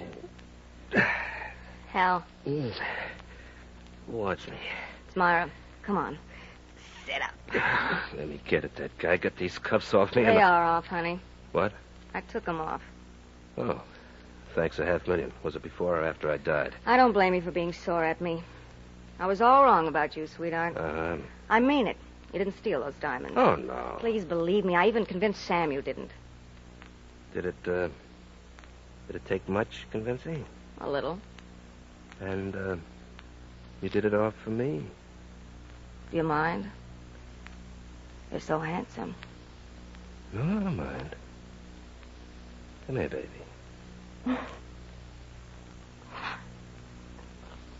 See what I mean, Hal? I see, not bad. Now, if you could only sound as good as you taste, Hal. this would be paradise. You low-down heel. I should have let Sam kill you. And rub out a possibility? You're no good to me at all. I try to help you. I try to get you out of a hole. That you got me into. I didn't put that diamond under your handkerchief. It wasn't on my laundry list, Blue Eyes. I didn't put it there. Now, do you want to get out of this frame or don't you? I do, Myra, but not with your help. You're going to get it whether you like it or not. Now, listen. Mr. Randy and Sam Lawless had a meeting 3 days ago. The first of a series, I suppose. Sam didn't tell me what it was about. But I've got a hunch that you and diamonds were on the agenda. Keep going, Myra. Randy's business hasn't been all it's cracked up to be. A lot of stock and a few customers, and you know how a man sees red. Uh-huh. And you think he's shifting stock to collect insurance? I'm not to be quoted, Hal. I'll keep it a state secret. Now, the diamonds. I'm not sure. But Randy's too smart to stow them where they might be found. But Sam isn't, huh? Don't count your chickens before you can buy them. Sam Lawless is very smart. But he doesn't know I suspect him, and he might be just a wee bit careless. Mm-hmm. And the logical place for that wee bit of carelessness? I don't know. Okay. We'll start with his apartment. You show me where.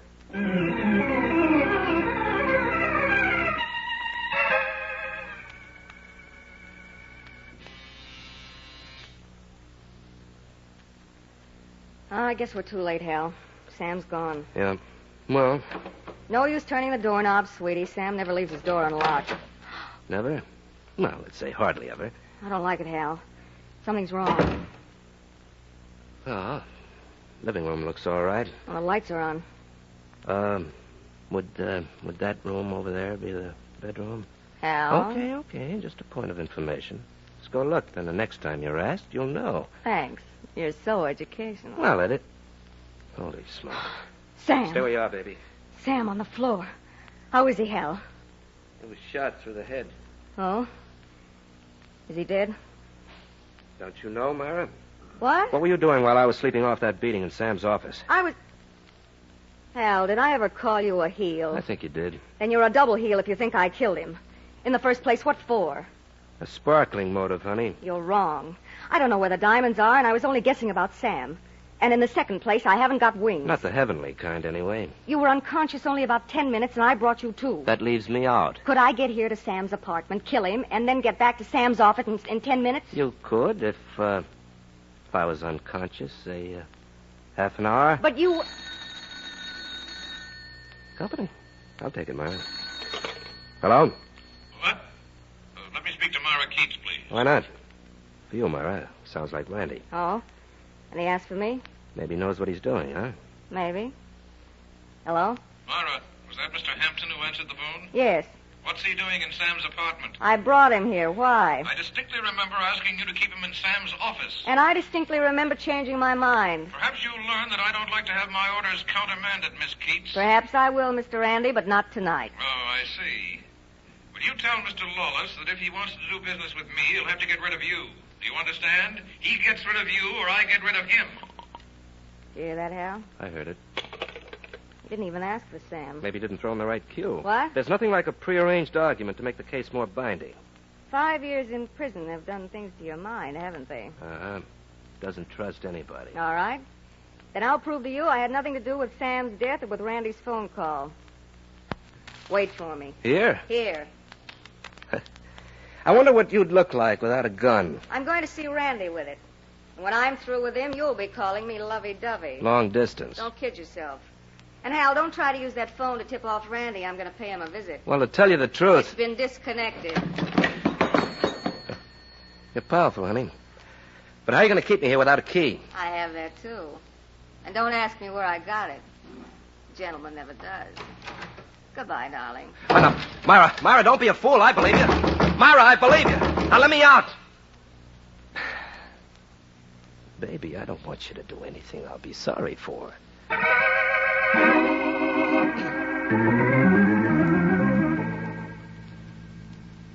Yoo-hoo. Listen, mister, are you trying to flirt with me? Got any objections?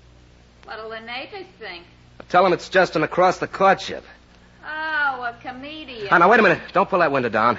Why not? You got something better to offer? What's your name? Cookie. And I ain't even taken the trouble to ask you yours. It's Hal Hampton, Cookie, and I'm in trouble. Natch? A fella that yoo-hoos to nice girls across the course. Cookie, wouldn't you like to help me out of a fix? Oh, so now it comes to a proposition. I guess all you men are alike. No, please. I really need help. Yeah? Of the nature of what kind? Now, look, I'm trapped in this apartment, see? Will you help me? Oh, all right. What must I do that will not compromise me with my reputation? Come to this apartment and bring a hairpin with you. A hairpin? What for? So you can pass it through the keyhole, and I'll use it to unlock the door. Is that all you want me to do? One thing at a time, baby. After I'm out, I promise to pay you a visit in person. Oh. Well, why didn't you say that in the first place? Tall, handsome, and mysterious. I'll be right over.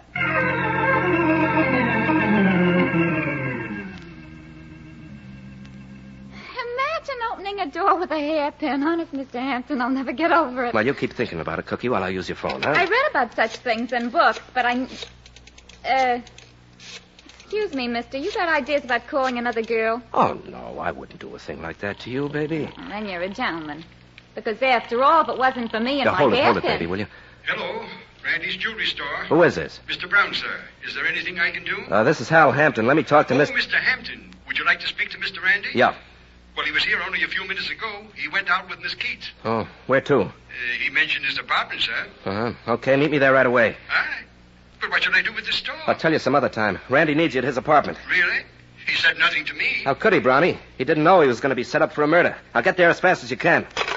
Are you going, Mr. Hampton? Yeah, I'm afraid I'll have to, Cookie. Do you mind? Well, I was sort of building myself up. I thought you were going to... You know. Well, not quite, baby. But I'll be back someday, and then you and I'll get together. Yeah? Uh-huh. And you can draw me a nice big diagram.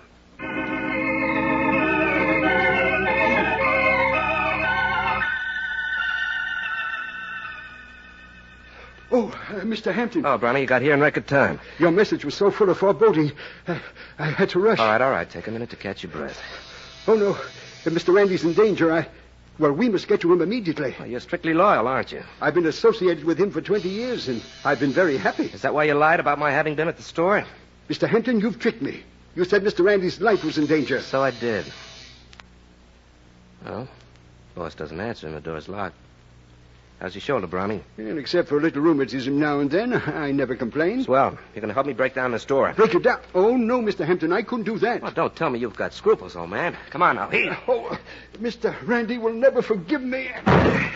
Once more, Brownie. Well, you've done it, Mr. Hampton. If Mr. Randy should ever speak to you about it... I don't think he will, Brownie. Oh, please don't mention that Mr. Randy. On the floor. Uh-huh. With a bullseye in his chest. Oh, good heavens. Is he... Yes, Brownie, he is.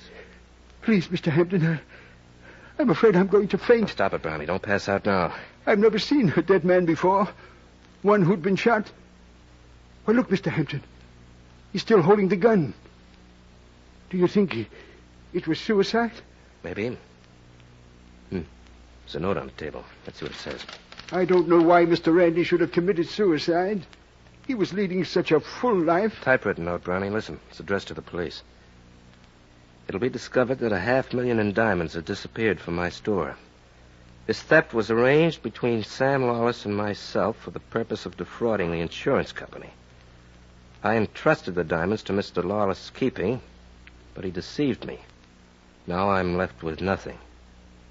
There's no other course for me to take. What do you think, Brownie? Why, I can't believe it, Mr. Hampton. He was my employer for 20 years. The note's a phony, pal. What? Brandy was murdered. Oh, no. The safety catch is on this gun. Is on? But what does that mean? A man can't kill himself and then put the safety catch on. I don't quite understand. Somebody's a child of habit, Brownie. Well, there's only one thing to do. How would you like to play detective? Aye? Sit down, Brownie, and I'll tell you exactly what to do and where to begin.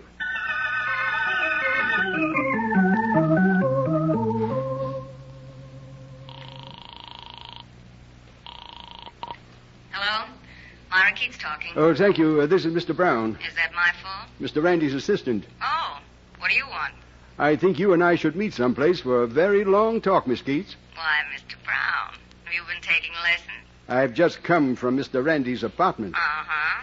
I was very much surprised to find Mr. Randy's body there and a suicide note. What? What are you talking about? I took the suicide note. You see, Miss Keats, I don't want the police to be misled by it. Mr. Randy did not commit suicide. Now, wait a minute, Brown. I've got a little catching up to do. You shot and killed my employer, and I'm prepared to tell the police why. What is this, cutie? A holdup? I happen to know that you and Mr. Randy planned the disappearance of those diamonds, and that Mr. Randy entrusted them to you for safekeeping. Mm-hmm. Until Mr. Hampton had been forced to confess and had been sent to prison. Who gave you all this valuable information, Brown? Mr. Randy had a weakness for keeping memoranda about his deals. The frailty of human nature, you know. He was not a very trusting soul. What am I supposed to do? Well, for a consideration of half the diamonds, I'll turn over the memorandum to you and replace the suicide note. You name the place and the time, Mr. Brown. Mr. Randy's office at 11:30 sharp. And bring my share of the diamonds. All right, Angel. I'll try not to keep you waiting.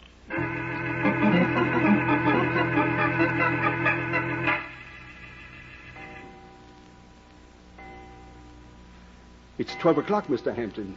Midnight. Brownie, are you sure you told her everything? Exactly as you laid it out for me. I did not rearrange one word. Okay. All we can do is wait. Well, suppose she doesn't come. What? Shh. Is that the front door? Yes. And she's here. Now remember, be tough. I'll do the best I can, Mr. Hampton. I'll be behind those drapes, listening to every word. Oh, I hope my courage doesn't fail me. Oh, Miss Keats. All right, Brown. May I see the diamonds, please? Wouldn't you rather look at this? A gun. Surprised? You're going to kill me. Oh, I should have known that I couldn't trust a murderer. Let me see that suicide note and that memorandum. Why, I haven't got them with me. Brownie, you did a lot of talking on the phone. I'm going to give you exactly 1 minute to prove what you said. Those papers are at my home. Now, if you'll come with me. Oh, you must have been a cute baby, Brown. But not as cute as you were, I'll bet. Huh? Don't turn around, Myra. I'm loaded, too. Why, you double-crossing little weasel. Just put the gun on the table and don't call my friend any names. Thanks, honey. You know, this is the nicest present I've had since I met you. Why, you didn't have a gun at all. I have one now, baby. You dirty double-crossing... Don't be so beautiful. You just learned something. Hindsight isn't always better than foresight. Ah, shall we talk now? You're a heel. While I've been chasing all over town looking for you, you've been busy with a double cross. Brownie tells me you've been chasing around with Randy. What? You came here to get him, didn't you? Well, yes, but he never gave me the chance. Is that so? You went to Mr. Randy's apartment with him, Miss Keats. I saw you leave. But you also saw Randy come back, didn't you, Brownie? I did not. Listen, Hal, this guy's lying. When Randy and I got outside, there was a cop in front of the store. Randy didn't say anything to him about my gun, but he ducked back into the store. And that was the last I saw of him. Shall we believe it, Brownie? Of course not. Well, she's as guilty as... Well, she's just too guilty for words. You two make quite a team, don't you?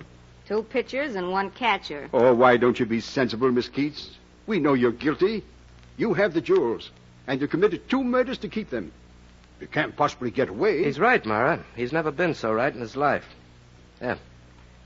Take a look at this suicide note. You'll see what I mean. And you had it all the time. Read it, honey. Yeah. It will be discovered that... Hal, this note mentions Sam. Mm-hmm. And now, Brownie, tell her that Randy never kept a memorandum about his crooked deals. And tell her why. Well, that part of it, Mr. Hampton, was your suggestion. Sure. Where else would it come from? Hal, if I only had that gun now for 1 second... You'd commit murder, baby, and that'd be very foolish. Because then, Brownie wouldn't get lonesome in a death house. What? What did you say, Mr. Hampton? Let me break it down for you. You killed Sam Lawless and Mr. Randy. Hal, you mean he... Him? Yes, darling, he. And all he wanted was to keep the diamonds Randy let him hold for a while. Now, look here, Mr. Hampton. Perhaps you don't realize what you're saying, You were the but... trusted employee, the man who could take orders. Now, shall we go to your apartment and see if it sparkles? Very well. if you must be convinced. Get your hand out of your pocket, Mr. Brown. Yes, with this. Hal, you shot him. Only in the gun hand, baby. From now on and until death do him part, his aim won't be so good.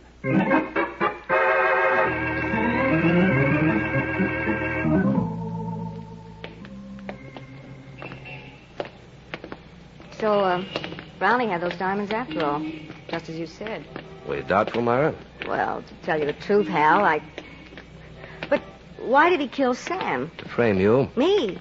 I thought you were it. I was. Until Brownie heard Sam accuse you, remember? In Sam's office while I was in the other room, unconscious. But how? Now, don't argue with me. It's in his confession. Randy sent him back with a message, and he listened at the door. Wow. So did I. What? I wasn't quite as unconscious as you and Sam thought. Oh. Then you heard Sam accuse me of palming that stone. The one I found in your chest of drawers. And I believed him. But I know better now. Yeah? That's in Brownie's confession, too. He came while I was out. He knew his way around, didn't he? Yeah, but he didn't know when to stop talking. He should never have mentioned 2 murders. But there were 2, Hal. Mm-hmm. But he only knew about 1. That is, he should have known only about 1. Well, didn't you tell him about Sam? No. Did you? Uh-uh.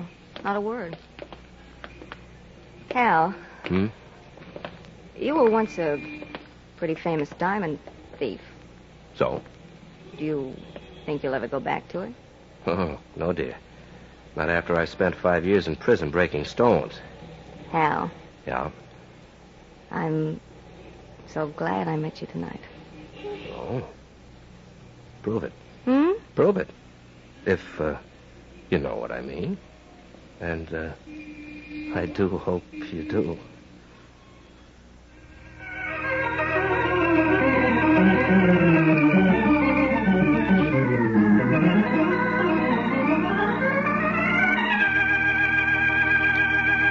And so closes tonight's story, Death Deals a Diamond. Stedman Coles wrote the radio script. Roger Bauer produced and directed. Larry Haynes played the part of Hal Hampton. Charlotte Lawrence was Myra Keats. Maurice Franklin was Brown. King Calder was heard as Sam Lawless. Reese Taylor played Randy. And Joan Tompkins was Cookie. Oh, I beg your pardon. Hello. I hope I haven't kept you waiting. Yes, this is the Crime Club. I'm the librarian. Yes. Come over a week from tonight. Good. We have a very unusual story of a circus lion that was trained for murder. It's called Serenade Macabre. In the meantime? Well, in the meantime, there's a new Crime Club book available this week, and every week at bookstores everywhere. Yes, it's available now. Fine. And we'll look for you next week.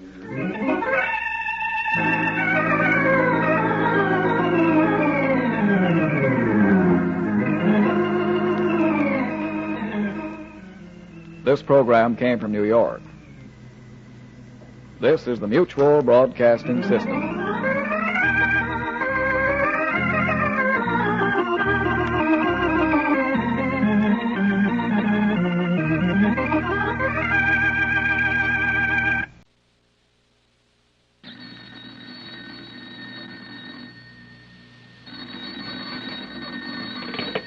Hello. I hope I haven't kept you waiting. Yes, this is the Crime Club. I'm the librarian. Serenade Macabre. Yes, we have that story for you. Come right over.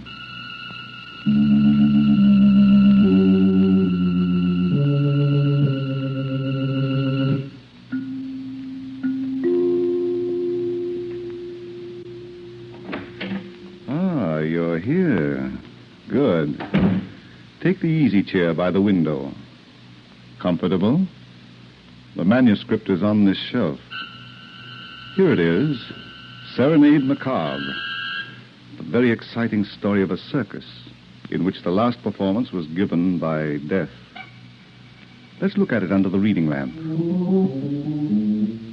It is 2 o'clock in the morning, and on the outskirts of the town where the tents had been set up and the red and gold wagons moored, the circus is asleep. A succession of shadows in the moonlight, quiet, peaceful. except for the occasional roar of protest that comes from the throat of Sultan, the untrained lion that Victor Parnell had vowed he would break. And except for the movements of two people, Louise Parnell and Roy Turner.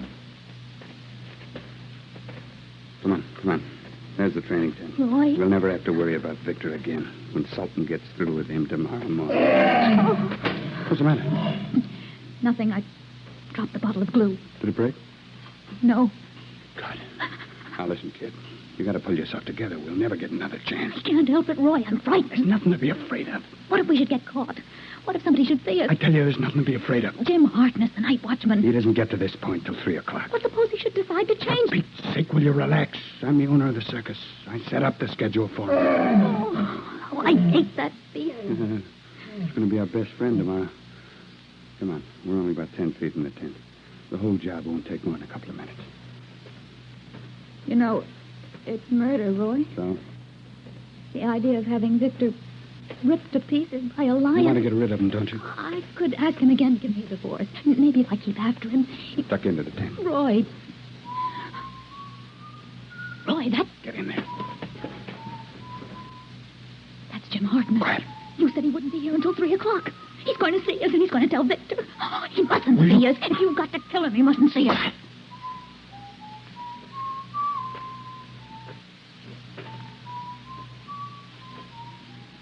It's all right, kid.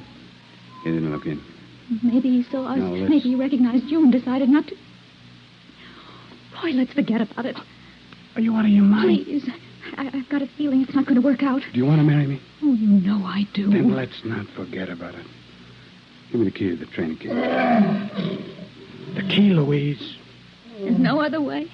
Not if we're going to get married, babe. All right. Hold the flashlight. I took this off his key ring while he was asleep. Good thing he was drunk tonight. Swing the light around. Ah, yeah, there's the chair. Now we get to work with the saw. The police are going to know it's murder, Roy. No chair comes apart in a lion trainer's hand, not even when it's pawed. There. One leg off. Now we go to work on leg number 2. They've got to be strong. The police will suspect me, Roy. They'll suspect Tom Doyle. He hasn't got a key to this cage. He was mad enough to steal it. Victor gave him the whip this afternoon for not feeding the cats on time. This is simple, kid. 2 legs and a gluing job to go, and by noon tomorrow... you hear that, babe? That's Sultan telling you that by noon tomorrow you'll be a widow.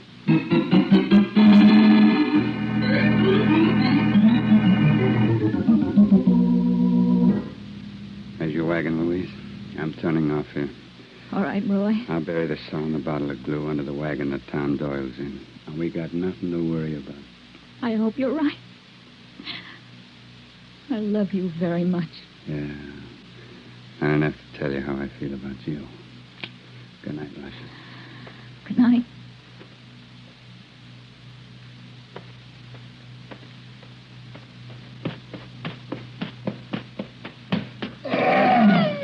Shut up, you ugly beast. Shut up. Oh, good heavens.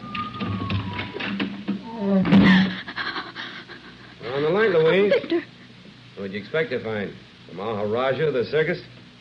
I thought you were asleep. I was. Put the light on. I'm tired. I want to go to bed. And I feel like talking. Well, Louise, will I have to get up and put the light on, or will you do it? I'll do it. That's better. Now, come here.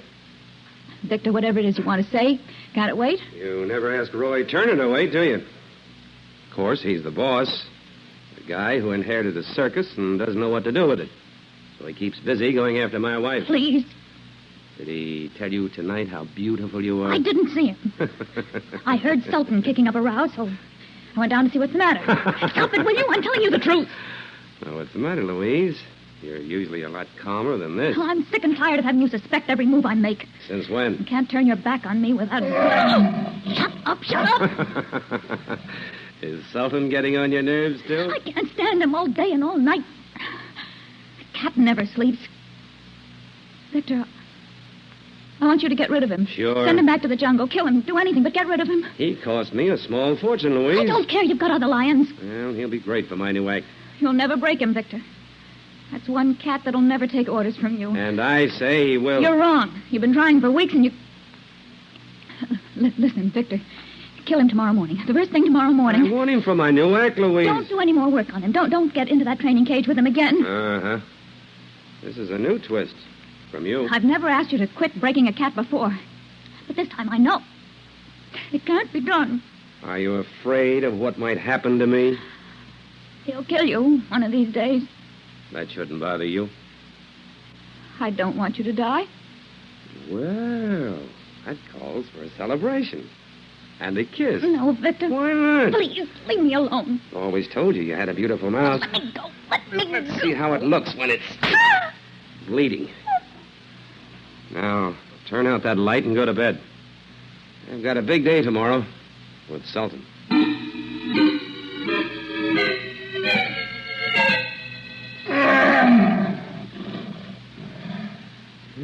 He doesn't seem to bother you this morning, Louise.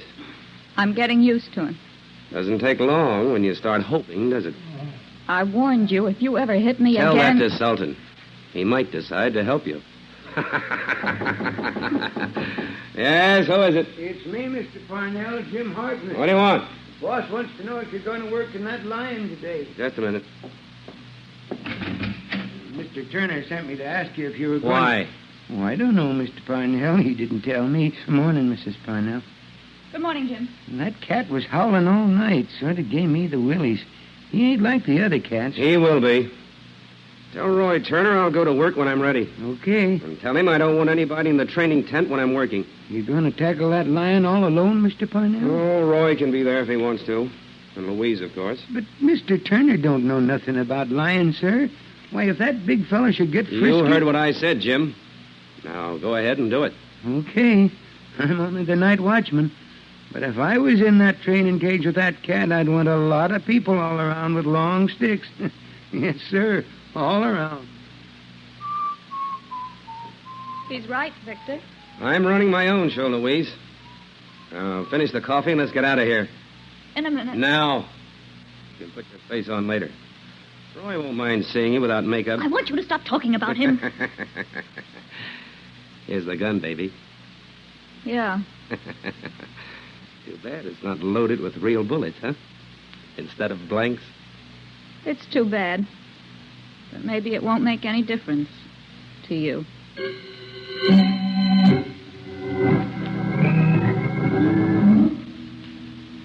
You can take orders like the rest of them, can't you, Roy? This is your department, Victor. If you don't want anybody around when you're working, it's okay with me. But you're a darn fool. It's an old habit, pal. Listen to him. He thinks he's still the king. Well, we're going to show him he isn't. Aren't we, Louise? We? Sure. You're still my wife, aren't you? She's not going in that cage with you, Victor. Here's the key, baby. Open it up. No. All right, then. I'll open it up. I'm ready, dear. Come on. Get out of here, Louise. I'll take care of this lunatic. Put down that whip, Victor. Sure, right across. Are you ready? Put it down. You're going into that cage alone. No. Alone, Victor. And that's where you're going to stay. I got your keys. Let me out of here, Roy. That cat'll kill me. Louise, get in the Sultan's tent and open the cage door to the tunnel. Roy. Go on before somebody looks in here. Louise, don't. You and Roy were in here last night. You spoiled something. Roy, he knows. The key was not where I keep it on the ring. Let me out, will you? I was only kidding about asking you to come in here with me. I wasn't going in Get myself. out, Louise. You're wasting time. Louise, I'll give you a divorce. You can marry Roy. I'll do anything you want. Just let me out of here. I don't believe you, Victor. I don't believe you. Good grief, Louise. Victor, just you and me now. Roy, you've got to listen. In a couple of minutes, it'll be just you and Sultan. Grab that chair. I'm going to open the trap door. Roy, I'll listen to reason. Don't open that trap door. Yeah, I meant it about the divorce. Grab the chair, Victor. Close it. Give me a break.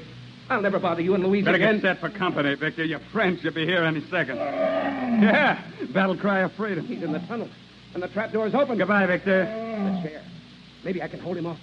Maybe I can drive him back into the tunnel. You and Louise spoiled something in here last night. I don't know what it is, but... Sawdust. You saw the legs off the chair. He broke the chair. Roy! Roy! Get help! Help!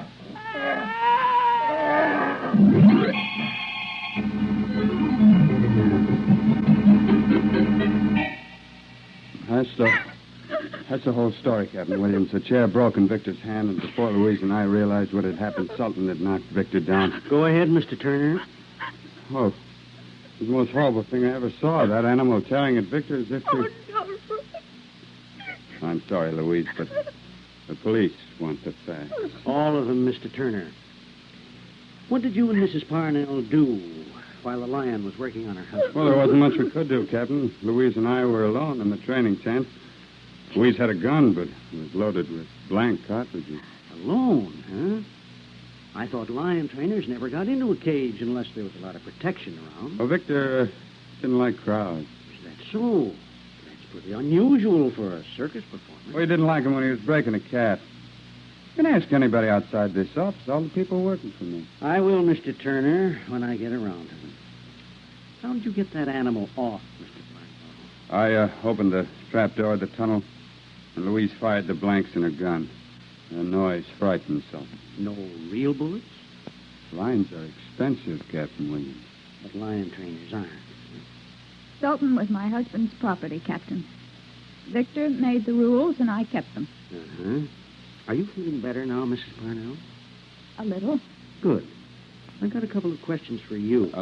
Who fixed it for that lion to kill your husband? I can't be sure, Captain, but I think it was... Yeah? Go on, Louise. The police and I have the right to know who you suspect. Well, I haven't any proof, but I... Yeah? Roy, I think it was Tom Doyle who sawed that chair and glued the legs on again. The man who's been feeding the lion? Yes. You remember what happened yesterday afternoon? Victor beat him up. With his whip. And all because Tom didn't feed the cats on time. Oh, but Louise, that's no reason for murder. I'm not accusing him, Roy. But late last night, Victor came back to the wagon drunk. He'd gone to town after the show. Oh, yeah. What's that got to do with Tom Doyle, Mrs. Parnell? You see, Captain, there's only one key to the training cage, and Victor always kept it on a ring in his pocket. Yes? He was very superstitious about training the cats. He felt that anyone else in that cage at any time might bring bad luck. Yes, right, Captain. There's a bug we couldn't shake out of his head. Just keep going, Mrs. Parnell. Well, when Victor came back from town, he was very drunk. But he was also very upset. He'd lost the keys. Happened this morning, didn't he? Yes. I found them last night outside the training tent. Oh? Victor was raving mad because he'd lost them, and I had to go out and look for them. As I got near the training tent, I saw Tom Doyle sneaking away around the tent. And I found the key. Well, Louise, are you sure it was Tom Doyle? Yes, Roy. He was carrying something under one arm. A saw? I couldn't tell, Captain. But I looked inside the tent. Everything was in order. Do you think Tom Doyle swiped those keys? Please, Captain, I'm not trying to build up a case against the man. I'm only telling you what I saw. Come in. Excuse me, Captain. What is it, Ralph? One of the boys dug up these two items, sir. I saw. Blue. They were buried under a wagon that three guys live in. Which three guys, Ralph? Joe Smith, Pete Frenzy, and Tom Doyle. Where's Tom Doyle? Him and the other two are in the wagon. Under guard. All right, we'll go have a talk with him. I'd like to go with you, Captain. Sure, come along, Mr. Turner. You want to join the party, too, Mrs. Parnell? Oh, I don't think you ought to, Louise. Why don't you go to your bungalow wagon and lay down? All right, Roy. Oh, by the way, Mr. Turner, when I got to the scene of the murder, I found you and Mrs. Parnell in the training cage with the body of her husband. Well, sure. We thought he might still be alive. How'd you get in if Mr. Parnell had the only key? We gave it to me, just in case. Let's go, Ralph. You can come along, Mr. Turner, if you still want to. But remember, you listen while I ask the question.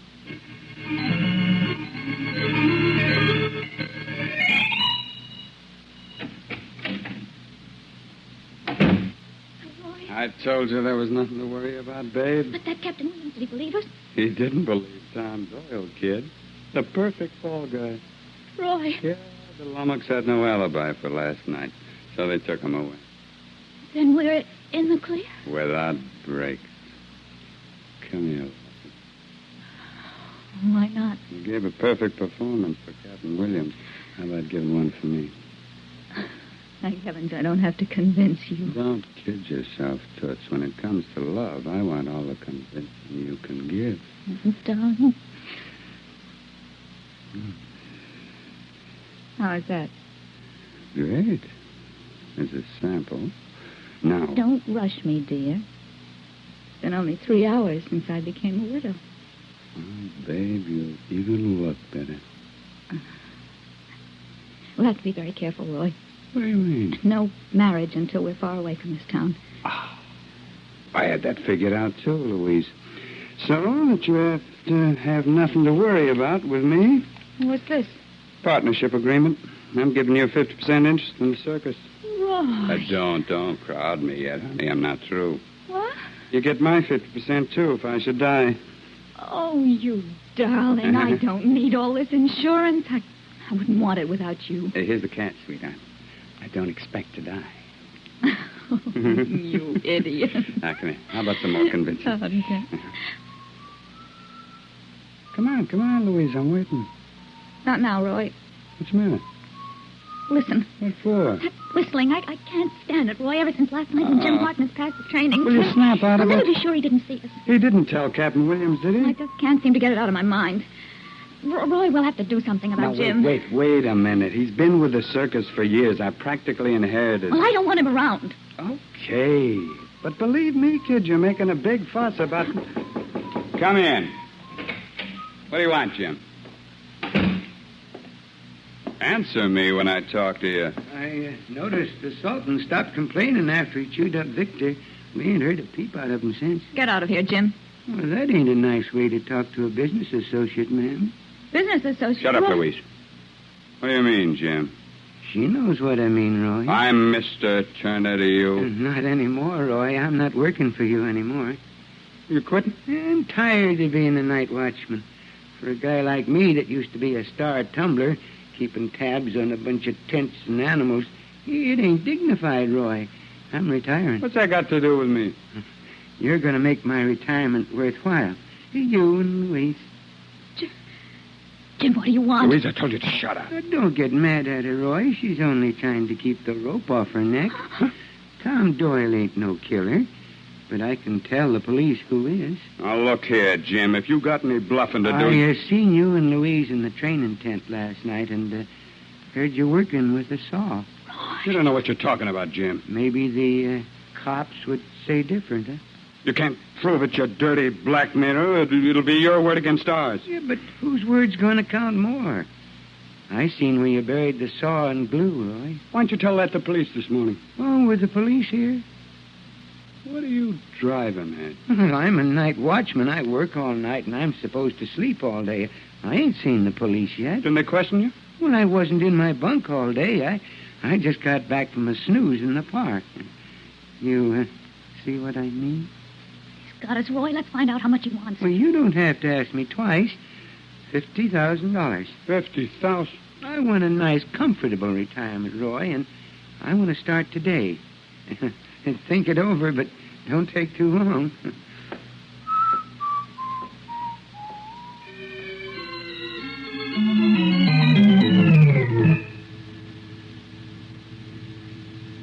You set up the perfect crime, didn't you? Tom Doyle was going to take the rap for us. Well, Roy, is he? Well, for Pete's sake, will you leave me alone? You've been pounding at me for an hour. I can't think. All I want you to tell me is what are we going to do? I don't know. Have you got $50,000 for Jim Harkness? I told you. Have you or haven't you? Suppose I have. Are you going to give it to him? Do you want me to? I don't want him to go to the police. It's about all the cash I have, Louise. If I give it I on... don't want him to go to the police. We'll be flat broke. We won't be able to pay salaries. There'll be plenty of cash coming in. But not enough to pay off, Louise. We'll be stranded. Would you rather swing? Maybe it'll never come to that. Don't kid yourself. Jim goes to the police, we're through. We can't alibi ourselves out of his story, and we'll never get a chance to call him a blackmailer. Why call him anything? Oh, what's the matter with you? Does $50,000 mean so much to you? Keeps us in business, Angel. Well, it won't keep us together. Roy, darling, we want to be together, don't we? Oh, sure. We want to get married like other people in love. We We committed a murder to get that, Roy. And we won't lose it, kid. We'll never get there if we take chances now. I wasn't thinking of taking chances, Louise. Then you'll give him the money? No. Roy! I got other ideas that'll save us $50,000 and still take care of Jim Harkness. No. That's right. You want Captain Williams back here? Let him come. Are you crazy? Another murder at this circus, Roy, while Tom Doyle's in prison. What happens to the case against him? Nothing. What I got in mind won't be murder, officially. Oh? Oh, baby, you're gorgeous when your eyes sparkle. Tell me what you've got in mind. Come here, real close, huh? Jim's a pretty old guy. So? So he gets dizzy when he looks down from a height. So dizzy he falls down and gets all smashed at the bottom of a cliff. Over by the river? How'd you guess? That's good, Roy. But how do we get him there?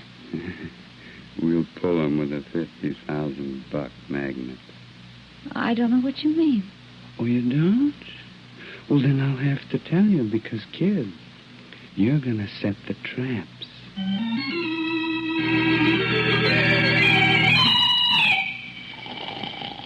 Jim, wake up. Wake up. Hey, Louise. Where are the other men who belong in this wagon? They're out working. I was catching some winks. I don't want them to find me talking to you. How soon are they coming back? I never know. Sometimes they knock off for a swig. That can be any time. How about the money? You'll have to wait until tonight. Yeah? Roy's got most of it now, but he's counting on the ticket sale to make up the difference. I want a full $50,000, Louise. You'll get it, you dirty blackmailer. Meet me in the park at the top of the hill. What hill? Haven't you ever been in this town before? Well, this is the first time Old Man Turner never played this circuit when he ran the show. Oh. Well, there's a hill just outside of town, a public park on top. Be there at 9 o'clock. Well, why up there, Louise? Because Roy doesn't want to be seen talking to you. Will you be there? Yeah? Okay, so will I. But if you got any notions, Louise... Don't be a fool. I'm not going to kill you. Roy and I could do that any night if we wanted to. You're a night watchman. There's nobody around when you work. So you thought of that, huh? Well? It's a date, Louise. And then, goodbye.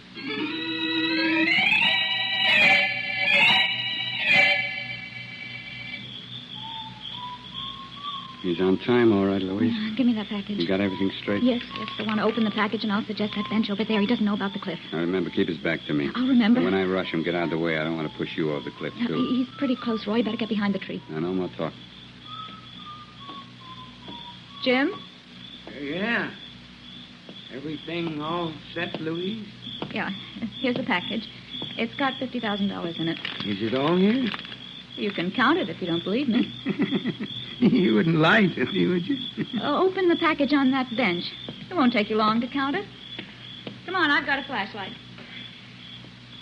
Well, Jim? I'll do that when I get back to my bunk. Jim, you can save yourself a lot of time. There's no money in that package, just a wad of newspapers. A trap, There's huh? a cliff behind you, Jim. You're going to have an accident. Look out, you don't have one first. He's got a gun, Roy. I'll take it away from him. No. I got nothing to lose, have I, Jim? Stay away from me, Roy. I'll kill you. Go ahead. I'm not staying away. I'm going to throw you off the cliff. Maybe, but you're not making me back One off. more step, Jim. You're a one more step. murderer anyhow, and nobody's going to punish me for killing a murderer. Your gun's jammed. Goodbye, Jim. No! Wait! Help! Help your hand, Louise! Oh, it's too bad, Louise. You had your hand on his sweater and you couldn't hold him. Roy shouldn't have rushed at me, Louise. He should have remembered I used to be a tumbler. Well, it's a bad break for me. I just lost $50,000.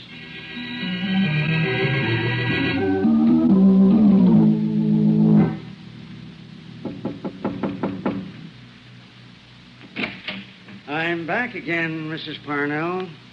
Come in, Captain Williams. This has been a week of tragedy, hasn't it? My husband's murder and Roy's death last night. It's surprising I've still got my sanity. Let me see your hands. My what? Your hands. I don't see what that's got to do with anything. How did you break that fingernail? Now, see here, Captain Williams. I'll tell you. It got caught in Roy Turner's sweater when you pushed him off the cliff last night. Have you gone out of your mind? We found the part of the nail that belongs on the finger, Mrs. Parnell. And here's something else we found. Just read it without putting your fingers on it. It's the carbon copy of a partnership agreement between you and Roy Turner, and it gives you his share of the business after his death. Roy gave this to me without my asking for it. We were going to be married. Yeah. Well, we're not holding Tom Doyle anymore. We've got you. And the worst that can happen to you is that you'll be tried for one murder and be executed once.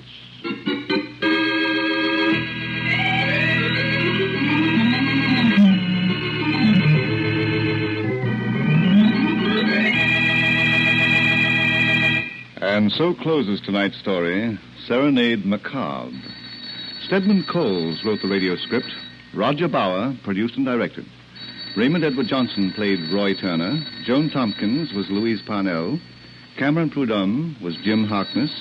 King Calder was heard as Victor Parnell. Joe Latham was Captain Williams. And Brad Barker was the Lion Sultan. Oh, I beg your pardon.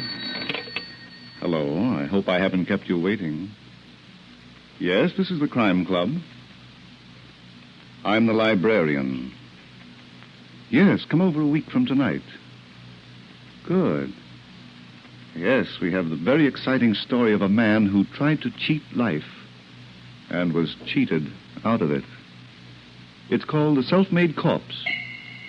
In the meantime, there is a new Crime Club book available this week and every week at bookstores everywhere. Yes, it's available now. Fine. And we'll look for you next week.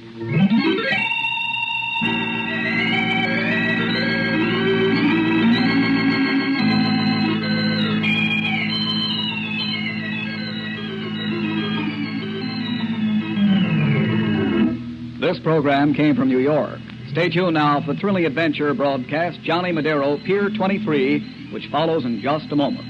This is the Mutual Broadcasting System.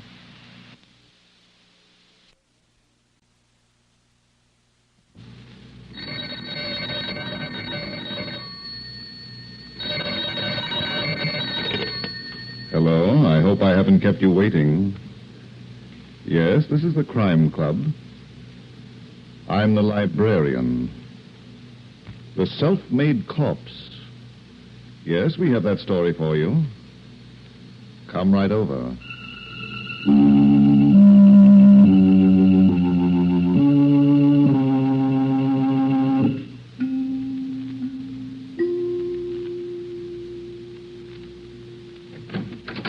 Ah, you are here. Good. Take the easy chair by the window. Comfortable? The manuscript is on this shelf. Here it is, The Self-Made Corpse. The very unusual story of a plan for living in which the architect was death.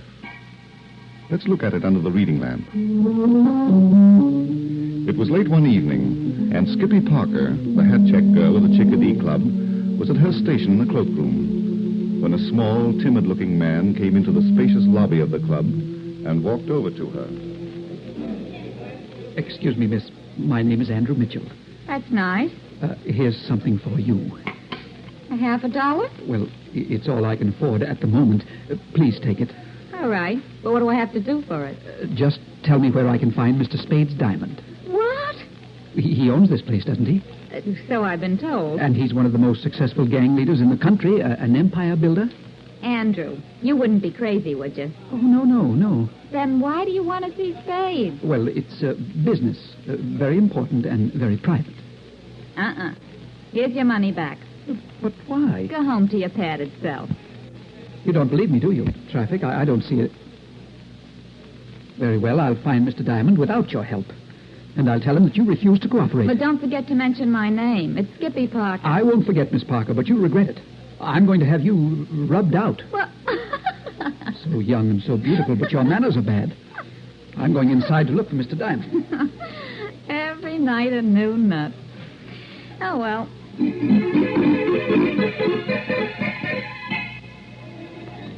Waiter. Waiter.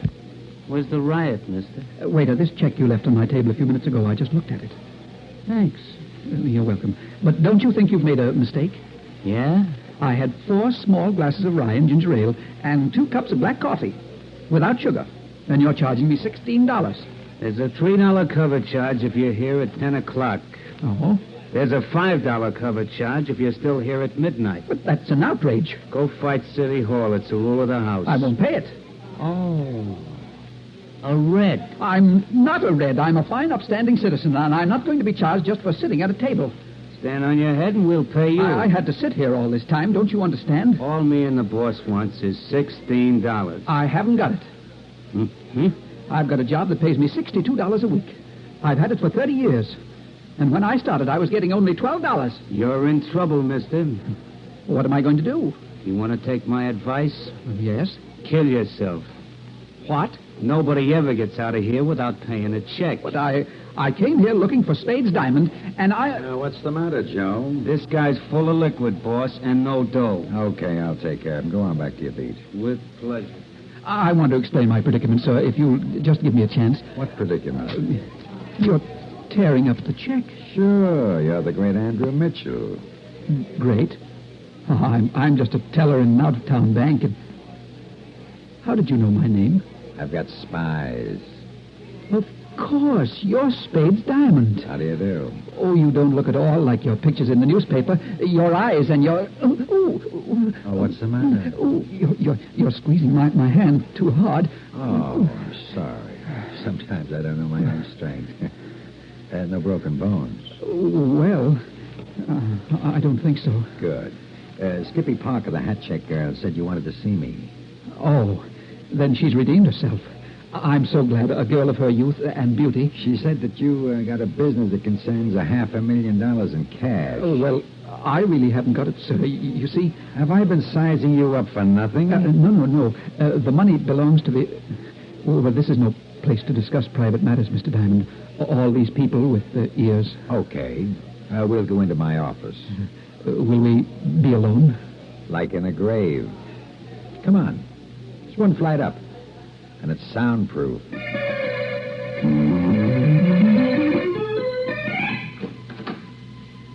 Go ahead, Andy. Step right in. Thank you, Spades. If Leona, that's my wife, should only hear someone call me Andy instead of Andrew, she'd have a...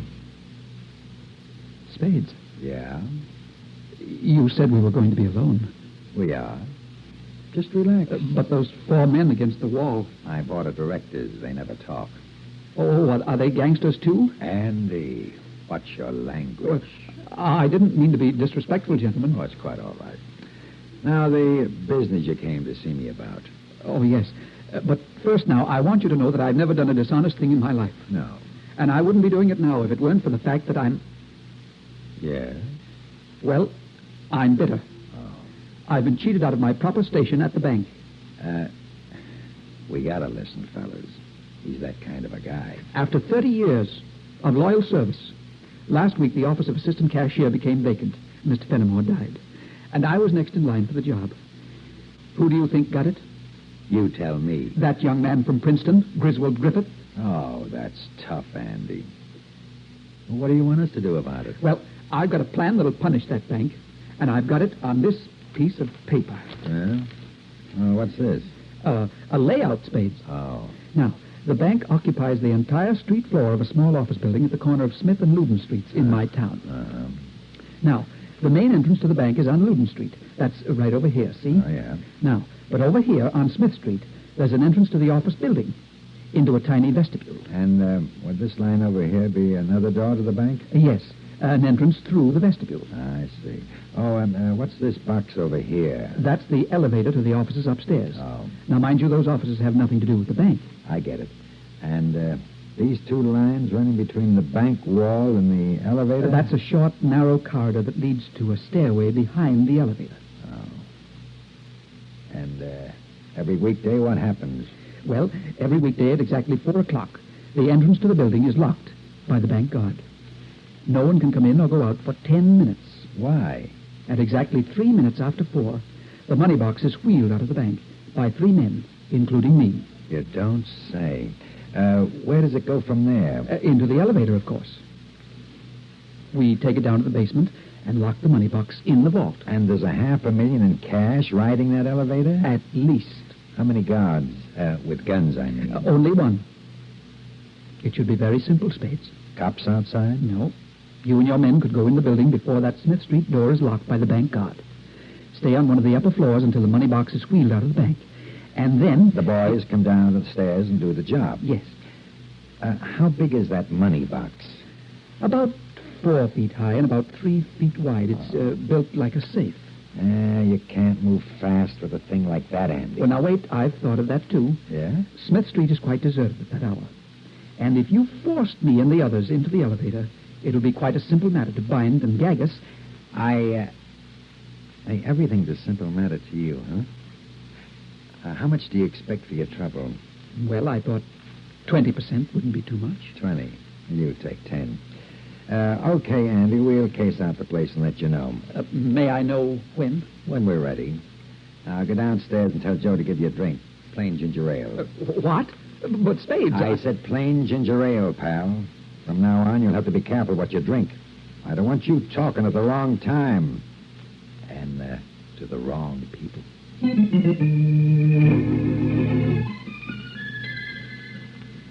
Hey, Andy. What? Who's calling me? Up here, Andy. It's me, Joe. What? Good heavens. What are you doing on that cloud? I'm serving drinks. Come on up. You can have all you want. But I have no money. Are you kidding? You're rich. Oh, of course. Who else is there? Skippy Parker, with a brand new dress made out of hat checks. She's gorgeous, Andy. She wants to see you. I'm coming right up. Hello, Andy. Skippy. How'd you get away from your wife? Joe said you were gorgeous. Oh, you're magnificent, Skippy. The most beautiful girl I've ever seen. I love you, darling. What did you tell your wife? I don't have to tell Leona anything. I'm the boss now. I do as I please. That's the way it should be, Andy. Yeah, I rule with an iron hand, and she obeys. Oh, wonderful. Where's Joe? He jumped over to that other cloud to get some champagne. Well, call him back, huh? I'm not allowed to drink champagne. He's not going to charge you for it. You're rich now. I want ginger ale. What's the difference? They taste the same. Well, ginger ale doesn't make me talk. Call him back, Skippy. Is he coming? He can't hear me. You'll drink champagne and you'll talk and you'll talk and you'll drink champagne. If you say so. You're so lovely. I've got to do as you say. Then give me a kiss.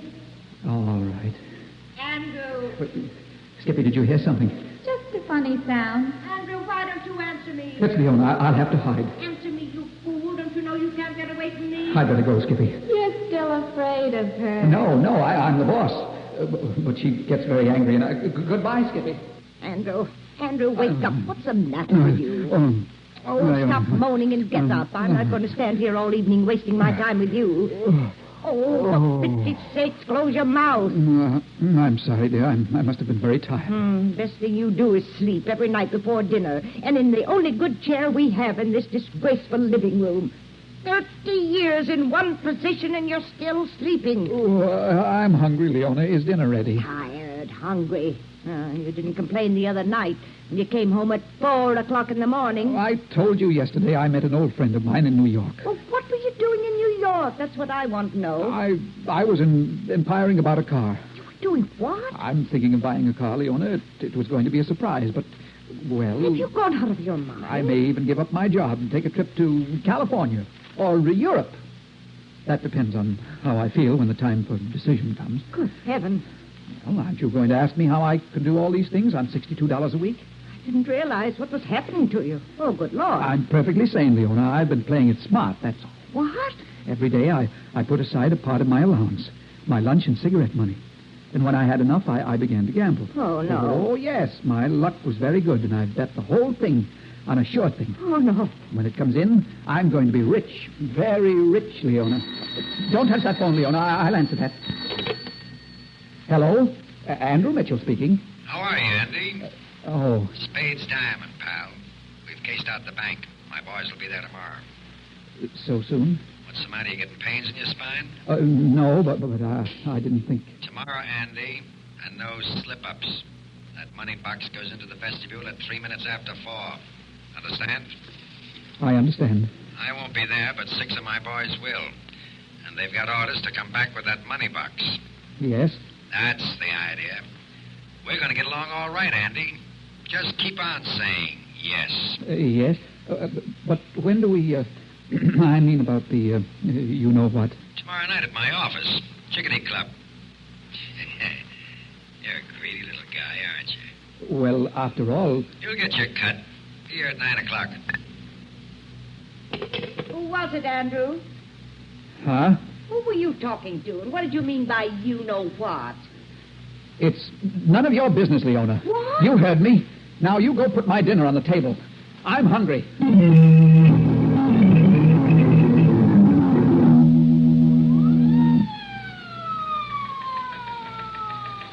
Attention.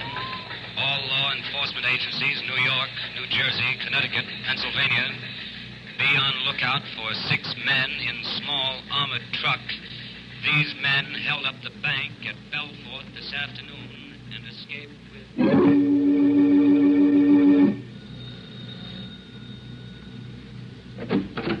Yes? Mrs. Mitchell? Yes? I'm John Graham, Detective Graham. Oh, well, come in. You don't have to stand out there where all the neighbors can see you. You're not afraid of neighbors, are you? I certainly am not, but...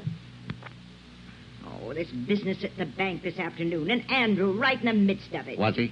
Well, he was one of the men who wheeled that money box into the vestibule, and he was bound and gagged too, like the others, and left to suffocate in that elevator. I understand he was pretty upset about a promotion he didn't get. What? Who told you that? One of his friends at the bank, Mrs. Mitchell. Well, why shouldn't he have been upset? He gave 30 years of his life to that organization. But when the time came for the bank to show its appreciation... Where's your husband? Now, see here, Detective Graham. I'd like to ask him a few questions. Will you take me to him? 3 hours at police headquarters as if he were a common criminal. Why, he was so exhausted when he came home, he was a complete physical and nervous wreck. But he came home, didn't he? Well, am I supposed to thank you for that? I'm tired, too, Mrs. Mitchell. Oh, I'm sorry. Wait in the living room, please. I'll get Andrew for you. Where is he? He's upstairs. Poor thing was even too exhausted to have dinner. He went right to bed. Uh-huh. Just hope he isn't asleep. I'd hate to wake him. Yeah. Detective Graham, I asked you to wait in the living room. I feel like climbing stairs. Oh, very well. There's a rumor around headquarters that the robbery might have been an inside job. What? As my wife would say, it was just too perfect for words. Oh. There were no mistakes. We're looking for the man who might have tipped off the gang about how things are done at the bank. Andrew? Maybe.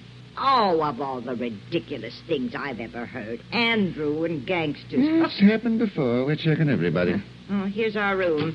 And when you see the man I've been married to for 27 years... Good heavens. Uh-huh. I thought you said he was sleeping. Well, he told me he was going up to bed. That bed hasn't been slept in, Mrs. Mitchell. I don't understand. I didn't see him leave the house. Unless he's in the... Andrew! Andrew, there's a man here to see you. Which is his closet, Mrs. Mitchell? That one near you. Now, he didn't run away, Detective Graham. He couldn't. All his clothes here? He only has 2 suits, and he's wearing one. Now, look, Detective Graham, I want you to tell me the truth. Did you come here to arrest my husband? No, but now I'm wondering if it wouldn't be a good idea.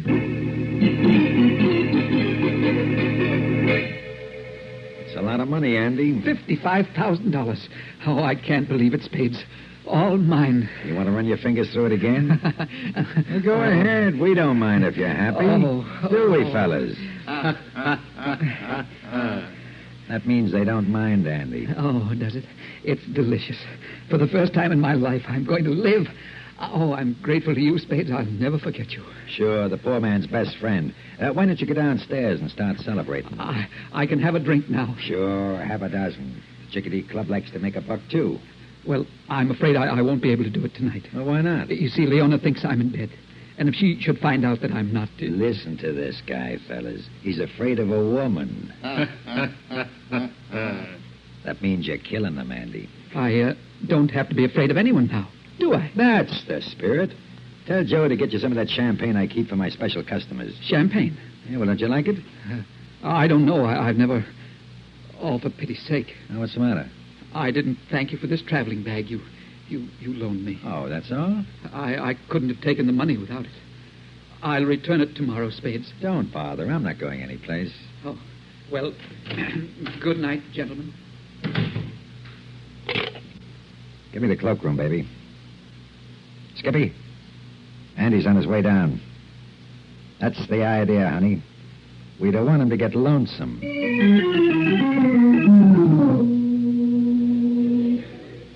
Whoopee! Oh, Andy, darling. I'm feeling good, Skippy. I'm having the most wonderful time I ever had in my life. But you're making so much noise. Am I? I'm sorry, dear. I'll be very quiet from now on. Have another drink. You're very quiet. Oh, my, the bottle's empty. Andy, do you realize we finished a whole bottle of champagne? Huh? I gotta get more. Lots of champagne. Hey, Joe. Andy. Huh? Shh, very quiet. Joe. What do you want? Huh? Well, where did you come from? You called me, didn't you? Oh, Joe. That's right. We want another bottle of champagne. You think I care? Nice fellow, that Joe. I'm going to leave him a big tip, a whole $1. Oh, no. I can spare it. I'm rich now. I can afford to be generous. With me, too, Andy? Oh, don't look at me like that, Skippy. Why not? You're too beautiful. You make my head spin. I'm crazy about you, darling. You mean that? Do I look like the kind of girl who says things she doesn't mean? I never thought it would happen to me. What's the matter? A young, beautiful girl falling in love with me. Look, Andy, you don't have to get so upset about it. There are plenty of guys around. No. I want you to love me. Well, what's better? But I've got no right to love you. Darling, don't be a jerk. No, you don't understand. I'm really mad about you. But I'm not yet. Well, eventually, I've got to become something that. What are you talking about? You won't tell anybody. Is it something awful, It's dear? worse than that. Someday I'll have to become a fugitive. From your wife? No, from the. Skippy, where's my traveling bag? I checked it for you in the cloakroom. Oh, yes, that's right. I'm going to see if it's still there.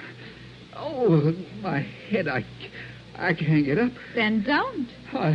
I've got to see about my. That's all, Cookie.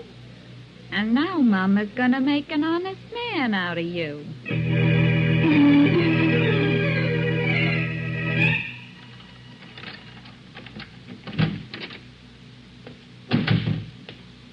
Andrew Mitchell, don't you dare go upstairs. What? Leona, I thought you were asleep. Do you know what time it is? The house is dark. I thought you Get were. into that living room. Don't you push me, Leona. I'll push you. It's 10 minutes after 5, and you're going to tell me where you've been? Yes. And why you stole out of this house like a thief after you told me you were going to bed. Don't turn that light on. I told you not to turn that light on. Andrew. Well, what of it? I had a fight with Joe. He threw me out of the club. It was closing time, and I... Get me a drink of water. I'll do nothing of the kind, you gangster. Got me drunk on champagne, took my traveling bag. Quit her job and disappeared. Joe wouldn't tell me where. He wouldn't tell me where Spades lived either. Gangster. My money was in that bag, $55,000. The money I was going to buy a car with. The money that was going to set me up for the rest of my life. The money you won gambling, Andrew? Get me a drink of water. Detective Graham was here last night. The money that... Who? A detective from police headquarters. He wanted to ask you some questions. Why did he come here? The police have decided the bank robbery was an inside job. But why did he come here? I answered all their questions at headquarters yesterday afternoon. I was there for 3 hours. Oh, why did you do it, Andrew? Why did you help those gangsters rob the bank? Shut up, you fool. I won't shut up. You never won any money gambling. You were going to buy a car. You were going to give up your job and go to Europe. Listen, Leona. But you knew where the money was coming from, didn't you? Those gangsters were going to give it to you. Your share of the bank's money. Leona, if you don't keep your voice down, I'll... You get away from that phone. I'm calling the police, and you try to stop me, Andrew Mitchell. I'll stop you. Go. I'll stop you. No, please. I can't breathe. You're not sending me to prison. You're not going to lock me up for the rest of my life. Not you, Leona. Not as long as I live. Number, please. Number, please. Leona. Leona.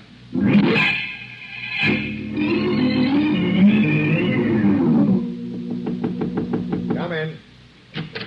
Spades. What do you want? I've got... Get out of here, you bum. If you want a handout, ask for it outside the club. Don't come barging into my office. You wouldn't talk to me outside in the dorm and wouldn't let me follow you in. Take care of him, fellas. No, wait.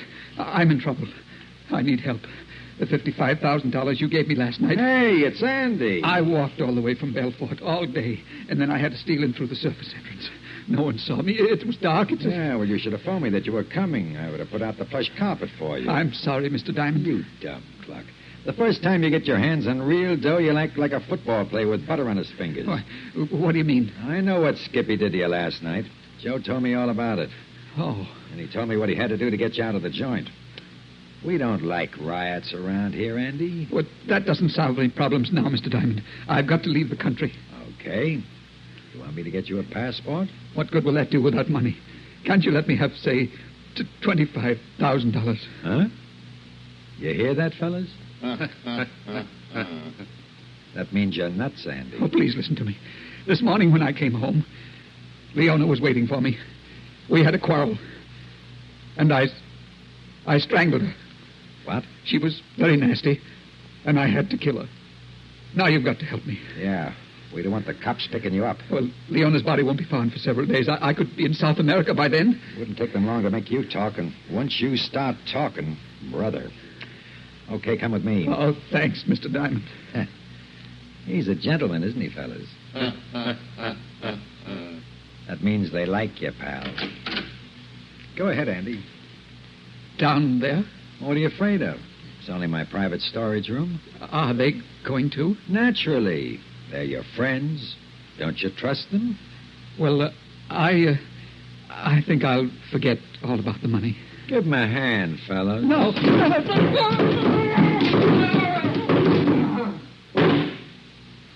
Oh. I should have warned you about that top step. It's bad. I'm sorry you had to take such a fall. You told them to push me, Mr. Diamond. Huh? Mr. Diamond, I promise if the police catch me, I'll never tell them about you. I'll be better off with you out of the country. You recognize that box over there? Huh? The money box. Without the combination. That leaves a nice big hole for you to breathe through. For me to... Spades. What are you going to do? Not me, chum. You. Get in there. No. Give him a hand, fellas. No. Give me a chance. I haven't done anything to you. Please. No. I couldn't figure out how to get rid of that thing. Please listen to me, Spades. I never hurt a soul in my life. Let me go. Close the door, fellas, and get some rope. For heaven's sakes, what am I going to do? You see what I mean, pal? All the air you want. Inhale. 2, 3, 4. Exhale. 2, 3, 4. Yeah. No.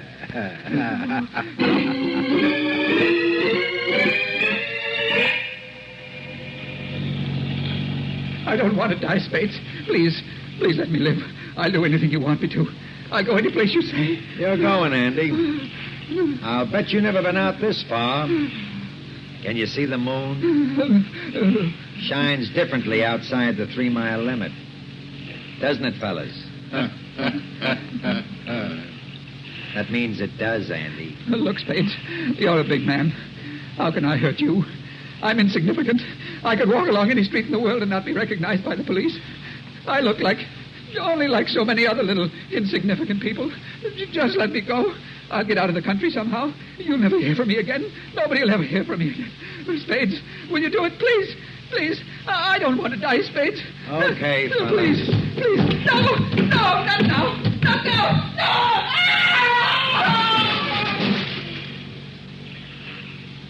Let's go home, fellas. The ocean air makes me sleepy.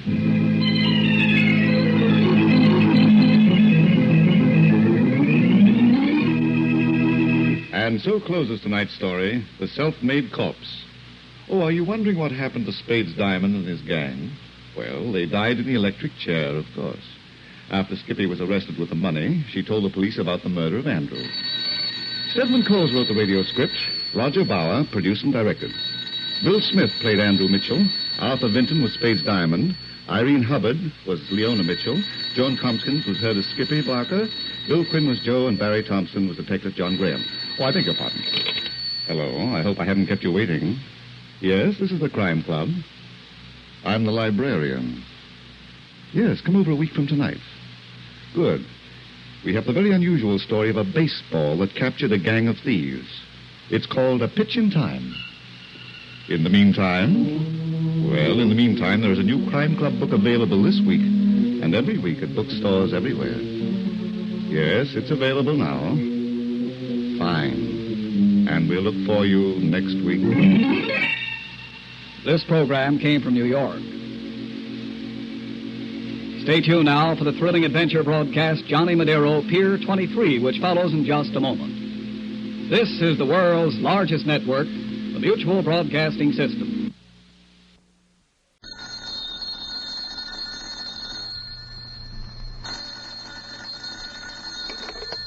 Hello. I hope I haven't kept you waiting. Yes, this is the Crime Club. I'm the librarian. A Pitch in Time. Yes, we have that story for you.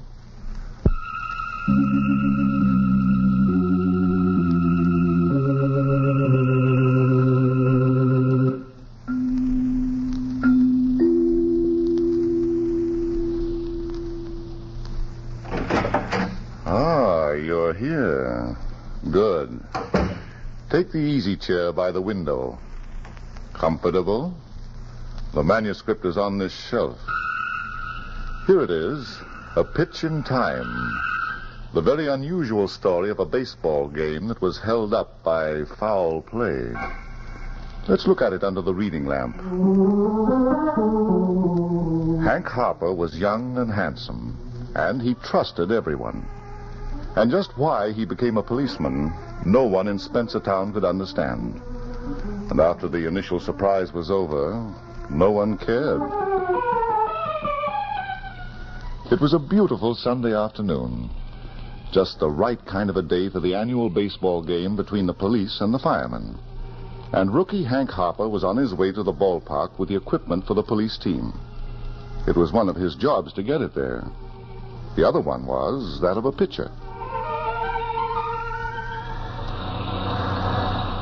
As Hank's jalopy dribbled through town, the back seat loaded with baseball equipment and the front seat loaded with Hank and Mabel, his girlfriend, a small drama was taking place in the aforesaid front seat. I would still like to know what makes you think you're a pitcher. Well, all the boys in the force think so. I've been practicing with the team for 2 months. That doesn't answer my question, Hank Harper. Sergeant Keith said I got the best fastball he ever seen. Huh, what does he know? He's the manager and the coach. Why, if he don't know about baseball and pitches, then... He doesn't know about pitches. Yeah, what about my curves and my control? What curves? Inside and out. I know how to make them break, Mabel. There's no such thing like a curve in baseball, Hank. What? It's an optical illusion. Oh, you're kidding, honey. Do you know what a curve is? Why, sure. It's part of a circle. Can you make a baseball go around like a circle? It ain't done that way, Mabel. Oh, so you admit it. Now, wait a minute. I'll explain it to you. Don't even try. I'm convinced that there's no such thing like a curve in baseball. What are you stopping here for? Let's get out. I'm going to show you. Show me what? Now, let's see. I need a pitcher's glove, a ball, and a catcher's mitt. You're not going to pitch to me, Hank Harper. Okay, I got him. Let's go, Mabel. Are you serious? Well, sure I'm serious. I'm going to prove to you that there is a curve in baseball. And also why Sergeant Keith is putting the honor of the police department on my natural pitching ability. Not with my face, you're not. Who said anything about your face? A pitcher needs a catcher, doesn't he? Well, certainly. I'm going to ask that guy standing over there in the open lot. Oh, no. Why not? He's got nothing to do. Come on, push out. All right, but if he catches like I think you pitch... You're going to find out a few things about me, Mabel. And about baseball, too. Hank, remember, we got to get to the ballpark. Oh, there's lots of time, honey. A couple of hours. The team needs the equipment. They might want to practice. They ain't even there yet. You know, Mabel, this ain't such a bad idea. Besides showing you what you don't know about baseball, I'll be warming up for the game. What'll you do when you get to the ballpark? I'll watch the firemen practicing. That's a good way to get a line and watch what they're hitting. You'll find that out after the game starts. Hank, wait. What's the matter? That man. There's something awful strange about him. Yeah? I don't see nothing strange. Why is he standing so close to the back entrance of the bank? On Sunday, too. Maybe he likes it there because it's in the shade. Well, why doesn't he go to the park and sit under a tree? Some people don't like the park. I used to know a guy who got sick every time he played pool. Now, what's that got to do with what I'm talking about? A lot, Mabel. The guy was allergic to green.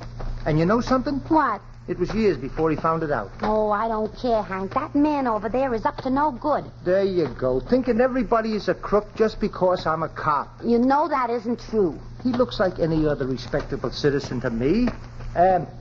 Hey, you. Yeah? You doing anything in particular? Nothing. Why? How'd you like to catch a few? Meaning what, mister? My girl here says there ain't no curve in baseball. Well, I guess she ought to know. She don't. She even says I ain't no pitcher. Well, now that's tough, ain't it? Here, come on, I'll convince her. Here, take this catcher's mitt. What for? He wants to see how much he can miss it by. I got no time. You'll be doing me a big favor, bud. Sure, you might even warm him up for the game. Game? What game? The cops versus the firemen. I'm pitching. For, what side? The cops. Oh, well, why didn't you say so in the first place? Give me that mitt, pal. You can pitch to me for the next half hour. What did I tell you, Mabel? He's a nice guy. He just don't like the sunlight.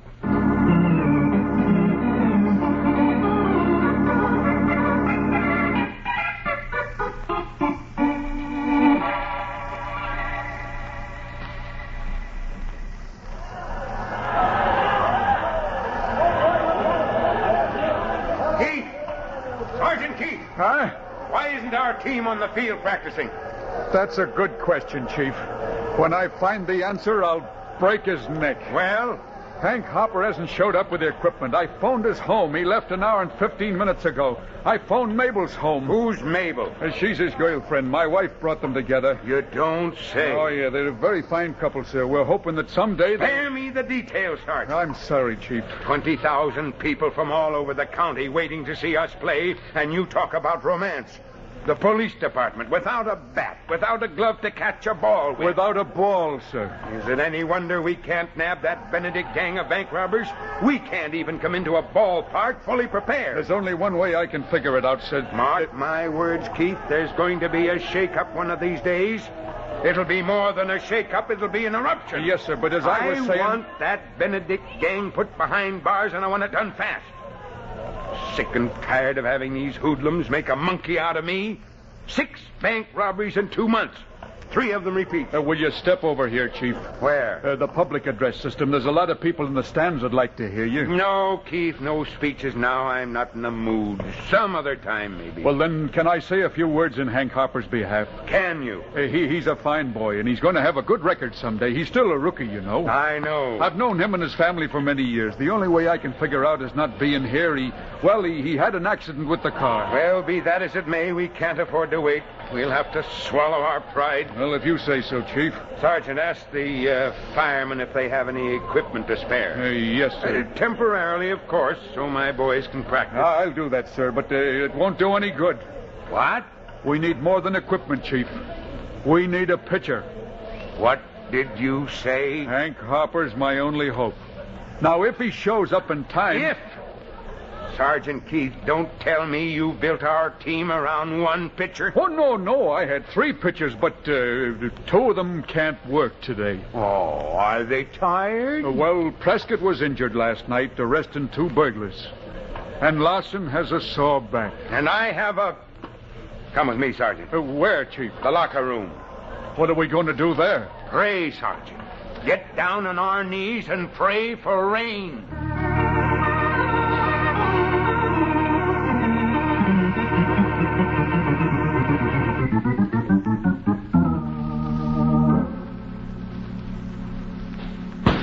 How's that, Joe? Straight 3.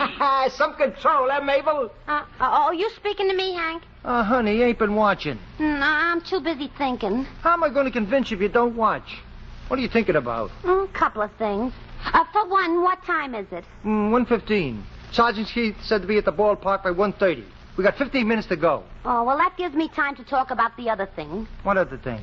Is Joe a lookout or isn't he? A lookout? What do you mean? Well, if he is, he's got to be on the lookout. A lookout? What for? Well, if he is, he's got to be on the lookout. Look out for what? For somebody who might be transacting illegal business in that bank. Oh, now listen, Mabel. I was only thinking about it, dear. Does Joe look like a crook to you? He does. Now, look, honey, I'm a cop. I should know a crook when I see one. Take a good look at Joe. Oh, the guy's okay, Mabel. You can take it from me. All right, Hank, I'll take it from you. But you'll happen to have to take it from the chief if you should happen to be wrong, which I know you happen to be. Hey! Oh, coming, Joe. Stand back, Mabel. I'm going to give him my fastball now. I need room for the wind-up. And there's another thing, Hank. You shouldn't do that, Mabel. If Joe isn't a crook, why was he hanging around the back door to this bank in this open lot on Sunday? A guy's got a right to spend Sunday where he likes, Mabel. But why here? Why not some other lot? If he likes open lots? That's his business. I can't walk up to a guy and ask him if he's a crook. You got to catch him first. I didn't ask you to ask him, Hank. Then what's all the talk about? Bang on the front door of the bank. If the watchman inside is conscious, he'll look through the glass to see who's banging. If he isn't, he won't. Will that make you happy, chicken? It might make you a hero. Okay, I'll do it. After this next pitch. Why not now? Just one more pitch. Hey, you ready, Joe? Let her ride, Hank. My lightning ball right down the middle. Hank! I beamed him. Ooh. It got away from me. Come on. He's lying so still. Keep your fingers crossed it ain't manslaughter, Mabel. Oh, gee. Is he dead? He's still breathing. Joe. Joe. He's not listening, Hank. Joe. Oh, Joe. We better get him to a hospital, Mabel. I think he's hurt bad. I'll phone for an ambulance. No, we'll take him in the car. Time is of the essence. But, Hank, what about the equipment in the game? A man's life is in danger. It's a cop's duty to help the needy and the suffering. Gee, a nice guy like Joe and such a good catcher. I wonder what could have happened to my control.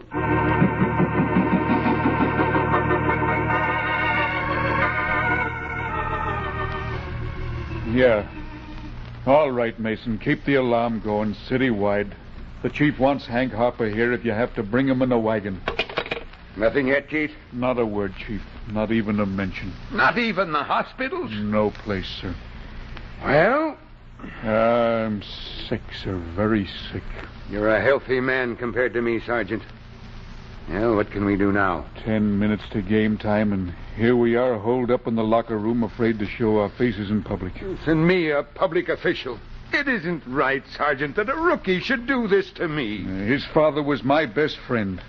I persuaded that boy to join the force. I brought him into the team. It was in my own house that he and Mabel... You know something, Chief? I thought I did. Once. We prayed for nothing. It ain't gonna rain. No. Well, perhaps we expected too much. We can't always count on Providence, you know. I'm beginning to find that out, sir. We gotta learn to do a few things for ourselves. Yes. Oh, well. Where do we go from here? I wish I knew, sir. I'm a practical man, Sergeant. I know that by nightfall the mayor will have me on the carpet. Yes. Not to mention the budget committee. They won't like the idea of equipment bought and paid for but never used. And we'll have to give the customers out there back their money. It's a tragedy, Keith. And to think Hank Harper did this to you, it's unbelievable. Did you have to mention his name? I only did it in passing, sir. Don't you think I feel sick enough? Let me tell you something, Sergeant. When I get my hands on that boy, I'm not going to break him out of the department. You're not? I'm going to break him in half. Wait, this might be it, sir. Maybe they've located him. Hello, Sergeant Keefe talking. Yes? Yes? You don't say. You don't say. You don't say. He doesn't say what, Keith. All right, I'll tell him.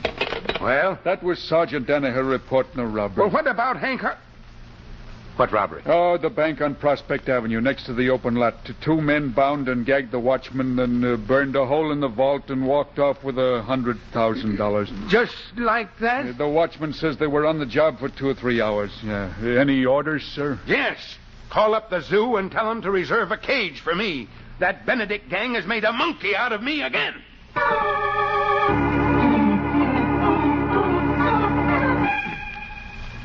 What's the verdict, Doctor? There won't be any, Mr. Harper, if you don't give me a chance to examine this man. That's all right. Take all the time you need.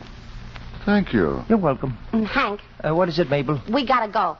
I gotta find out about Joe first. He's sleeping, and there's nothing you can do to wake him up. It's my duty to stick around. Suppose he comes to and find out he's in a hospital with strange faces all around him. But the game, Hank. There's still plenty of time. Look, it's only 1:15 by my watch. That clock on the wall says 3:20, dear. Holy smoke, my watch stopped. So have you. Well, Mr. Pitcher, it's only 20 minutes after game time. That's all right. The sergeant's probably got lost in a Prescott pitch until I get there. Who's catching? Riley. Without a mitt? Riley's tough. What did you say? Pardon me for being so blunt, darling, but all the equipment is in your car. There's no game without the equipment. There's not even a team. Mabel, one of us will have to go. Sure, but which one? Well, Mr. Harper? The doctor. How is he, Doc? Not too good, I'm afraid. That's what I said from the start. There's no skull fracture, but there is severe concussion. Does that mean he'll have to stay here? At least a week, miss. Probably, too. Oh, how nice. Mabel. Now, Hank, you don't want Joe wandering around the streets, do you? You'd never see him again. Yeah. Joe's really a nice guy, ain't he? Yeah, and such a good catcher. You never can tell when he might need a little catching himself. Yeah. There's just one more thing, Mr. Harper. Something else, Doc? A little matter of detail. I'll have to file a report on this case. That's all right. Go ahead. How was this man injured? I beamed him. You what? I hit him in the head with a baseball. I see. Hank, I think we better be going. Goodbye, Doctor. I think you had better stay until I notify the police. Here's where you busted, darling. Why the police? Assault and battery with intent to kill. That's a felony, Mr. Harper. Me? But I'm a cop myself. Impossible. Well, sure. Here's the proof. Look. My shield. My credentials. Unbelievable. Well, in that case, you injured this man in the line of duty. No, Doctor, in the line of a wild pitch. I still can't understand what happened to my control. Oh, look, Mabel, it's Joe. He's coming too. But where's he going? That's the question. Joe. Joe, can you hear me? It's me, your pitching pal, Hank Harper. Mike. He doesn't know who I am. He thinks I'm Mike. Oh, Joe. Let him talk, Hank. He's trying to say something. But, Mabel, I've got to straighten him out. You already have. Mike. He's there. He's there. Hank, quick. Ask him where. Where, Joe? You know. 1492. 1492. He's getting historical. 1492 Columbus Avenue. 3rd floor. That's it, Hank. Mabel, you stick here with him. I'll see you later. Are you going there alone? Of course. Somebody's got to tell Joe's family what happened to him. It might as well be me, the guy who's responsible.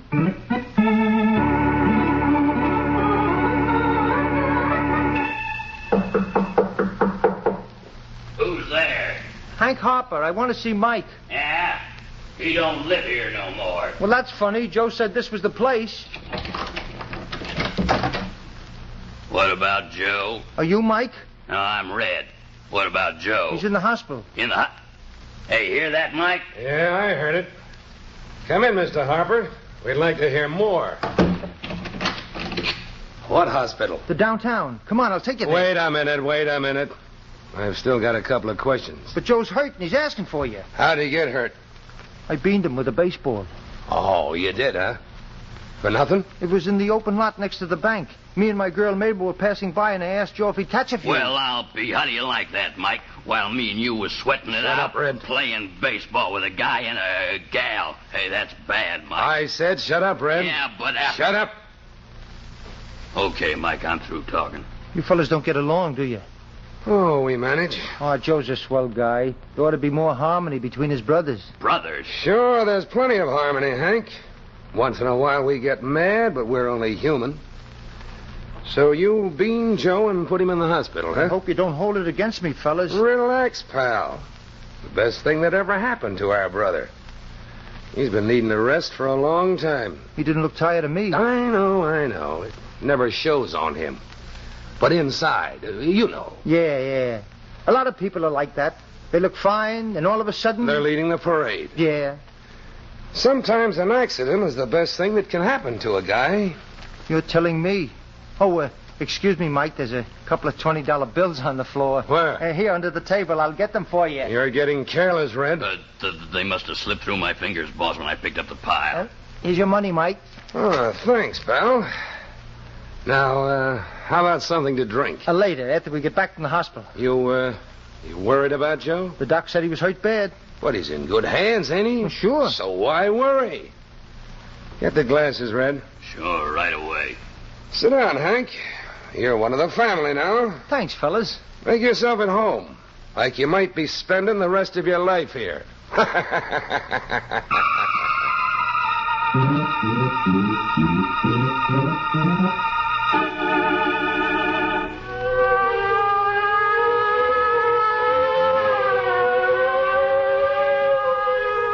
This is how they got in, Chief. The back door. I don't care how they got in, Sergeant Keith. I want to know why they got away. Why?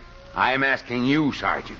This makes robbery number 7 for that Benedict gang. Oh, you sure it was them? I recognize the trademark. Oh, to be sure. Well, anyway, they did one good thing for us. Did they? They gave us an excuse to postpone the game. That's going to help me a lot in my career, Sergeant. Well, it gives us another chance, sir. Let's get back to my car. Yes, sir. I want every house, every cellar, every dive searched. Send out a nationwide alarm. I want that Benedict gang. I'll do that, sir. And don't waste another minute. No, sir, I'll... Bless my soul, look. What now, Sergeant? That baseball on the ground, Chief. Sergeant Keith, can I persuade you to think of crime for a change, just to make me happy? That's what I'm doing, sir. Well, then, let's get... In a minute, sir. This baseball belongs to us. What? It's got the seal of the police department on it. Sergeant, is it possible? I'm afraid it is, Chief. It's our equipment, and Hank Harper was in charge of it. Well... I only hope he is, sir. I mean, I'll have to change my opinion of that boy. He's a hero.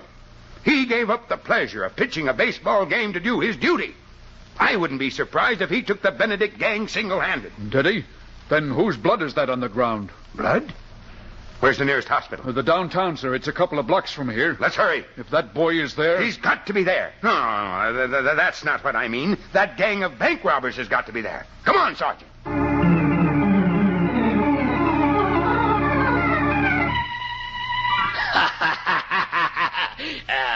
It's 3 o'clock in the morning. Shut up, Red. Huh? I said shut up. Oh, I didn't say nothing, Mike. I don't like your singing. And Hank don't like it either. Do you, Hank? I've heard worse. You see, he likes me to have fun. Shut up. Okay. Have another drink, Hank. No more, Mike. I've got to get back to hospital. Mabel won't know what happened to me. Well, what's a girl between friends? I don't talk that way about Mabel, and I don't let nobody else talk. My tongue slipped. Don't you, like our company, Hank? Well, sure I do, but... Okay, then have another drink. Fill 'em up, Red. Right away, Mike. But I've had enough, honest. Either you drink with us or you don't. If you drink, you're a pal. If you don't... Now, listen, Mike, really... Well, Hank, which one are you? We finished the whole bottle, didn't we? Friend or enemy? Ain't you fellas anxious to see Joe? Joe? Shut up, Red. But, Mike, I was only asking if that's what I... Company, Red. I'll see who it is. Wait a minute, you lug. Find out first. Well, that's what I meant, Mike. What do you want? Is Hank Harper in there? Mabel. That's Mabel. What do I do now, Mike? You sure that's Mabel, Hank? Am I sure? The sweetest voice in the world. Okay, Red. Let her in. Right.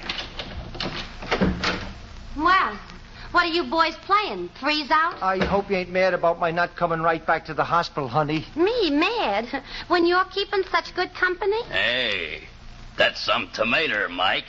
Such nice people. Who are your friends, Hank? Well, that's Mike and that's Red. This is Mabel. Wow, what a cookie. Look out, Red. You don't break your teeth on it. Yeah. A slugger, too. Sit down, Red. Huh? Sit down. Oh, okay, Mike. Hey, but the gal should have a drink, too. She will. Where'd you get this address, Mabel? From Joe. He talked in his sleep. Uh-huh. Anybody else get it? The doctor. How about the cops, baby? I got it, Mike. Hey, Mike, what goes? Why talk about the cops? Shut up, Red. Well, I was only asking. Don't ask. Oh. What's the pitch, Hank? The pitch? What are you looking for? I told you. Joe asked for you, and I came to take you to the hospital. That story's no good, pal. Say, what are you guys anyway? Why didn't you drink the stuff I gave you? Why? Echoes should be heard but not seen. All right, it's no good. The worst liquor I ever tasted. So you pretended to go through the bottle with us, huh? And when you thought I wasn't looking, you dumped your whiskey out of the window. Is that what he did, Mike? First, you tried to get us to go to the hospital so your ma could come in here and clean us out. Me? What's he talking about, Mabel? You better listen to him, honey. I think you're about to learn something. When that didn't work, you thought you'd drink us under the table. You should have kept your eyes open, Bud. You would have seen me spill my drink every time you spilled yours. Where's the money, Mike? What money, Mabel? The wad they took out of the bank while you were pitching to Joe. $100,000. You mean them and Joe? Crooks, darling. What I've been saying right along. Those two $20 bills and... Well, I'll be... Don't move, Harper. Get your hand away from your coat. Now, listen, Red. You better do as he says, Hank. They're a couple of killers, and they got the right tools for the job. Yeah. What a dope.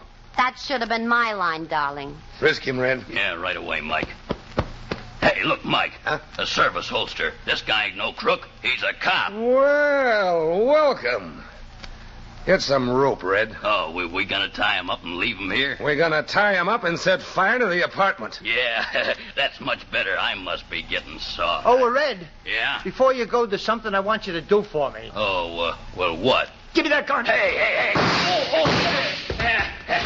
Get them up, you. Hey, Mike, cops, more cops. Sergeant Keith.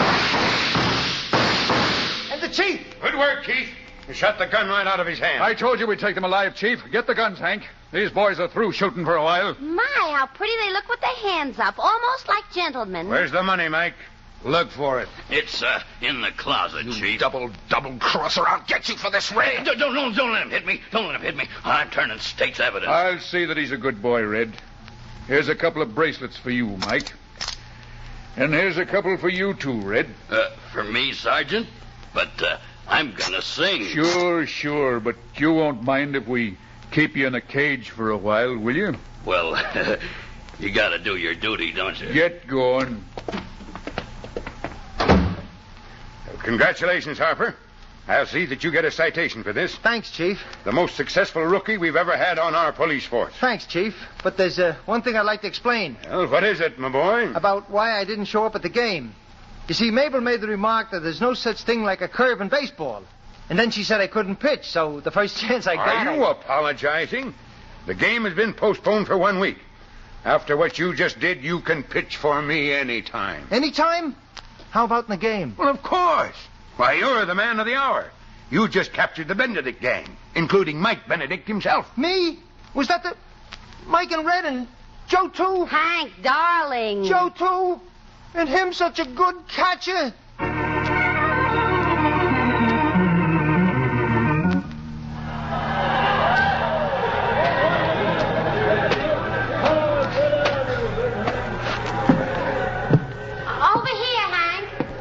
Hello, Mabel. Oh, you did a great job, darling. Every pitch came from the heart. I could see it. They knocked me out of the box, chicken. Oh, now, that's nothing to cry about. I heard it happens to professionals, too. But the firemen, I don't understand it. You don't understand what? What happened to it, Mabel?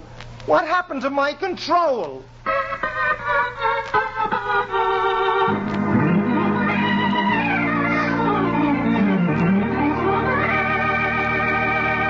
And so closes tonight's story, A Pitch in Time. Stedman Coles wrote the radio script. Roger Bauer produced and directed.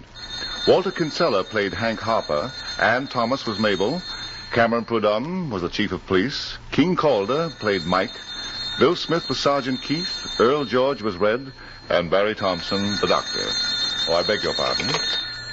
Hello. I hope I haven't kept you waiting. Yes, this is the Crime Club. I'm the librarian. Yes, come over a week from tonight. Good. We have the very exciting story of a gypsy caravan that didn't move until it got set for murder. It's called The Gypsy Sings of Death. In the meantime? Well, in the meantime, there's a new Crime Club book available this week and every week at bookstores everywhere. Yes, it's available now. Fine. And we look for you next week. Oh, yes. Here is something important. Today, there is a crisis in our country school system. Schools are understaffed. Classrooms are crowded.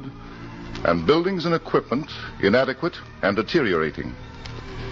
The teacher's morale is at its lowest point in history. Many are leaving the school system. The main victims of this sorry state of affairs are the children of this nation. 28 million of them. And the nation itself. It is the duty of Americans to see that these conditions are corrected. You can do it by joining and working with local groups, such as your parent-teacher organizations. Look them up in your locality and become a part of them. Only through the organized efforts of these groups can you guarantee your child the kind of education he's entitled to.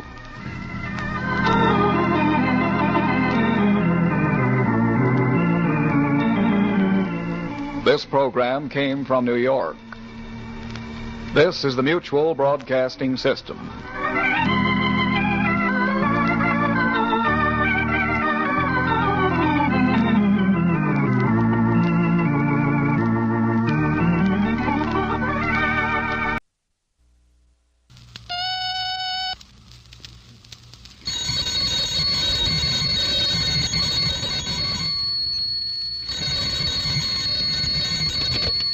Hello, I hope I haven't kept you waiting. Yes, this is a crime club. I'm the librarian. The Gypsy Sings of Death. Yes, we have that story for you. Come right over.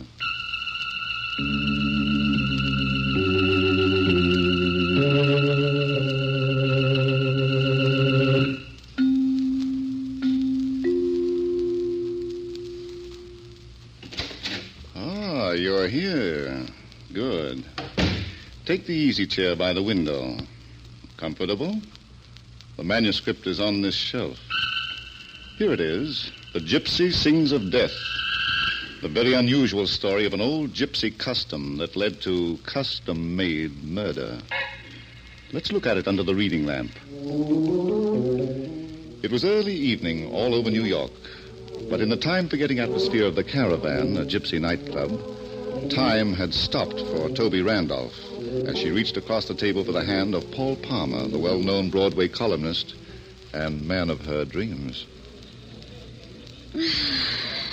What's the matter, Toby? Got a pain? Oh, Paul, darling. I'm so glad you brought me to this place. Uh-huh. It's like the open country. Campfire. Sweet, intoxicating music of guitars in the night. What guitars? Flap your wings, honey. You're taking off. Oh, shut up. And I thought you loved me. Well, live and learn. Just try living for a change. Marriage in a house in the country, eh? What's wrong with that? Yeah. I bet many a family was launched in this place. Dan Harrigan, the bride's best friend. Who's Dan Harrigan? The guy who owns his den of delusion and false promise. Well, you don't say. Maybe I should meet him. Is he a gypsy? No, dear. He's not even a human being. Oh. That's life, Angel. One disappointment after another. I'll get over it. The blessings of youth. But don't look now, Toby. There's another blessing coming this way. And she's gorgeous. What? Good evening. May I sit down? Why not? Thank you. I am Fatima. I must read the leaves in your teacup. Oh, fortune teller. How about reading mine? I will do it only for the gentleman. Will you permit me, sir? How can I refuse? It is well that you do not. Your cup, please. So, you're working for Dan Harrigan, eh? Ah. You must be the new one. I haven't seen you around here before. I'm still here, Paul. Huh? Oh, yeah. Well, Fatima, what about this mess in the teacup? I see adventure for you. Much excitement and great danger. Any particulars? I see a festival. The festival of Zoroaster. You will be there. Who's going to take me? You will go. And you will meet Hakim, the king of the gypsy tribe. And Dagmar, the beautiful daughter of his third wife. And you will meet Kismet, the medium who communicates with the spirits of the departed. Beware of him. He's bad, eh? He will be jealous of you, but there is another, who will hate you to the death. Who? I cannot see him. The leaves have become confused. Like I've been since I met Paul. That is all. I must go now. No, wait a minute, Fatima. You can't leave me with an unknown enemy. Suppose I met him face to face. Please, no more. Paul, the lady wants to go. But she told me... Oh. Hello, Dan. There's no story in her for your daily column. Not with you around, eh? But let's be polite. Toby Randolph, this is Dan Harrigan. Really? Yeah. Come on, Fatima. We'll be late for the festival. Yes, Dan. So long, Paul. Drop in again sometime. I'm always glad to see you. Well, darling, there goes your gypsy love song. In swing time. Angel, don't you want that slave bracelet? What slave bracelet? Right there on the table. Must have slipped off your arm. Not off mine, dearest. Then it must be Fatima's. Get that hunting look out of your eyes, Paul. The Festival of Zoroaster. That gang of gypsies she found in my teacup. Let's order some more tea and drown them. Let's not, sweetheart. Let's find out about the festival and see what they look like. My column's bursting with curiosity.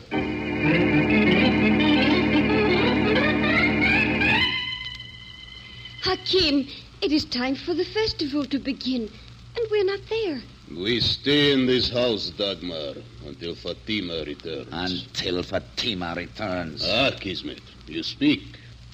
What is the good word from the spirit? I was not communicating with him. I think only of Fatima and how she keeps her father, the king of the tribe, waiting. I am her father, and I do not mind. It is not right, Hakim, when there is no reason. She's working for Dan Harrigan. That flea on the back of a dog. Well spoken, my friend. But in this world, business comes before festival. If she has not forgotten us for Dan Harrigan. Dagmar, foolish daughter of my third wife, what tickles your nose now? Kismet. He's jealous of every man that looks at Fatima. She's my betrothed. On her wrist is my bracelet. I want my future wife to be like the sky on a cloudless day. Can the daughter of my flesh and blood be otherwise? It can happen, Hakim. We've been here in New York too long. Yes.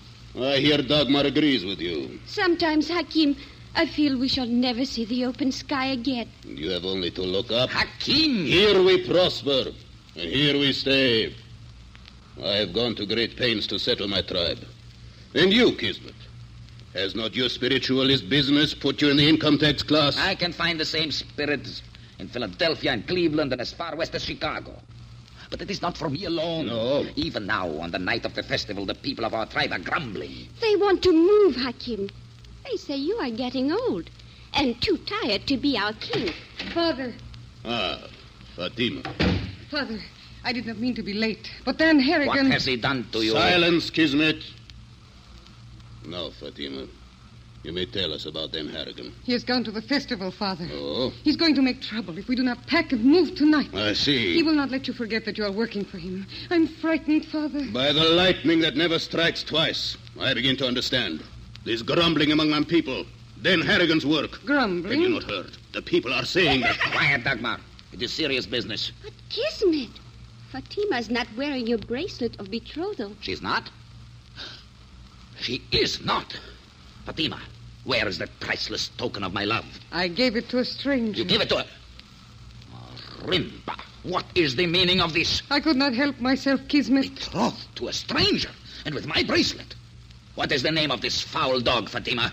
Paul Palmer. Every day he writes about people in the newspaper. I will cut his heart out. I will squeeze him in my hands.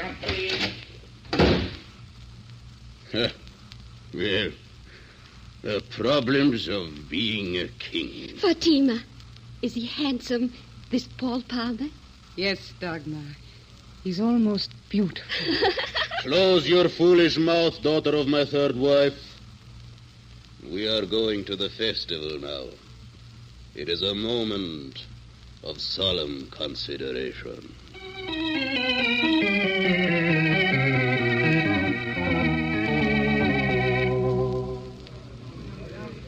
Paul, this is wonderful. Imagine living all your life and never seeing a show like this. You're looking at my column for tomorrow, Toby. And you're still looking for Fatima.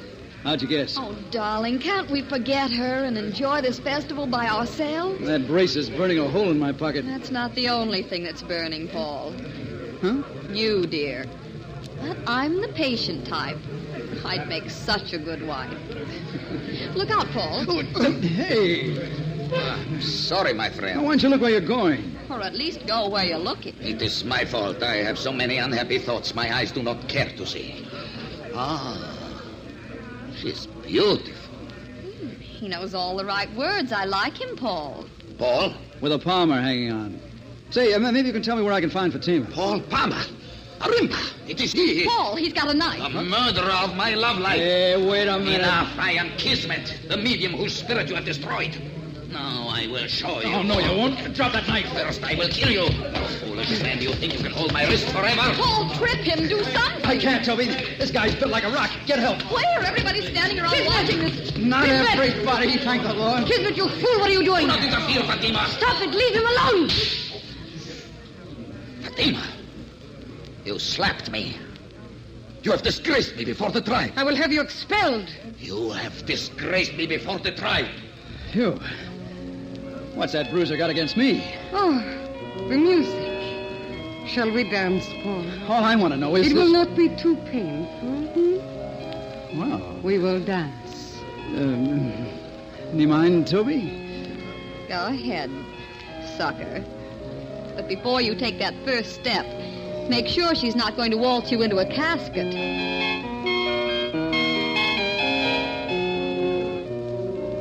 You're so nice, Paul. And you dance like a real prince. Thanks for the promotion. What's cooking, Fatima? Cooking? With the bracelet. You didn't leave that trinket with me as a token of your undying love. But I did. Oh, now, wait a minute. I want you to keep it forever. There are easier ways of getting into my column, Fatima. You do me a great injustice, Paul. How about coming across? What? With the truth, baby. The thing that can stand up and be counted. I do not know what you mean. All right, then. We'll call it a night. So long. No, please. I cannot talk now. Why not? Dan Harrigan is watching us. Where? Do not turn around. He must not know we're talking about him. Okay, then. We'll waltz out of here. Please. I'm not allowed to leave. Uh-huh. Do not force me. No one is allowed to leave before the ritual. Uh-huh. The ritual of Zoroaster should begin very soon. Be patient, please. When it is over, I will tell you the whole story. I haven't got that much time. Come on. Now, what's this? Dagmar. I've seen worse. She's my sister, Paul. Oh, glad to meet the family. She's not a blood relation, but I love her very much. What's that? She is the daughter of my father's third wife. She's my stepsister. Did she bring that gargle with her? Oh, you did not lie, Fatima. He is almost beautiful. So has been talk behind my back, eh? Could I have one dance with him? Of course, Dagmar. I will come back after the ritual. Oh, hey, wait. She can't do this to me. Is it so unpleasant, dear? I'm a busy man, Dagmar. Look at me. Have I not many things to recommend me? I've got other things to do besides, you certainly have. We will dance now, huh? Oh, well, I'm only human. I found you at last. Welcome, Paul Palmer. I receive you as a new member of the tribe. Who is this, Dagmar? Another member of the family? I am Hakim, the father of Fatima, the king of the tribe. Okay. Do I call you Majesty or just Pop? It's good. A man with humor is fit to be prince. Now I must acquaint you with the custom of my people. As long as you don't use a knife. A betrothed never dances with another girl until after the wedding ceremony. I'll make a note of it, Your Majesty.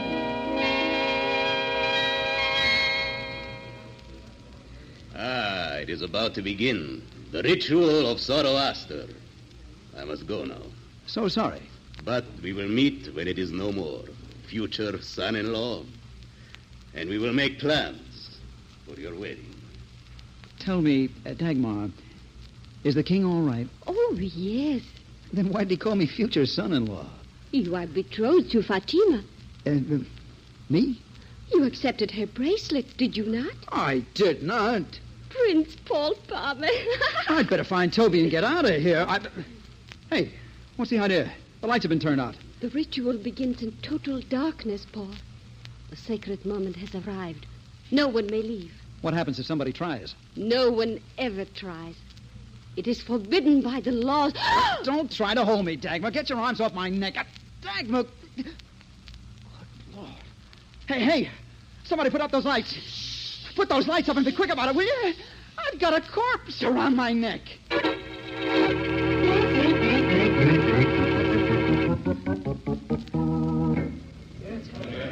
Paul. Toby, am I glad to see you? Oh, that girl. Somebody pushed a knife into her back while her lights were out. Who? I don't know, but I'm going out for the police, Paul. You're not going anywhere, my friend. Kismet. Murderer. What? He's talking to me, honey. You have desecrated the ritual of Zoroaster. People of the tribe of Hakim, why did he do it? He didn't. Why did this stranger come among us to darken our lives with murder? Paul, we've got to stop him. He's inciting that mob to riot. Change that label to manslaughter, Toby. We were happy people. We lived in peace. We loved one another. And then came this stranger. And with him came death. Shall we let our once gay Dagmar go unavenged? This is it, honey. Give my regards to Broadway. I had a great column. What is it that goes on here? There, look, Hakim. Dagmar is dead. Dagmar! Oh, once happy daughter of my third wife. What has the curse of Harrigan done to you? Harrigan? He is the knife in the back of my tribe. Then Harrigan did not kill Dagmar. It was this man, this foreigner. Enough, Kismet! I forbid you to offend the future prince of the House of Hakim. Yes, Hakim. Paul, was he talking about you? Yeah. The women will prepare Dagmar for burial. Come with me, Paul, my son. Where to, Pop? My throne room. You will be safe there. And we shall be able to talk about things that matter.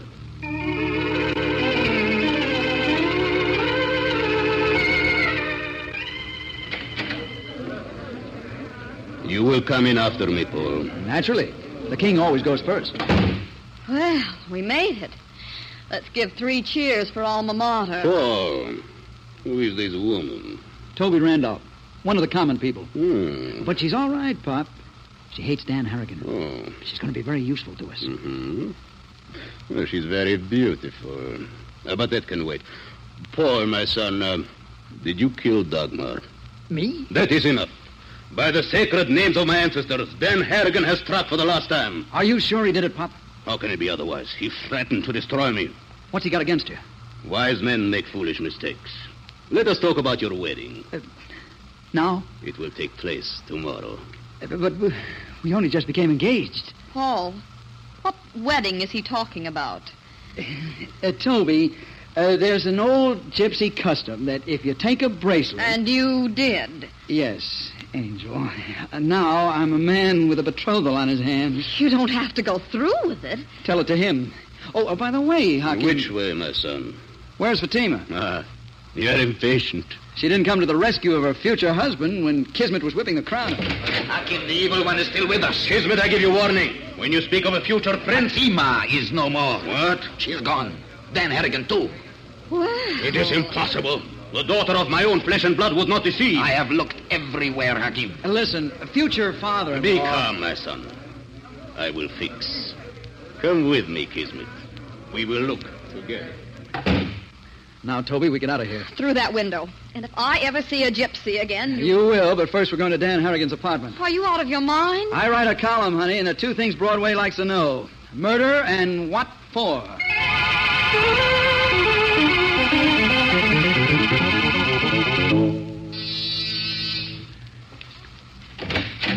Oh. Hello, my blushing bride. Imagine finding you here in a strange man's apartment. Imagine it, Toby. I'm too tired. Where is he, Fatima? Dan Harrigan is not here. Sure. I'm not joking. I've not seen him since the festival. Uh-huh. You will go now. I will not go now. By the dagger in Dagmar, I'll wait for the truth. She's told it, Paul. She has? I just looked in the other room. That was nice of you, Toby. Don't you think I'd make the perfect wife? Now, Fatima. I will tell you nothing. All right, that's too bad. Toby, phone the police headquarters. Tell them we got Dagmar's killer. All right, Paul. No, wait. I did not kill Dagmar. That's the old refrain, Cookie. I will tell you why I'm here. I'm waiting for Dan Harrigan. I knew you weren't waiting for a bus. He killed Dagmar. My father would not move his tribe out of New York, and Dan Harrigan said he would destroy him. So he daggered Dagmar? Yes. I saw it with my own eyes. With both of them? You do not believe me. You wonder why I did not give a scream or set my people on Dan Harrigan. You little gypsy mind reader. I could not open my mouth. And then it was too late. He was gone, and you were screaming. Why was Dan so anxious to get you and your crowd out of the room? He has a shipment for delivery to other cities. Now, that's what I call a lead. We do not know what it is. Believe me, Paul. He has been using our caravan for 8 months to make these deliveries. We do not know what or why. And I'll bet nobody's even bothered to ask, eh? He would not tell us. And we did it because he paid well. Then we began to think he's making criminals out of us. So you decided to settle down, and Dagmar was killed. It was a good plan for Dan Harrigan. We're gypsies. When there is death among us, we cannot go to the police like other people. We must bury our dead and run away. With an extra husband. I'm sorry, Paul, if I've deceived you. But I thought perhaps you would frighten Dan Harrigan away from us. Yeah. Well, Fatima, there's only one thing wrong with your story. Yes? I don't believe it. What? Tell me what was in those shipments, and maybe I'll change my mind. We don't care if you don't, Paul. What? She's not going to tell you. How'd you get in here, Dan? I'm Superman. I walk through walls. Is there a back door to this apartment? You don't think I'd live without one, do you? Or without that gun, either. That's a great comfort when you run out of ideas. Come on, Fatima. We're going out for some air. No. Don't be foolish, baby. You either walk out with me or the boys from the morgue will carry you out. Paul. I can't help you, honey. That gun's got me outnumbered. Very well, Dan Harrigan. I will go with you. Sorry, Paul. You know how gypsies are. They've got to keep moving. Yeah. Just one more thing. Don't write about those shipments she told you about. You'll never be able to prove them. Come on, Toby. We're going after them. Toby, where are you? Hey, Toby! Well, I'll be a press agent. Toby, wake up. For Pete's sake, get up. Don't you realize you're sleeping in a murderer's bed?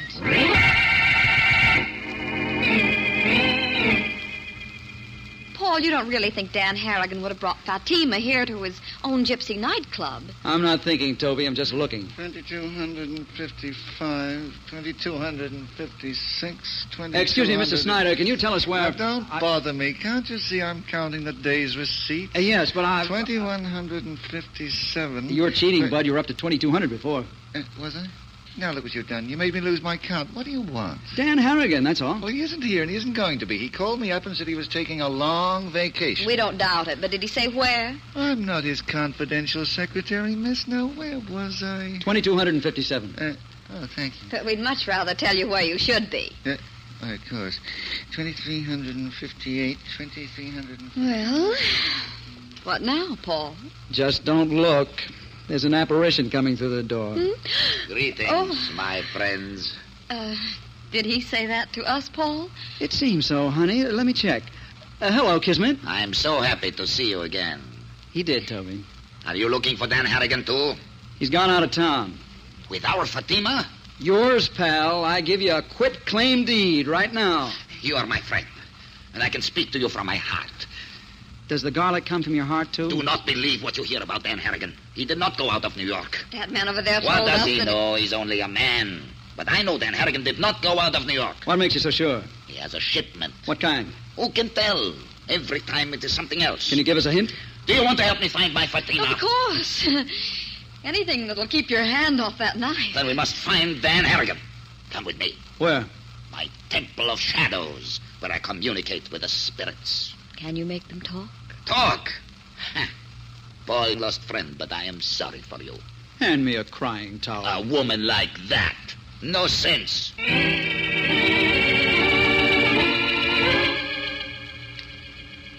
Paul, you will sit over here. With my hands on the table? That is not my business. You, foolish woman, you will sit over here. You like me, don't you? As the saying goes, I can take it or leave it. Now. What, Kismet? We will have a seance. I will reach out for the spirit of Dagmar. Oh, why her? Poor Dagmar was evicted from this life before her time. She cannot enter the blessings of Osmond until her murderer has been paid for his crime. Therefore, I will ask her, where is Dan Harrigan? Why didn't you think of this before? The spirit did not move me. Well, it's moving me. I'm going home. No one goes without Kismet's consent. You just convinced me. Now put that knife away. A spirit without two witnesses. Woman, what is wrong with you? Well, you see, Kismet, it's like this. When I was a little girl, I was... proceed with the seance. I shall put myself in a trance. Can't you do it at the table? Please, I am the medium. Must be done on my throne. Only from here can I reach the spirits. Boy, if that guy isn't phony number one, the world's champ. Ah! Good heavens, is that what these mediums call a trance? Phone the police, Toby. I'm afraid we've seen something new in Spirit Calling. What do you mean, Paul? Paul, what are you talking about? Don't touch that chair. What's the matter with it? I don't know yet. Give me a minute. What are you doing? Just moving the body. What? Uh-huh. He's dead. And there's the thing that killed him. A needle. Yeah. Stuck into the upholstery under the headrest. And it jabbed him in the back of the neck. But how... Poison, darling. Something new in Petty Point. Oh.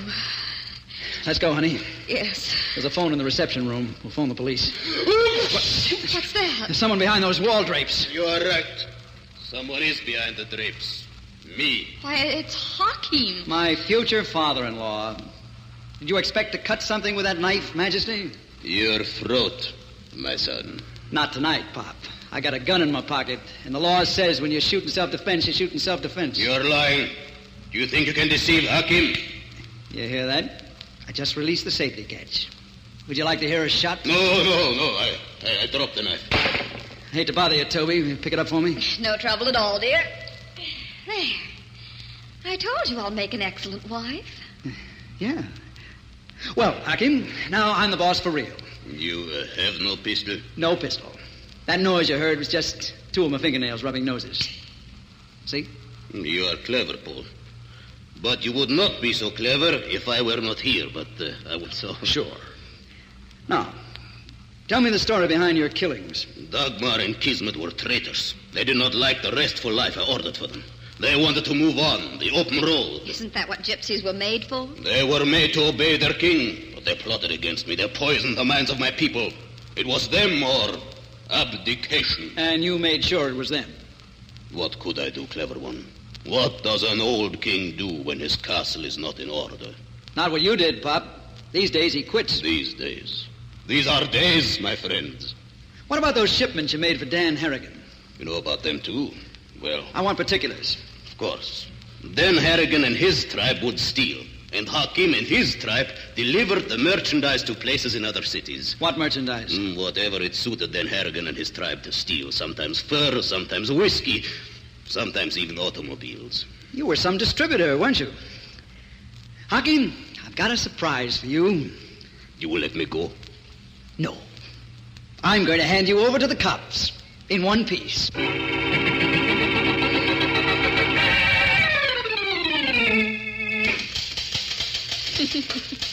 Paul, I'll never forget that look on Dan Harrigan's face when he was brought into police headquarters and saw us there. Yeah. Oh, that look on Fatima's face. Imagine that girl telling us she saw Dan Harrigan kill Dagmar. Yeah. When she saw Hakim, her own father, do it. Yeah. Not that I've got any sympathy for Harrigan, but she had no right to point the finger at him. She should have said nothing if she wanted to save her father. Yeah. Oh, well, like father, like daughter. And that was the girl you were going to marry, dear. Yeah. What's that? Oh, look, Sophie, I gotta get this column out. I've only got 15 minutes of press time. Of course, dear. Well, here's a lead for that column. Dead duck makes deadline. Huh? Good night, you worm.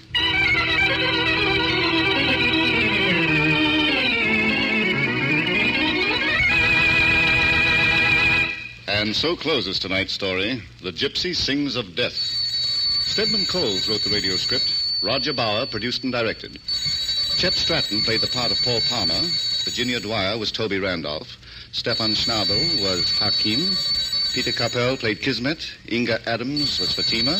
Gloria Stenyi was Dagmar. And Barry Thompson was the man. Oh, I beg your pardon.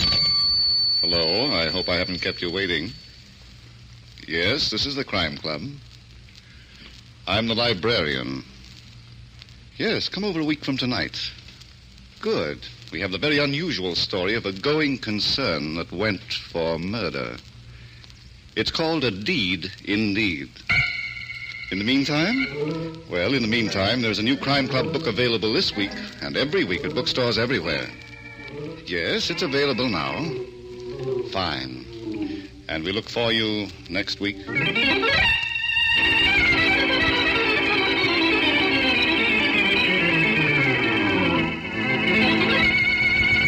This program came from New York.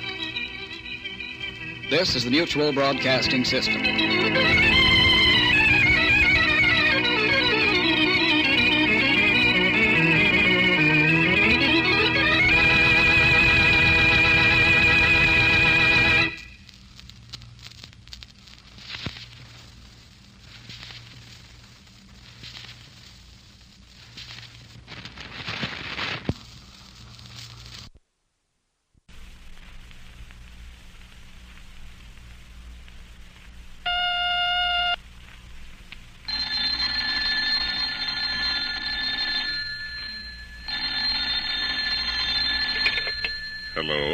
hope I haven't kept you waiting.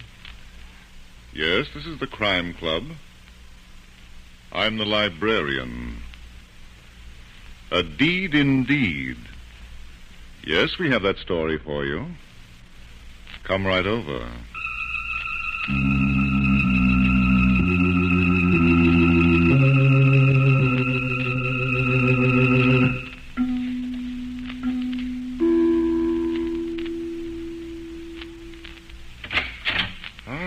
You're here.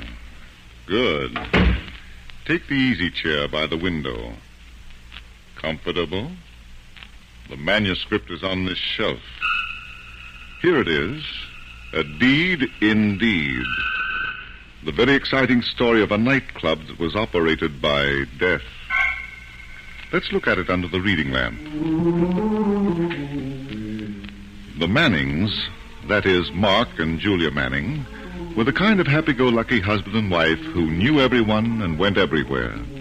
And, believe it or not, they were happy. It was early one evening, and they were in their apartment in Midtown, New York. But they were not together. Mark was in the bedroom, and Julia was in the living room, slowly but surely biting the polish off her lovely nails. Then... Mark? Yes, dear. Are you going to finish dressing sometime tonight? Right away, Julia. Right away. It was right away 10 minutes ago. How do I look? Beautiful. Now, come on, let's hurry. I'd like to see what a theater looks like before the curtain goes up. Right away. Oh, for pity's sake. What's the matter now? I forgot to take a handkerchief. It's amazing that... Now, who can that be? Open the door and find out. And if it's for me, just tear it up. We heard you the first time. Greetings and salutations. We've got all we need, thank you. Never close the door in the face of a benefactor. Do I have to wrestle with you, too? It could be fun, you know. Now, What do you want? I have something for Mr. Mark Manning. Is he at home? He certainly is. Splendid. And would you be Mrs. Manning? I would. Then let me ask you a question. Do you know how many shopping days there are to Christmas? What? Now, look here, Mr. What's-Your-Name. It isn't Mr. What's-Your-Name. It's Faraway. It couldn't be. Oh, then I've been deceived. Now, what was I saying? Oh, yes, something about Christmas. Well, it's here, dear lady. Who is it, Julia? It's for you, Mark, and I can't tear it up. So I see. His name's Faraway. Faraway. Business counselors and managers deluxe. I'm the third Faraway from the left. How does it feel? Well, it's a little... Mark, tell him we're in a hurry. Yes, you see, Mr. Faraway, we're in a hurry. If you'd like to make an appointment, meet me, say, at 2 o'clock next winter, I'd be glad to. Young man, I have a mission to accomplish tonight. Here's a paper for you. A summons? Take it and be surprised. It's a deed to the Locust Club, that grand, that magnificent bistro at the river's edge, where New York and Westchester meet. The Locust Club? That great harmonium of joy. It's all yours, my boy. Mark, is he kidding, or is he just cashew? Gesundheit, dear lady. Thank you. What? I don't get this, Julia. It's a deed made out to me by Lou Barton. Who's he? Your husband's angel, Mrs. Manning. The man who never forgets a service. Mr. Faraway, there must be some mistake. I never heard of the guy. Please, sir. Mr. Barton is my client. Sorry. But what did I do for him? Let your mind go back 6 years to a certain episode in Pittsburgh. Oh, I wasn't in Pittsburgh 6 years ago. Modesty, my boy, the purest of all virtues. And you have it abundantly. Well, I have fulfilled my mission of goodwill. And now, may I say au revoir? You may. Au revoir. Of all the nutty things to happen. What do you make of it? Gag, Julia. Somebody's having a lot of fun. By handing out a deed? Look, it's dated 3 months ago. Did you ever hear the Locust Club? No. Then it doesn't exist. And if it does, it's a hole in the wall that nobody goes to anyway. Mark, what are you doing? What? Well, I'll be cooked. I meant to tear up the deed, and I tore up the theater tickets instead. Dearest, would you call that a mistake? Well... It's backfiring. I'm not going to the Locust Club. Oh, now, look, honey. I'm not going, and don't try to persuade me. All right, darling, I won't. Why should I be a sucker for a gag? We just stay home and look at the walls. Look at them, dear. Aren't they beautiful?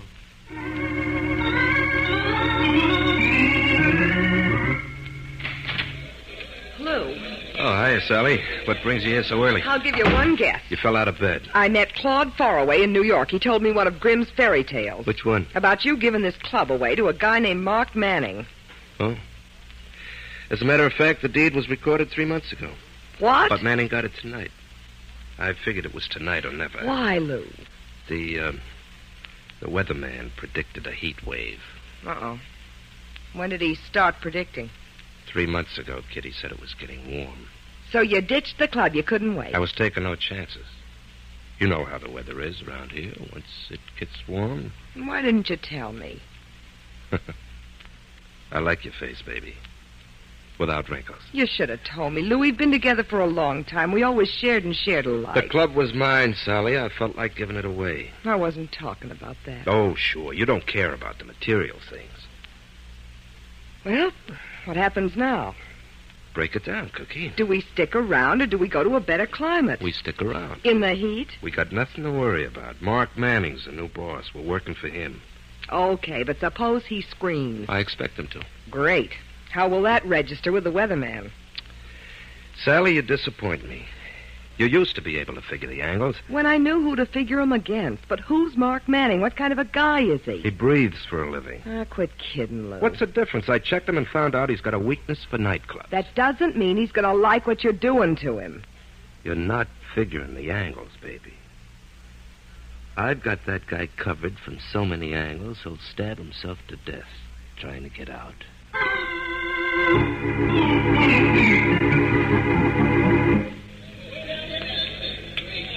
Mark, this can't be the place. This can't be the Locust Club that Mr. Faraway was talking about. You see another one around here, Julia? Good heavens. Somebody must be out of his mind. This is luxurious. No understatements, please. Those people, hundreds of them, sitting at tables, eating and drinking. Yes, that's so much nicer than writing on the tablecloth. Mark, aren't you excited about this? Excited here. My nerves are bouncing like handballs. Well, you might show it. I will. First, I've got to stop wondering. Oh. That's right, darling. Why should I get a paying proposition like this for nothing? Yes. Come on, let's find out. Welcome to the Locust Club, where the food is good and the prices are nice. Hello. You got a reservation? No, but you see... You're out of luck, mister. We're all filled up. Let me explain. We didn't come... Not a chance. Now, the next time you want to eat here, better phone in advance. Just ask for Joe. That's me. Make a note of it, Mark. All right, dear, I'll write it down. Joe, is this place always as crowded as this? Only at night, lady. It's closed all day. Well, my husband and I are going to change that policy. We're going to serve luncheon. Honey, if you don't mind shifting to the guard position, I'd like to go through center. Of course, dear. Thanks. Now, Joe, where's the owner of this place? The owner? I said it first. You mean the real owner? Let's sit down, Joe. You must be pretty tired. Won't do no good, mister. I'm even tired when I sit. Let me try it, Mark. Joe, who signs the checks? Oh, him. Yes, him. He ain't in. Take a deep breath, Joe. Now, what time will he be in? You got me there, mister. I never even seen the guy. You mean you never had a glimpse of Lou Barton? Him? Oh, sure, lots of times, but he don't own it no more. A fella called Mark Manning's the new boss, and we've been sort of waiting to get a look at him. Well, look with all your might, Joe. I'm Mark Manning. All right, I looked already. You? Mark, you shouldn't do such things. You made him open his eyes. Where's Lou Barton, Joe? Sure. He's in that office right there. He said for me to send you in soon as you got it. Mark, you sure you never heard of a Lou Barton? Not by name, dear. Think of it. I seem to remember somewhere, long time ago. You're thinking of Sidney Carton, the guy who lost his head in Tale of Two Cities. Of course. Now, look here, Mark Manning. The office. Who's there? Oh, I don't recognize the voice either. Let's go in, Julia. I said, who's there, buddy? Are you Lou Barton? Yeah, what do you want? I'm Mark Manning. Mark? Well, of course. Oh, gee, I'm glad to see you, Mark. It's been such a long time. Hey, well, wait a minute. Oh, what's the matter, sweetheart? Don't even rate a kiss? Go on, give her a kiss, pal, for old time's sake. Get away from me. Now, listen, Julia, you've got to believe me. Do I? It's a gag like the club. I never seen that gal before. I'll bet. Why, Mark, how can you say such a thing after all those wonderful times we had in Pittsburgh? Shut up, you bat. This is my wife, Julia. Hello. Well, she's not bad, pal. All right, you two. What's this all about? Well, we're just glad to see you, that's all. Why? Why? Sally, something's happened to our old pal. What is it, Mark? What's changed? Cut it out, Barton. Was it marriage? But she looks like a nice girl. I said cut it out, Barton. Okay. I've been double-crossed before. Get me a drink, Sally. This is hard to take. Oh, I can't believe it, Lou. I just can't believe it. Julia, darling, I don't know these people. I never met them before. Of course, dear. You've got to listen to me. I'll do that later, when we get home. But right now, don't you think we ought to find out why they gave you this club? I gave it to him, Julia. He saved my life. Sure. You don't remember, do you, Mark? Well, to you it was a little thing, but to me... I'll never forget it, that night in Pittsburgh 6 years ago. What did I do? What did he do? You hear that, Sally? How can you live in the same world with a guy like that? That's life, sweetheart. Yeah. Listen, Mark, at great risk to your own life, you pulled me out of a fire. I've been building myself up for 6 years to show my appreciation. Then you can start building yourself down. I don't want your club. Here's your deed. You can't do that, pal. Take a look. I've done it. Let's say you made a good try. There's a copy of that deed on file at the land office. What? It's been there for 3 months. And I've got proof. 2 signatures. That you accepted this club as consideration for an old debt. The whole transaction was notarized by a certain Mr. Faraway. Yeah. Well, Julia, shall we go out front and take a look at my property? I still don't understand. Neither do I, darling. But why bother to figure things out now? We got our whole lives ahead of us. Or what's left of them.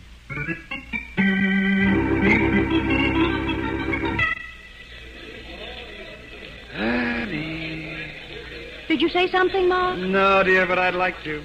This place is beginning to get me. Uh-huh. Julia. Yes. Did something happen to me 6 years ago? Something you never told me about? Why don't you ask Sally? Is it possible I had amnesia? What? Did I wander off to Pittsburgh and, without knowing what I was doing? Take a look at this menu. I don't feel like eating. Julia, you've got to tell me the truth. It's printed on this menu. Take a look at it. Maybe you'll get amnesia now. Don't stare at me. Look at the menu. And then tell me how a nightclub could give a steak dinner for $1 and make money. Is that what I'm doing? You're also selling cocktails for $0.25 and lamb chops for 75 cents. Wow. Do you know what a steak and lamb chops cost these days when you have to buy them? Yeah, but maybe we're giving them small portions, huh? Yeah, that must be it. Come on, let's take a look at the kitchen. Greetings and salutations, people of good fortune. Run for your life, Mark. Here comes that man again. A tour of inspection, Tell me, Mr. Manning, has your fertile brain erupted some useful ideas? I've been thinking, Faraway. Naturally. This glittering bistro lends itself. At what rate of interest, Mr. Faraway? Yes. Your ideas, Mr. Manning. How would you like to see Delmonico's come to life again? What a thought. My boy, you've touched a tender spot. Long, slumbering memories. You're going to see it here at popular prices. Why improve, darling? These prices are popular enough. First, I'll rip out all those light fixtures and put in soft, indirect lighting. Then I'll throw out all those tables and chairs. Hey, where's the boss of this place? What now? See here, my good man. Never mind the compliments. All I want is the owner, Mark Manning. The guy in the office told me he was out here. Hi, Mr. Manning. Okay. You owe Green and Black $1,000 for light fixtures. Do I? Who says so? I do. Deputy Sheriff O'Malley.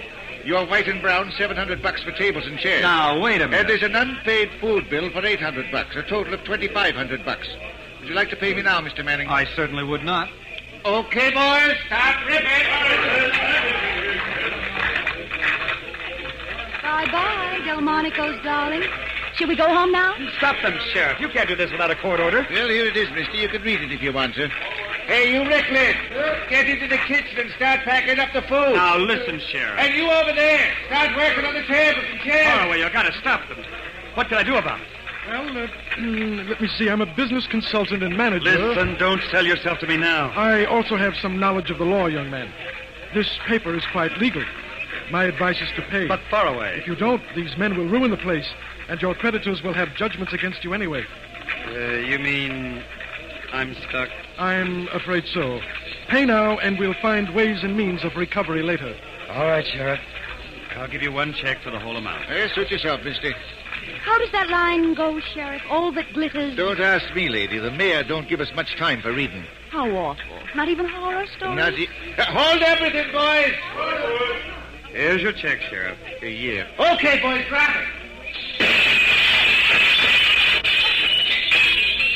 Literal creatures, aren't they? I brought them up right. Okay, boys, we're through here. Let's go home. Now, Faraway, what about those ways and means of recovery? Not so fast, Mr. Manning. The law books are in my office. Well, hurry up and get your nose into them. I want action. I'll do that at once. Come on, Julia. We're going to give Mr. Barton another interview. Mark, you poor darling. 3 whole months to Thanksgiving, and you've already had your turkey.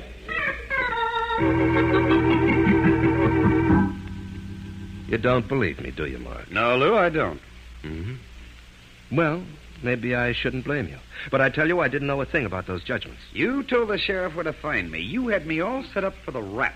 Is that what you really think, pal? What's the idea of unloading this lemon on me? Oh, and while we're on the subject of fruit, Mr. Barton, where's Sally? Oh, she went out for... Julia.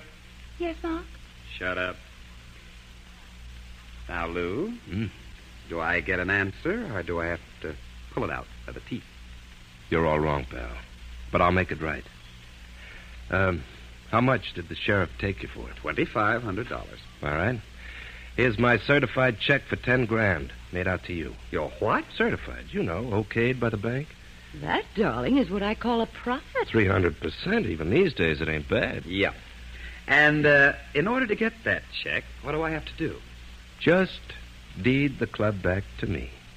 And by an odd coincidence... Oh, you've got one already made out. Yeah, funny, isn't it? You're too well prepared for emergencies, Bart. That's because I'm farsighted. Here's the pen, and there's the dotted line. Julia. Don't ask me what to do, Mark. I've shut up. Well, I'm sorry, Lou. I'll need time to think it over. Why? I'm curious. And when I'm curious, ask Julia the next time she feels like talking. Better use that pen, Manny. Frets? It also writes under blood. Ooh. When this thing goes off, you can't send the bullet back. So I've been told. All right. I'll take the pen. And as long as you've got me, I'll take the gun, too. Cut it out. Look out, Mark! He's going to trip you. Not this trip, Julia. Drop it, Barton. Make it fall down. Mark! Mark, are you all right? I think so. Or maybe I'm kidding myself. Mark! But... Julia. He fell down.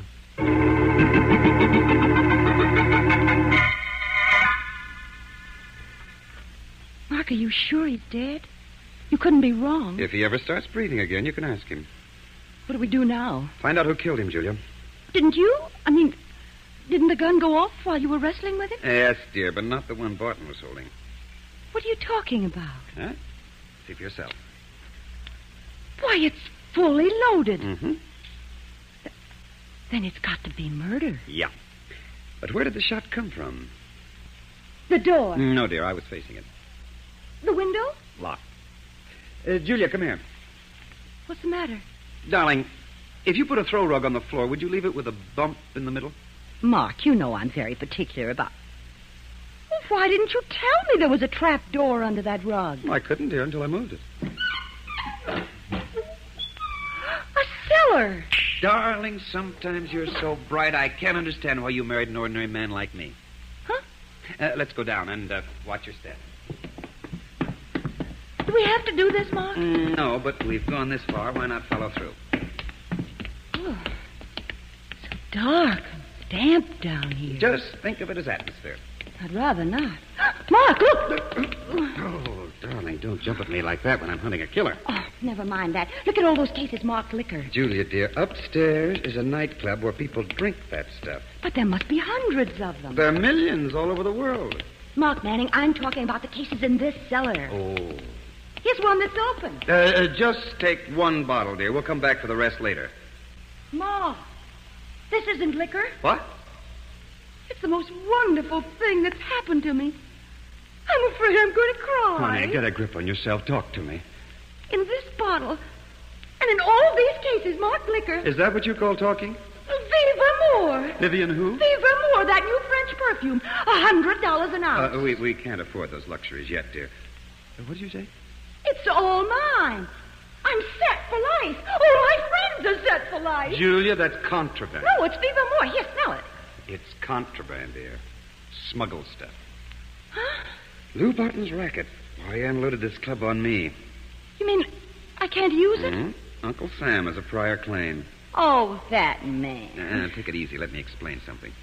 You'll never make me happy, Mark. Lou Barton must have been bringing his stuff in without telling our uncle about it. Uncle got suspicious about 3 months ago, and Lou gave me a deed without telling me. He even filed it. That made me the owner, Julia, and the fall guy. All this wonderful perfume, and they'll probably send it back to France. If they don't send me to jail.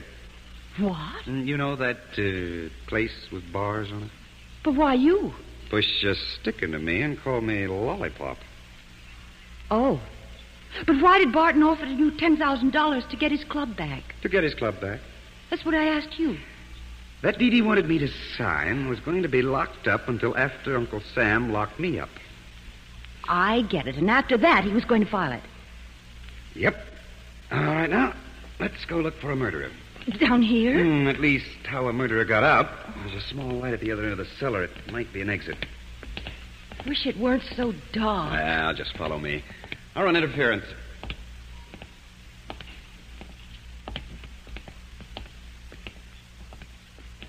Keep talking, Julia. Then I'll know you're with me. Uh-huh. We'll be out of here in a few minutes, and then we'll clear up this murder, and I'll be in the clear about the club and the smuggling racket. Uh-huh. Darling, at a time like this, I hate to be petty, but what's happened to your vocabulary? I just found it, Mark. What? Solly. Uh-huh. Where's Julia? She's resting over there. What have you done to her? I smacked her and let her down very gently. Get out of my way. I've got to go Mark, see... I didn't tell you what I smacked her with. Oh, I don't care. It's a great gadget. It shoots, too. Look, Sally, she's never been hit on the head before. Just give me a chance to see how she is. There's no time. Unless the two of you want to be buried in the same river. Can't you be reasonable? You have to be hard-boiled. Come on, Cookie. We're going to your apartment. To my... Oh, no, not with Julia lying there. Faithful to the end, huh? Well, turn around and walk toward that light, or this will be the end, sweetheart. And no encores.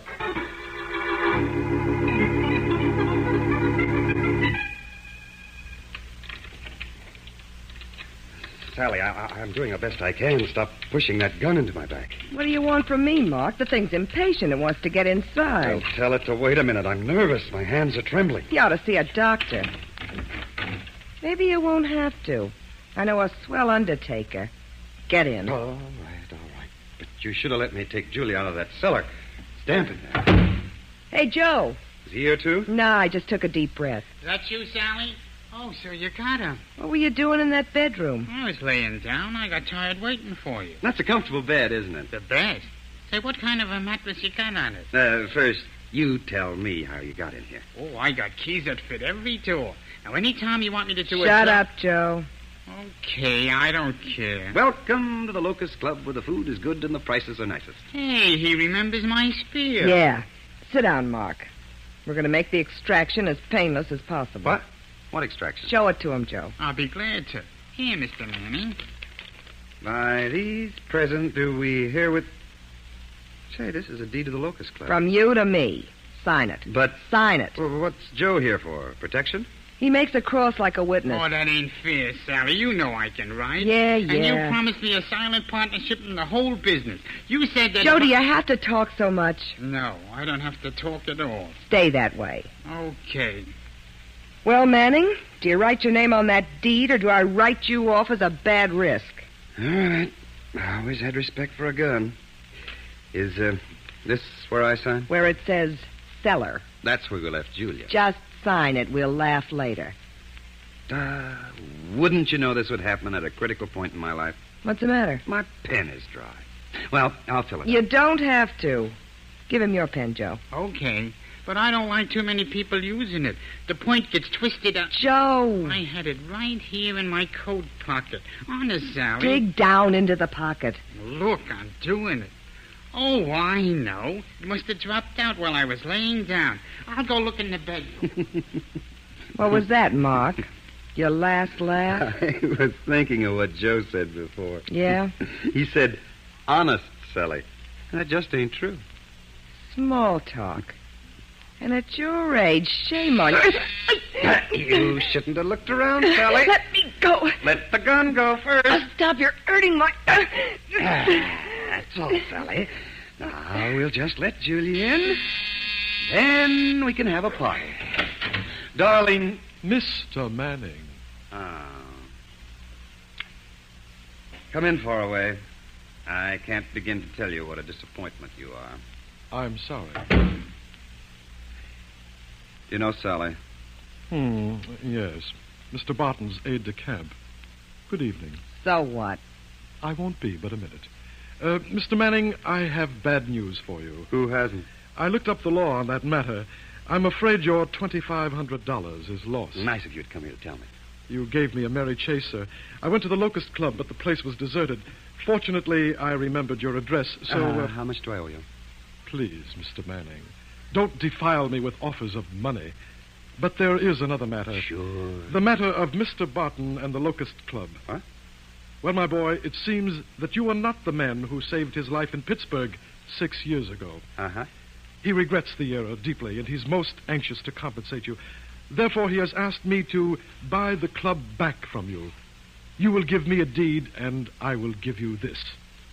A check for $10,000. Certified. A magnificent sum.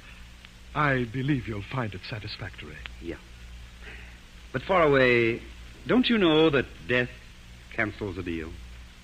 Death? Whose death are you talking about? Lou Barton. He was murdered. Oh, no. When? Well, why didn't someone tell me? I found a pen, Sally. It was under... Hey, what's that guy doing here? Waiting for the pen, Joe. Huh? Give it to him.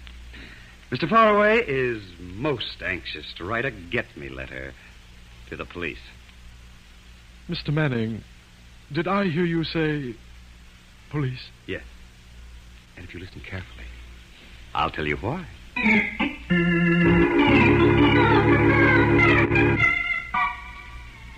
Oh, my head. Now, sit still, darling. Keep that ice pack on. But it's messing up my hair. It'll get your brains back in shape. You want me to tell you how I nabbed Faraway, the third from the left? I don't want you to tell me anything. Leaving me in that dusty old cellar. Just because that woman had a gun. Don't you think that was a good reason, Angel? What about Faraway? The third from the left. He wanted to get his hands on the Locust Club and the perfume racket that went with it. And Barton gave him the opportunity when he deeded the club to you and then tried to get it back. Huh? Are you sure you've got a headache, Julia? How did you know that Faraway was the murderer? He was surprised that Barton was dead. Not enough, darling. He tried to buy the club back from me. Still not enough. He gave me that certified check we left in Barton's office after he was killed. That does it. Help me up, dear. I think I ought to walk around for a while. Well, wouldn't you rather go to bed? I'll feel much better if I just... What was that? Oh, my Viva Amor. You brought that bottle home? I had it wrapped up in my hat, and my hat was on my lap. $100 an ounce. Oh, my head.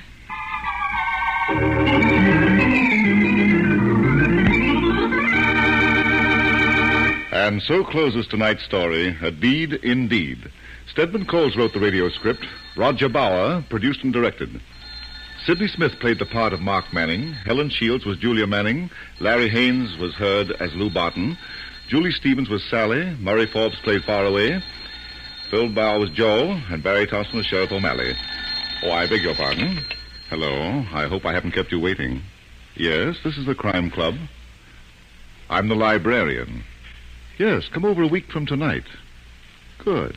We have the very intriguing story of laughing waves on the blue ocean, twinkling stars in night skies, and dank death in the sand dunes. It's called Death Swims at Midnight. In the meantime, there is a new Crime Club book available this week and every week at bookstores everywhere. Yes, it's available now. Fine. And we look for you next week. This is the world's largest network serving more than 400 radio stations. The Mutual Broadcasting System.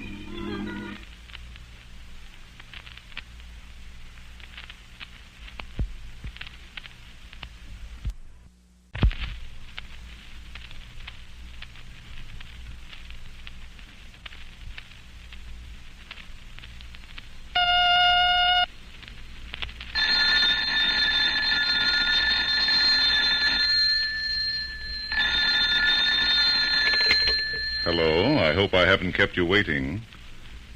Yes, this is the Crime Club. I'm the librarian. Death swims at midnight. Yes, we have that story for you. Come right over.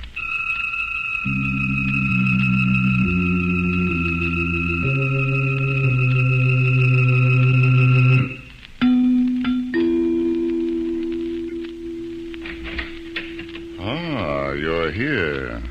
Good. Take the easy chair by the window. Comfortable? The manuscript is on this shelf. Here it is. Death Swims at Midnight.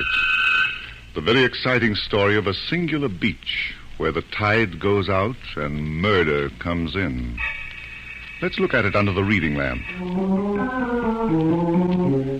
Bill Desmond, the famous private detective, and his pint-sized assistant, Maxie Davis, have gone to the resort town of Marbell for a rest.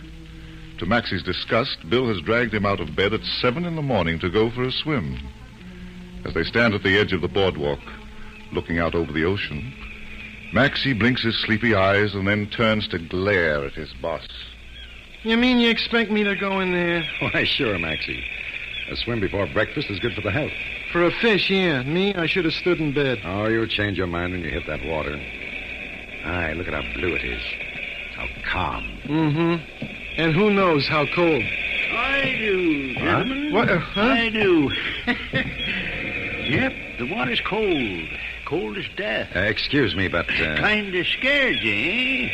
Well, didn't mean to. Name's Atkins. Fuzzy Atkins, they call me. I live in that shack on the old fishing pier. I see. Weren't thinking of doing some fishing, were you? I know. Not this morning. Too bad. Ain't many goes fishing these days. Nope. They got other things to do. Well, yes. Excuse us, Fuzzy. We are going for a swim. Go right ahead. But don't forget, the water's cold these days. Very cold. Encouraging little fellow, isn't he, Maxie? Yeah, look, Bill, maybe he's right. The water does look kind of chilly. Let's go back to our hotel. Oh, nonsense. We're going for a swim. Come on. Okay. Yeah, we'll get down these stairs to the beach. Uh-huh.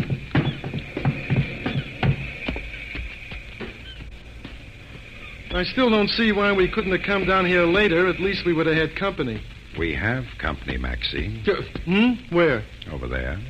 That girl. Oh. Ah. She looks rather interesting, doesn't she? She looks like a dame. There are dames, Maxie, and dames. Yeah, and there's trouble and more trouble. Come on, Bill, let's head for the other end of the beach. And pass that up? Not me. Come on, let's visit. But, Bill, Oh, okay. Say, what's she doing? Digging in the sand? I don't know.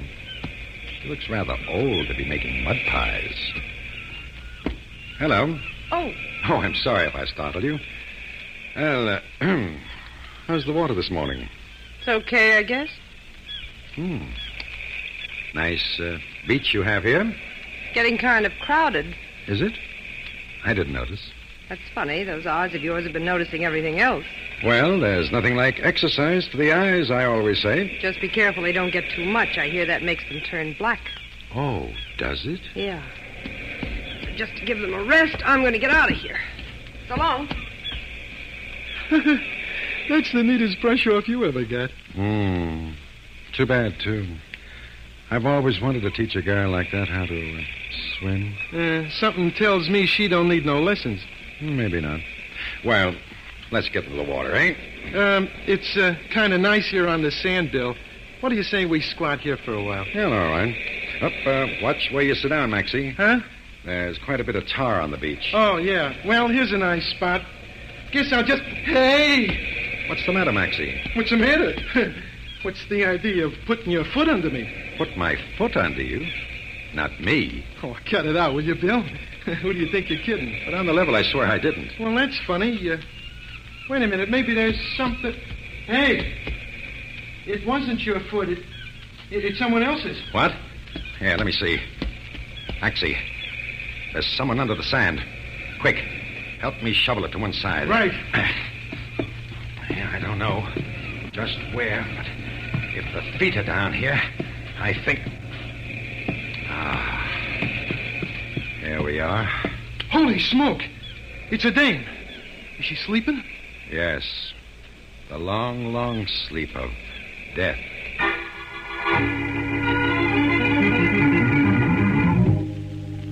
Did you phone the coroner, Maxie? Yeah, Bill, he'll be right down. Good. Say, Bill, have you figured out what caused the death? Well, there's a nasty bruise on her head, but I'd say she drowned. Drowned? But how did she get under the sand? The how, Maxie, is not so important as the why. Howdy. Howdy, gentlemen. Noticed you digging from up on the pier. Ain't after clams, are you? Not exactly, Fuzzy. Here, take a look at what we dug up. Oh. You know, I ain't seen a clam like that for a long time. No, sirree. Not like that. Here, come on, let's stop that. Huh? Who is this girl? Appears to me like Mrs. Dale, Joan Dale. Yep, that's who it is. She's got the big bungalow right opposite my shack on the pier. I see. Fuzzy, did you see that girl who was on the beach when we got here? Yep, sure did. That was Carol Carson. Got the bungalow on t'other side of Mrs. Dale. She, she left you in a hurry, didn't she? Yeah, she did. Hey, you don't think that Carson I dame don't was... think anything yet, Maxie. Fuzzy, we expect the coroner here any minute. Will you watch the body until he arrives? Yep, sure will. Good. Come on, Maxie. I want to have a look at Mrs. Dale's bungalow.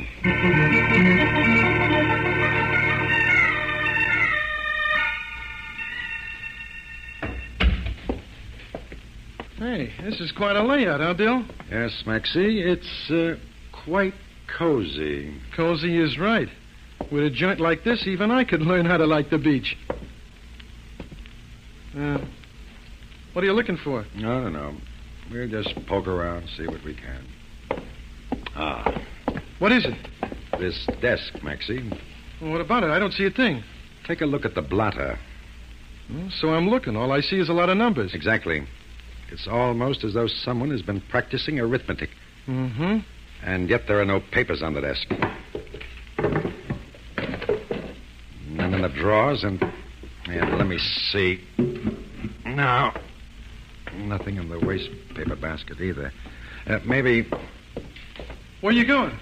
Over the fireplace. Uh-huh. You find anything, Bill? Yes. Ashes, Maxie. Ashes. But not of paper, of cloth, too. Cloth? Uh-huh. And to judge by some of the burnt threads, a coarse cloth. Hello? That you, Martin? I want to talk to you about... Well, who are you? My name is Desmond, Bill Desmond. This is my assistant, Maxie Davis. Oh, you're the ones who discovered the body, aren't you? Yes. How'd you know? I've just left the coroner. Oh, I see. I beg your pardon, but the name Desmond is rather familiar. Familiar, he says. Brother, you're looking at the best private op in the business. Oh, of course. Oh, permit me to introduce myself. I'm Fulton Stokes, Mrs. Dale's attorney. Oh, yes. How do you do? Mr. Stokes, when you left the coroner, had he completed his examination of the body? Yes. He's of the opinion that Mrs. Dale drowned at some time around midnight last night. He thinks it was an accident. Oh? You disagree? Well, I don't know. Yet. Tell me, who is this Martin you called to when you first came in? Martin Dale, Joan's husband. Do you know where he is? Probably on his cruiser, which is anchored just offshore. Didn't he live here with his wife? Well, no. You see, they'd had a bad quarrel. Joan had the idea that Martin married her for her money. I see. Do you know when they last saw each other? Not exactly, but she did have an appointment to see him on board his cruiser late last night. Late last night, eh? Maxie. Yeah? I think we'll take a little boat ride.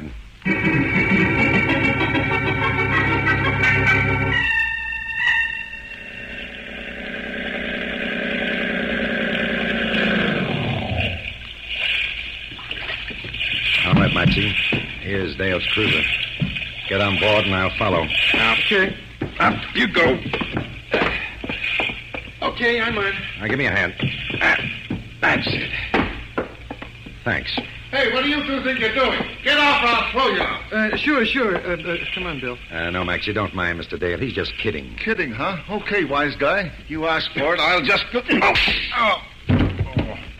Gee, he didn't last long, did he? No, Maxie. The trouble with him is he's big, but he's soft. Aren't you, Dale? Come on, up on your feet. What do you want? I've got some bad news, Dale. Your wife is dead. Dead? Yes. She was drowned late last night. Tell me, when did you see her last? A couple of days ago. You're lying, Dale. Lying? Why, I ought to... What? Nothing. That's better. Your wife was aboard this boat late last night, wasn't she? Yes, I talked to her about a reconciliation. Mm-hmm. But she wasn't in the mood. She'd lost a lot of money gambling with Nick Vero. Nick Vero? Well, who's he? Well, he runs the Pelican Club at the end of the boardwalk. Oh. Well, go on. I tried to convince my wife to let me come back. She wouldn't listen. Mm-hmm. I tried to kiss her, and she struggled, then jumped off the boat and swam for shore. That's all I know. That's all, eh? She had an ugly bruise on her head, Dale. I don't know anything about it. Maybe not.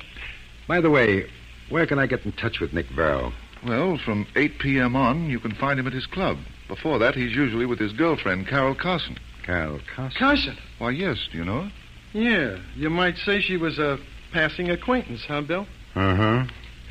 Maxie, I think I'll pay her a visit this evening. Maybe we can get to be warm friends.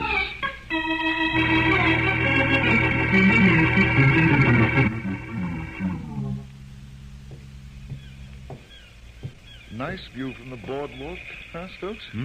Oh, Martin. What's wrong with your jaw? I had a visitor on my boat. A man by the name of Desmond. Kind of funny his knowing that Joan had an appointment with me last night. Oh, now, wait a minute, Martin. Joan's death occurred under peculiar circumstances. Desmond asked me some questions, and I answered them. Uh-huh. I got a couple of questions, too. Yes? As far as I know, the will Joan made after our marriage has never been changed. Is that right? Uh-huh. Now, according to the terms of that will, I inherit her estate. Go on. I'm a little short right now. I've been running into some bad luck at Nick Vero's. How about an advance? Well? How much do you need? $5,000. Well, I guess I can let you have it. Good. Just one thing, Martin. Yeah? If Joan was murdered, you'd be the leading suspect. So? Now, I'm not saying that you're guilty. But if you were tried and convicted, you wouldn't inherit a penny. I'd be out $5,000. Why, I'm surprised at you for bringing that up. After all, you'd only be out $5,000. As for me, I'd be out.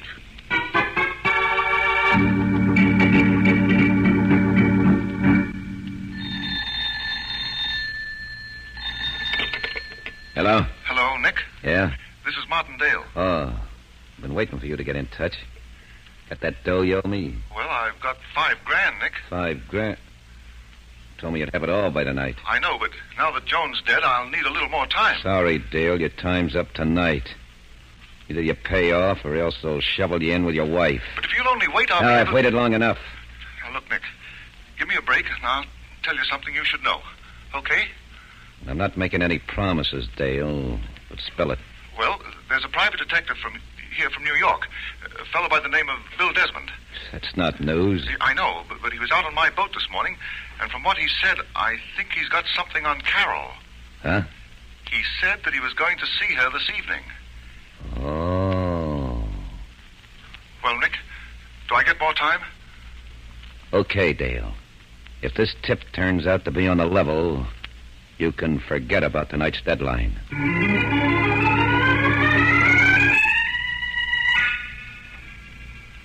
Getting kind of late, Nick. Aren't you going up the clock? What's the matter, Carol? You anxious to get rid of me? Of course not. Hey, what's wrong with you tonight?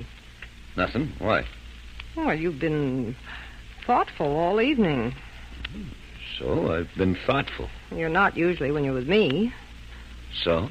I was just wondering if you were thinking of Joan Dale. Why should I be thinking of her? Oh, come on, Nick. You don't have to be cagey with me. I don't know what you're talking about. No, I saw you go into her bungalow last night. You know, you're way off base, baby. Now, look, Nick, I'm sort of mixed up in this thing, too, and I figured that... You expecting anyone, Carol? No. Okay, give me a minute to duck into the bedroom, then go see who it is. Right.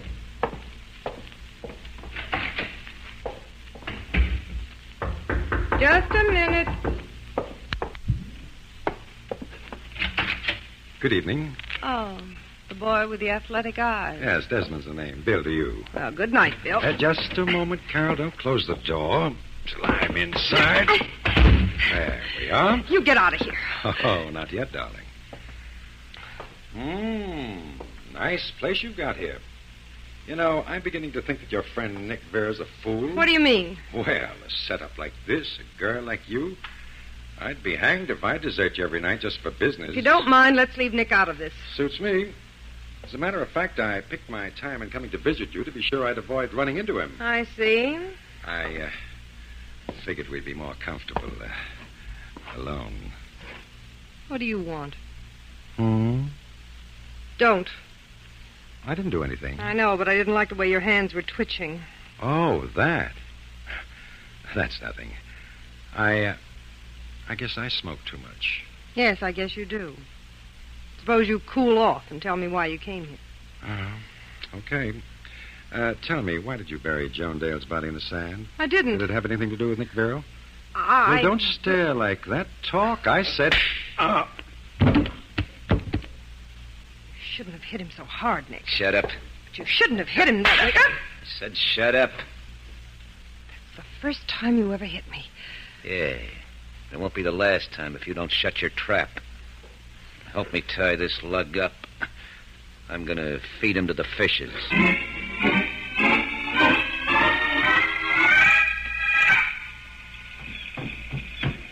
Oh, Fuzzy!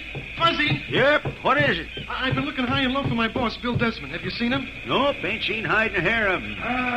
Maybe he's gallivanting. Wait a minute, Fuzzy. I thought I heard something. Huh? I didn't hear nothing. There it is again. Hey, you're right. Someone's crying for help. Sounds like it comes from under my pier. Come on. Okay. This way, under the boardwalk. Help! Sounds like it comes from right over there. Wait, I'll put on my flashlight. There we are. Holy Hannah! It's Bill. Yep, so it is. Trussed up like a bundle of wash. And the tide coming in, too. Help. It's okay now, Bill. Maxie? Yeah, and Fuzzy Atkins. I'll have you loosen. Just a second, Mr. Desmond. Just have to cut one more cord. There we are. Can you get up, Bill? Yes, I think so. Just give me your hand for a moment. Thanks. Gee, I'm sure glad you're okay, Bill. Lucky Fuzzy and me heard you. Otherwise, you'd have been a goner. Yep. The old devil in the sea might have gotten another one. The old devil, Fuzzy? Yes, sure-ee. Didn't believe in him much till I saw him get Mrs. Dale. You saw a devil get Mrs. Dale? Yep, sure did. I was up at my shack and I saw... Oh! Bill, you okay? Yes, Maxie. But Fuzzy's been hit. Is he hurt bad? He's dead, Maxie. Dead? Who do you think killed him? A devil, Maxie. A devil.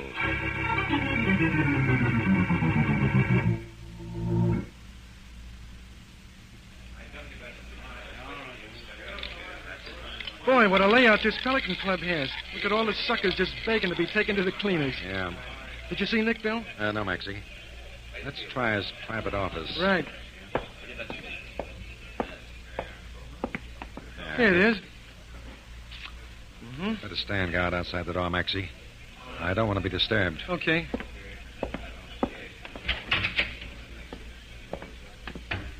Say, who do you think... Bill Desmond. Yes, Carol, what's the matter?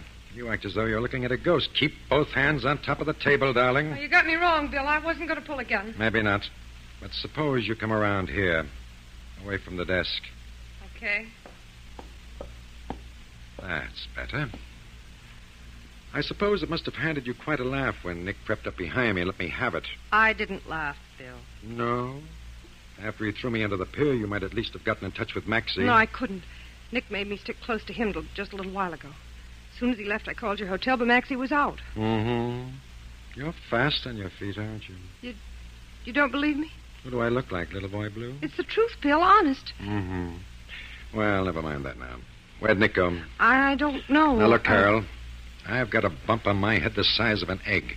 My wrists and ankles are raw from the ropes cutting into them. I'm in no mood for stalling around. I'm afraid Nick will kill me. Well, now, don't worry. I won't tell him how I found out. Well? He went to see Stokes at his hotel, the Shore Plaza.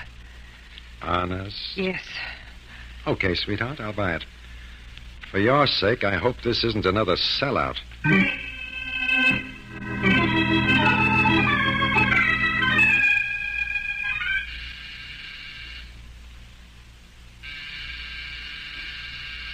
You really expect to find Nick here, Bill? I don't know, Maxie. You don't know?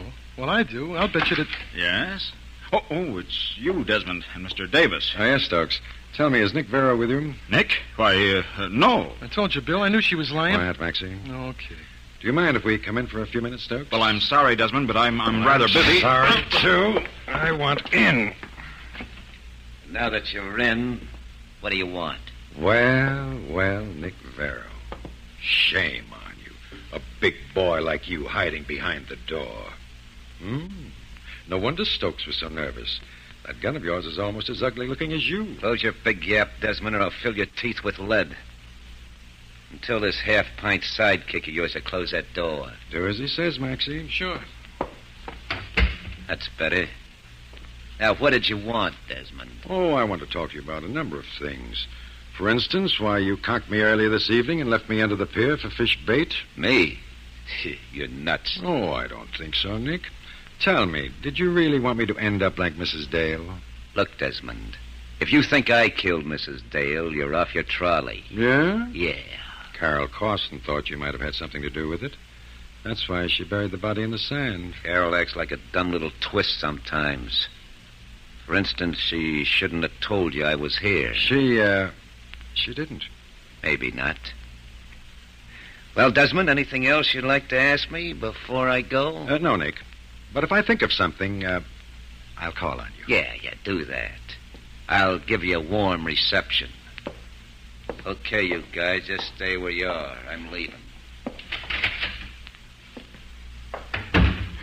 Should we follow him, Bill? No, Maxie. That would play right into his hands. Stokes. Yes, Desmond? What did Nick want with you? Well, he came to see me about Mrs. Dale's gambling debt. It seems that she owed him about $50,000. As much as that, eh? That's what he says. Now that she's dead and he can't collect it legally, he wanted me to pay it out of her estate. What did you tell him? Well, naturally, I told him that was impossible. He didn't like that. I guess not. He told me I'd have to pay up or else he'd kill me.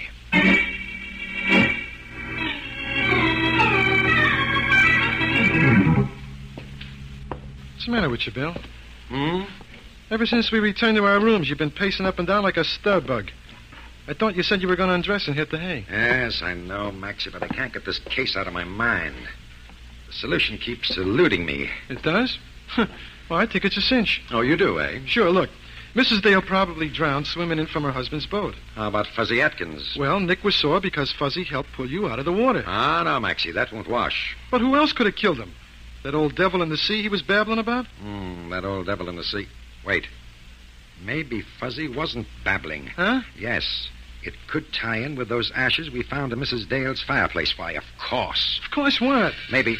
Oh. See who it is, Maxie. Okay. Bill in, Maxie. Oh, Miss Carson. Who's that? Carol? Yes, Bill. I've got to talk to you. Good Lord, what's happened? You look as though you've been through a meat grinder. Nick gave me a beating. Why, the dirty... He was sore because I told you he'd gone to Stokes. Well, I'm going to give him lots more to be sore about. Yes? Nick was in Joan Dale's bungalow last night. I don't know if he saw her, but he took some of her papers. How do you know? I saw her name on the envelope just before he put them in his desk. I see. Come on, Maxie. I want to take a peek into that desk.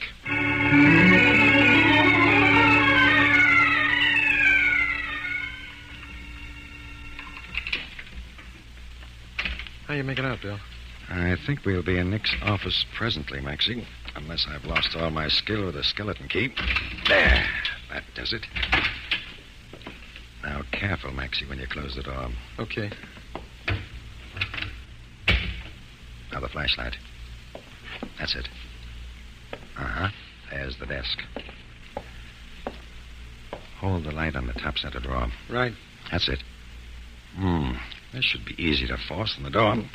I'll just insert this near the lock and press down. Ah, that did it. Now to see what... Hey, someone put the lights on. Yeah, I did. Well, you looking for something, Desmond? Well, if it isn't our gentle friend Nick and his friend, the automatic. Yeah. This gun and me are good pals. It always does what I want. Desmond, I told you I'd give you a warm reception. Well, here it is. That, Mr. Stokes, is what I call an entrance. Thanks. Not at all, Desmond. Glad to be of service. How is Nick, Maxie? I think he's going to make some undertaker very happy. Well, I don't think anyone will miss him. Now, let's see what's in that desk drawer. Ah, yes. There's Mrs. Dale's papers, all right. May I have them, Desmond? As her executive, I'll need them to wind up her estate. Certainly. Oh, by the way, may I have that gun? I'll turn it into the coroner, explain what happened. Oh, of course. Here. Thanks. Now, would you mind taking off your shoes and socks? What? What's the matter with you, Bill? You nuts? No, Maxie. I just want to prove that Mr. Stokes is guilty of murder.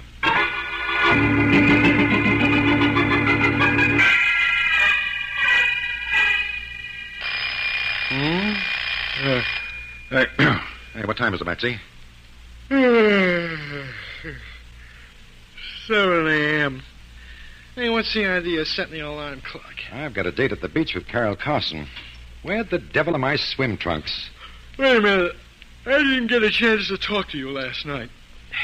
Why did Stokes commit those murders? Well, he'd embezzled a good deal of Mrs. Dale's money. She'd been checking her accounts and discovered the discrepancies. That's why her desk blotter was full of figures. Oh, but how did he drown her in the ocean? He didn't. That is, in the ocean. He drowned her in her bathtub after first knocking her unconscious. Uh-huh. Then he carried her under the boardwalk and the old fishing pier. I see. So Stokes was really the old devil of the sea that Fuzzy saw. Exactly. Now, where in blazes are those swim trunks? But how about Nick? Oh, Nick. Well, when he was in Mrs. Dale's bungalow, he came across her papers with notations on Stokes' embezzlement. Then he went after Stokes, not for Mrs. Dale's gambling debt, but for blackmail. Oh, I get it. Now, one thing more, Bill. Why did you want Stokes to take off his shoes and socks? Well, if you remember, the beach was covered with spots of tar. Uh-huh. When Stokes carried Mrs. Dale into the pier in the dark, he got tar all over his feet and legs. And that stuff is almost impossible to get off. Oh. When he got back to her bungalow, he tried cleaning it off with a towel. Then he burned the towel in the fireplace. I see. Now, if you'll excuse me, Maxie, I'll be off to meet Carol. Bill. Now what? Before you go, don't you think you ought to put on your swim trunks? Oh.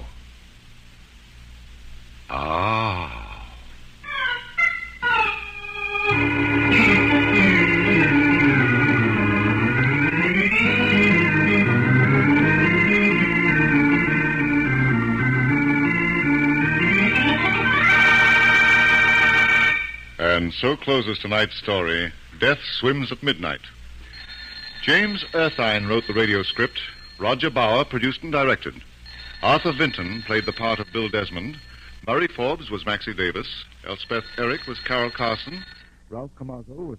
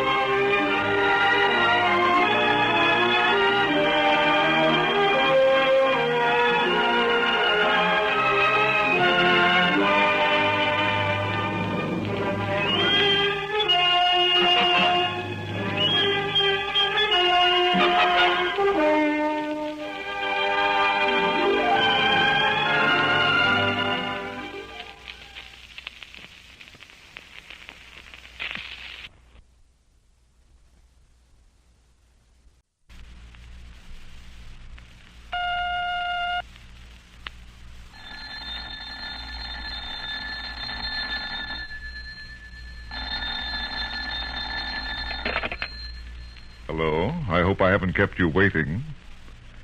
Yes, this is the Crime Club. I'm the librarian. Sometimes a sucker wins. Yes, we have that story for you. Come right over.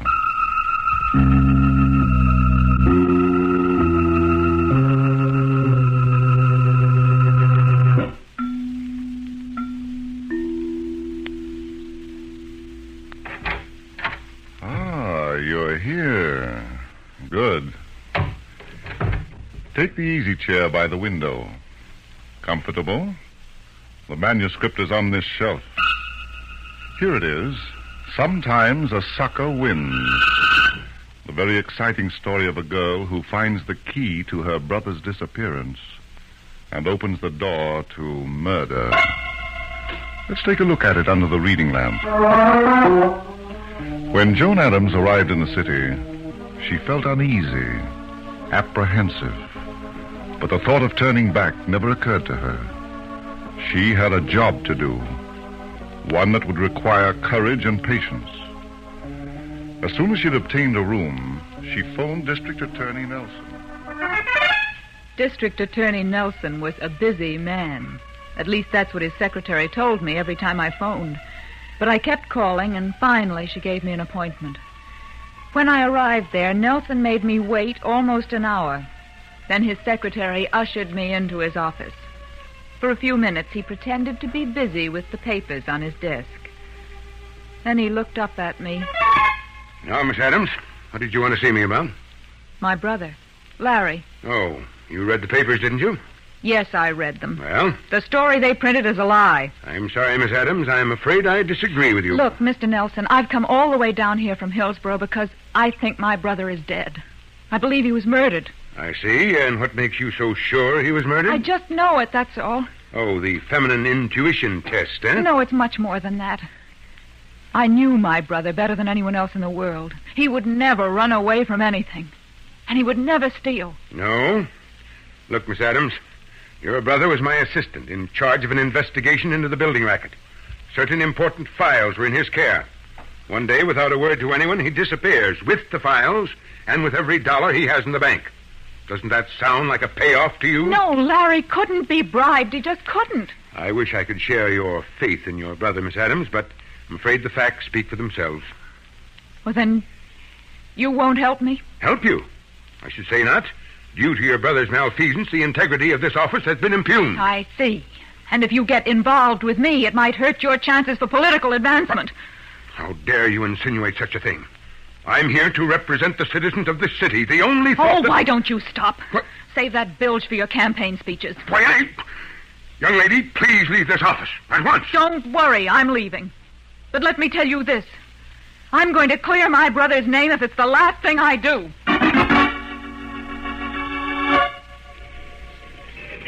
When I walked out of the building, I turned right and went to the corner to get a bus back to my room. As I stood there, I noticed a green coupe parked behind the bus sign. There was a man at the wheel. As I looked in his direction, he pulled his hat brim low over his eyes and slouched down in his seat. Then the bus came along.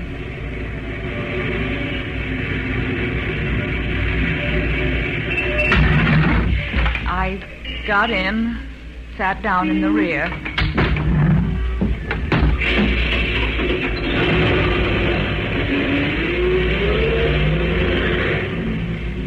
After we started, I happened to glance out the rear window. I saw that green coupe pull slowly away from the curb. Just when I began to feel sure I was being followed, the coupe turned off the avenue on which we were traveling. When the bus stopped at my corner, I got off and began walking across the street to my rooming house.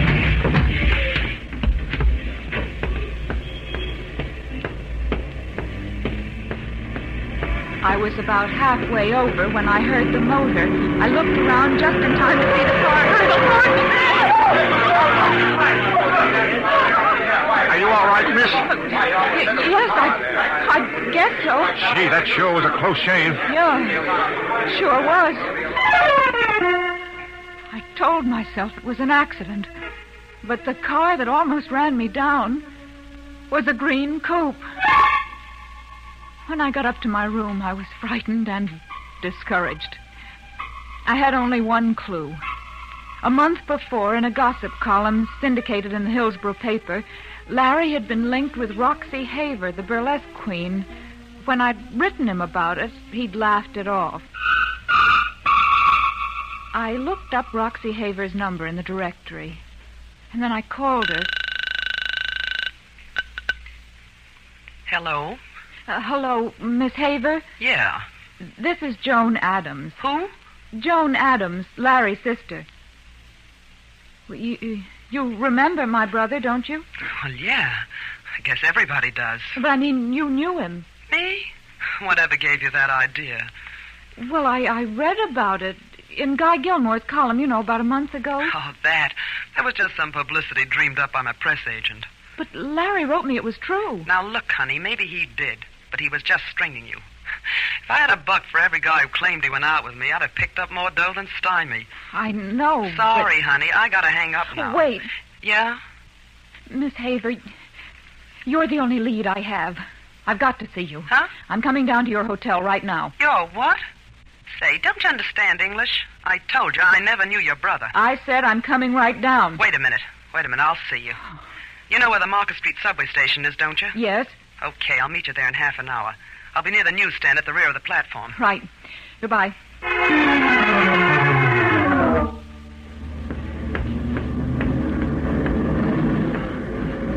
Miss Haver? Yeah, keep your voice down, kid, and face the tracks. What's the matter? Nothing. I just want to keep my nose clean, that's all. Now, what do you want? You did know Larry, didn't you? Yeah, he went out with me a couple of times. Why? Huh? Oh, no, please don't misunderstand. You see, I know Larry didn't like making the rounds, nightclubs and things like that. He was on a job, wasn't he? Search me. All he told me was that he liked my company. Are you sure? Positive. Then why did you deny knowing him? Look, honey, I gotta watch my steps, see? Publicity's okay, but not in a caper like this. Oh. I don't know. I was so sure you could help me. I understand. Listen, honey, I'm going to give you a good tip. Go Yes? on home and forget about this mess. Well, it's easy for you to say. He wasn't your brother. Well, what are you going to do? I'm going to keep digging till I get the truth. Okay, honey, do what you want. Only don't call me, and whatever you do, don't come near my hotel. So long, kid. I watched Roxy go up the subway steps. I turned and walked to the front of the platform to wait for a train. All right, everybody, take it easy. Keep back. Keep back, will you? The platform was crowded and everyone surged forward. Then just when the train was coming into the station, someone in the rear pushed me. Hey, what's the matter with you, miss? You trying to get yourself killed? Someone pushed me. Huh? Who? I don't know. You don't know, huh? If you ask me, I think you were trying to jump, but you lost your nerve. Trying to? Well, you're crazy. Not me, sister. Now, come on, beat it before I call the cop. Come on, get going. That subway guard didn't know it, but he'd given me an idea. I went down to police headquarters. When I told the desk sergeant my name, he sent me in to a Lieutenant Calvin. Calvin listened to my story in silence. His eyes were cold, skeptical. That's quite a story, Miss Adams. But it's true, every word of it. I'm not saying it isn't. But even assuming the facts, there's the possibility that both incidents were accidental. No, but I tell you, they couldn't have been accidents. Someone is trying to prevent me from finding out what really happened to my brother. I know what happened to him. You do? Yeah. You see, you were sent to me because I'm in charge of the Larry Adams case. Your brother was paid off, and now he's hiding out. You too, huh? Yeah, me too. I'm convinced of it. Of course. You couldn't possibly be wrong, could you? No. Miss Adams, I'll let you in on a little secret. A report's in that your brother's been seen in Mexico. I don't believe it. If Larry were alive, he'd communicate with me in some way. Not if he were wanted. I tell you, he would. Have it your own way. You know, Miss Adams, you've been annoying quite a few officials by poking around in this matter. I thought I'd put you wise so you wouldn't waste your time. I'm not wasting my time. I'm determined to clear my brother's name. Maybe so. But if you're smart, you'll catch the next train home. That sounds like a warning, Lieutenant. It is. You see, I'd hate to see a pretty girl like you get hurt.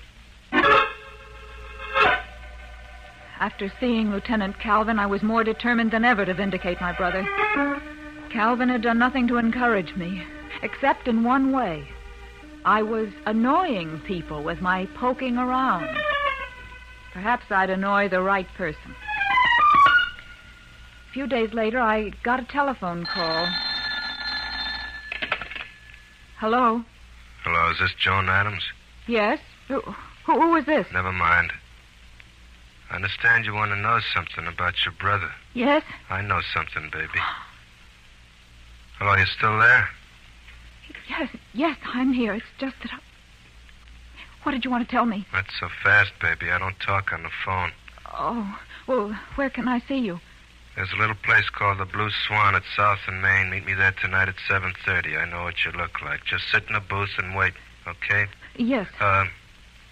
Just one little thing. I don't want any other company. What do you mean? Don't invite any cops. I don't like them. Don't worry.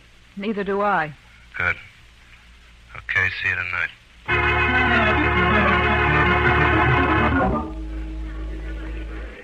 Hello, Miss Adams. Oh. What's the matter, baby? Nothing. I didn't see you come in. No? I was in the back watching you. Come alone? Yes. I hope so. I thought I saw a guy hanging around outside. I swear I haven't spoken to the police. Yeah? You know, with those big blue eyes of yours, you could make me believe anything. Shall we talk? Okay. The name's Griffo. Griffo? Yeah. Don't mean nothing to you, huh? Ever hear of Augie Strecker? I think so. I've seen his name mentioned in the papers. Uh-huh. Every time something happens that ain't kosher, the papers like to hint maybe Augie has something to do with it. You know what? He has. Did he have anything to do with my brother's disappearance? Oh, that's asking a lot, baby. You see, I work for Augie. Oh. Well, don't get me wrong. Sometimes when you work, you ain't satisfied with your pay. I see. Well, I have some money, not much, but maybe I could... Wait a minute. What's the matter? You sure you didn't tip off the cops? Yes, why? I thought I saw that guy again through the window. I don't see anybody. Well, maybe not, baby. You know, talking to you ain't exactly healthy for a lot of reasons. I don't like it here. Where can we go? I don't know. We can't go to my place. I live at one of Augie's hotels. Cops keeping tab on you where you live? I don't think so, but... But what? Nothing. I want to hear about my brother. Okay. I got my car outside. Let's go over to your place. All right. We got into Griffo's car and started off. He didn't say anything, just drove rapidly, doubling on our tracks until at last we reached my rooming house. Griffo was silent till the door of my room closed behind me. Yeah. Now maybe we'll be alone. What are you looking for? Just checking to see that you haven't planted a listening device or two. Well? Okay, you're clean. Mind if I sit on this sofa with you? No. Thanks. I'll just put this heater on the coffee table. You know, just in case. Do you always carry a gun? Yeah, it comes in handy. Well, let's talk. You were saying that you haven't got much dough. No, I haven't. Just about $800. That all? Yes, but maybe I could raise some more. How much? Well, I don't know. I'd have to have time. That's not so good. Anybody ever tell you you're a looker? No. cut it out. You don't have to play cute with me. Come here. Oh, please. You know, baby, money ain't everything. Now, maybe we can work this No, out. please, I'll get the money. Forget the dough. Now, come on, baby. You don't want to play hard to get, do you? Don't. All right. Give me that gun. Give it to me. Ah! It was only after he fell that I felt the gun in my hand. I stared at it, and then I dropped it. I sat watching the red stain on Griffo's shirt. I don't know how long I sat there. Suddenly there was a knock on the door. I stood, but I couldn't walk. Then the door opened. A man came in. Big man with a hawk-like face. It was only when he closed the door I noticed he held a gun. He looked at Griffo and at me. Then he put away his gun. I see you beat me to the punch, Miss Adams. Who are you? I'm Strecker, Augie Strecker. Oh, you poor kid. Guess you never killed anybody before, did you? Well, you did a good job. You know, I want to thank you. Thank me? Yeah, for Griffo here. You saved me the bother. I didn't mean to kill him. No? He's dead. I was fighting with him, and the gun went off. Oh, I see. Look, I know a little about murder. Better make up a better story. That one will sound phony to a jury. A jury? Sure. They try you for shooting people. Remember? Now, this thing looks bad. You invite a man up to your room, someone you think had something to do with your brother. How did you know that? Well, it's my business to know everything. Anyway, as I was telling you, you're up here with a guy you think can help you. You threaten him with a gun. He doesn't talk. You kill him. Yeah. Looks bad. But that isn't what happened. Sure, I know. But who's going to believe you? What should I do? Well, you did me a favor knocking him off. I'll help you get rid of the body and get you out of town. No, but shouldn't I report this? Okay. Do it your way. So long. Wait. What do you want? Help me. Help me get rid of him. I packed my suitcases and carried them down to Griffo's car. I brought back a lap robe. Then I returned to the car and sat in the front seat. Soon I saw Strecker in the vestibule, carrying a dark bundle. He came out hurriedly, crossed the sidewalk, and opened the rear door of the car. He put the body in. The legs dangled. And he tucked them in, covered Griffo with the robe, and leaned the suitcases against him. He slammed the door shut, got in alongside of me. And we drove off. You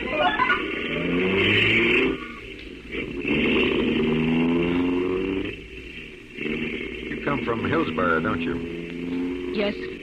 I'll drive you to the Westbridge station. We'll just about make the 923.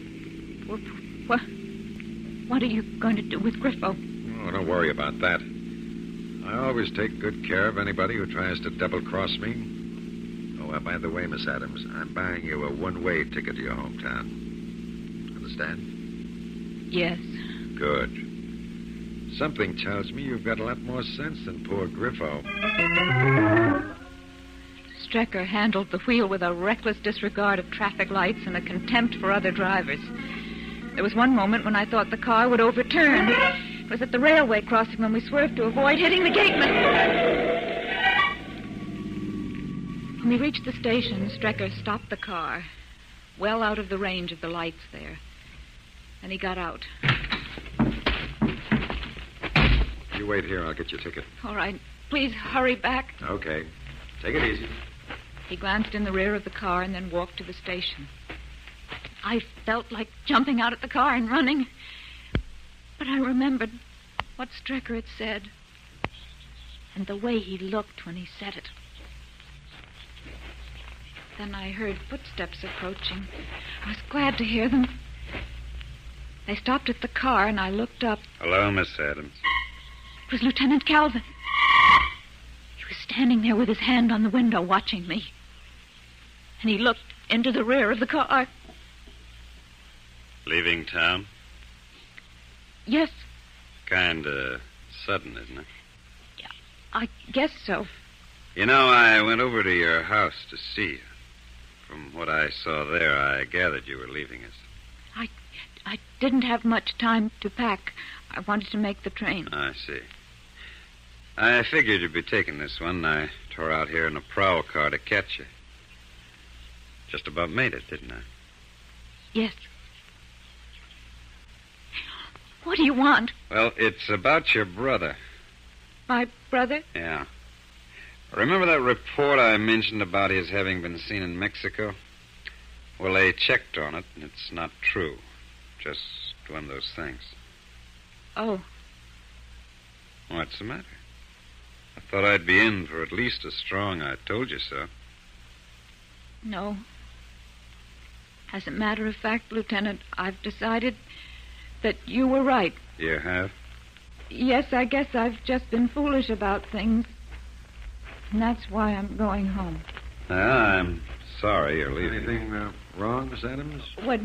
No, Mr. Strecker, not at all. Hello, Augie. Hello. I didn't expect to find you here. No? Here's your ticket, Miss Adams. Thank you. Was there anything you wanted, Lieutenant? No, Augie.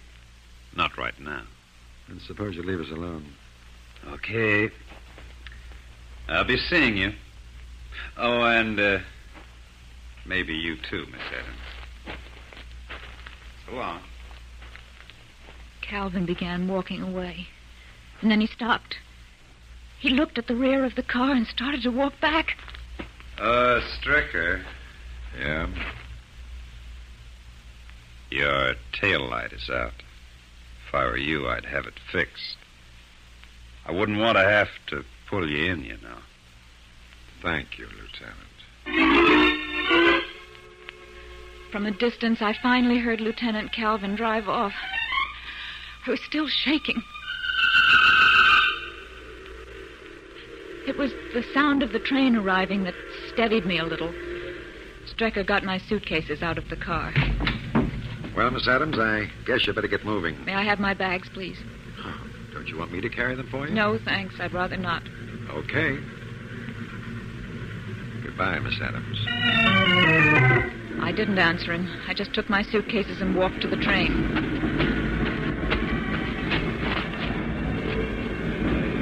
I could feel Strecker's eyes watching me until I got on.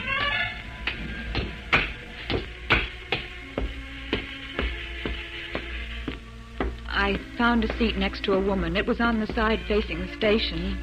I kept my head down till the train started. Then I looked out of the window. The car was gone. Are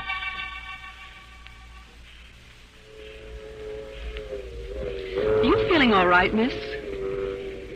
What? I said, are you all right? You know, you look kind of shaky. No, I'm fine. I'm just a bit tired.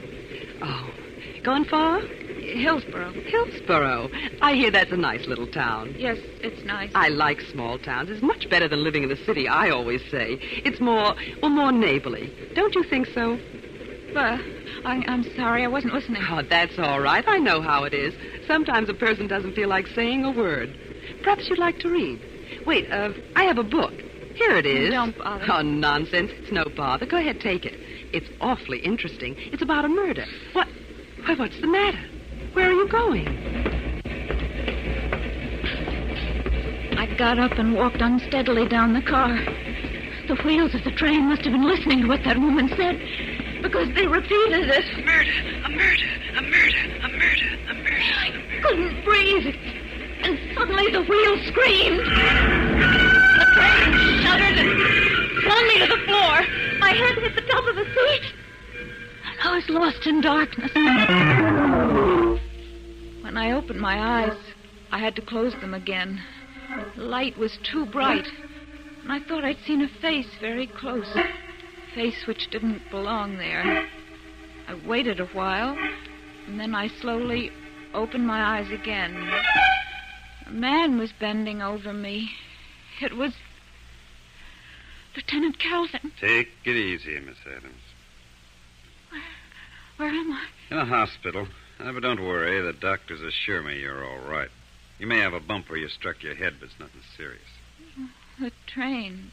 Well, what happened? Well, there was a collision. You were knocked unconscious and brought back here. I can't stay here.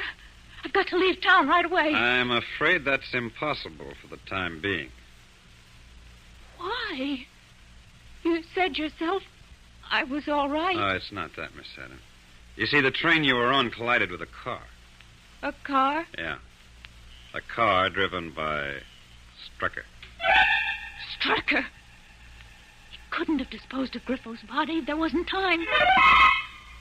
Calvin was staring at me with his cold eyes. You see, Miss Adams, on his way back from the station where the road cuts across the tracks, Strucker tried to beat the train to the crossing. He lost. Tell me, do you feel well enough to get out of bed and get dressed? Yes. Okay. I'll be waiting for you outside in the corridor. It didn't take me very long, considering everything. When I came out into the hall, I guess I swayed a little. Lieutenant Calvin reached out to take my arm, but I shook him off. Well, where do we go from here? To headquarters? No, we won't have to go that far. You just have to cross the hall into that room. A friend of yours is in there. I walked slowly to the door and opened it. There was a screen around the bed. I entered the room, closed the door. Seemed years before I walked behind that screen.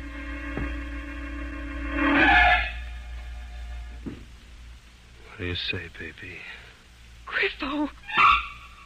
Yeah, it's me in person. I'm a hard guy to kill, ain't I?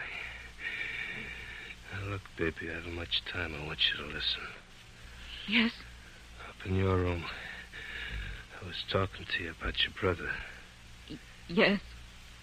Strecker had him bumped off. Augie had Roxy Haver get in touch with him.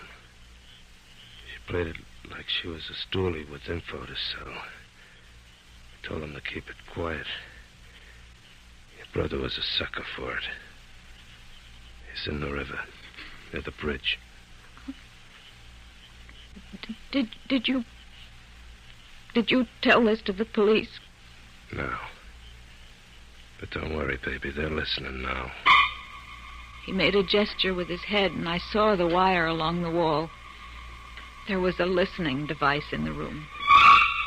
I don't care this time. Is Strecker dead? Yeah. He always was a lousy driver.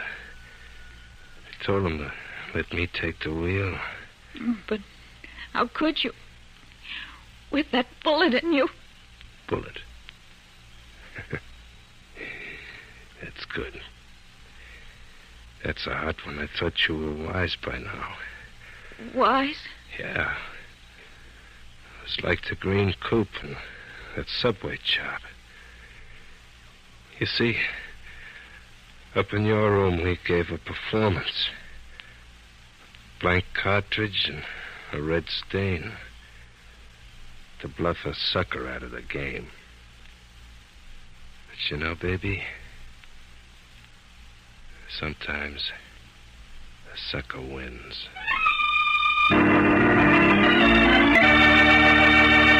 And so closes tonight's story, Sometimes a Sucker Wins. James Erthine wrote the radio script. Roger Bauer produced and directed. Joan Tompkins played the part of Joan. The cast included Sidney Smith, Larry Haynes, Arthur Vinton, Cameron Prudhomme, and Anne Loring. Oh, I beg your pardon. Hello, I hope I haven't kept you waiting. This is the Crime Club. I'm the librarian. Yes, come over a week from tonight. Good. We have the very intriguing story of a fish that told a story of murder. It's called Fish for Entree.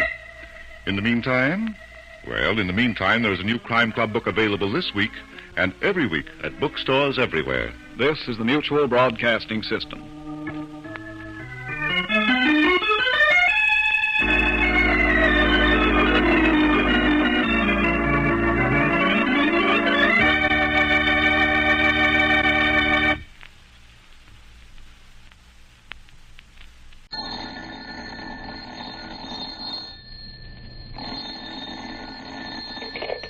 Hello. I hope I haven't kept you waiting. Yes, this is the Crime Club. I'm the librarian. Fish for entree. Yes, we have that story for you. Come right over.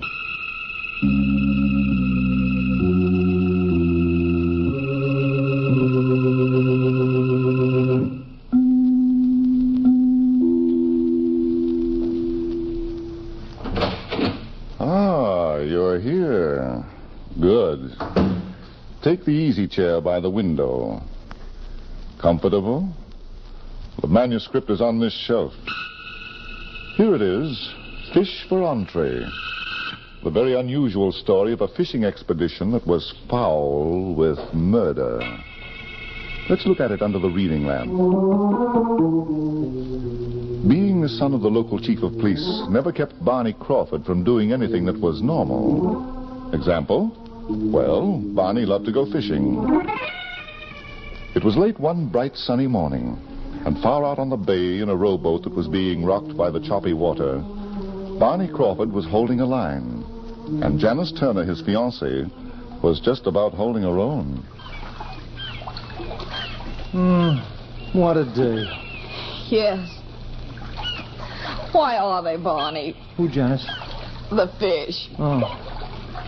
What's the matter, dear? You look green. I feel green. Well, why didn't you say so?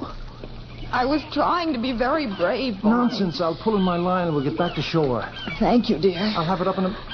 Wait a minute. I don't know if I can. Something's on to the catch. Can't you shake it loose? I'd rather not look at a fish right now. After sitting here all morning. Wow, it must be a whale. Look at the way the rod is bent. Would you mind if I didn't? Lucky I brought out the heavy equipment. Just a few more seconds, Janice, and I'll have him. Hold everything. I'm trying to, Barney. Easy does it. Easy. I've got to be careful he doesn't snap the rod. He's not fighting now. But when I get him to the surface, you'll see a battle. Some fish wait until that... He's breaking water. Don't look, Janice. It's a body. It's the body of a man. We're going back to shore and call my father. He'll want to know about this.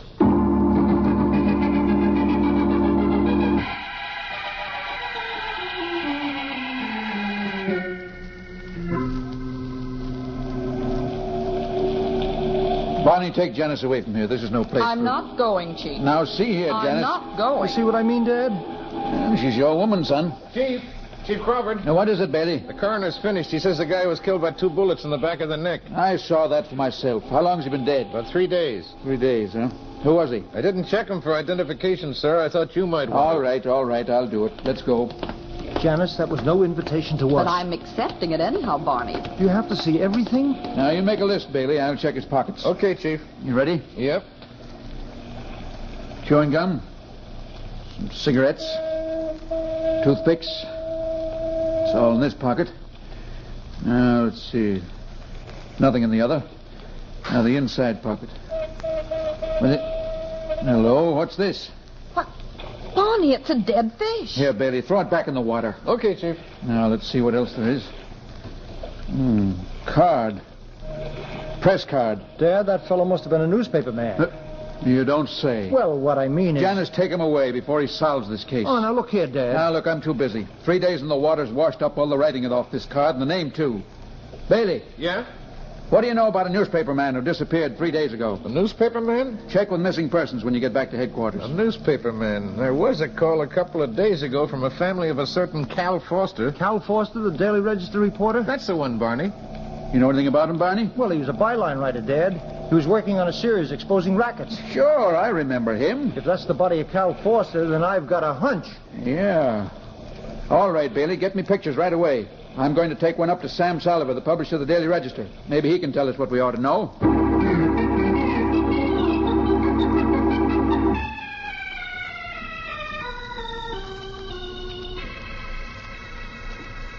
Mr. Salliver, do you recognize the man in this picture? Yes, why, certainly. That's Cal Foster, one of...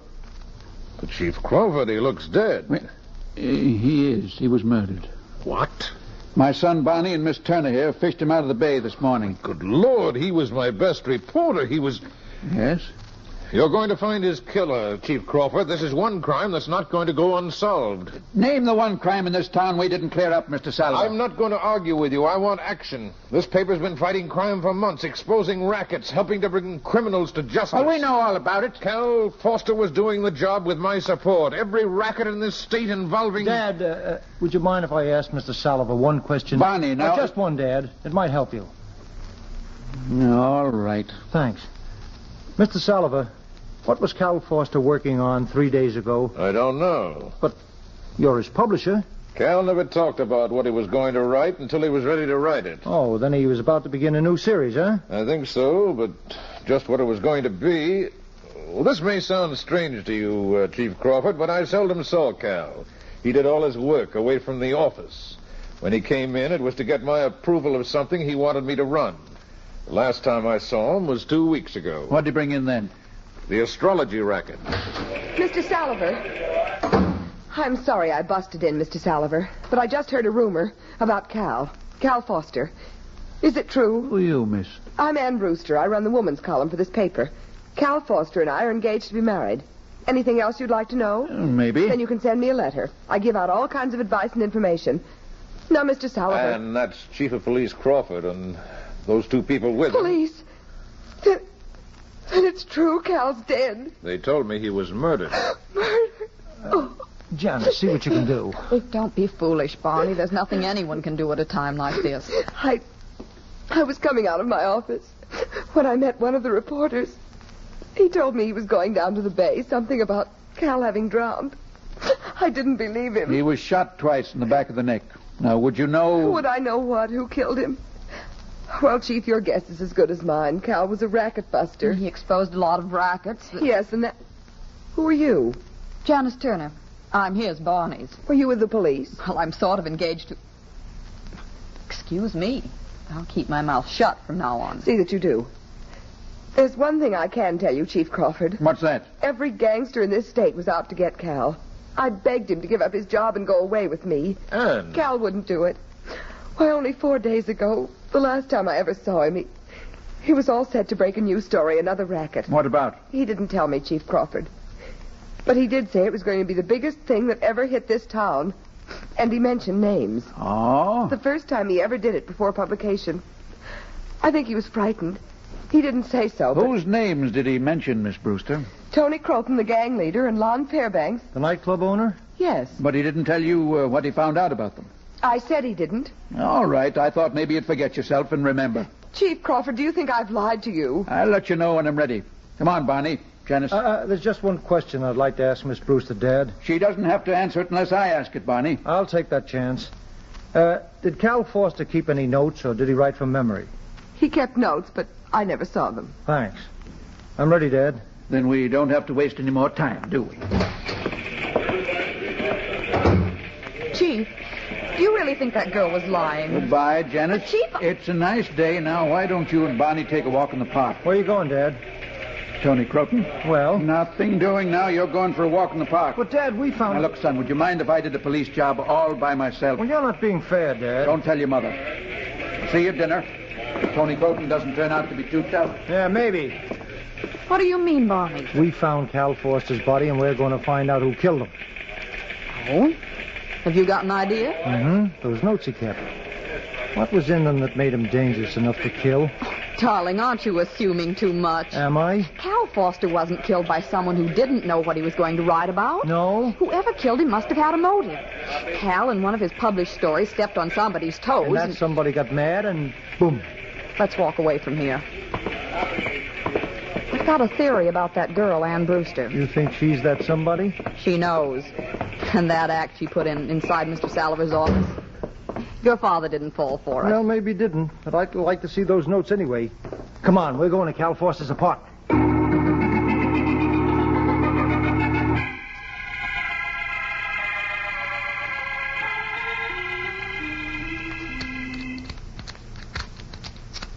Imagine the son of a police chief picking a lock. Janice, please. And with a hairpin just like a For regular. Pete's sake, will you lower your voice? The neighbors. Yes, dear, I'll shut up.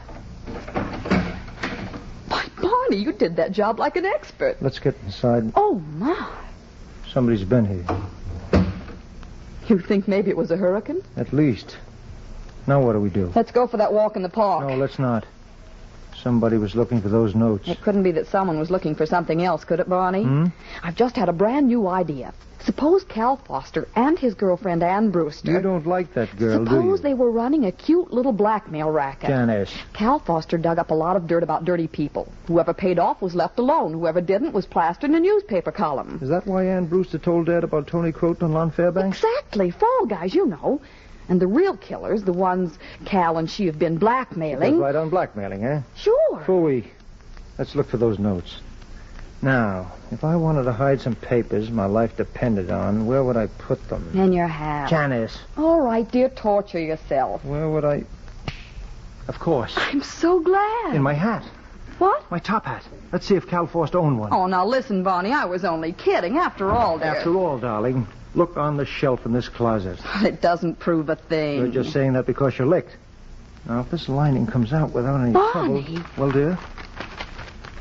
Papers. Shut up. You don't have to be so proud of yourself. Here's a handful, darling. Well, after all, if it hadn't been for me... What did you say? A handful of papers, Janice. Look through them. I'll read these. What's the matter? Proof, right on this top page. The names of Tony Croton and Lon Fairbanks. What does it say about them? Engaged in a racket of international scope. Good heavens, what kind of a racket? I don't know yet. The pages are not in order. They're not even numbered. Oh, what a job we're going to have. Why don't we turn it over to your father? Later. Spread all your papers on the table. I'll do the same with mine. What good will that do? Come on, let's get moving. Just a minute, Barney. What now, darling? Here's some pages clipped together like a manuscript. Janice, do you know what this is? You want me to guess? It's a carbon copy of the first installment. What first installment? Cal Foster's about the racket he was investigating. Oh. Then the story was ready for publication. You bet it was. And that's why he was murdered. But there's not a thing in here about the racket itself. Isn't there even a hint, a slight hint? Just a reference to a fishing expedition that just should startle the nation. A fishing expedition? Barney? Yeah, I know what you're thinking. That fish Dad found in Cal Foster's pocket. It meant something. Ridiculous, a freak. Well, just between you and me, I never heard of a fish getting lost. Cal Foster could have meant anything by a fishing expedition. It's a very common expression. Yeah, very common. Huh? Barney. Don't tell me you're glad to see me. I won't believe it. Where did you come from? The bedroom. You ought to take a few lessons in snooping, pal. What? Lesson number 1. When you break into somebody's apartment, always look in every room. You mean you're the one that... Yeah, I'm the guy that messed up this place. But you're the guy who found what I was looking for. And we're going to keep them, Mr. Croton. Oh, you know me, huh? I've seen your pictures in the papers. I look better in person, don't I? Well, if you want my frank opinion... Table it. And do the same thing with those papers. Now listen, Tony. Do it, mister. Barney. Don't prompt me, Janice. I see that gun, too. All right. I'm clear. So am I. You don't mind if I say me too, do you? That's your privilege, Mr. Croton. Thanks. Me too. And now, me and the papers will take a walk. What's so funny about it? I'd tell you if it'd do you any good, but I know it won't. Try it anyway. Okay? I get the evidence, and you get the works. Will you please be not quite so technical? I'm gonna kill you, baby. You wanted to know, didn't you? Hey, mister, where are you going? Taking a walk. Get away from that door. Not to the door I want, Tony. The light switch. Hey, get down, Janice. I'm going. Janice. Janice. Janice. Oh, darling.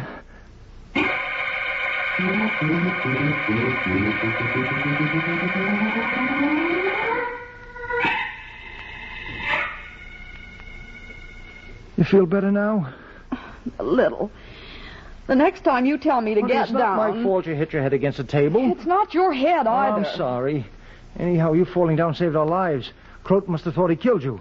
You mean you let him get away? Now, look, dear, he had the gun. And I thought you had him tied up in the other room. And you, the son of a police chief. Maybe I'd better tell Dad about Well, this. it's about time. And when you get through talking to Operator, him... give me police headquarters. You can call up that man that publishes the Daily Register. What's his name? Sam Salliver. Hello, police headquarters? Let me talk to Chief Crawford, please. Son, I'll wait. Now, Janice, what about Sam Salliver? Tell him what Tony Croton did and then tried to do to us. Make him splash it all over the front page. All right, dear. Hello? Uh-huh. He did, huh? Thanks. Goodbye. Dad went out a few minutes ago. He didn't say where. Well, of all the... Why didn't you tell somebody at police headquarters what happened to us? Hmm? They're all policemen down there, you know. Oh, I didn't think of that. I'll call right back. Wait a minute. Of course, but will Tony Croton wait? He's getting away. Hey, wait a minute. This paper under the table. It must have... Well, it did, Janice. I'm tickled to death. Some of Cal Foster's notes must have dropped out of Tony's hand. I've got too much of a headache to care, Barney. There's a woman in this case, Janice. A woman? Mm-hmm. What's her name? Winnie Roberts. Oh. And here's something strange. After her name, Cal Foster typed in Lon Fairbanks via Bayshore. Whatever that means. Lon Fairbanks. Let's go down to his nightclub and find out. Barney, the police in this town are still being paid. Come on, Janice. I've got an idea. And I've got a headache. But all right.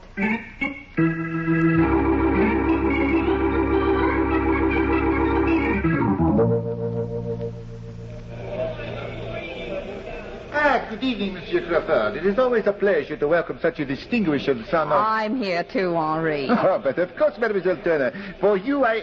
step this way. Well, they're staying, Henri. No? As a matter of fact, we only stopped in to see Winnie Roberts. Winnie Roberts? Mm-hmm. Is it a reservation? No, it's an entertainer in the floor show. Oh, but, mademoiselle, there is no such lady in our floor show. Are you sure? How could I be otherwise? I know every charming lady in this establishment, and they are all charming. I see. Well, suppose we say hello to Lon Fairbanks, huh? Of course, you'll be most happy. You'll find him in the office. Thanks, Henri. You and your ideas. Barney Crawford, do you realize we've been on the go since this morning? Mm-hmm. Has it occurred to you that I might be tired? Mm-hmm. I'm so glad. I feel so much better now. Come on, we're not going to be polite. Now, look here, Lon. Come in quick and shut the door. Stay right there, Janice, and don't move. You don't have to worry about that. I won't even look. He's dead, all right. 2 bullet holes in the back of the neck.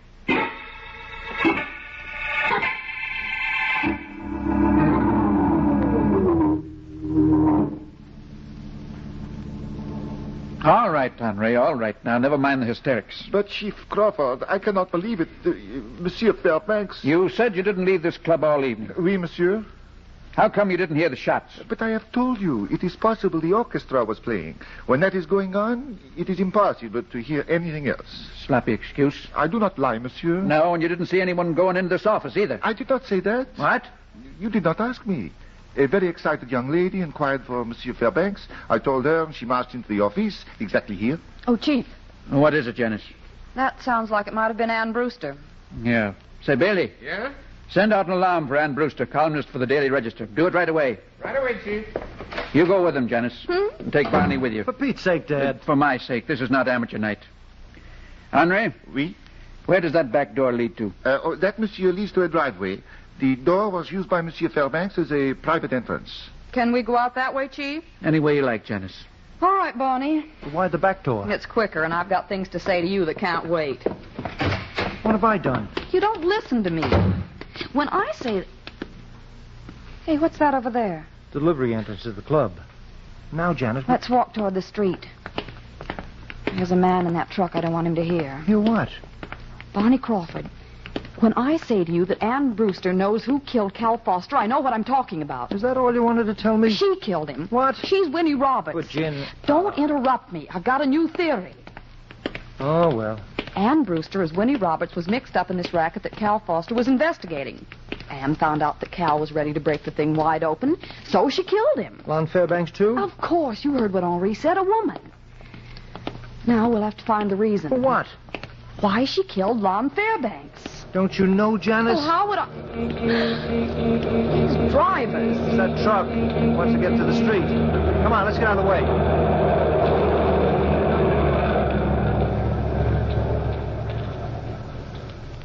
Well, Barney, what do you think? Darling, I know it smells bad here, but I'm talking to you. Fish.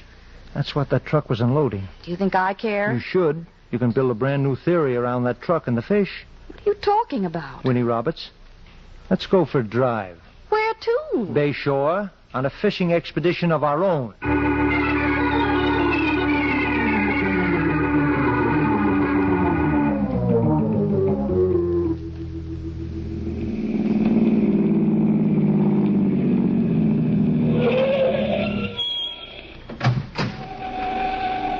Barney, have you gone out of your mind? Not tonight, Janice. Let's get out. But this is the Bay Shore Boat Club. Out, honey. All right. But since when does anyone live at a boat club? Anyone doesn't. But you said... Yes, dear. This is where Winnie Roberts is hiding out. I wish I knew what you were talking about. You will. Janice, darling, have you ever seen such a beautiful moon? I'm not in the mood. Why did you... Stop dragging me toward the water. Can I help it if I want you in a rowboat? There's one side of the pier. Come on, let's get in. And forget all about life and people. Romance at a time like this. Oh, we've had a tough day, sweetheart. We should be looking for Ann Brewster, that killer. Oh, why worry about her? Because she's Winnie Roberts, and she knows all about the racket. Yeah, we're free. Now, down to the sea in a rowboat. Whatever that racket is, it must be something... I'm sure it is, dear. Something out of this world terrible. Of course. I don't get you at all, Barney. You spend a whole day digging for information. You almost get us killed by Tony Croton, and now all of a sudden you don't... That's me, honey. Unpredictable Bonnie. Do you think I ought to stop talking, dear? I think you ought to look in back of you. Just look. And then you can stop talking if you want to. Well, if it's that moon again... Barney. Yes, dear? That yacht, it's Winnie Roberts. Beautiful, isn't she? Why didn't you tell me? I didn't know, Janice. I was just playing a hunch. You mean... Shh. We're pulling up alongside Winnie. You don't want to wake her up, do you? Barney, are you thinking of going on board? Why not? The lights are out. On this side, but all boats have two sides, darling. And on the other side... Shall we find out? No. All right, you stay here. I'll climb up this ladder and do this whole job myself. Barney, listen to me. Goodbye, dear. If I'm not back by morning, don't wait for me. By morning? That's right, sweetheart. Have breakfast.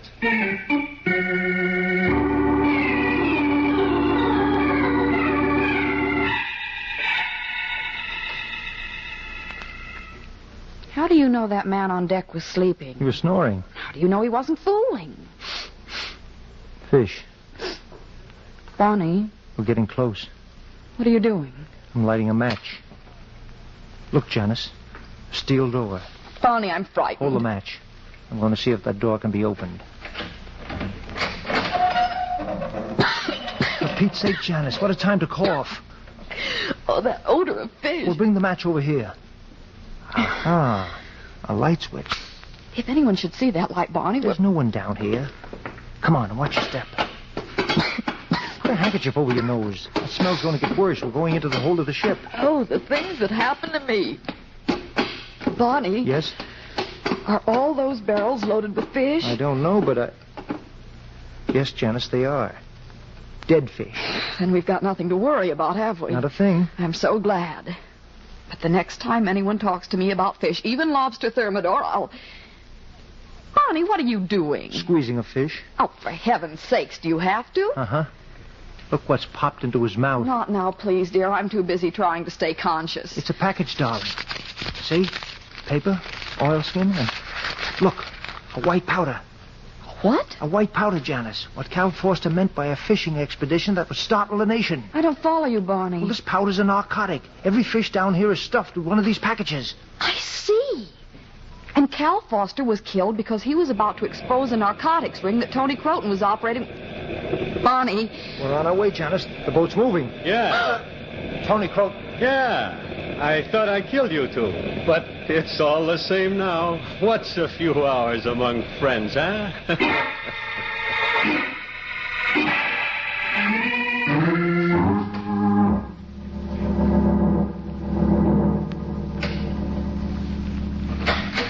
Get in there. Tony, what would you look like without that gun, eh? Not so good. Get in. You too, sister. Oh. Company. You know Ann Brewster? Of course we do. Well, Barney, what did I tell you? Yeah. You don't have to be so glum about it just because I happen to be right. Right about what, Miss Turner? You killed Cal Foster and Lon Fairbanks. You're the mastermind of this racket, and... Tell her she's crazy, Tony. Okay, then I'll tell her. I'm handcuffed to this chair. If you don't believe it, walk behind me. That's true, Miss Turner. Mr. Salliver. Good evening. Where did you find them, Tony? In the hold, boss, with the fish. With the fish. What goes with fish? Wine. I wasn't expecting you, Mr. Crawford, but since you're here and I've gone to the trouble of getting this bottle from the other room... He's going to kill us. But not without kindness, my dear Anne. You murdered Cal. Naturally. He was treading on my toes. Come, let's have a drink, and then we'll go fishing. With them as bait, huh, Sam? Open the bottle, Tony. Sure. How did they get you on here, Anne? Mr. Salliver did. He told me about the Winnie Roberts. I, like a fool, didn't go to the police. I was going to solve Cal's murder, by myself. Well, just as I thought. I was never quite sure how much you knew, Anne, about my business. Well, we know a lot now, Mr. Sullivan. Yes, Mr. Crawford, but what good will it do you? Well, you never can tell. Hey! I've got the gun now. Tony, you didn't see him coming, Sam. You told me to open a bottle of wine. I had to put the gun down on the table. Don't be angry with him, Mr. Salliver. He might have holes in his pocket. Shut up, Miss Turner. Why, Mr. Salliver, every newspaper publisher invites comment from the people. Salliver, give orders to your skipper to stop the boat. Of course. Hello? Salliver speaking. Full steam ahead. Barney, he's double-crossing us. What did you expect, Miss Turner? Give the order, Salliver. You're going with me, Mr. Crawford, and shooting me won't help you. I've got a dozen men above, not to mention... Give the order, Salliver. Police boat, Sam. My father's a great guy. Don't you think so, Janice? I certainly do, Barney. You never know what he's got figured out. He just doesn't talk, except to Mom.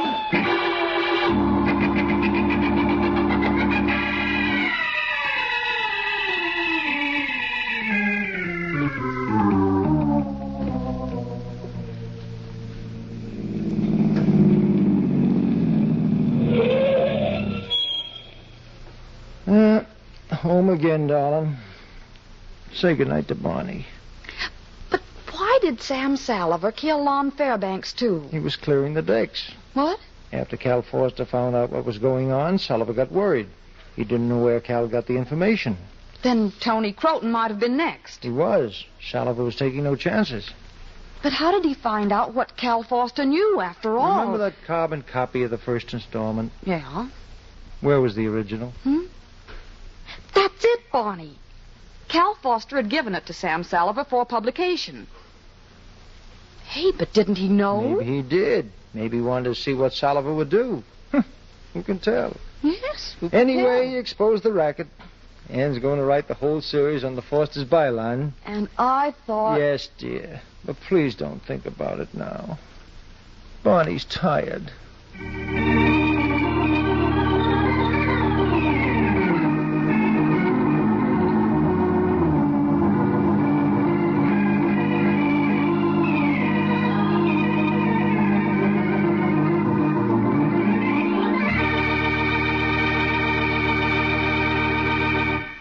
And so closes tonight's story, Fish for Entree. Stedman Coles wrote the radio script. Roger Bauer produced and directed. Walter Kinsella played Barney Crawford. Virginia Dwyer was Janice Turner. Bill Smith was Chief Crawford. Reese Taylor was heard as Sam Salliver. Julie Stevens was Ann Brewster. Paul Hammond played Tony Croton. And Barry Thompson was Henri. I beg your pardon. Hello? I hope I haven't kept you waiting. Yes, this is the Crime Club. I'm the librarian. Yes, come over a week from tonight. Good. We have the very intriguing story of a two-time that was double quick with murder. It's called A Frame for Murder. In the meantime... Well, in the meantime, there is a new Crime Club book available this week and every week at bookstores everywhere. Yes, it's available now. Fine. And we'll look for you next week.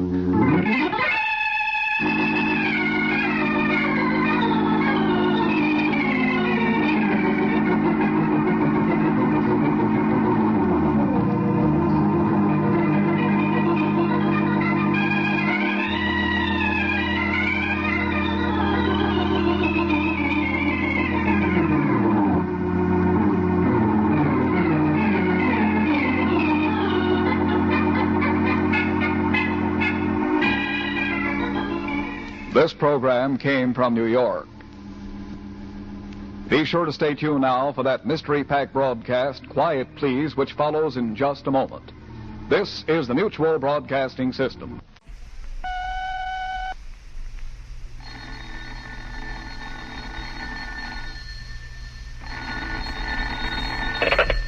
Hello, I hope I haven't kept you waiting. Yes, this is the Crime Club. I'm the librarian. No time for murder. Yes, we have that story for you. Come right over.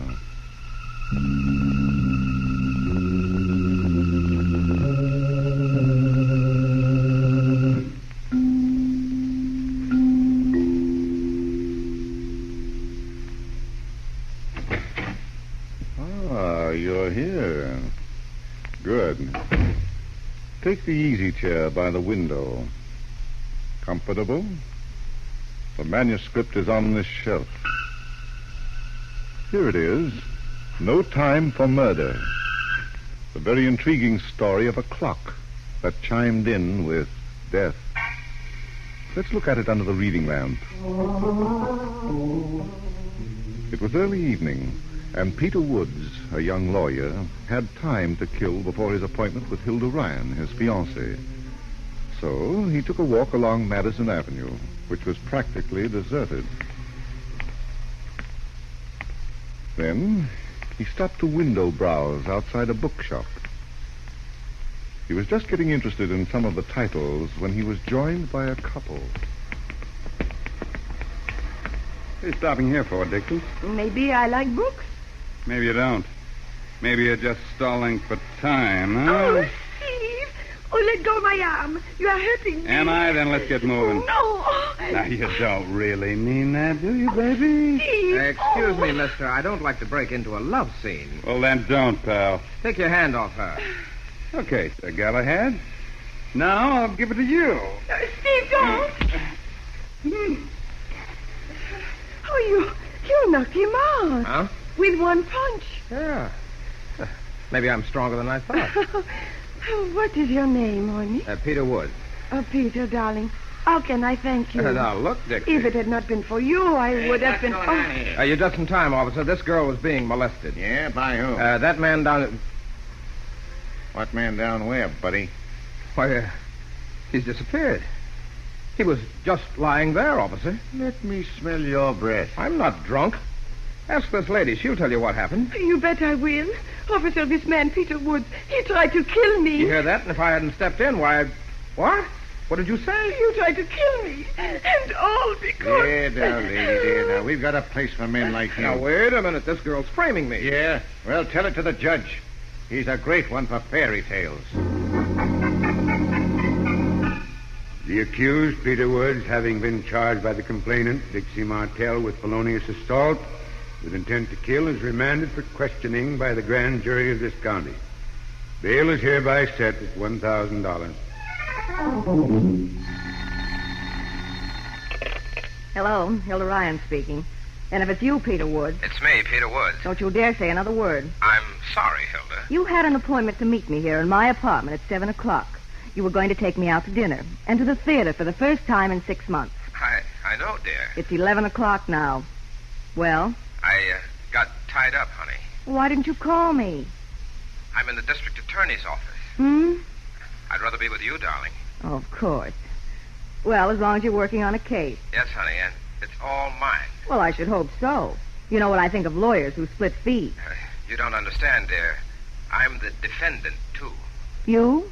I'm being held for the grand jury. Good heavens, what have you done? Nothing. Oh, no. I mean it. I never saw that girl before in my life. What girl? Dixie Martell. I was walking along Madison Avenue, and she and a fellow by the name What of... did she say you did to her? Assault. What? With intent to kill. But she's out of her mind. Why? She told the judge in night court that I tried to pick her up. All right, dear. You're against me, too. I guess I'll be better off in jail. Jail? Well, that's where they're going to take me now. And if a jury believes that girl, I'll go to Sing Sing for 5 years. And I'll be disbarred. Oh, Pete. Feel sorry for me now? Oh, I'm just a big dope. Darling, If you could come down to the DA's office and bring $1,000. Bring a what? My bail money. Otherwise, I'll have to stay in jail until the grand jury gets around to me. But where am I going to get $1,000 now? How about your relatives? I've been lending them money. Oh. Well, can you get it here by morning? That means I'll have to go to the bank. Hilda, I love you. Oh, my trousseau money. You'll get it back. And we'll be married right after the jury says not guilty. Yes, and it better say not guilty, or I'll see that you get life.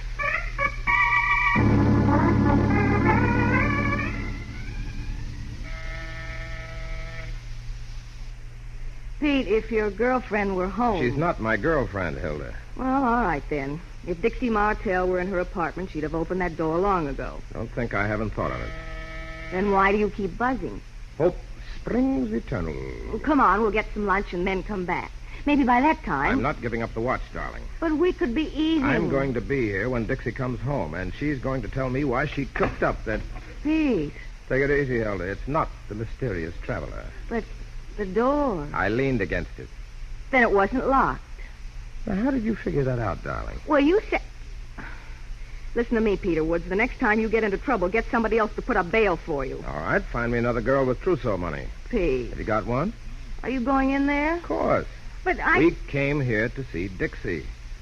Does that mean we've got to stand in the hall till she gets here? I know, dear, but... We can be sitting down. Look, comfortable chairs. And a sofa. Pete, isn't there a law in this state against unlawful entry? In a lot of states, Hilda. Then why take chances of being arrested again? Aren't you in enough trouble? How many grand juries do you want to face? You're right, sweetheart. Let's go back to the hall. Well, come on, will you? Before Dixie barges in. What's the matter with you? Look. Behind the open door. Don't tell me. Good grief. Is that Dixie Martell? It was, Hilda. Oh, Pete. Now it's just her mortal remains.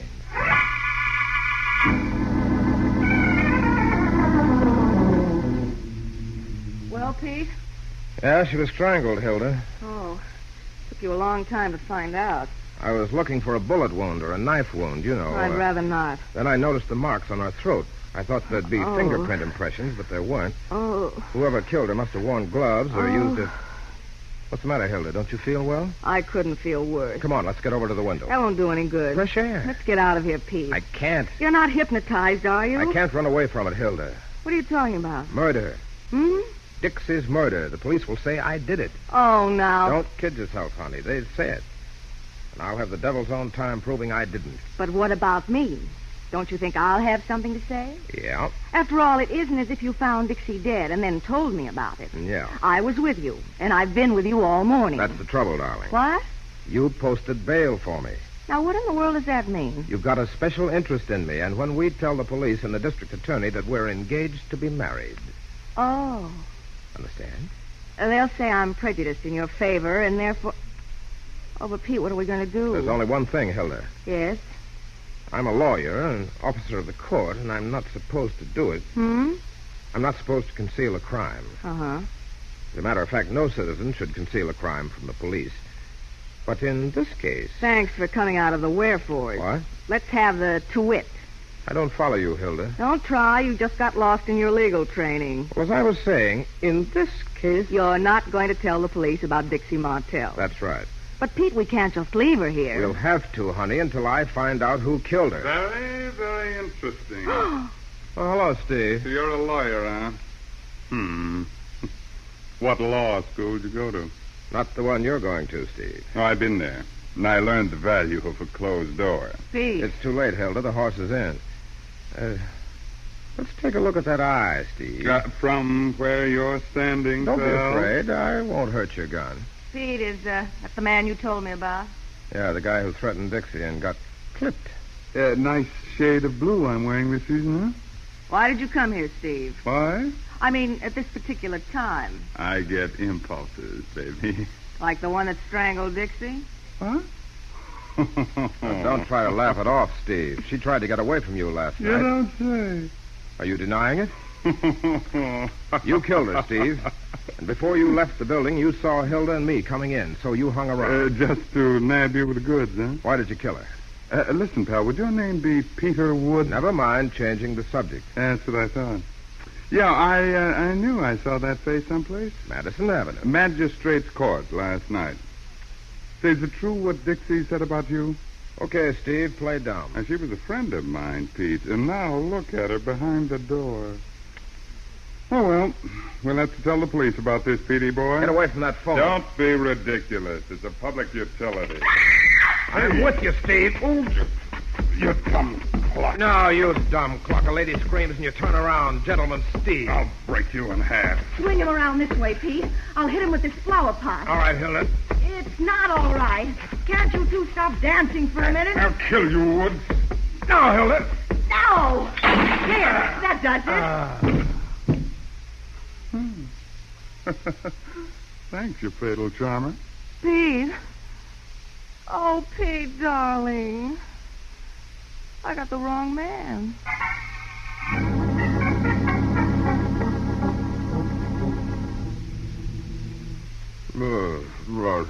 Pete.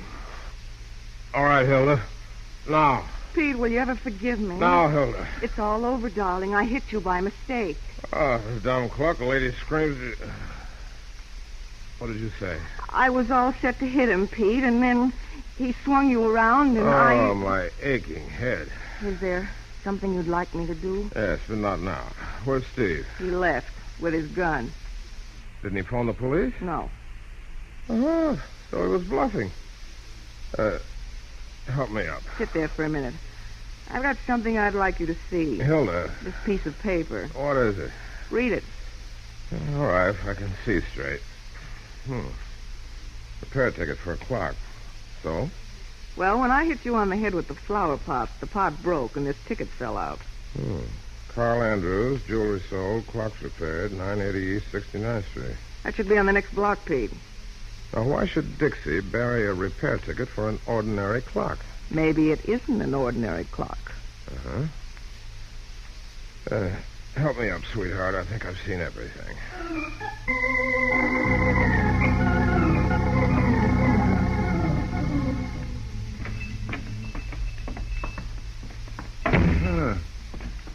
Good afternoon. Can I help you? Are you Mr. Carl Andrews? I have been for 56 years. Now, what can I do for you? Oh, we have a ticket for a clock that was left here by Dixie Martell. Miss Dixie Martell. Oh, yes. May I have the ticket, please? Thank you, sir. Let me see. Where did I put that clock? Oh, yes. I remember. Here it is. Shall I wrap it up? Let's see it first. Oh, of course. Why, Pete, it's beautiful. Yeah. Now, what would Dixie be doing with it? You never can tell, Hilda. Maybe she used it to tell time. But a thing like that... It's a real antique, ma'am. Well, that's what I mean, Mr. Andrews. And very expensive. A collector's item, if you don't mind my saying so. Oh, we don't mind. Then perhaps you won't mind if I ask you a question. I am responsible for this clock, and, well, you are strangers to me. Of course, you brought in the ticket, but... You want to know how we got it? Yes. Please don't be offended. We're not. A straight question calls for a straight answer. Thank you so much. We got it from Dixie. Miss Martell to you. Naturally. She had to go away, a long vacation. And, the poor girl. I told her she was working too hard. I guess being a nightclub dancer is a very difficult profession. It keeps the girl on her toes, Mr. Andrews. Of course, I do hate to lose a good customer, but what is best for her is... Well, you understand. Perfectly. Will she be coming back someday? I don't think so. Her plans were very definite. Oh, that is too bad. Well, if you should see her employer, tell him I'm sorry he's lost such a good performer. Do you know her employer, too? Oh, indeed I do. Mr. Jackson is one of my best customers. He owns the Pelican Club on West 49th Street, you know.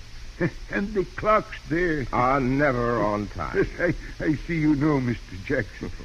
Are you sure you wouldn't like me to wrap that clock for you? Sure. Oh, well, then, if you'll excuse me, I'll go back to my work. People get so angry when their clocks are not ready on time. Good day. Same to you.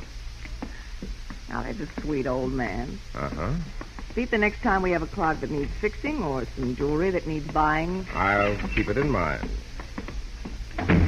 Hilda, didn't you notice something queer about that sweet old man? Queer? He didn't ask me to pay him. Pay him for what? The work he did on the clock. Oh. Well, maybe Dixie did that before. In advance.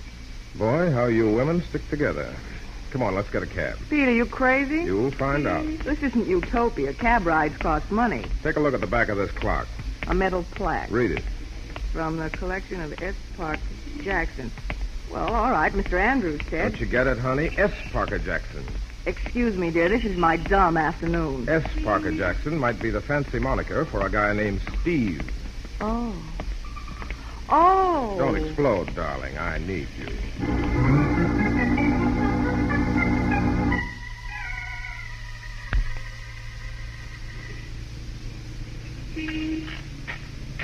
Oh, this darn traffic. It'll take us a year to get there. Oh, well. Hilda, for Jiminy's sake, will you stop playing with that clock? I'm only trying to wind it, Pete. Only trying? You've been turning that gimmick for 10 minutes. You must have broken the spring. Well, we'll find out. See? Hey, take it easy. That thing's an antique. You shake the guts out of it. I've shaken something out of it. A drawer. In the base of the clock. Pete, look what's in it. Let me see. Stuck with glue or something. Hilda, I love you. Hmm? These are diamonds. What? Those 4 pieces of glass? Uncut diamonds. I'll bet this drawer wasn't in the clock when Steve Jackson bought it. Pete, do you know what you're talking about? I've got an idea. Those robberies in the Diamond Center for the past year. Oh, no. You've read about them, haven't you? Yes. All right, dear. You're getting off at the next corner. Oh, now, Pete. No arguments, honey. I've got plans. And I've got $1,000 wrapped up in you. Hard-earned money. Do this for me, and I'll owe you my life. Would you go to the Pelican Club without me? Yes, dear. But you'll be there, too. In spirit.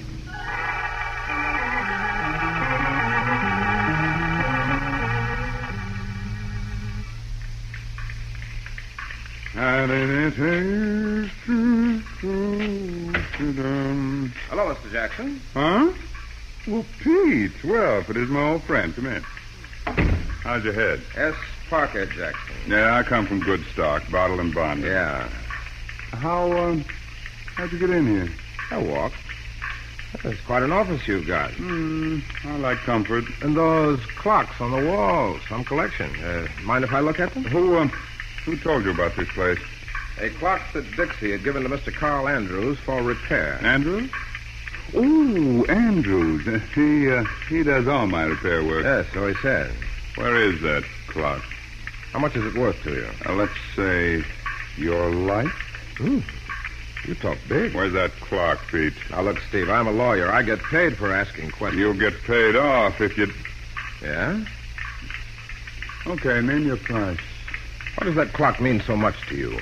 It's valuable. It's the only one of its kind in the world. A portable diamond mine, What'd you say? I'm giving the answers now, Steve. All those clocks on the walls, those rare antique clocks, are loaded with diamonds that were stolen from the Diamond Center. That crack you got on the skull went right through his brain, didn't it? Right through with a ticket. Now, let's have it, Mr. S. Parker Jackson. You killed Dixie Martell because she stole one of your clocks with diamonds in it. Killed Dixie Martell? Remember that body behind the door? There's a hospital a few blocks from here. You better go there right away. Killed Dixie Martell? Well, that's very funny, isn't it? What's a riot? A body behind the door. You've been seeing things, pal. Now, wait a minute. Dixie, a corpse. When she hears about this. Come on, I want you to tell her. What? Dixie Martell. She's upstairs rehearsing a new number. You mean that she's here in this club? Yeah, all here. But, well then, who was the dead girl in her apartment? Dead girl? What dead girl?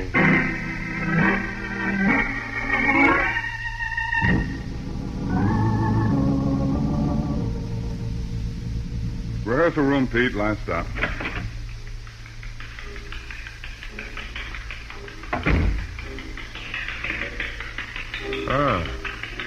So that's Dixie, huh? Always was, pal. I'll introduce you to her. Cut it, baby. Just a sec. Hold it, Phil. Hi, Steve. Like the new routine? Yeah. Dixie, I want you to meet Peter Woods. From Hollywood? Nah, from Hunger. He's a lawyer. Oh, well, if he's a friend of yours. Now, listen, Miss What's-Your-Name. It's Dixie Martell, honey. Yeah, since when? Say, what is this, Steve? A census taker? A jerk, baby. Thinks you're a corpse. What? A what? You know, what people say nice things about. You're misrepresenting, Steve. She's not the girl we saw. She's Dixie Martell, Pete. But she's not the... And you know it. Don't you tell me who I am. All right, I won't, but I'll tell you what you are. Yeah? Go ahead. You're a... Waiting, mister. You're a... Well... What's the difference? You're not Dixie Martell. Get him out of here, Steve. Get him out before I wrap him up for burial. Funny scene. Quite a funny scene. The John's the matter with you, huh? I've got work to do. New routine that's got to be ready by tonight. Well, then work. Let's go, Pete. Yeah. Well, goodbye, Miss What's-Your-Name. Oh, go feed yourself to the squirrels. Some number, huh? Yeah, that's what I've been thinking. Let's go down to your office, Steve. Maybe I'll find a number for you, too.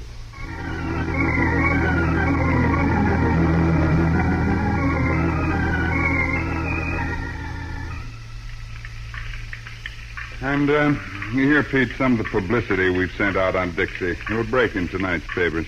With or without pictures? With. And here's a couple of the pictures. Oh. Steve, either you're a guy with plenty of gall or you're just plain... You're getting weaker, pal. These are pictures of the girl upstairs. Dixie Martell. What's the gag? Who do you think you're going to kid with this stunt? Oh, you're getting tough again. Now, look, Steve, I'm not crazy, and neither is Hilda. There was a dead girl in that apartment.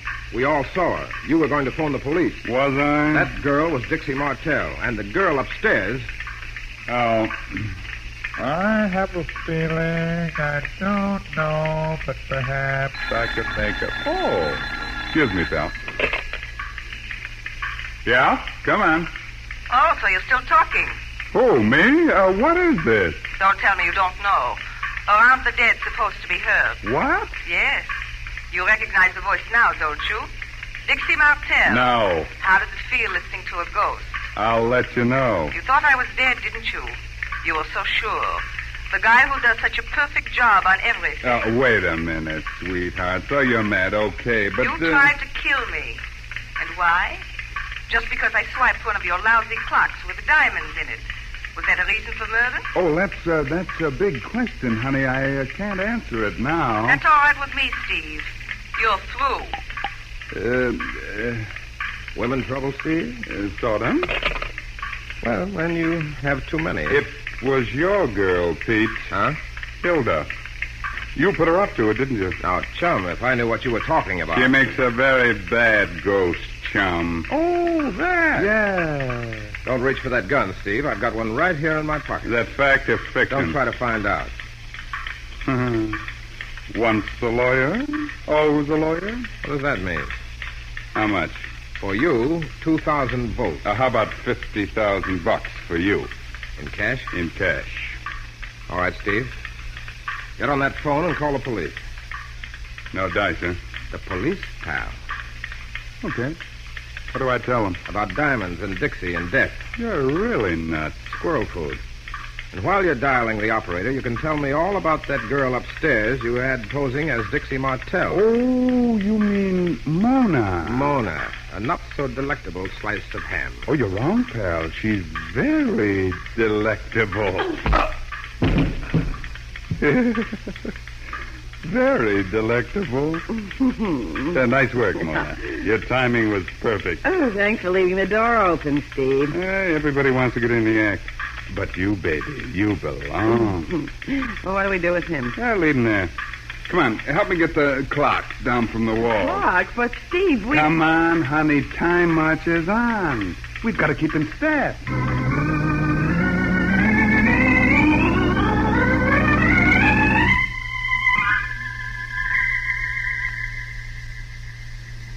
Pete. Oh. Pete. Now, Hilda. All right, Hilda, now. I didn't do it, Pete. You can't blame me for everything that happens to you. Now, get up. Yeah, get up. Club. Hilda. How do you do? What happened to me? That's what I'd like to know. How did I get down? Oh, yeah. Somebody hit me on the head. Who? I don't know. Steve was standing over there. I had him covered with a gun I didn't have in my pocket. A gun you didn't have? I took a chance and he fell for it. Then he...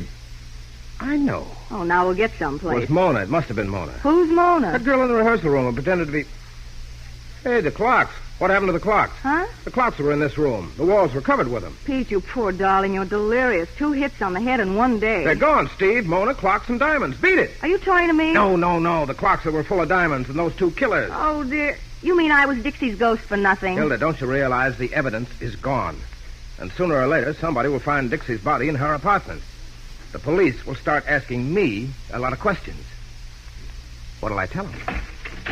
Oh, excuse me? Oh, hello. I'm looking for Mr. S. Parker Jackson. I have...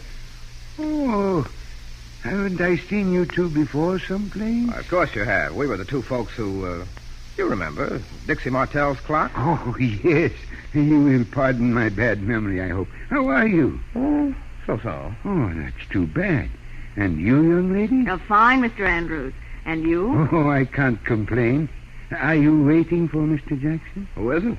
Is that a clock you've got in that package? Yes, Mr. Jackson wanted me to repair it. A great rush. I had to promise to have it here exactly at this time. And now, will he be here soon? Maybe, if we can reach him. He hasn't gone away, has he? Well, after a fashion. But you can leave the clock. Leave it? With me. I'll see that it gets into the right hands. Oh, I am sorry I cannot do that. Why not? Well, Mr. Jackson is very particular about his clocks. But you aren't. What? The one you repaired for Dixie was a very bad job. Why, Pete, that's right. It didn't go. Took you a long time to remember that, Hilda. How about you? Took me a long time, too. Now, Mr. Andrews. I am afraid I don't quite understand what you young people are talking about. Well, then let me put it this way. That clock you've got wrapped up has got a drawer in it. I did not notice. A drawer you put in it. That's the kind of repair work that you've been doing for Steve Jackson. Young man. Shall we check? Leave this package alone. We're checking, Mr. Andrews. I said leave it alone. Oh, Pete! Oh, I'm sorry I did not mean to hurt you. Well, the old guy's got a grip like a pair of handcuffs. I'll come back later when Mr. Jackson is Just here. a minute. No, don't stop me, young fellow. You won't take me by surprise again. You never knew what was going into those clocks, did you? I want you to get out of my way. But when Dixie Martell brought a clock to you, not for repair, but for safekeeping, you looked in the drawer. You saw the diamonds. I am warning you, young man. You took them. That is, you thought you took all of them. Then you went to her apartment this morning and strangled her. I am not going to warn you again. It's no use, Mr. Andrews. I can wrestle, too. You strangled her. No, just to make sure you could keep the diamonds. That wasn't nice, Mr. Andrews. That was murder.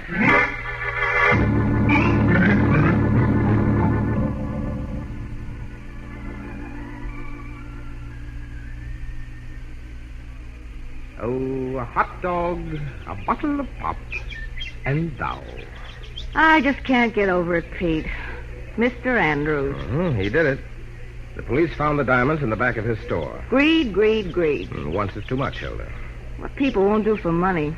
Well, if they wouldn't do it, it'd be all right, but the trouble is they do. You can't beat it, honey. Ask Mr. Andrews. And when you get through asking him, you can ask Steve and Mona. You think they'll get 20 years? Maybe 30. But if I were the judge... Someday, darling. Yes. Come on, let's get some peanuts. Pete, what made you suspect Mr. Andrews? I was alive. What? And I wouldn't have been if Steve were a killer. Oh, you mean... That's right. I knew too much about his business. But he didn't kill me. And so, when Andrews came in... Make it simple, dear. I took a chance, that's all, and it worked. Well, where can I get peanuts around here? Are you going to eat them? Why not? Squirrels do. Are we any better? We're not even as smart.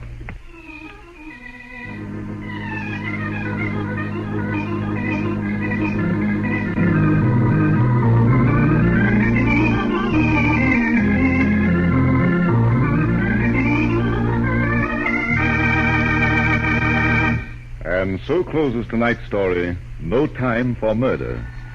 Stedman Coles wrote the radio script. Roger Bauer produced and directed. Myron McCormick played Peter Woods. Charlotte Lawrence was Hilda Ryan. Raymond Edward Johnson was Steve Jackson. Cameron Prudhomme played Carl Andrews. And Gene Ellen was Dixie Martell. Oh, I beg your pardon. Hello. I hope I haven't kept you waiting. Yes, this is the Crime Club. I'm the librarian. Yes, come over a week from tonight. Good. We have the very unusual story of a trip that was arranged by death. It's called Cowhide.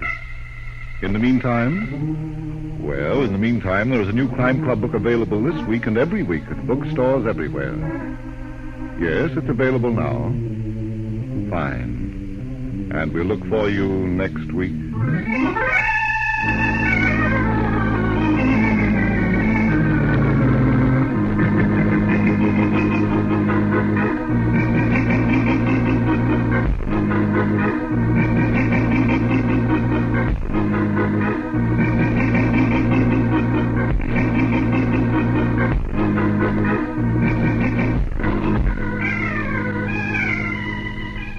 This program came from New York.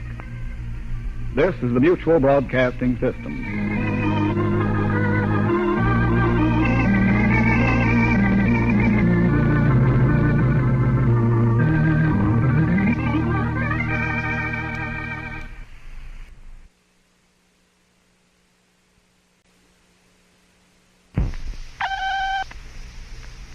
The Mutual Broadcasting System presents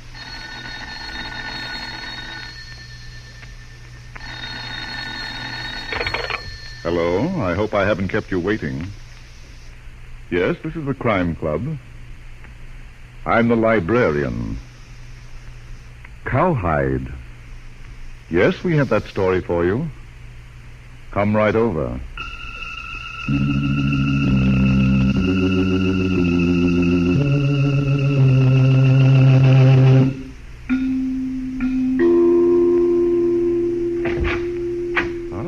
You're here. Good. Take the easy chair by the window. Comfortable? The manuscript is on this shelf. Here it is. Cowhide. The very intriguing story of a suitcase that was packed with murder. Let's look at it under the reading lamp. It was early afternoon, and the customer's room in the brokerage offices on the second floor of a midtown office building was crowded, as usual. Harold Phillips, a middle-aged clerk, crossed the large room, nervously adjusting his tie, and stopped outside the office of Mark Baldwin, the manager. Come in. Excuse me, Mr. Baldwin. Oh, Phillips. Come in, please. Thank you, sir. You sent for me, Mr. Baldwin. Come here, Phillips. I hope nothing is wrong, sir. My books. Sit down. I've always been very careful, sir. I never let a page go without checking and rechecking. Phillips, you've been with this company for 30 years. Yes, sir. Have you ever thought of leaving us? Leaving? Why, no, sir. Not once in 30 years? Well, please don't hold it against me, sir. There were times when I thought I might do better somewhere else, but... Yes? I realized that I couldn't, and I stopped thinking about it. It's been 15 years since I... Good for you, Phillips. I guess we can trust you. What? Open that suitcase on my desk. Yes, sir. Good heavens. Securities. $500,000 worth. And they're all negotiable. But Well, look here, Mr. Baldwin. If you're accusing me... What are you talking about? If you're accusing me of having packed that suitcase... Phillips. You don't know me, sir. You've been the manager of this office less than a year. But I have a record of excellent service. You can ask the gentleman in the main office if you want to. Phillips, don't be an idiot. I'm not accusing you. But the suitcase... It's going to our Los Angeles office. Oh. You're going to take it there. I? Naturally. You're the only one I can trust with it. But such transfers are usually made by... I know all about it. Now, you'll leave tonight on the 9 o'clock train. I've reserved a drawing room for you. Yes, sir. You'll be careful, of course. You won't leave that drawing room for 1 minute. But, Mr. Baldwin... I said not for 1 minute, Phillips. And as for your meals... I'll make arrangements. That's the idea. One more thing, Phillips. Yes, sir? You are not to discuss this matter with anyone. Not with anyone, including the members of your own family. But Los Angeles, Mr. Baldwin, how can I explain that to Doris, my daughter? Don't. But I'm going away for a long time, for 2 weeks perhaps. Think up a good excuse. Only you, I, and the manager of the Los Angeles office know about this transfer. We want nothing to happen to that suitcase or to you. Yes, sir. In other words, Mr. Phillips, we don't want you killed. Well, thank you, sir. I appreciate your consideration. Yes. Yes, I'll go home and pack after closing time, of course. And will I take the suitcase home with me? No, you stop back here on your way to the train, and I'll give it to you. Would 8 o'clock be all right? Fine. But be prompt. The train leaves at 9. Well, I won't be late. And now, Mr. Baldwin, if I may say so... Yes? Thank you for your confidence in me.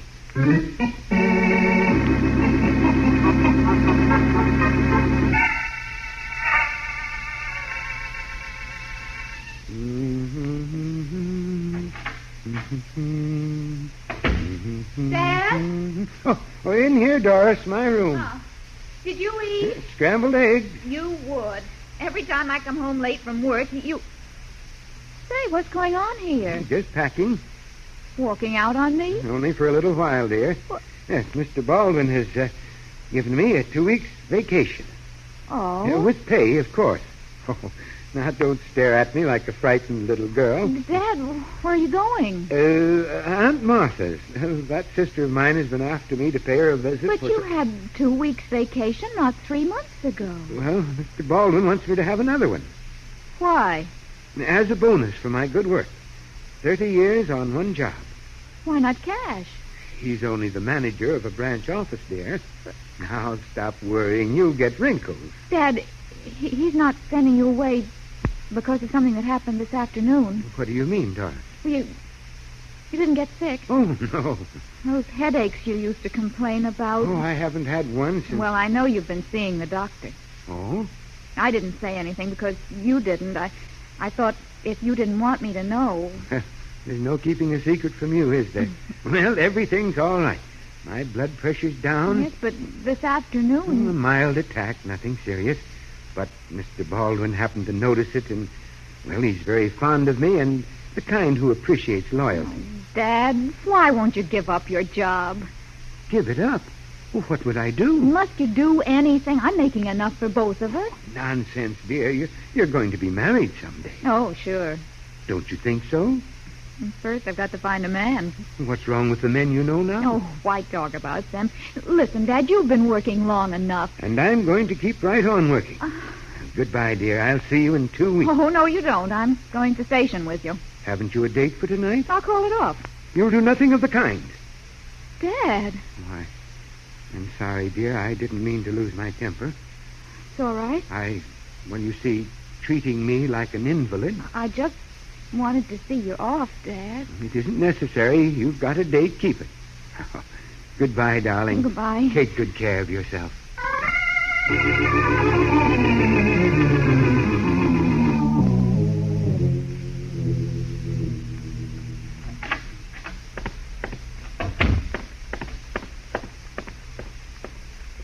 Hello.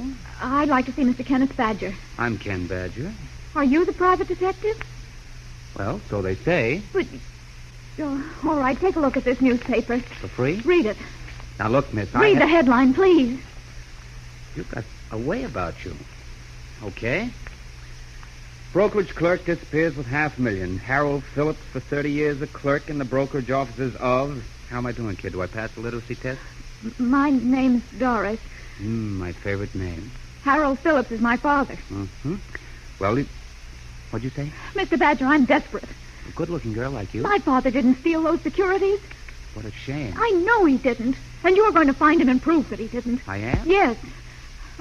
Will you? Now, listen, honey. There comes a time in every man's life when he's got to say no. This is my time. But you don't know my father. Is that bad? He's not a thief.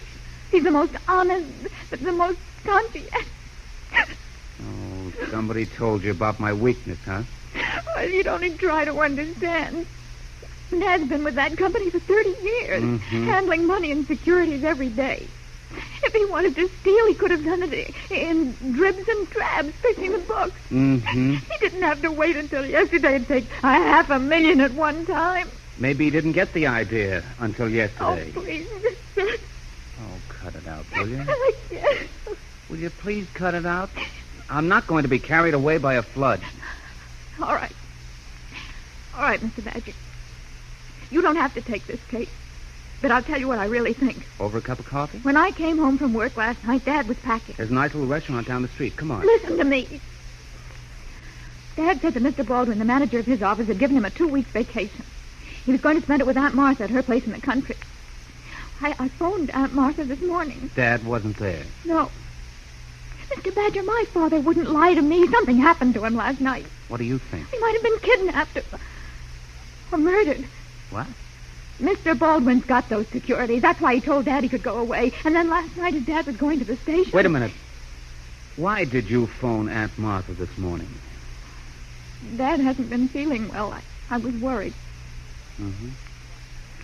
I'm going to give you a break, baby. Oh? Only because I like you. But there's one condition. What? From now on, it's Ken. Yes, Ken. Okay, Doris. I'm going down to the brokerage office to see what Mr. Baldwin looks like. Oh, I'm going with you. You are? I am. That's what I said. You are.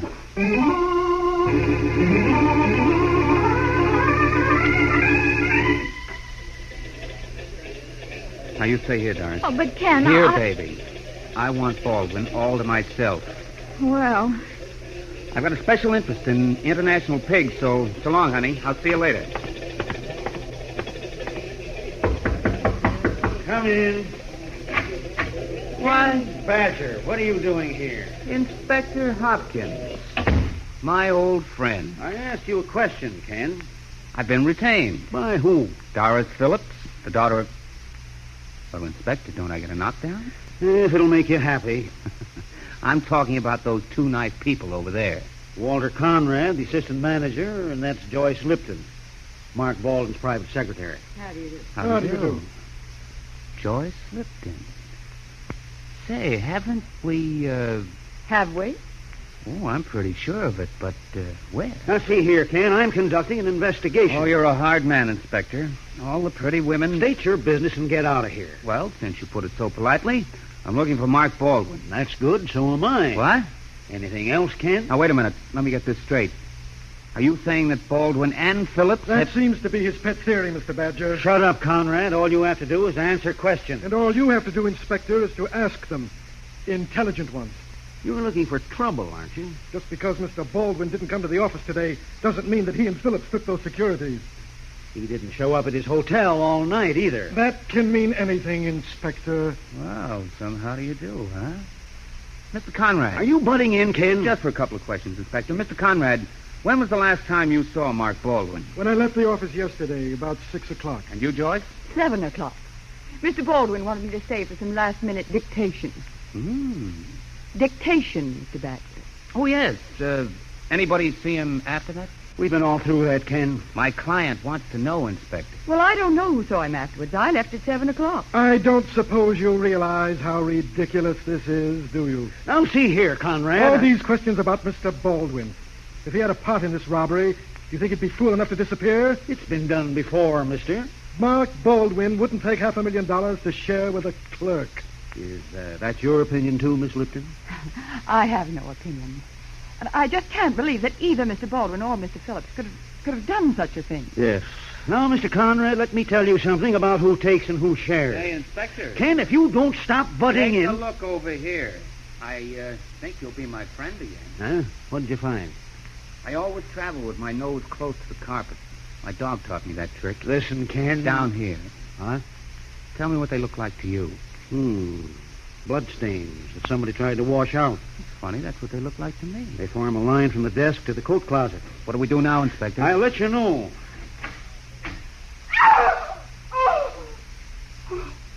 Yeah. But there's one thing I didn't expect.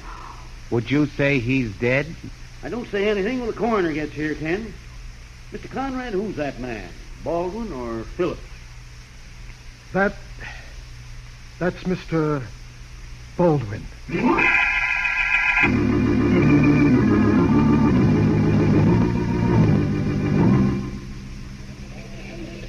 No, Doris, you can't come in. I've got to know what's going on, Ken. I told you, I'll tell you later. Why did all those men come here, those policemen and the men with the cameras? They're holding a convention. Somebody's been murdered. Oh, my boy. Dad? No, Mr. Baldwin.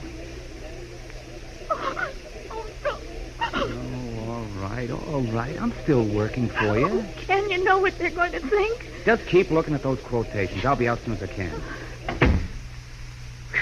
Stabbed in the back, huh? Died between 8 and 9 o'clock last night. What's that, Inspector? You still here? Between 8 and 9 o'clock last night, huh? That's about when Baldwin was murdered, according to the coroner. Holy smoke, then the old guy's innocent. Sure. I'm not kidding. Phillips didn't do it.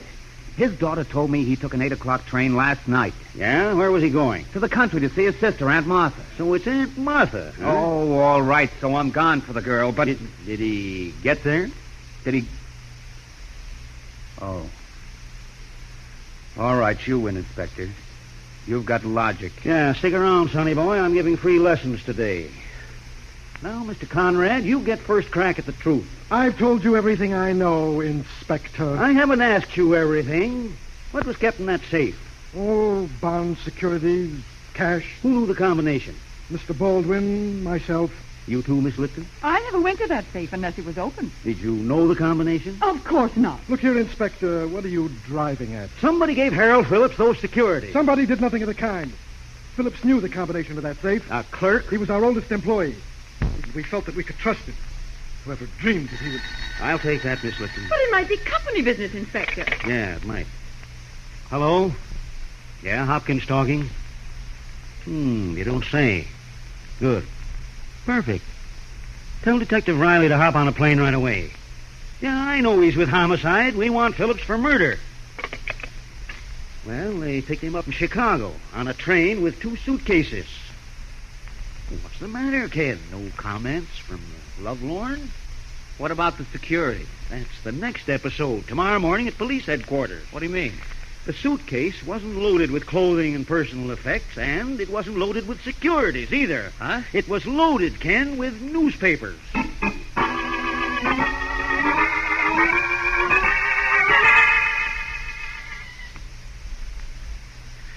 All right, Phillips, let's forget everything you've told me so far. But I've told you the truth, Inspector Hopkins. Yeah. Well, now tell me if you lie. I don't know what to say to you.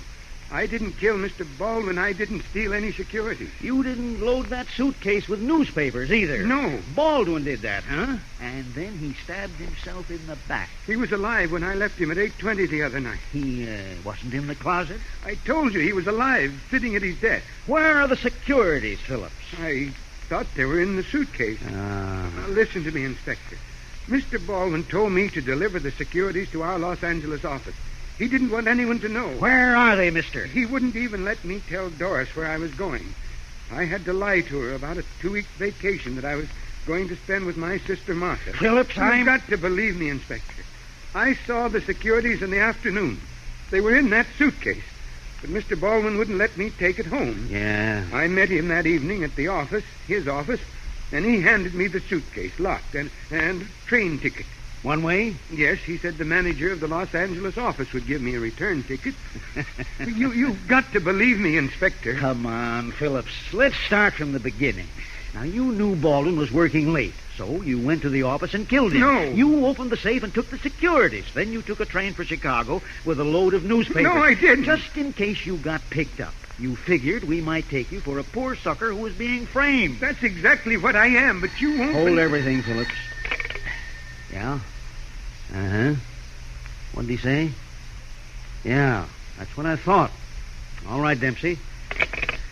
Phillips, we've just had Los Angeles on the phone. Oh, well, then the manager out there has told you that... He didn't tell me. He spoke to my assistant. Well, what's the difference? You know I'm innocent. He was expecting no security. No, mister. What?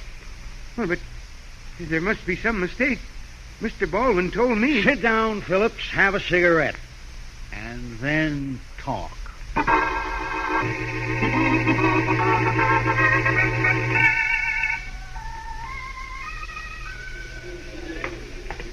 Ken, Coffee with tears, honey?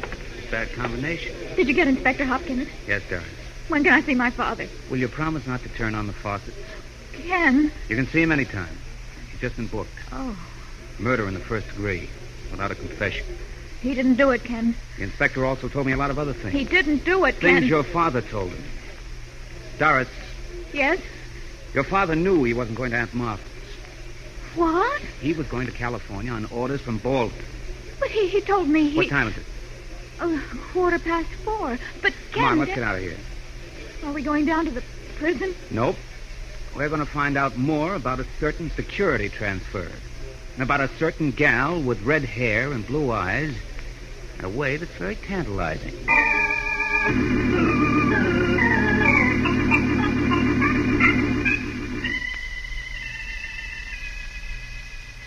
No, Mr. Badger, I've never been there. Well, then, how about Or there either.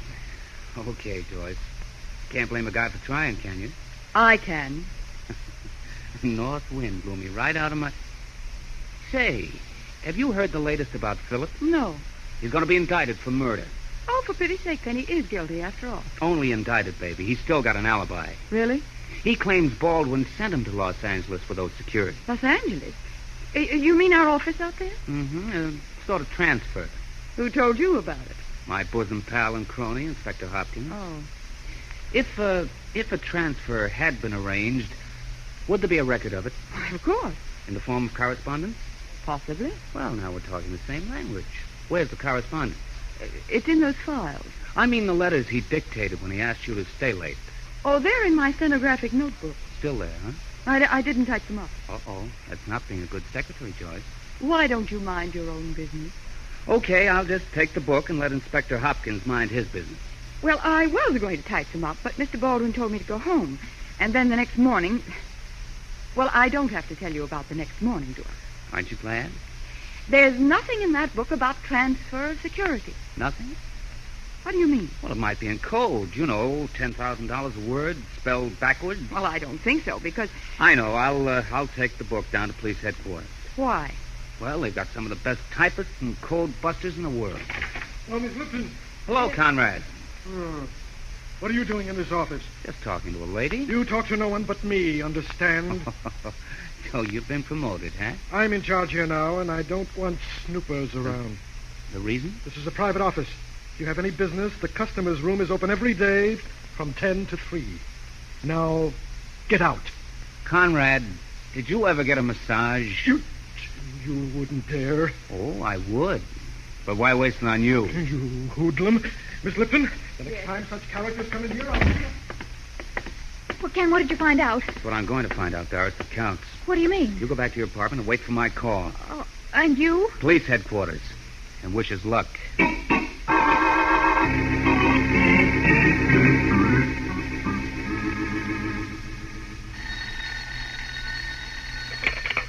Hello. Ken? For Pete's sake, Doris, where have you been? Don't be angry, dear. I told you to go back to your apartment and wait for my call. I did, but you didn't call for 3 hours, and then I had an idea. Where are you now? In a drugstore. Oh, that's nice. Tell them to set up one for me, too. A double malted Ken, with a... you don't understand. This drugstore is in the building my father works in. The brokerage offices are on the 2nd floor. What got you there? A terrific idea. Now I need help. What's the matter? How soon can you get here? 15 minutes. What's the matter, Doris? I'll tell you when I see you. But hurry.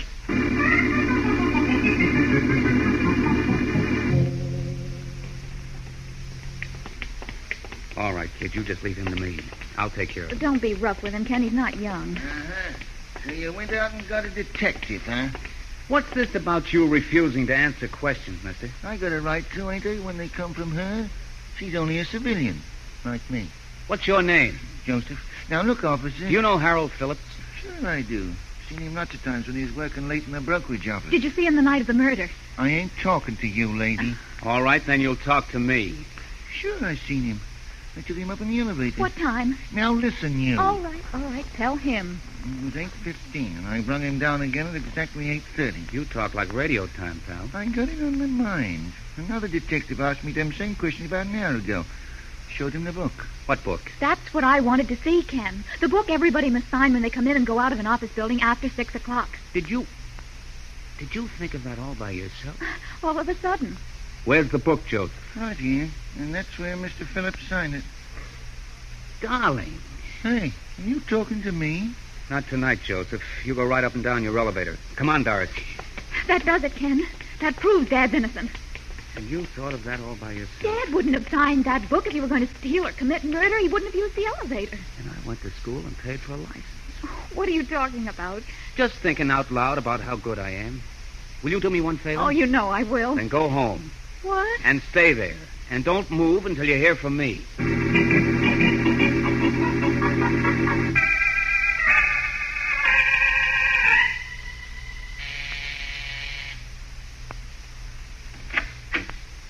Well, Hiya, Cookie. You mind if I come in? now you have the nicest way of asking. I didn't mean to push you. An old habit I picked up in the subway. What do you want?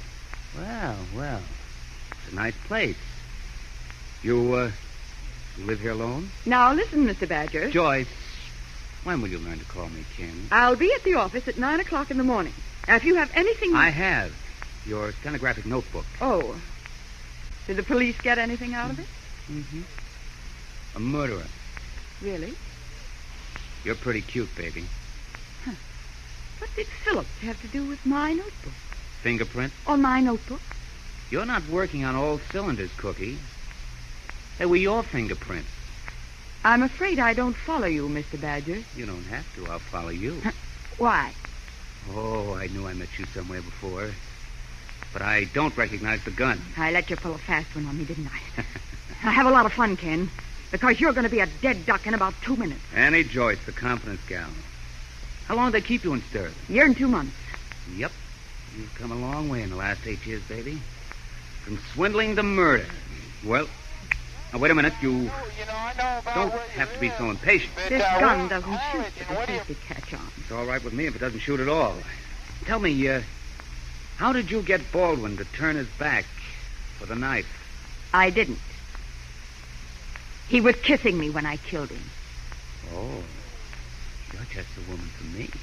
Phillips had gone out with a loaded suitcase, and Mark and I were going to wait until he'd been arrested and sent to jail, and then... You were going to split $500,000. That's right. But you decided why wait and why split. I'm selfish that way. Yeah. But you're going to wait, Cookie, for a quick burn. Well, you won't be around to see it. I'm not so sure of that, miss. Drop that gun. She doesn't have to, Inspector. It just changed hands. Well, did I do all right, Inspector? For once in your life, when you came in here, I was afraid you was going to close that door with a snap lock on it. Inspector, you don't think much of me, do you? You want the truth. No, just skip it.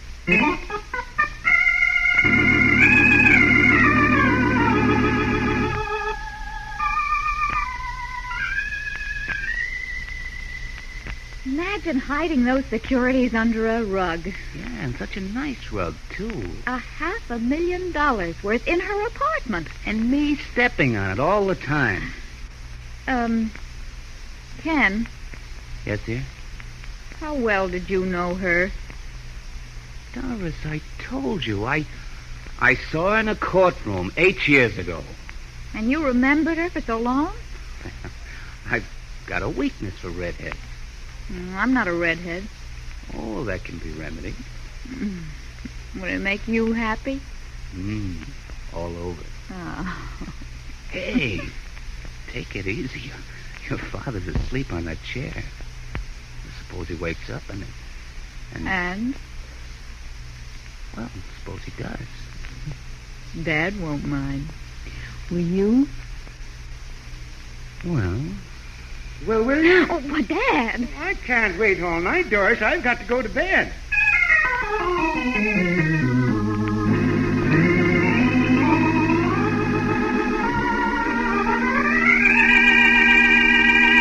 And so closes tonight's story, Cowhide. Stedman Coles wrote the radio script. Roger Bauer produced and directed. Bill Quinn played Ken Badger. Joan Tompkins was Doris Phillips. Cameron Prudhomme was Harold Phillips. Eleanor Phelps played Joyce Lipton. Joe Latham was Inspector Hopkins. And Murray Forbes was Walter Conrad. Oh, I beg your pardon. Hello. I hope I haven't kept you waiting. Yes, this is the Crime Club. I'm the librarian. Yes, come over a week from tonight. Good. We have the very intriguing story of a decision that almost cost a man's life. It's called Sentence of Death. In the meantime, there is a new Crime Club book available this week and every week at bookstores everywhere. Yes, it's available now. Fine. And we look for you next week. Oh, yes. And another thing. Traffic accidents have been increasing at an alarming rate. Avoid them by respecting the rights of your neighbor on the road and by being sure that you and the car you are driving are in good condition.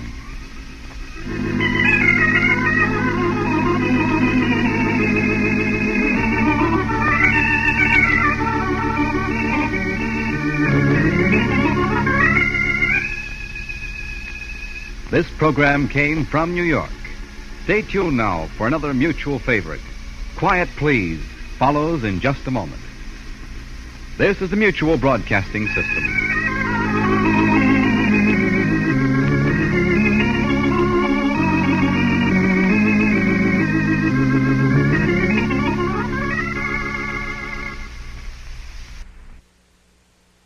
Broadcasting System presents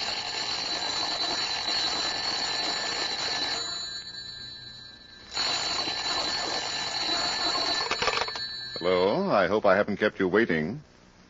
Yes, this is the Crime Club. I'm the librarian. Sentence of death. Yes, we have that story for you. Come right over.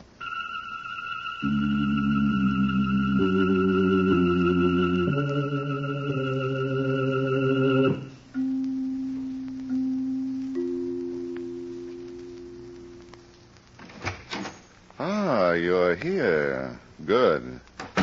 Take the easy chair by the window. Comfortable? The manuscript is on this shelf.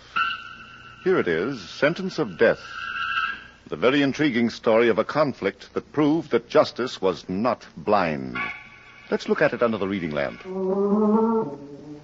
Paul Remsen was elected to the Supreme Court bench by the people of his county in November. He was sworn in January. And by April, he was already one of the most popular judges in the county. It was late afternoon. Court had adjourned for the day, and Judge Remsen was in chambers, putting some papers into his briefcase. Homework, he called it.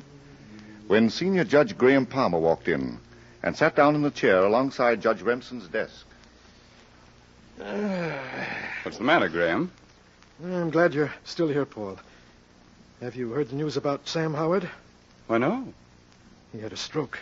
Oh, good Lord. How bad was it? The doctor believes he'll be all right, but he'll have to rest. A long time. Well, naturally, the longer the better. Yes, but in the meantime, we have the problem of what to do with Sam's calendar. I phoned Allerton County to send us a judge, but, well, nothing doing until the middle of next week. Well, now, if there's any part of Sam's work you'd like me to take over... There is, Paul. A matter that's scheduled for tomorrow morning. Oh, of course. What is it? The People versus Martin Rivers. Martin Rivers. Oh. I know how you feel about such matters, and I do it myself, Paul, but the governor's appointed me to a special board of inquiry. I know. We start hearings the first thing in the morning. Yes. Graham, I don't know if it's in me to send a man to his death. Even if the law says you must? But it's capital punishment, Graham. I've always been against it. But it's the law, my friend. And you've taken an oath to uphold it. Yes, but Martin Rivers was tried and convicted of murder in the first degree. The sentence of death is mandatory under the laws of this state. I know that, Graham. It's our duty to impose that sentence, whether we like it or not, until the law is changed. Give me a chance to think about it, will you? Of course. And if you should find that you can't go through with it... I'll resign from the bench. Nonsense. We need you. No, Graham. I'll either do it or quit.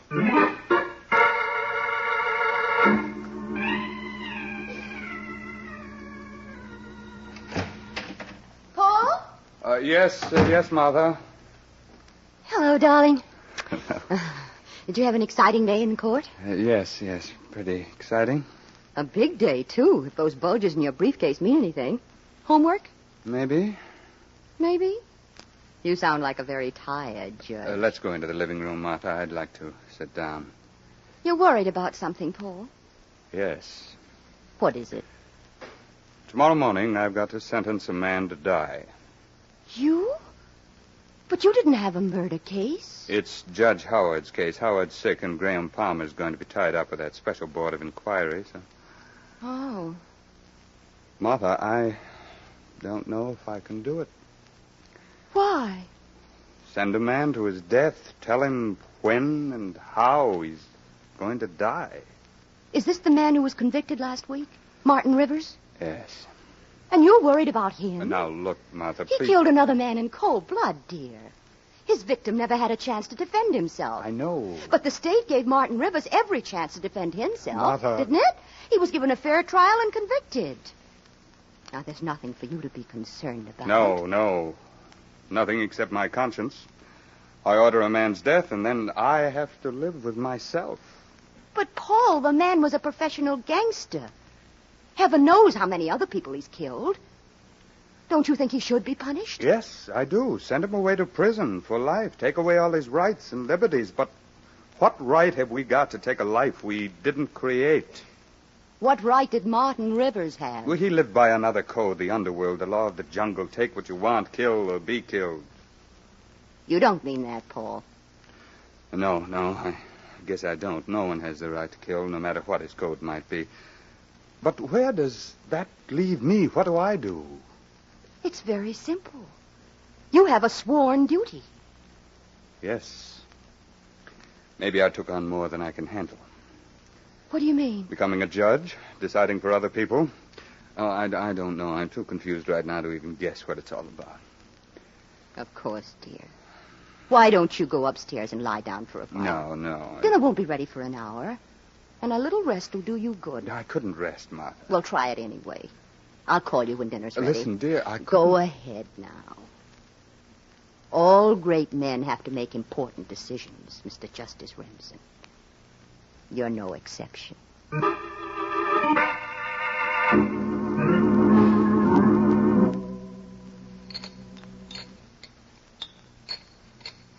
Paul. Oh, what is it, Martha? Stop thinking about Martin Rivers and finish your... I can't, Martha.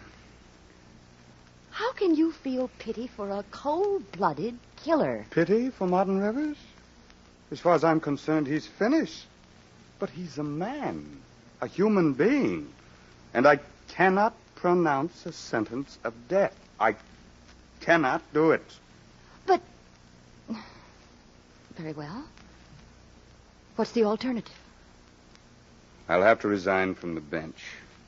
Paul, I know what the judgeship means to you. Hmm? I know how hard you work to be elected. Please, Martha. How can you think so little of your life? Or of mine? Don't you realize you'll be called a quitter? Martha, I don't know anything anymore. I'm going out for a walk. Do you mind? No, dear. I don't mind. I've got to work myself out of this dilemma. I've got to know what I'm going to do, and I've got to know tonight. Judge Paul Remsen walked for a long time without giving a thought to where he was going. Then, as he went across Main Street, he had an idea. He got in a bus, and 10 minutes later, he was entering a small cigar store in one of the less pretentious neighborhoods. Yes? Oh, what can I do for you, sir? Let me have one of those cigars, please. Right you are, sir. Nice weather we're having, isn't it? Yes. I always say give me the spring. Not too cold, not too hot. It's better for business, too. Yes. Yeah, that'll be 30 cents. Thank you. Yep, not too cold, not too hot. Anything else, sir? Are you Mr. Herrick? Yeah, that's me. Say, I thought you looked familiar. You wouldn't be Judge Remsen, would you? Yes. Well, what do you know? Yeah, I was one of the majority that put you in office. Mr. Herrick, you were the foreman of the jury that convicted Martin Rivers of murder in the first degree. Yes, sir. That no-good gangster. He's coming up for sentence in the morning. The death penalty. That's what the law says. Yes, I know. How do you feel about sending a man to his death? How? I'd like to know. That's a funny question, Judge. Coming from a judge. Forget that I'm a judge. We're talking man to man. I don't get this, Judge. Tomorrow morning, a human being will be sentenced to die. In anywhere from 6 weeks to 6 months, depending on whether he appeals to a higher court. He'll be dead. Yeah. you're partly responsible for doing that to him. Oh, now, wait a minute. Are you trying to make me feel like a murderer? Oh, no, you're not a murderer, but do you feel now, a week after the trial, that you had a right to condemn another man to death? He was a killer. All right, but suppose, Mr. Herrick, you'd met Martin Rivers right after he'd committed the murder. Would you have killed him? Say, what are you after? Would you or wouldn't you? Judge, would you mind telling me... Please, Mr. Herrick, I've got to know. Okay. The answer is no. I wouldn't have killed him. That is, not unless he tried to kill me. Oh, but he didn't Now, try. look, Judge, I don't know what this is all about, but I'm a member of society, a decent, law-abiding citizen, and I pay taxes to see that lawbreakers like Martin Rivers get what's coming to them. I don't want them around. Well, life imprisonment would have done the same thing, Mr. Herrick. No, not to my way of thinking. The fellow that killer shot didn't get a life sentence. He's dead. Now, maybe he was no good either, but that's got nothing to do with us. The law says that anyone who premeditates murder is a... What am I doing telling you about the law? Oh, that's rich. Oh, I'm sorry, Judge, but it just struck me funny, that's all. Me telling a judge about the law. Mr. Herrick, it may not be as funny as you think. All right. You want to know how I feel? I think I can tell you. I've got no regrets about Martin Rivers or any other killer that's got to die. When I took the oath as a juror, I promised to keep an open mind and to bring in a verdict based on the evidence. Yes. That's exactly what I did. And I voted guilty on the first ballot. Now then, does that answer your question, Judge? Yes. Thank you. Good night. Yeah, good night, Judge. Drop in again sometime. I promise I won't start telling you about the law. Me telling the judge about the law.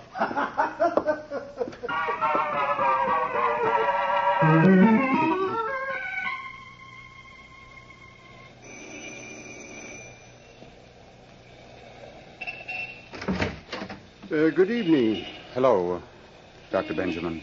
Paul Remsen. Forgive me, I didn't recognize you.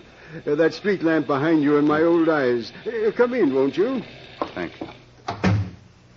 How have you been, Doctor? Oh, as well as an old man can be. But you, Paul, I'm proud of you. Oh, thank you. Come into my study. I was just in the midst of writing Sunday's sermon, but that can wait. A sermon can always wait. So few people take it seriously. So, make yourself comfortable, Paul. Yes, thank you. It's been weeks since we had a real visit. Being a judge keeps you pretty busy, doesn't it? Yes. Does it also leave you no time for happiness? Hmm? You seem depressed, my boy. More confused than depressed, Dr. Benjamin. Tell me about it.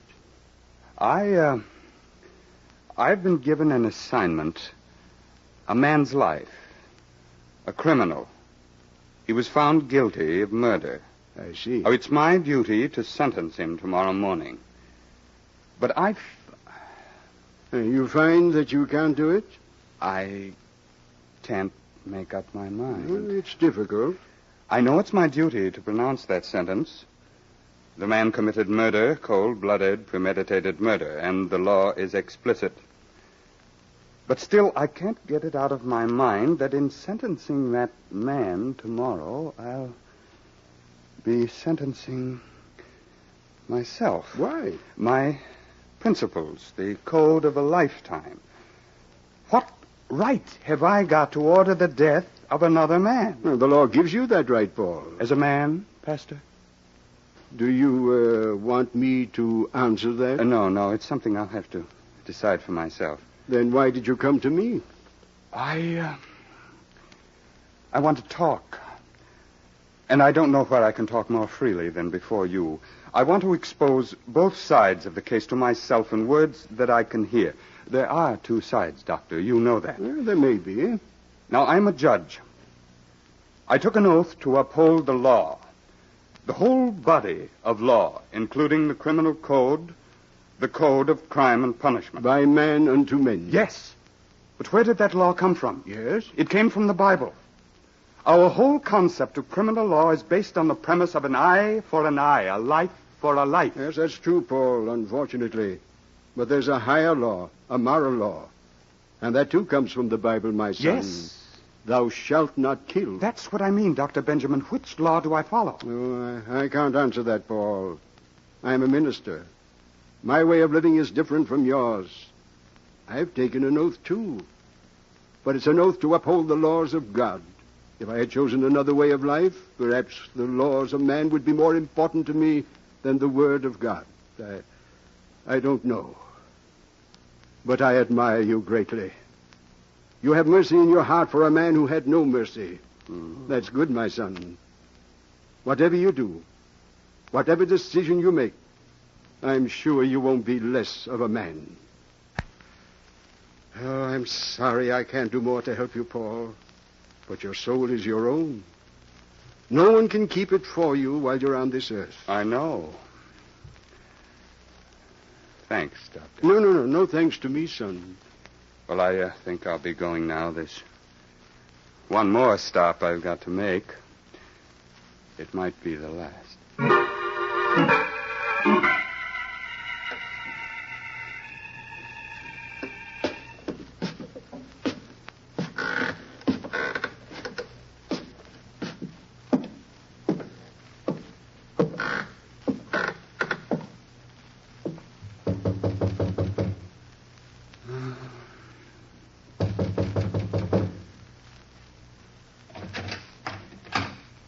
What do you want? Excuse me, I'm sorry to trouble you at this hour. What do you want? I'm Judge Remsen of the County Supreme Court. I'd like to come in for a moment, if I may.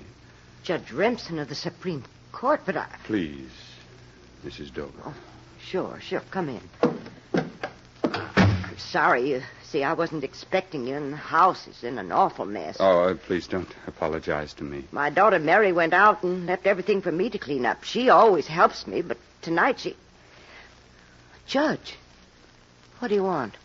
Your son, Frank, was killed by Martin Rivers 4 months ago. You've come here to talk about Frank? No. I've got to sentence Martin Rivers to die. To die? Mother... Well, do you think I ought to say no? You can't stop it, Mrs. Dover. The law makes it compulsory. If I don't do it, another judge will. He killed my boy. If you could say no, if you could stop the sentencing, would you do it? You're asking me, Frank's mother? I'm trying to make up my own mind, and I must know how you feel. Oh, what good will it do me if that man dies? Will it bring back my son? Will it help me to sleep at night? Is that how you really feel? Well, will it? You would keep him alive, wouldn't you, if you could? Let him live? If you could. Well, why didn't he let Frank live? He killed him. But... All right. Frank was no good.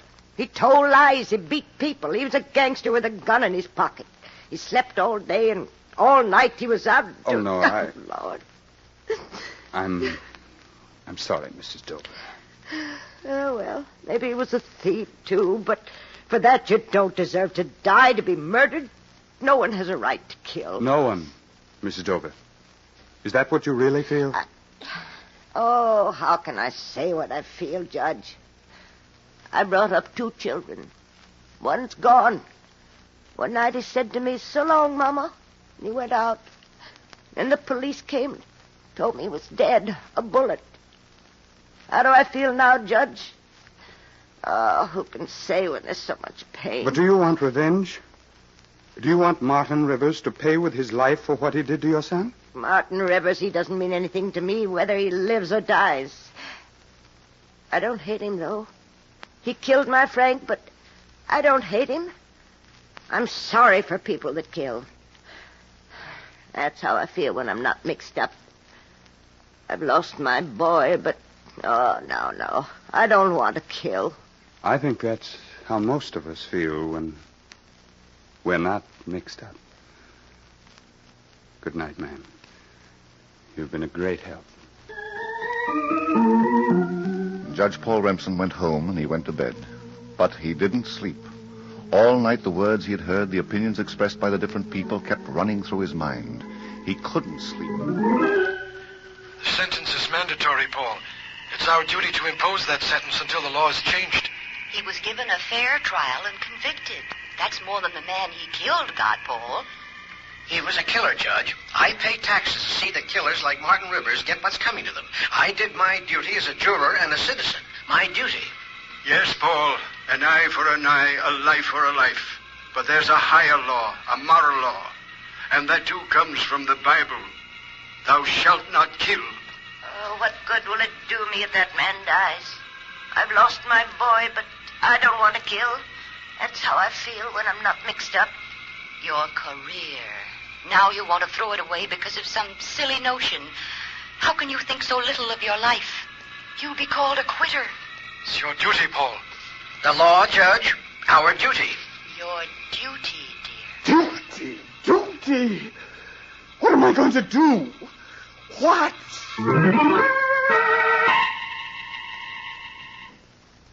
Well, Paul? I don't know yet, Martha. Are you going to court this morning? Yes. Well, that's something. It may be the last time. I'm going with you. Martha. Don't you think I should go? I'd rather you wouldn't. It's my problem. And mine? I promise not to interfere, Paul. Whatever you do will be all right with me. Will it? Don't you believe me? You understand, then? I think so. I hope so, dear. Now, let's go downstairs and have some breakfast.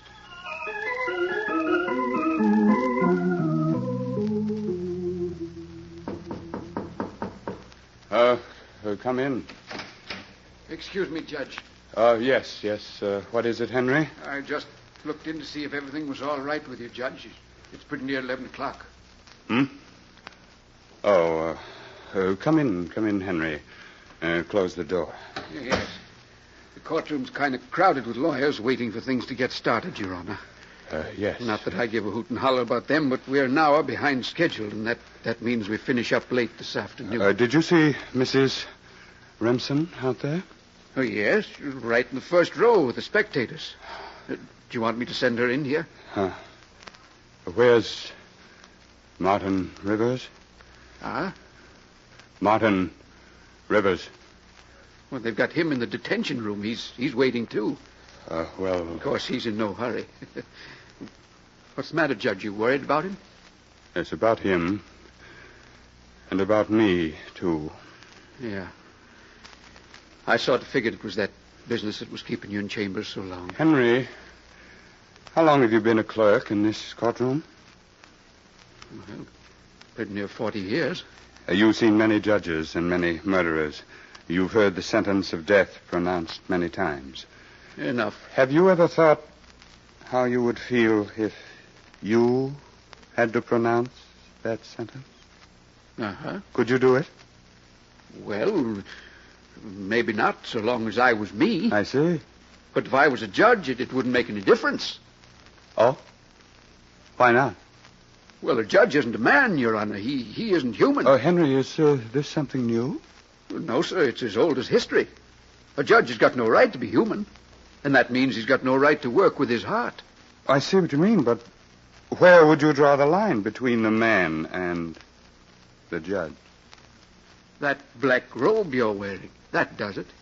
When you put on that black robe and go out there into the courtroom and get up on that bench, you stop being a man. You become that robe, the law, the symbol everybody respects or is afraid of. Why do people have to stand up when the judge comes into this courtroom? The symbol? The black robe? It isn't because they respect the man that's wearing that robe. Maybe they do, and maybe they don't. That's a personal matter. But they stand up for the robe. They've got to. It's the will of the people. The black robe. And that's how you've got to look at it, Judge. There's nothing personal in what you do when you're wearing that robe. Why? Because you're not in it. What's that? Not you as Paul Remsen. What's in that robe is a book that was written down at the state capitol a long time ago. The law. That's the will of the people, too, Your Honor. But a man must be sentenced to death. Did he sentence another guy to death? Yes. And did he execute that sentence? Yes, but... Well, then there's no two ways about it. The book says he's got to die. And the book says the robe's got to tell him so. That's all there is to it. Yes, I know, but is it right? Is it? Well, ask the book and the robe. Book? The robe? Well, Judge, are you ready? Ready? Yes, I'm ready. Let's go.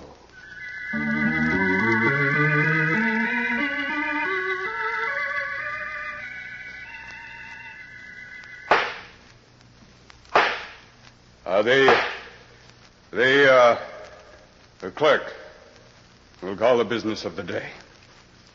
People versus Martin Rivers. Bring the prisoner to the bar.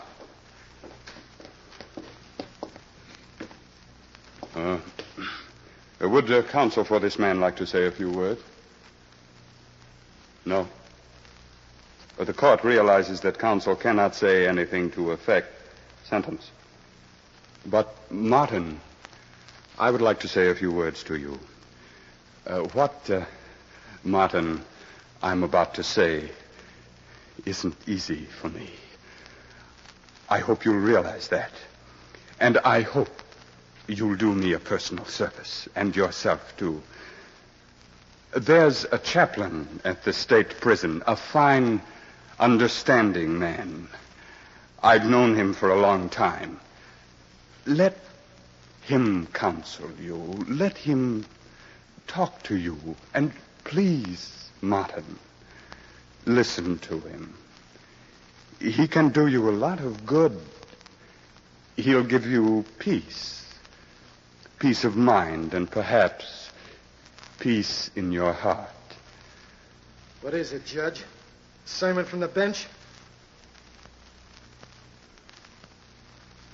You trying to soften me up? Okay, give me the works, and let's get out of here. I know what's coming to me, and there's nothing you can do to change it. So throw the book at me. Wise guy. Martin Rivers, you have been convicted by a jury of murder in the first degree. The sentence of this court is that you shall be delivered into the custody of the sheriff of this county at once, and by him delivered into the custody of the warden of the state prison, where one night during the week of May 14th you shall be put to death in the manner prescribed by the laws of this state. And may God have mercy on your soul. And may God have mercy on my soul, too.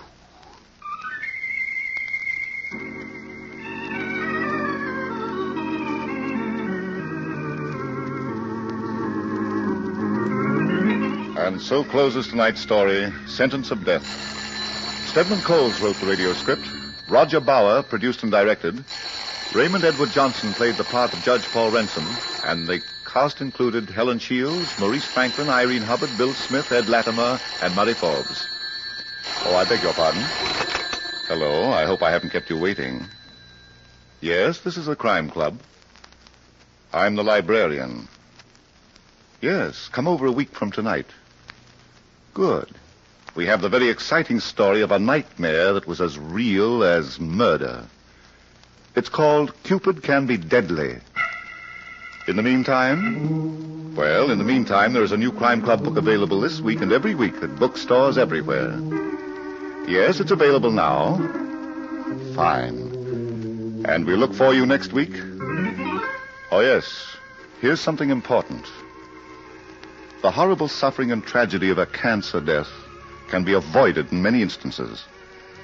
The American Cancer Society wants you to know that of all the people who die of cancer, it is possible to save from 30 to 50%.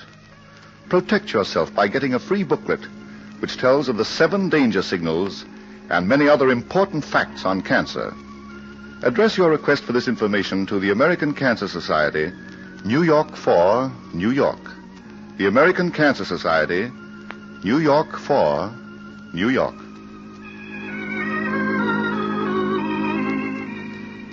This program came from New York. Stay tuned now for another mutual favorite, Quiet Please, which follows in just a moment. This is the Mutual Broadcasting System.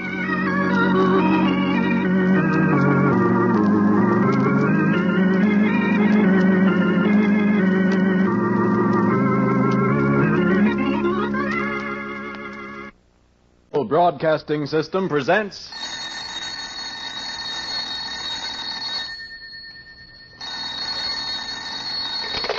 Hello, I hope I haven't kept you waiting. Yes, this is the Crime Club. I'm the librarian. Cupid can be deadly. Yes, we have that story for you. Come right over.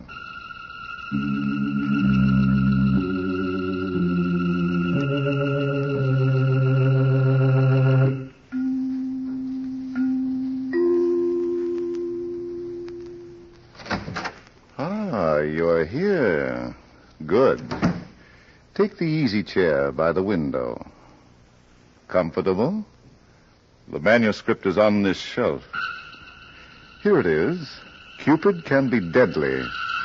The very unusual story of a dream that was made of the stuff that killed. Let's look at it under the reading lamp. The house in the hills of Westchester was big and rambling, like a medieval castle. And it was owned by the beautiful and temperamental Linda Barry, the celebrated actress. It was late Saturday night, and Paul Palmer, a Broadway columnist and one of the weekend guests, came quickly down the stairs. And as he made the right-angle turn toward the library, he met Professor Caldwell, a psychologist, and another one of the guests.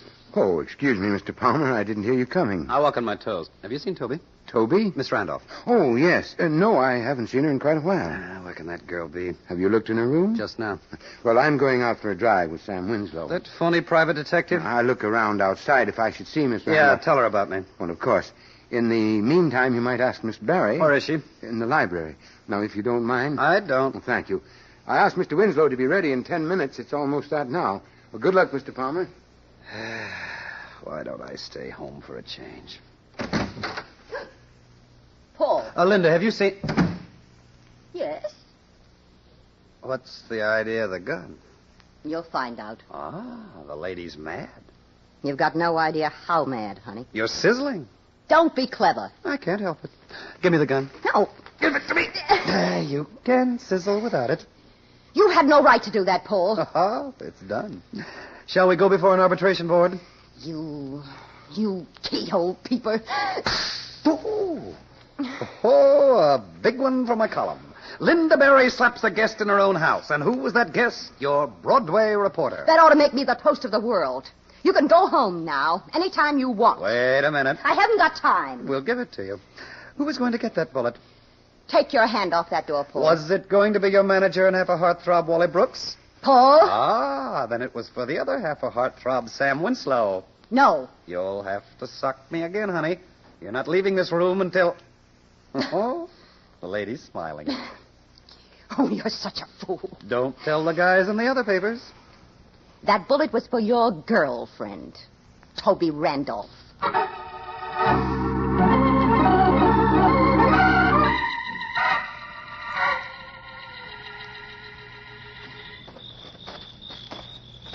It's no use trying to talk me out of it, Wally. I'm going to get away from this place as soon as I can find Paul. All right, Toby, you want to go, you can go, but why? I don't like it here. Meaning me? No. The house? No. Professor Caldwell's been lecturing you about the mine. He doesn't bother me, Wally. Then it must be on account of Sam Winslow. Well... That no good four-fletcher, He's not the reason, Wally. Oh? I can handle him. Say, you're not running away from Linda, are you? I am. But why? I don't like the way she creeps up on me. That's too bad, honey. Huh? See what I mean? Walking in the garden, arm in arm, for a rosy picture. What's this all about, Linda? I'll bet you couldn't find such a beautiful setting anywhere.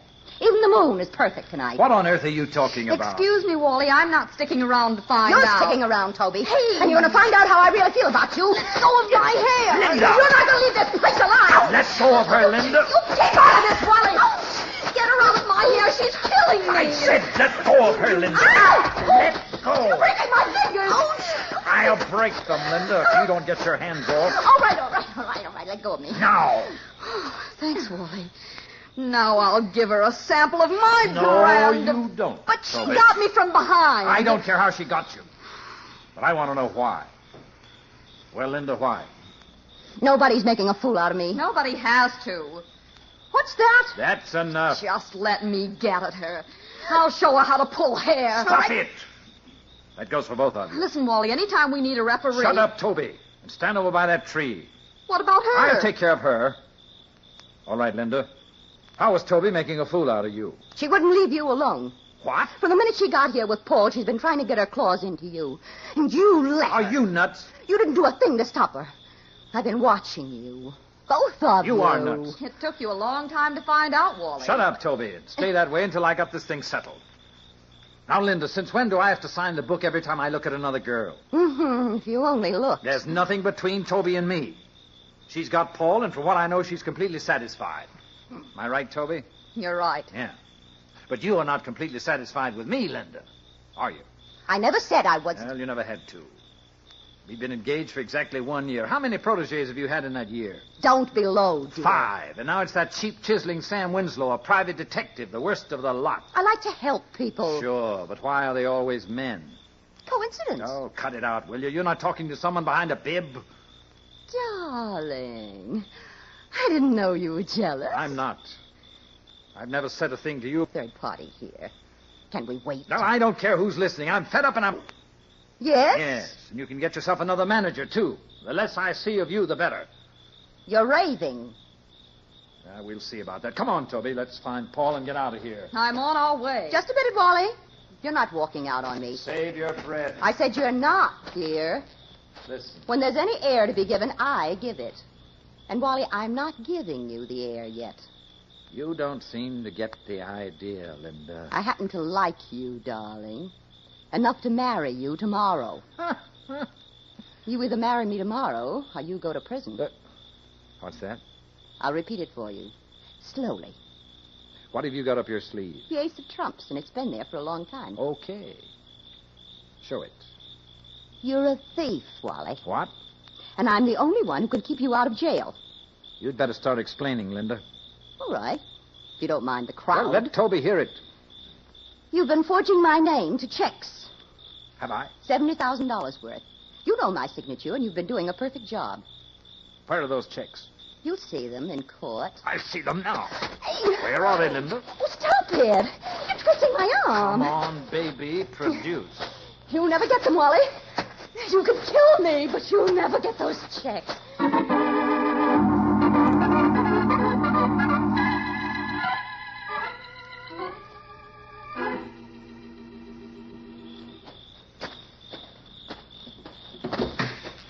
Well, it's about time, Professor. What kept you? I didn't realize you were waiting, Mr. Winslow. We said 10 minutes, didn't we? I've been sitting in this car for 20. I'm sorry, but I met Mr. Palmer, and he was agitated about the disappearance of his lady friend, so I thought... Tried some psychology. Well, not quite. I looked around for her just to be helpful. You're the type, aren't you? Well... Yeah. Okay, let's go for that drive. Mr. Winslow, would you mind if we didn't? What's the idea? Well, it's rather late, and I can talk to you here just as well. Okay. It's about... Well, I think you know. Me and Linda? Yes. You don't approve?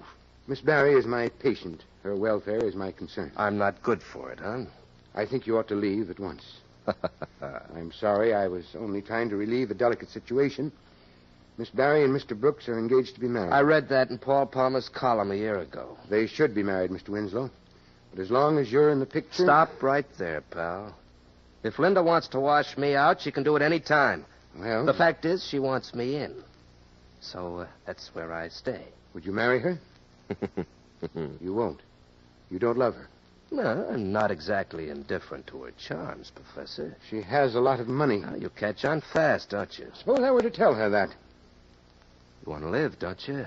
Mr. Winslow, are you... You want to go right on psychologizing dames for big fat fees? You can't do that when you're dead. You're not threatening me, young man. I know Miss Barry has given you money. And I know that she's made you the beneficiary of one of her largest life insurance policies. You know a lot, pal. I also know that you've been poisoning her mind against Mr. Brooks. But you'll never get another chance. When I get through telling Miss Barry the truth about you... Nice speech, Professor. Now take a deep breath. What? Hold it. Hold it. It might have to last you a lifetime.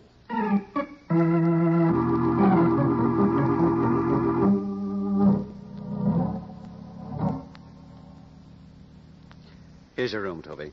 Good night. I'll see you in the morning. Paul, I don't know why I listened to you. After what Linda said and did to me tonight. She's a crackpot, but she's loaded with material. At least 2 columns out of 1 weekend. All right. But I don't like the idea of sleeping in her house. Good night, sweetheart. Pleasant dreams.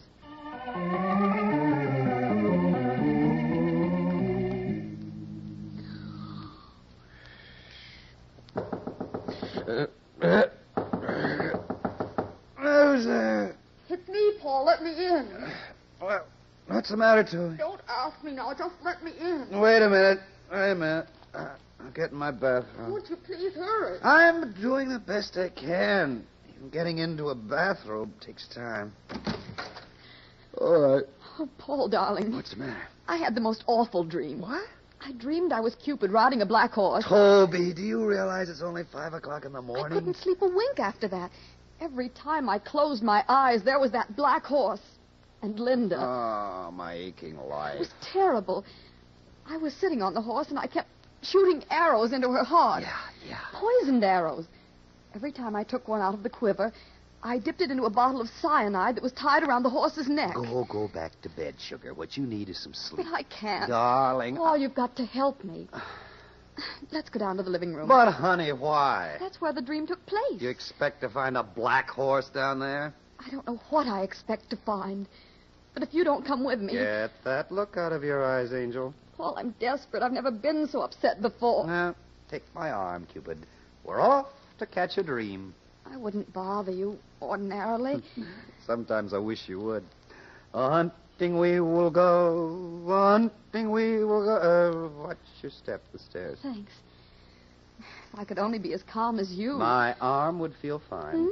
You're digging your nails into it, and it's not even responsible for your dream. I'm sorry. I'll bet you are. But I am. You never liked this arm anyway. Now tell me the truth. Paul, that light. Where? Under the living room door. Okay. So you're crazy about my arm. Stay here. Oh. Do you want to get knocked down by a horse? Going with you. Good Lord. Linda. On the floor. With an arrow in her chest.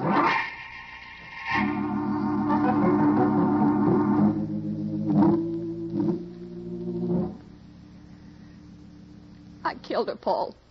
Don't try to tell me I didn't. You didn't. Oh, what's the use? You'd say anything to make me feel good. Now, listen, honey. I'm a killer, and no amount of coaxing is going to convince me that I'm not. But dreams don't make murderers. How do you know I was dreaming? You said so. Maybe that's what I thought, but actually...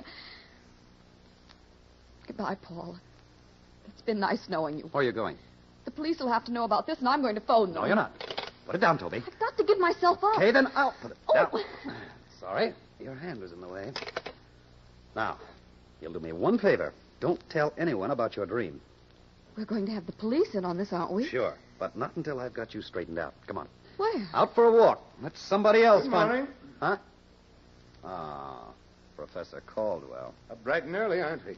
I always say there's nothing like the country air to... Good heavens. Behind you, Miss Barry. We found her that way. An arrow in her chest. Her pulse. Mr. Palmer, do you realize she's been murdered? I'm beginning to. Who did this? We don't know.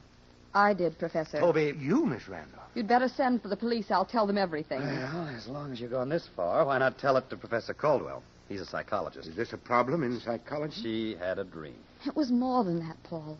I saw the whole thing. The living room, Linda, and I was shooting arrows into her heart. But you were riding on a black horse. Professor, do you see a black horse in this room?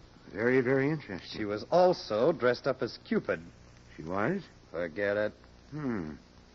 Miss Randolph, you had a dream in which you saw yourself as Cupid murdering Miss Barry? So I thought. But there was no romantic conflict between you and Miss Barry? Who said there wasn't?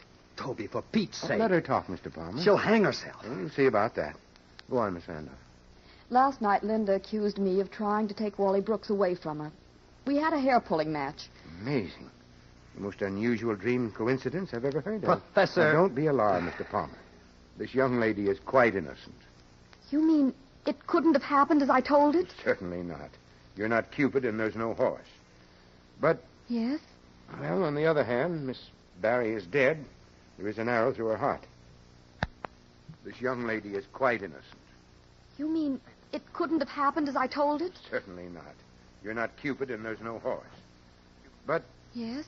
Well, on the other hand, Miss Barry is dead, there is an arrow through her heart. That can only mean that if you're guilty, Miss Randolph, then you must be a somnambulist. Oh, good Lord. What now, Toby? Paul, as a child, I used to walk in my sleep regularly. You don't care what you do to yourself.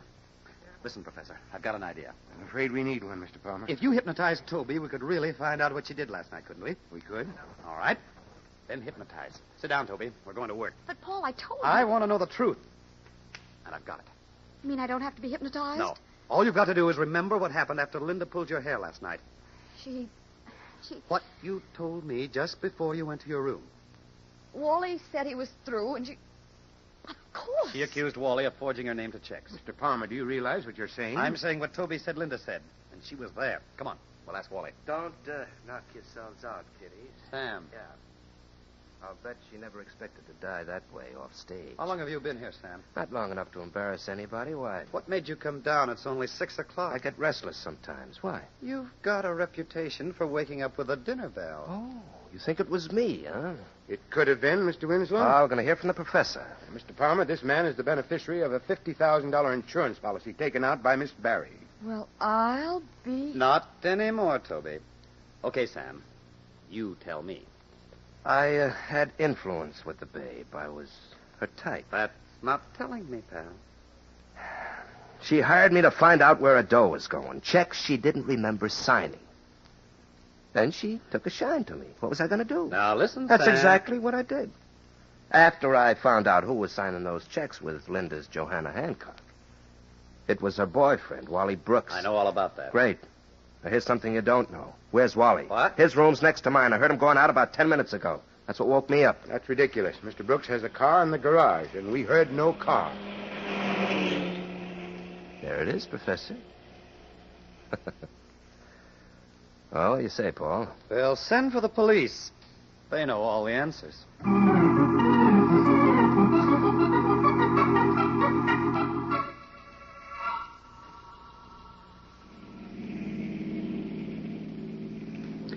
Oh, well. How about some breakfast, Toby? No, thanks, Paul. It'll be an hour before we hit New York, and Oh, look. There's a nice, quiet place just around the next intersection. The food's good. I don't feel like eating, Paul. What's the matter with you? Why didn't you let me tell the police about my dream? Oh, it's that dream again. I killed Linda. Listen, honey, the police know how to analyze a crime, and they suspect Wally. Just because he disappeared. He didn't take a thing that belonged to him, not even his socks. It doesn't prove he's a murderer. He's been forging Linda's name to checks, and she found him out. He wouldn't have killed her for that. She was ready to marry Now, him. listen, I honey. won't. Wally's not a killer. And I don't believe he was ever a thief. But the police found the checks. Oh, what's the use? You've made up your mind to cheat the law, and you don't care who dies, as long as it isn't me. You don't know what you're talking about. And I'm going to prove it once and for all. If you only could. We'll turn around, and then we'll hit right for police headquarters. Why? In your dream, Cupid was dipping the arrows into a bottle of cyanide. Yes? So far, there's been no mention of cyanide by the police or the coroner. I'm going to insist on a lab test of the arrow point. Fair enough. Yeah. But while that's being done, Angel, you keep your mouth shut about that dream. Understand?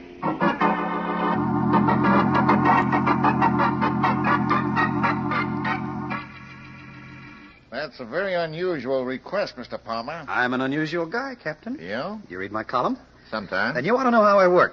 I do a thorough job on everything and everybody. Yeah? Captain, it wouldn't take much of your time to do a lab test on that arrow. Please. Why should you be interested, Miss Randolph? Well, you see... Frankly, I don't. Paul, I'm going to tell him. Toby. I can't live with it anymore. I've got to talk. You've done too much already. Let's get out of here. Now, wait a minute. She's got to talk, and I'm here to listen. Go ahead, lady. I think I killed Linda Barry. Uh-huh. Paul and Professor Caldwell have been trying to tell me I couldn't have done it. But I know differently. Sure. Here's a pencil and some paper. You write it down. Nothing doing, Captain. Now, you stay out of this, Mr. Palmer. But you don't understand. You can't take a confession from her. You wait outside. Oh, for Pete's sake, why don't you listen? Outside, mister. All right. But you'll never convict her. She claims there was cyanide on the tip of the arrow. There was. What? Here's the coroner's report. You want to read it? Good Lord, but she only dreamed about it. Now, listen, you. If you make one more attempt to influence this lady, I've got to use that phone. Are you getting out of here? Yes, but let me call Professor Caldwell, the psychologist. He's an expert on dreams. Call him from the other room. Okay. But hold up that confession until he gets here, will you? The other room, mister. Now, here's the door. Thanks for the assist, Captain. I never would have made it without your help.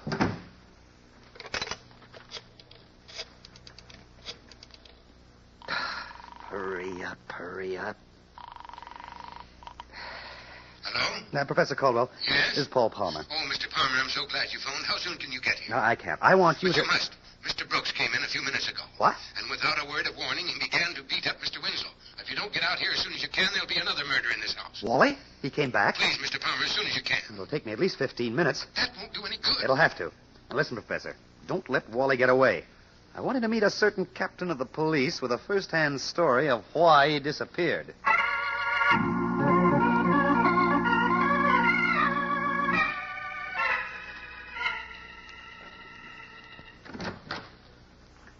that you, Mr. Palmer? It's me, Professor.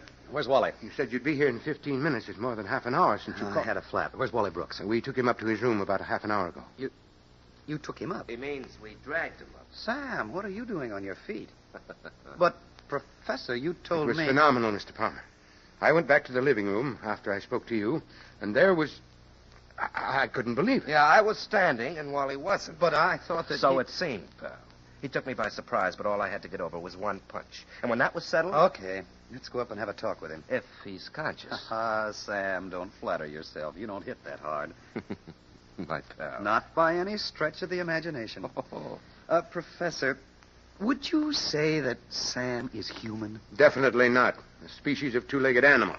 If I had my way, Which you haven't. Okay, we'll settle this later. Listen, Wally. Hey. What do you know? The guy came to. Not so as you can notice it. Well, we left him on the bed. If he didn't come to, how'd he get in that chair? Come here, Professor. What seems to be wrong, Mr. Palmer? Check him. I've got an idea he's dead. Dead? Mr. Winslow. Now, don't look at me. I couldn't have killed him with one punch. I don't hit that hard. He is dead, Mr. Palmer. Now, wait a minute. Shut up, Sam. How can a guy tell without a stethoscope? Mr. Brooks has no pulse, and there's no action in his heart that I can hear. Let's call a doctor. I'm a doctor, Mr. Winslow. My specialty happens to be psychology, but that doesn't mean that Never mind that, Professor. I know what killed Wally. What's that? Poison. From this tiny bottle. Bottle? But I don't see it. He's clutching it in his hand, and he's got a grip on it I can't break. Leave him alone, pal. The guy committed suicide. I want the cops to find that bottle in his hand. But I've got to know whether it contains cyanide. Come on, Professor. You should know how to flex muscles. I'm afraid it would be impossible in this case, Mr. Palmer. Why? Obviously, rigor mortis is set in. I'm not giving up. If that bottle contains cyanide, then... what'd you say, Professor? Rigor mortis, Mr. Palmer. The rigidity of the muscles that occurs after death. Yeah. Sam, close that door. What's the idea? Close it. I want to ask the professor a few questions with no way out. Okay. You've got me guessing, pal. Mr. Palmer, what is the meaning of this? I'll let you know, Professor. Sam, get on that phone. Call the Medical Society of New York. What? Don't look so dumb. Ask them if they got a member by the name of Professor Caldwell. What's your name, Professor? You're very clever, Mr. Palmer. It's about time. But it didn't take you long to get that gun out of your pocket, did it? Does it matter? Why did you kill Linda? She made a startling discovery. The checks were forged? They weren't forged, Mr. Palmer. Now, look. Oh, no. I see what you mean. She signed them herself while she was under your influence. Hey, what goes with this guy? An electric chair, Sam. He's a phony psychologist, and Linda was one of his patients. Each time she came to his office, he got her just in the right mood to be hypnotized. Then he'd tell her to write a check and sign it. They were all made out to cash, weren't they, Professor? Of course. And she cashed them for me while she was in that right mood. But why did you kill her? I told you. Can't you figure it out, pal? She accused Wally. I suppose she had the guy arrested. You think DAs are dumb? No. They investigate everybody. And what do they find out? This guy's a phony doctor. Yeah. Remind me to like you the next time we meet. Thanks. Now, Professor, about Toby. You hypnotized her, too, and you induced her to have that dream. Why? The young lady was a perfect subject after her quarrel with Miss Barry. But how did you get to her? I took her to the door of the room, and I saw her go in. She came out later. The poor child was very disturbed. Naturally, she needed attention. Dirty hypocrite. Take it easy, Paul. The gun. Yeah. You changed your mind about Toby, Professor, when Wally disappeared. When he came back, you set him up as the perfect suicide. It's quite simple. Such an easy way out. No trial, no investigation. The suspect committed suicide. Q-E-D. Q-E-D. Well. Yeah. So that's why you tried to get rid of me, Professor. I think I'll go now, gentlemen. You didn't want a private detective around while you were fixing a murder and a frame-up. Goodbye, Mr. Winslow. You even tried to put the framer on me. You know, Professor, that makes me mad. Really? Would you like me to put you out of your misery? I'm standing here by the door, Professor. If you want to get out, you'll have to come through me. You insist on being a fool, don't you? No, Professor. Mr. Palmer, present. You shouldn't have forgotten about me, not even for a minute. Bad psychology. Paul, I'll take the gun. I'll take it, Sam. One more twist. It's all mine. Now, Professor. I have nothing to say to you, Mr. Palmer. He doesn't like me, Sam. Oh, I'm sick about it. You think I ought to kill myself? You're a hard nut to crack, chum. Okay, you take one arm and I'll take the other. We'll give this guy a lift down to police headquarters that won't be exactly psychological.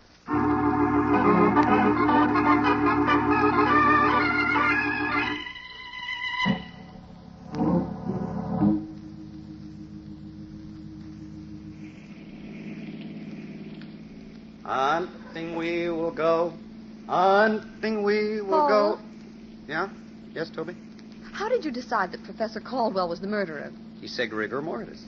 Yes, that's what you told me before, but how did you really decide? Wally couldn't have been dead more than half an hour. Rigor mortis takes from 6 to 8 hours to set in. Any doctor knows that. Any real doctor.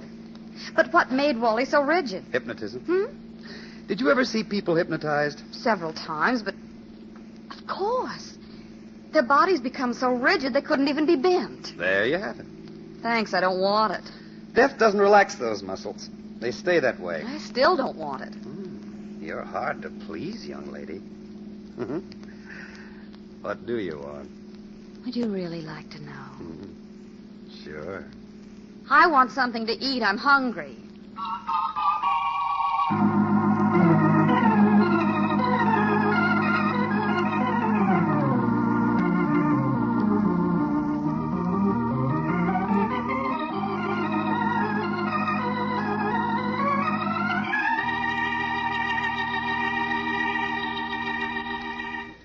And so closes tonight's story, Cupid Can Be Deadly. Stedman Coles wrote the radio script.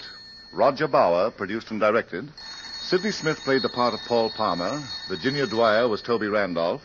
Cameron Prudhomme was Professor Caldwell. Helen Shields played Linda Barry. Larry Haynes was Sam Winslow. And Shirling Oliver was heard as Wally Brooks. Oh, I beg your pardon. Hello, I hope I haven't kept you waiting. Yes, this is a crime club. I'm the librarian. Next week? I'm sorry, we won't be here next week. No, this is the last program in the current series. Yes, we're sorry, too.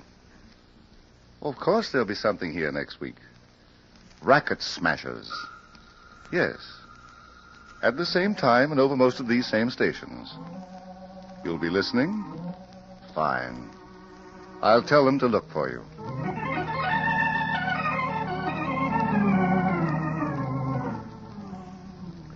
This program came from New York. This is the last broadcast in the current Crime Club series. In its place, the Mutual Broadcasting System will present the exciting real-life crime drama, Racket Smashers. Don't fail to tune in at this time next week over most of these stations for the true criminal cases of Racket Smashers.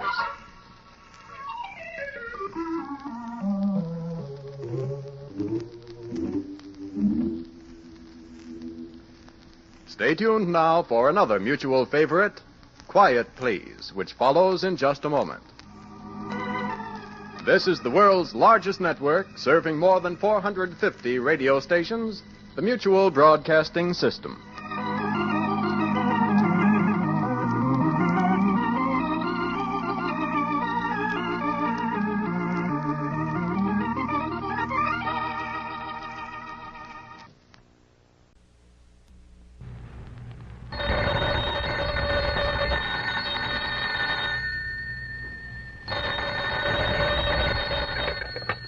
Hello, I hope I haven't kept you waiting. Yes, this is the crime club. I'm the librarian. Epitaph for Lydia. Yes, we have that crime club story for you. Come right over.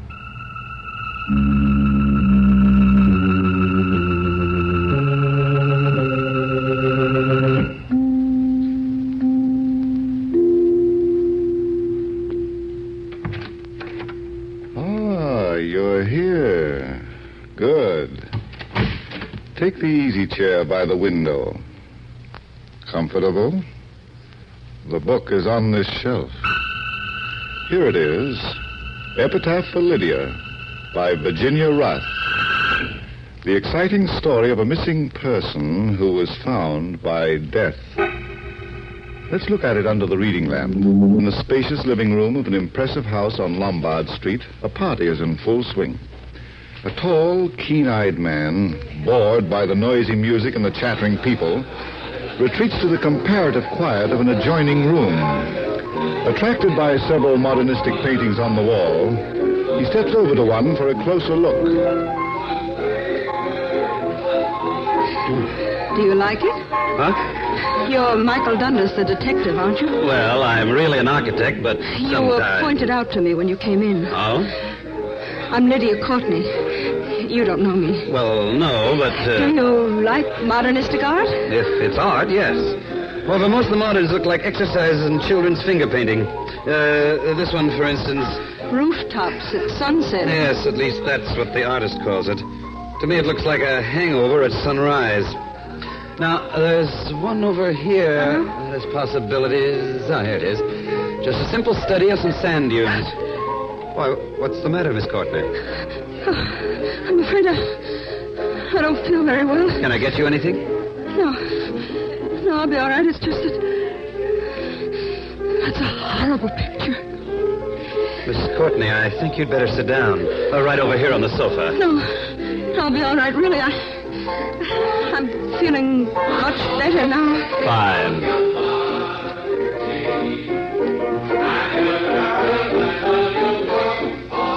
Miss Courtney. Margie.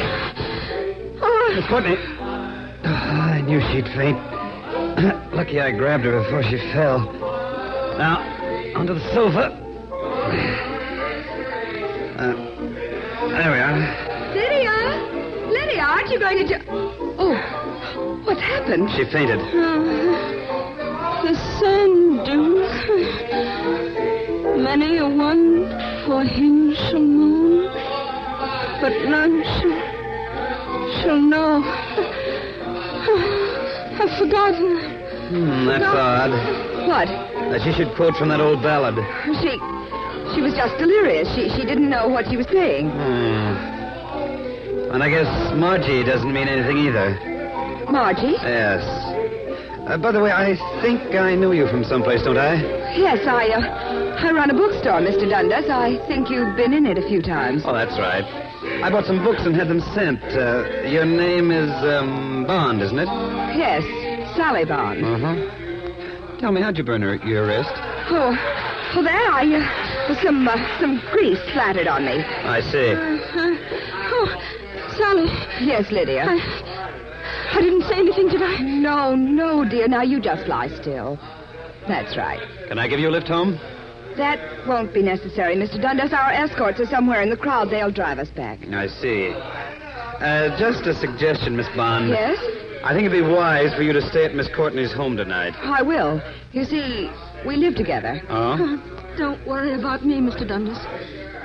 After tonight, I think I'll be all right. Of course.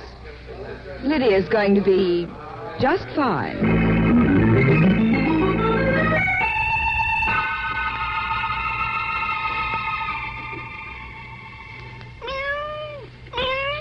I guess you're right, Mabel. Puzzles seem to pursue me, don't they?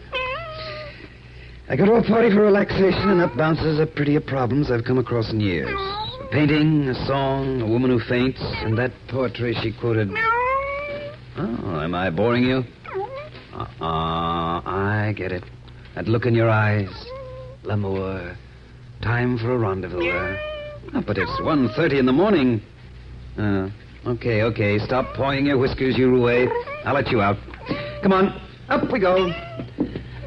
Margie, I'm always thinking of you, Margie.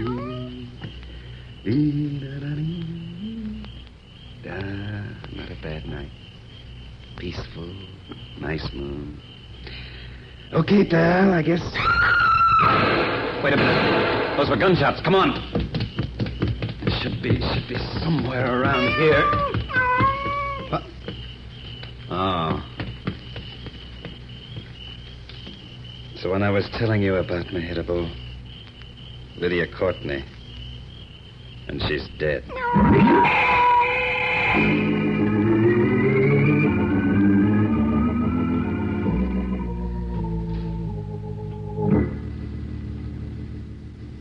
But, Inspector, that's all I know. That's the whole story. Can't be. Doesn't make sense, Mike. It's crazy. Mm-hmm. Crazy, but true. Oh. Did your boys find anything that might help? No.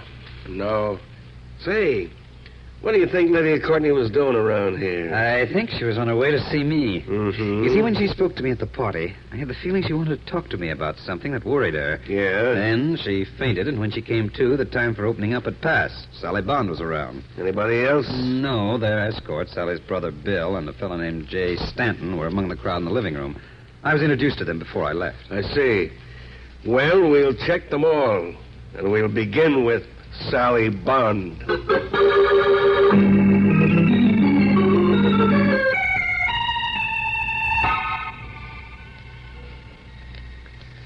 You don't seem very surprised to learn of your friend's death, Miss Bond. Well, I've already heard about it, Inspector. How?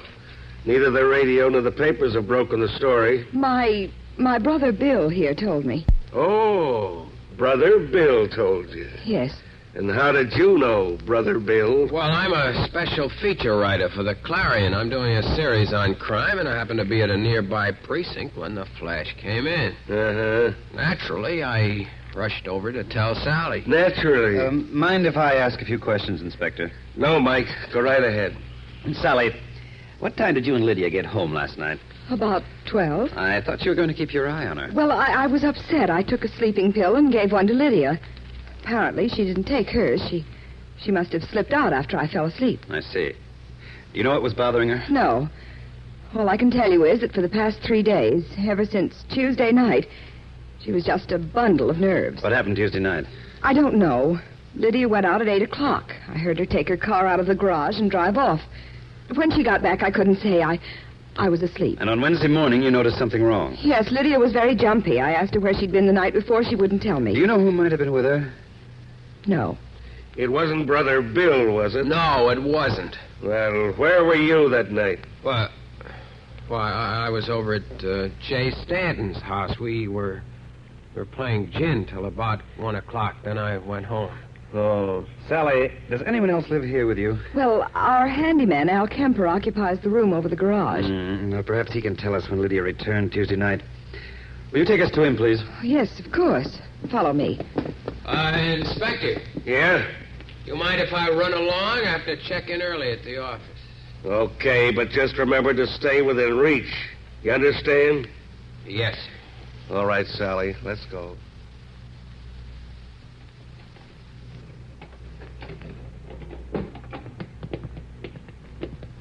Is this Lydia's car, Sally? Yes, Mr. Dundas. How about calling the handyman? Certainly. Al! Oh, Al! He may still be asleep. Excuse me, I'll run up and get him. Inspector. Yeah? Take a look at the bumper and the front fender. They've both been straightened, and the fender's been painted quite recently. Inspector! Yes? Al Kemper is gone.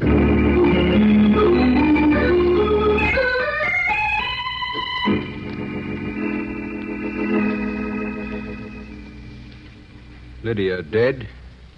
Hard to believe, Bill. Sally know? Yes, Jay. Poor kid, the police will probably hound the life out of her. Uh-huh. They were doing a good job of it when I left her. Mm-hmm. Jay. Yes? I wonder if you'd do me a favor. Sure. What is it?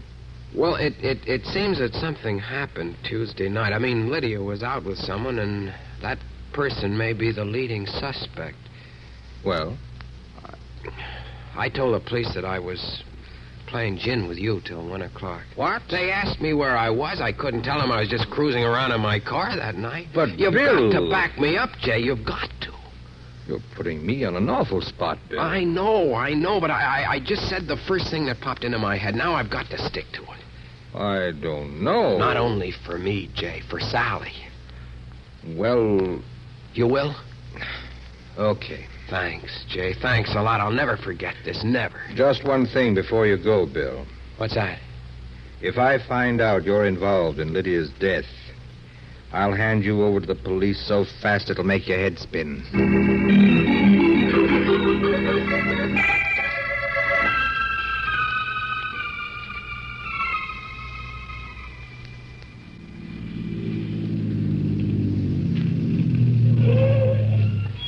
Well, here we are, Inspector. Yeah. Say, this is quite a house Stanton's got, Mike. Looks like it's all glass. Practically. Rather an extreme functional design. Plenty of light and air. A regular goldfish bowl. Yes? Oh, hello, Dennis. Come in. Thanks.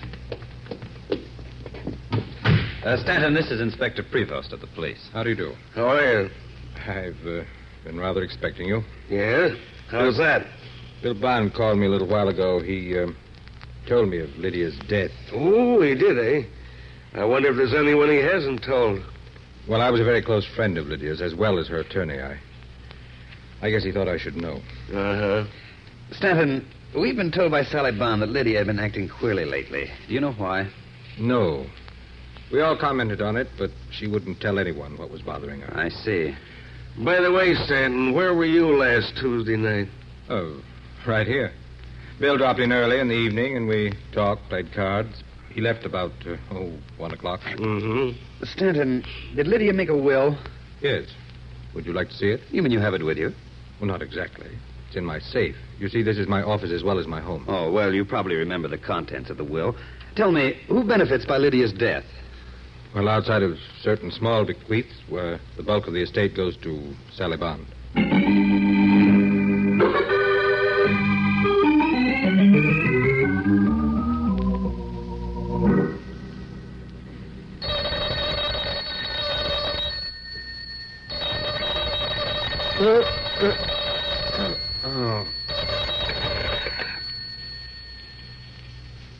Hello?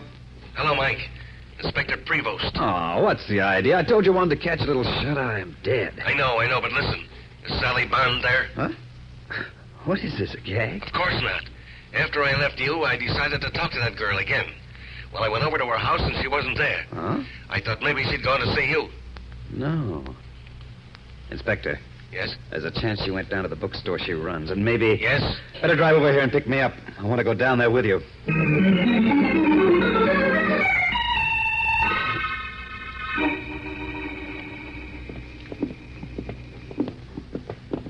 That's funny, Mike. The door to the store is open, and yet nobody's here. Listen, wait. What was that? Quick, Inspector. The door behind the desk. Right. There, Inspector. On the floor near the table. Sally. Oh, Mr. Dundas, Inspector. Take it easy, kid. Oh, my head. What happened, Sally? I came down to the store. I'd just taken off my hat when I heard a noise in the stockroom. Yes. I opened the door. Someone standing behind it hit me over the head. That's all I can remember. I see. Probably got in through the rear window. Sally, why did you come down here? Well, on Wednesday, Lydia gave me a sealed envelope. She didn't tell me what was in it. All she said was that I should keep it for her down here. Mm-hmm. If anything happened to her, I was to open it and read what was inside. Then I was to decide what to do. Where did you put it? In the top middle drawer of my desk. Inspector, will you see if it's there? Right.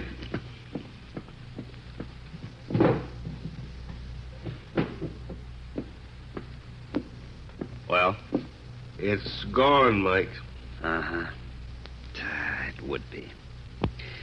Sally, we've been informed that you are virtually the sole heir to Lydia's estate. Oh? You don't seem at all surprised. No, I'm not. You see, Several years ago, I happened to save Lydia's life in an automobile accident. Well, Lydia was very grateful. She wanted me to give up my job and come to live with her. Mm-hmm. I told her I hated being idle, so she loaned me some money, and I bought this store. I suppose she thought she hadn't done enough for me, and that's why she left me everything. Well, after all, you saved her life. One other thing. Yes? That burn on your wrist. You said some grease splattered on it. But it'd hardly have happened like that. It's in one solid area, not spotted. You're right. On Wednesday morning at breakfast, Lydia was reading the newspaper. Just when I was handing her some coffee, she gave a start and jostled my hand. The coffee spilled on my wrist. Huh? You say she was reading the paper? Yes. Is that paper still in the house? Probably. We usually let them accumulate for a week before throwing them out. Come on, Inspector. I think this is the break we've been waiting for.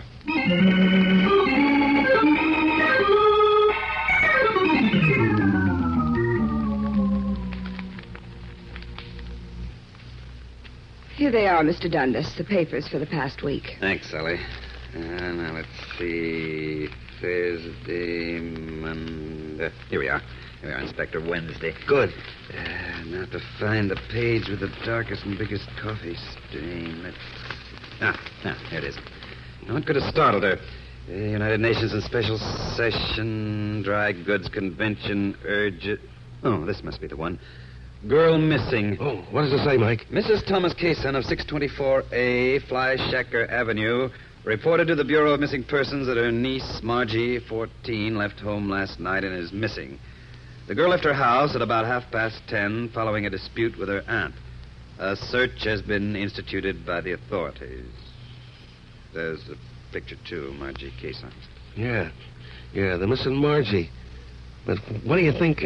Oh, wait a minute, Inspector. I've just had a brainstorm. Huh? That ballad Lydia quoted, it just came to me. It goes, "Many a one for him shall moan, but none shall know where he is gone. Over his white bones when they are bare, the wind shall blow forevermore." Well, does that mean anything to you, Mike? You bet it does. It means that Margie's aunt is going to have 2 unexpected visitors. Come on, Inspector.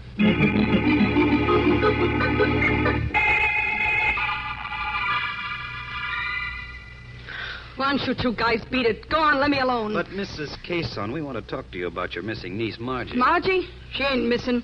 Go on, get out of here. I don't think she knows what she's talking about, Mike. Maybe she does, and maybe...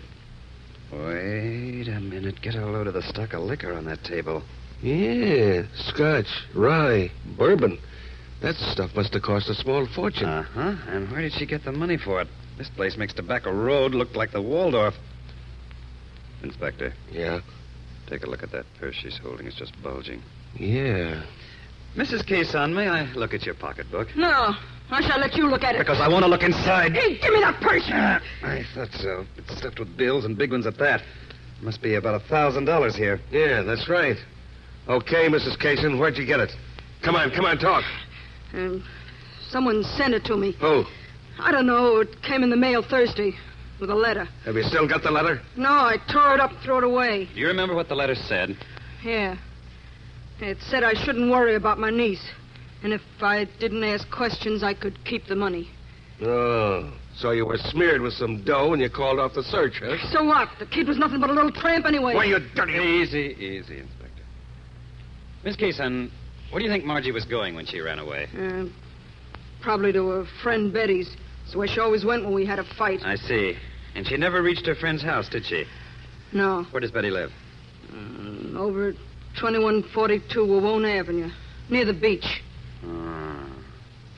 There's a vacant sand lot on that block. Inspector, we've got a job to do. A job of digging.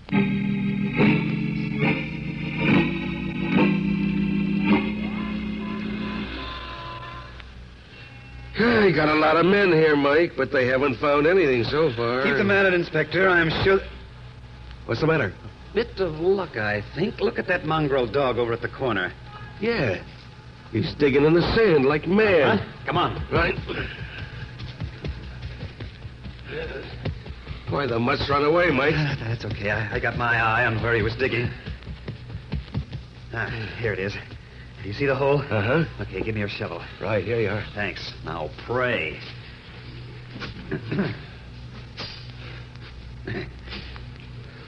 Maybe it was only a bone the mutt was after. Maybe. Do you want me to take over, Mike? No. Guess I can. Inspector, look. Good Lord. The poor kid. Under the sand. And over her white bones when they are bare, the wind shall blow forevermore.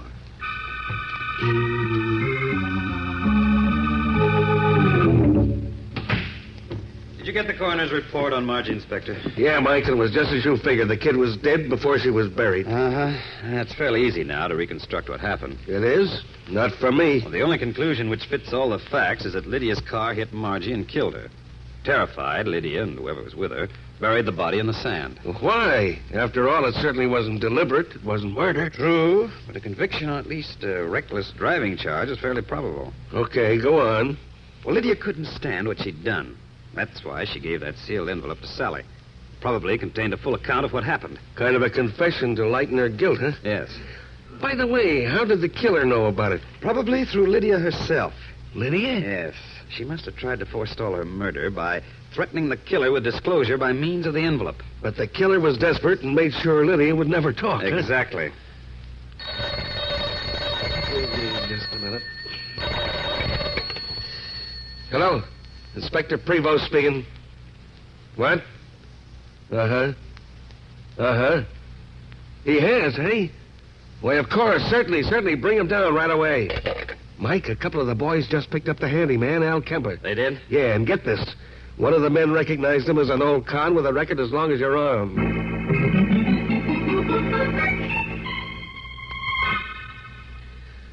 All right, Kemper, come on now. Stop stalling. Why did you run away? Early this morning when Miss Bond's brother came to see her, I was out in the yard near the kitchen. Yeah? The window was open, and I heard him tell his sister about Miss Courtney being dead.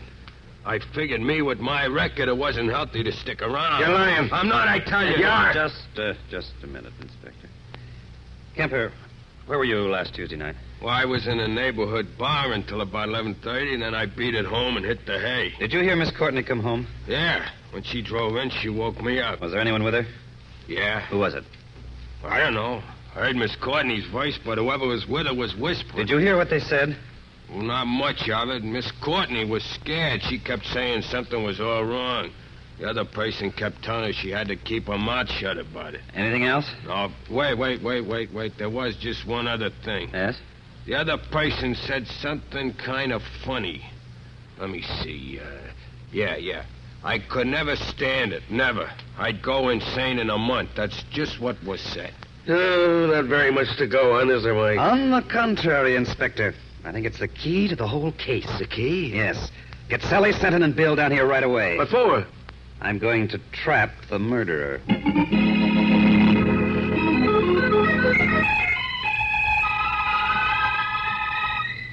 Why did you call us out here? Okay. Quiet, please. Quiet. All right, Mike. Thanks, Inspector. I called you all down here because there's been a new development in the case, and I'll need your help. Now, will you follow me, please? Where are we going? Upstairs, Brother Bill. Hurry up. Come on. Get in the elevator. Okay. It's a tight squeeze, but I think we can make it. There we are. All right, Inspector. Close the door and take us up. Right.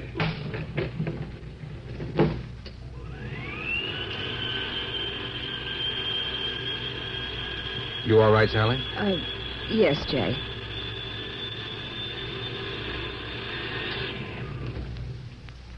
Oh, what's the matter, Inspector? I don't know, Mike. Funny. We seem to be stuck. That's a fine how do you do between floors, too. Keep your shirt on, Brother Bill. That's funny. It won't start. Now, don't worry, folks. We'll probably get going in a minute. I'd like to get out. Yeah, how about it? I said I'd like to get out, please. I can't stay in here. I can't. Please. You don't understand. You don't understand. I'm afraid I do, Stanton. You murdered Lydia, didn't you? Yes. I killed her. I killed. All right, Inspector. You can take us down now.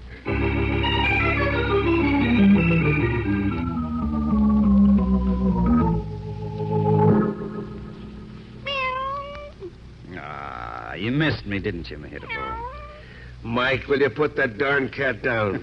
Relax, Inspector, relax. Relax, he says. Don't you think it's time that you answered a few questions? Okay. Excuse me, Mahitable. What do you want to know, Inspector? How did you figure out Jay Stanton's claustrophobia? His fear of being hemmed in? Well, first of all, when we visited Stanton, his house seemed strange. It was almost all glass. You yourself called it a goldfish bowl. Yeah, that's right, so I did. Then he had his office in his home, not in a building where he'd have to take an elevator every day. Uh-huh. Of course, at the time we saw him, it didn't mean too much. It was just odd. Yeah, but when were you sure? When Kemper told us what he'd overheard. As you recall, the person with Lydia said, I could never stand it. Never. I'd go insane in a month. Yes, but how could you know what he referred to? Well, obviously, Lydia and Stanton were talking of what they had done to Margie. The only way Stanton could terrify her into silence was by pointing out a probable jail sentence if they were caught. Uh-huh. Thus, what Stanton said could only refer to what jail would mean to him. He would go insane because of his claustrophobia. I see.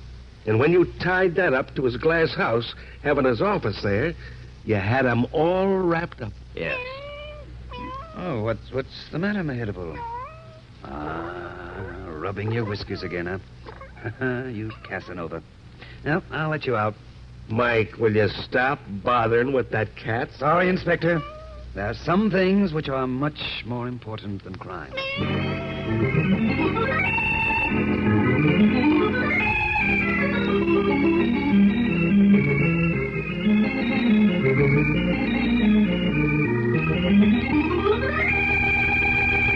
And so closes tonight's Crime Club book, Epitaph for Lydia, based on a story by Virginia Rath. James Erthine did the radio adaptation. Roger Bauer produced and directed. Sidney Smith played Mike. Jack McBride was the inspector. Julie Stevens was Sally. Ted Osborne was heard as Jay. Mason Adams was Bill. Bryna Rayburn was Lydia. And Brad Barker was Mehitabel, the... I beg your pardon. Hello. I hope I haven't kept you waiting. Yes, this is the Crime Club. I'm the librarian. Yes, come over a week from tonight. Good. We have the exciting story of a crown that rested easily on the head of death. It's called The Corpse Wore a Wig by George Bagby. In the meantime? Well, in the meantime, there is a new Crime Club book available this week and every week at bookstores everywhere. Yes, it's available now. Fine. And we'll look for you next week.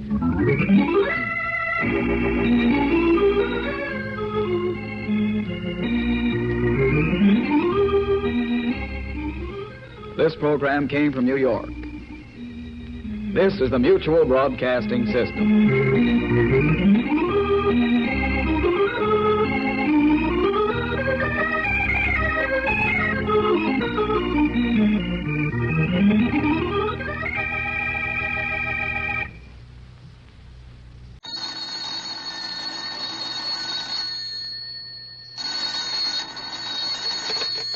Hello. I hope I haven't kept you waiting.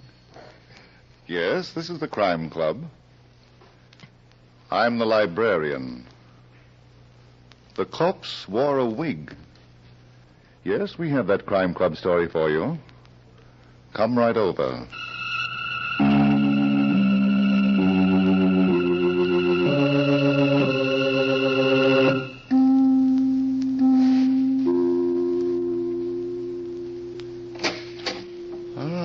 You're here.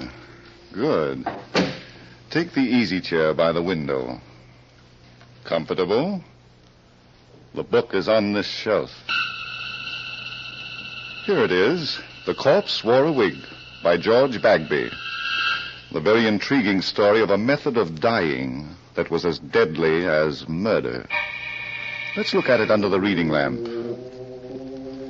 It was a few minutes before noon, and Inspector Schmidt was already having his troubles in his office at New York City's police headquarters. As a matter of fact, he was having his hands full, rubbing his aching feet. And oh, how they ached.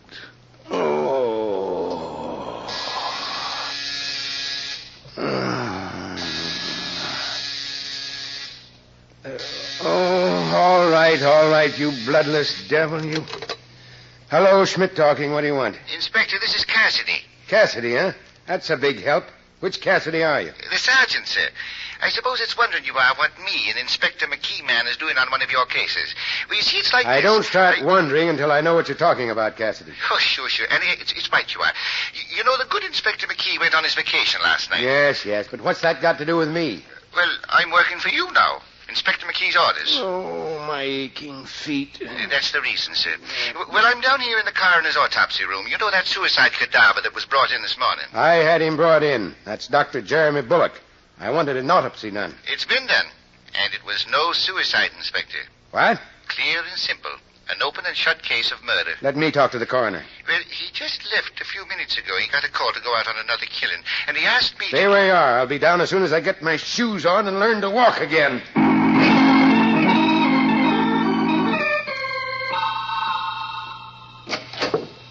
All right, Cassidy. What's this about murder? There's the mortal remains of Dr. Jeremy Bullock, Inspector Schmidt, on that table. And here's the coroner's report, sir. Thanks. It's enough to make you wonder what people will do next a case like this. In all my 32 years on the police force... Shut up, Cassidy. Yes, sir. Time of death between 11 o'clock and midnight. Last night. Contents of stomach, rye, whiskey, and chloral hydrate. That's a sleeping medicine. Darn it, Cassidy. There's nothing here that I didn't know before. I found the bottle of chloral on the desk in Dr. Bullock's consulting room. Where does the murder come in? It was no overdose of medicine that killed him, Inspector. No? No, according to what the coroner told me, there ain't enough of that stuff in the cadaver to be cause of death. Well, why isn't that on the report? Oh, now, don't blame the poor fella. He's doing the whole job alone, because the rest of the staff is out giving them smallpox vaccinations. All right, Cassidy. What killed Dr. Bullock? He was shot in the head, sir. What's that? It's a fact. And at very close range, too. There's powder marks and burns all over. Are you trying to tell me I looked at that corpse less than 3 hours ago and didn't see a bullet hole in the head? Well, nobody's seen it, not even the coroner. Till the wig came off. The what? Like it was his own hair, it was. The coroner was just about to perform an autopsy on the brain when it happened. I see. It was a moment for Start-Houts. Oh, Inspector. Right through the top of the head. Where's the bullet, Cassidy? Here it is, sir. Here it is. It's a slug from a .25. Small, huh? But why did this guy need a wig? He's got more hair than I have. That's the one thing I couldn't understand. The wig he was wearing was the exact duplicate of the hair that was growing right out of his head. That's it on the chair. Now, bring it here. Yes, sir. Well, yes, it's a puzzler, all right. Because there's only blood on the inside of this thing. On the lining. No bullet hole? No, sir. Mm-hmm. Then Dr. Bullock wasn't wearing it at the time he was killed. It was put on his head afterward. Yes, sir. Come on, Cassidy.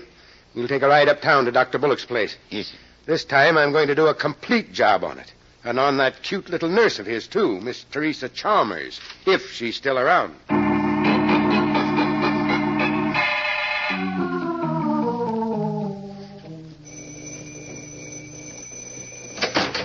Yes, I heard you the first time. What do you want? Who are you? I beg your pardon. You always lead with that tone of voice? I sometimes lead with my left. I'm Inspector Schmidt, police headquarters. Please. Oh, my goodness. Well, come right in. I didn't mean to be brusque. But there's so much to do here. Yeah. So much. Oh, dear. I suppose this character with you is a policeman, too. Why, listen, you... Hold it, Cassidy. But he called me a character, Inspector. This terrible day, this dreadful day. What are you doing here? I'm Spencer Talcott, scalp specialist. My salon is just around the corner from here, one flight up. I give treatments for every known variety of scalp disorder. I also give beauty treatments, hair waving, rinses of every description. My salon is the byword. Have you got a card? Yes. Keep it. Now, Mr. Talcott, what are you doing here? I heard about the horrible tragedy, Jeremy's, Dr. Bullock's suicide. I was in the midst of giving someone a treatment when my assistant, Miss Foley, brought me the news. You can just imagine how I felt. Not now, if you don't mind. Jeremy Bullock, suicide. Unbelievable. He was so perfectly balanced. Good heavens, Inspector, what are you doing? Taking off my shoes. Any objections? Well, I must say... Well, don't. So you're a scalp specialist, huh? What do you know about wigs? Wigs?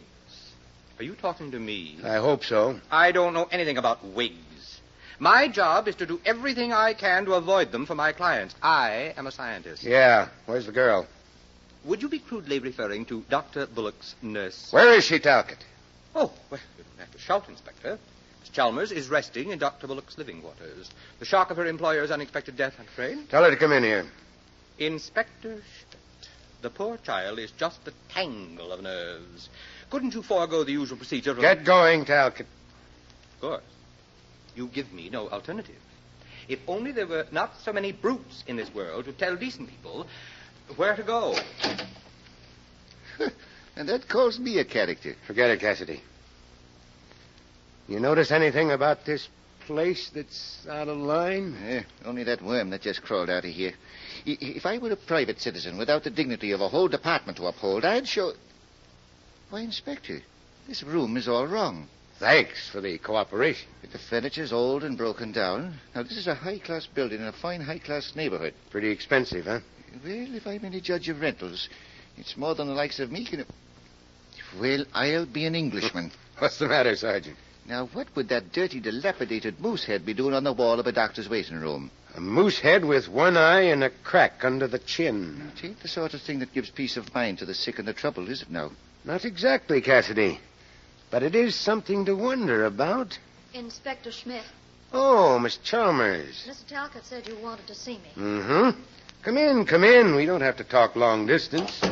I'm not feeling well, Inspector. I hope you'll understand. Don't expect him to do anything so human, my dear. I told him exactly how miserable you were, but he insisted Cassidy. on your... Yes, sir. Go through this place and see what you can pick up. I'll do that, sir. Start with the consultation room. That's where the body was found. Yes, sir. The consultation. Well, that must be that room. Now, Miss Chalmers.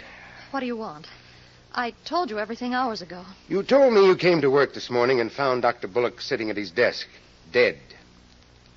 That isn't everything, young lady. What? I'd like to know more about Dr. Bullock. Why a sloppy waiting room like this, and why that moose head? I don't know, Inspector. How long have you been his nurse? 6 months.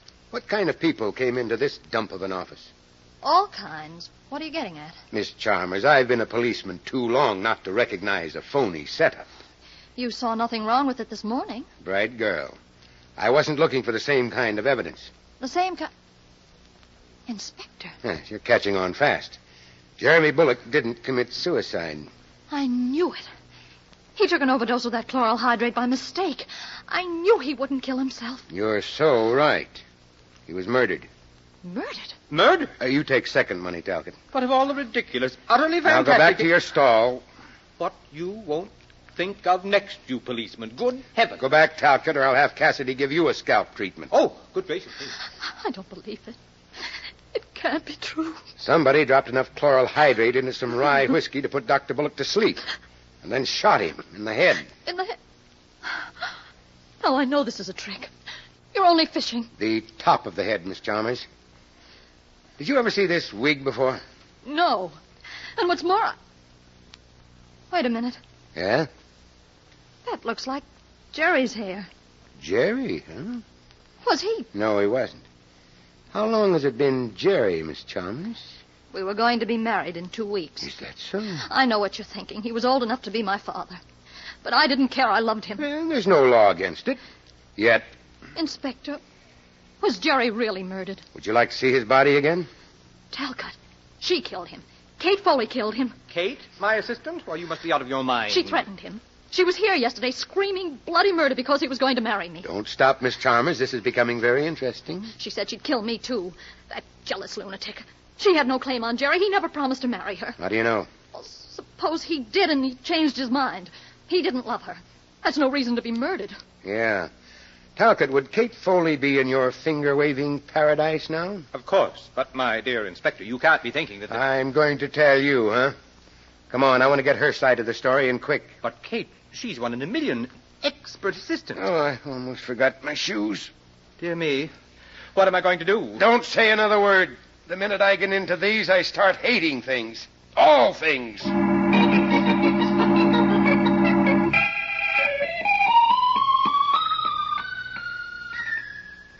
Kate. Oh, Catherine!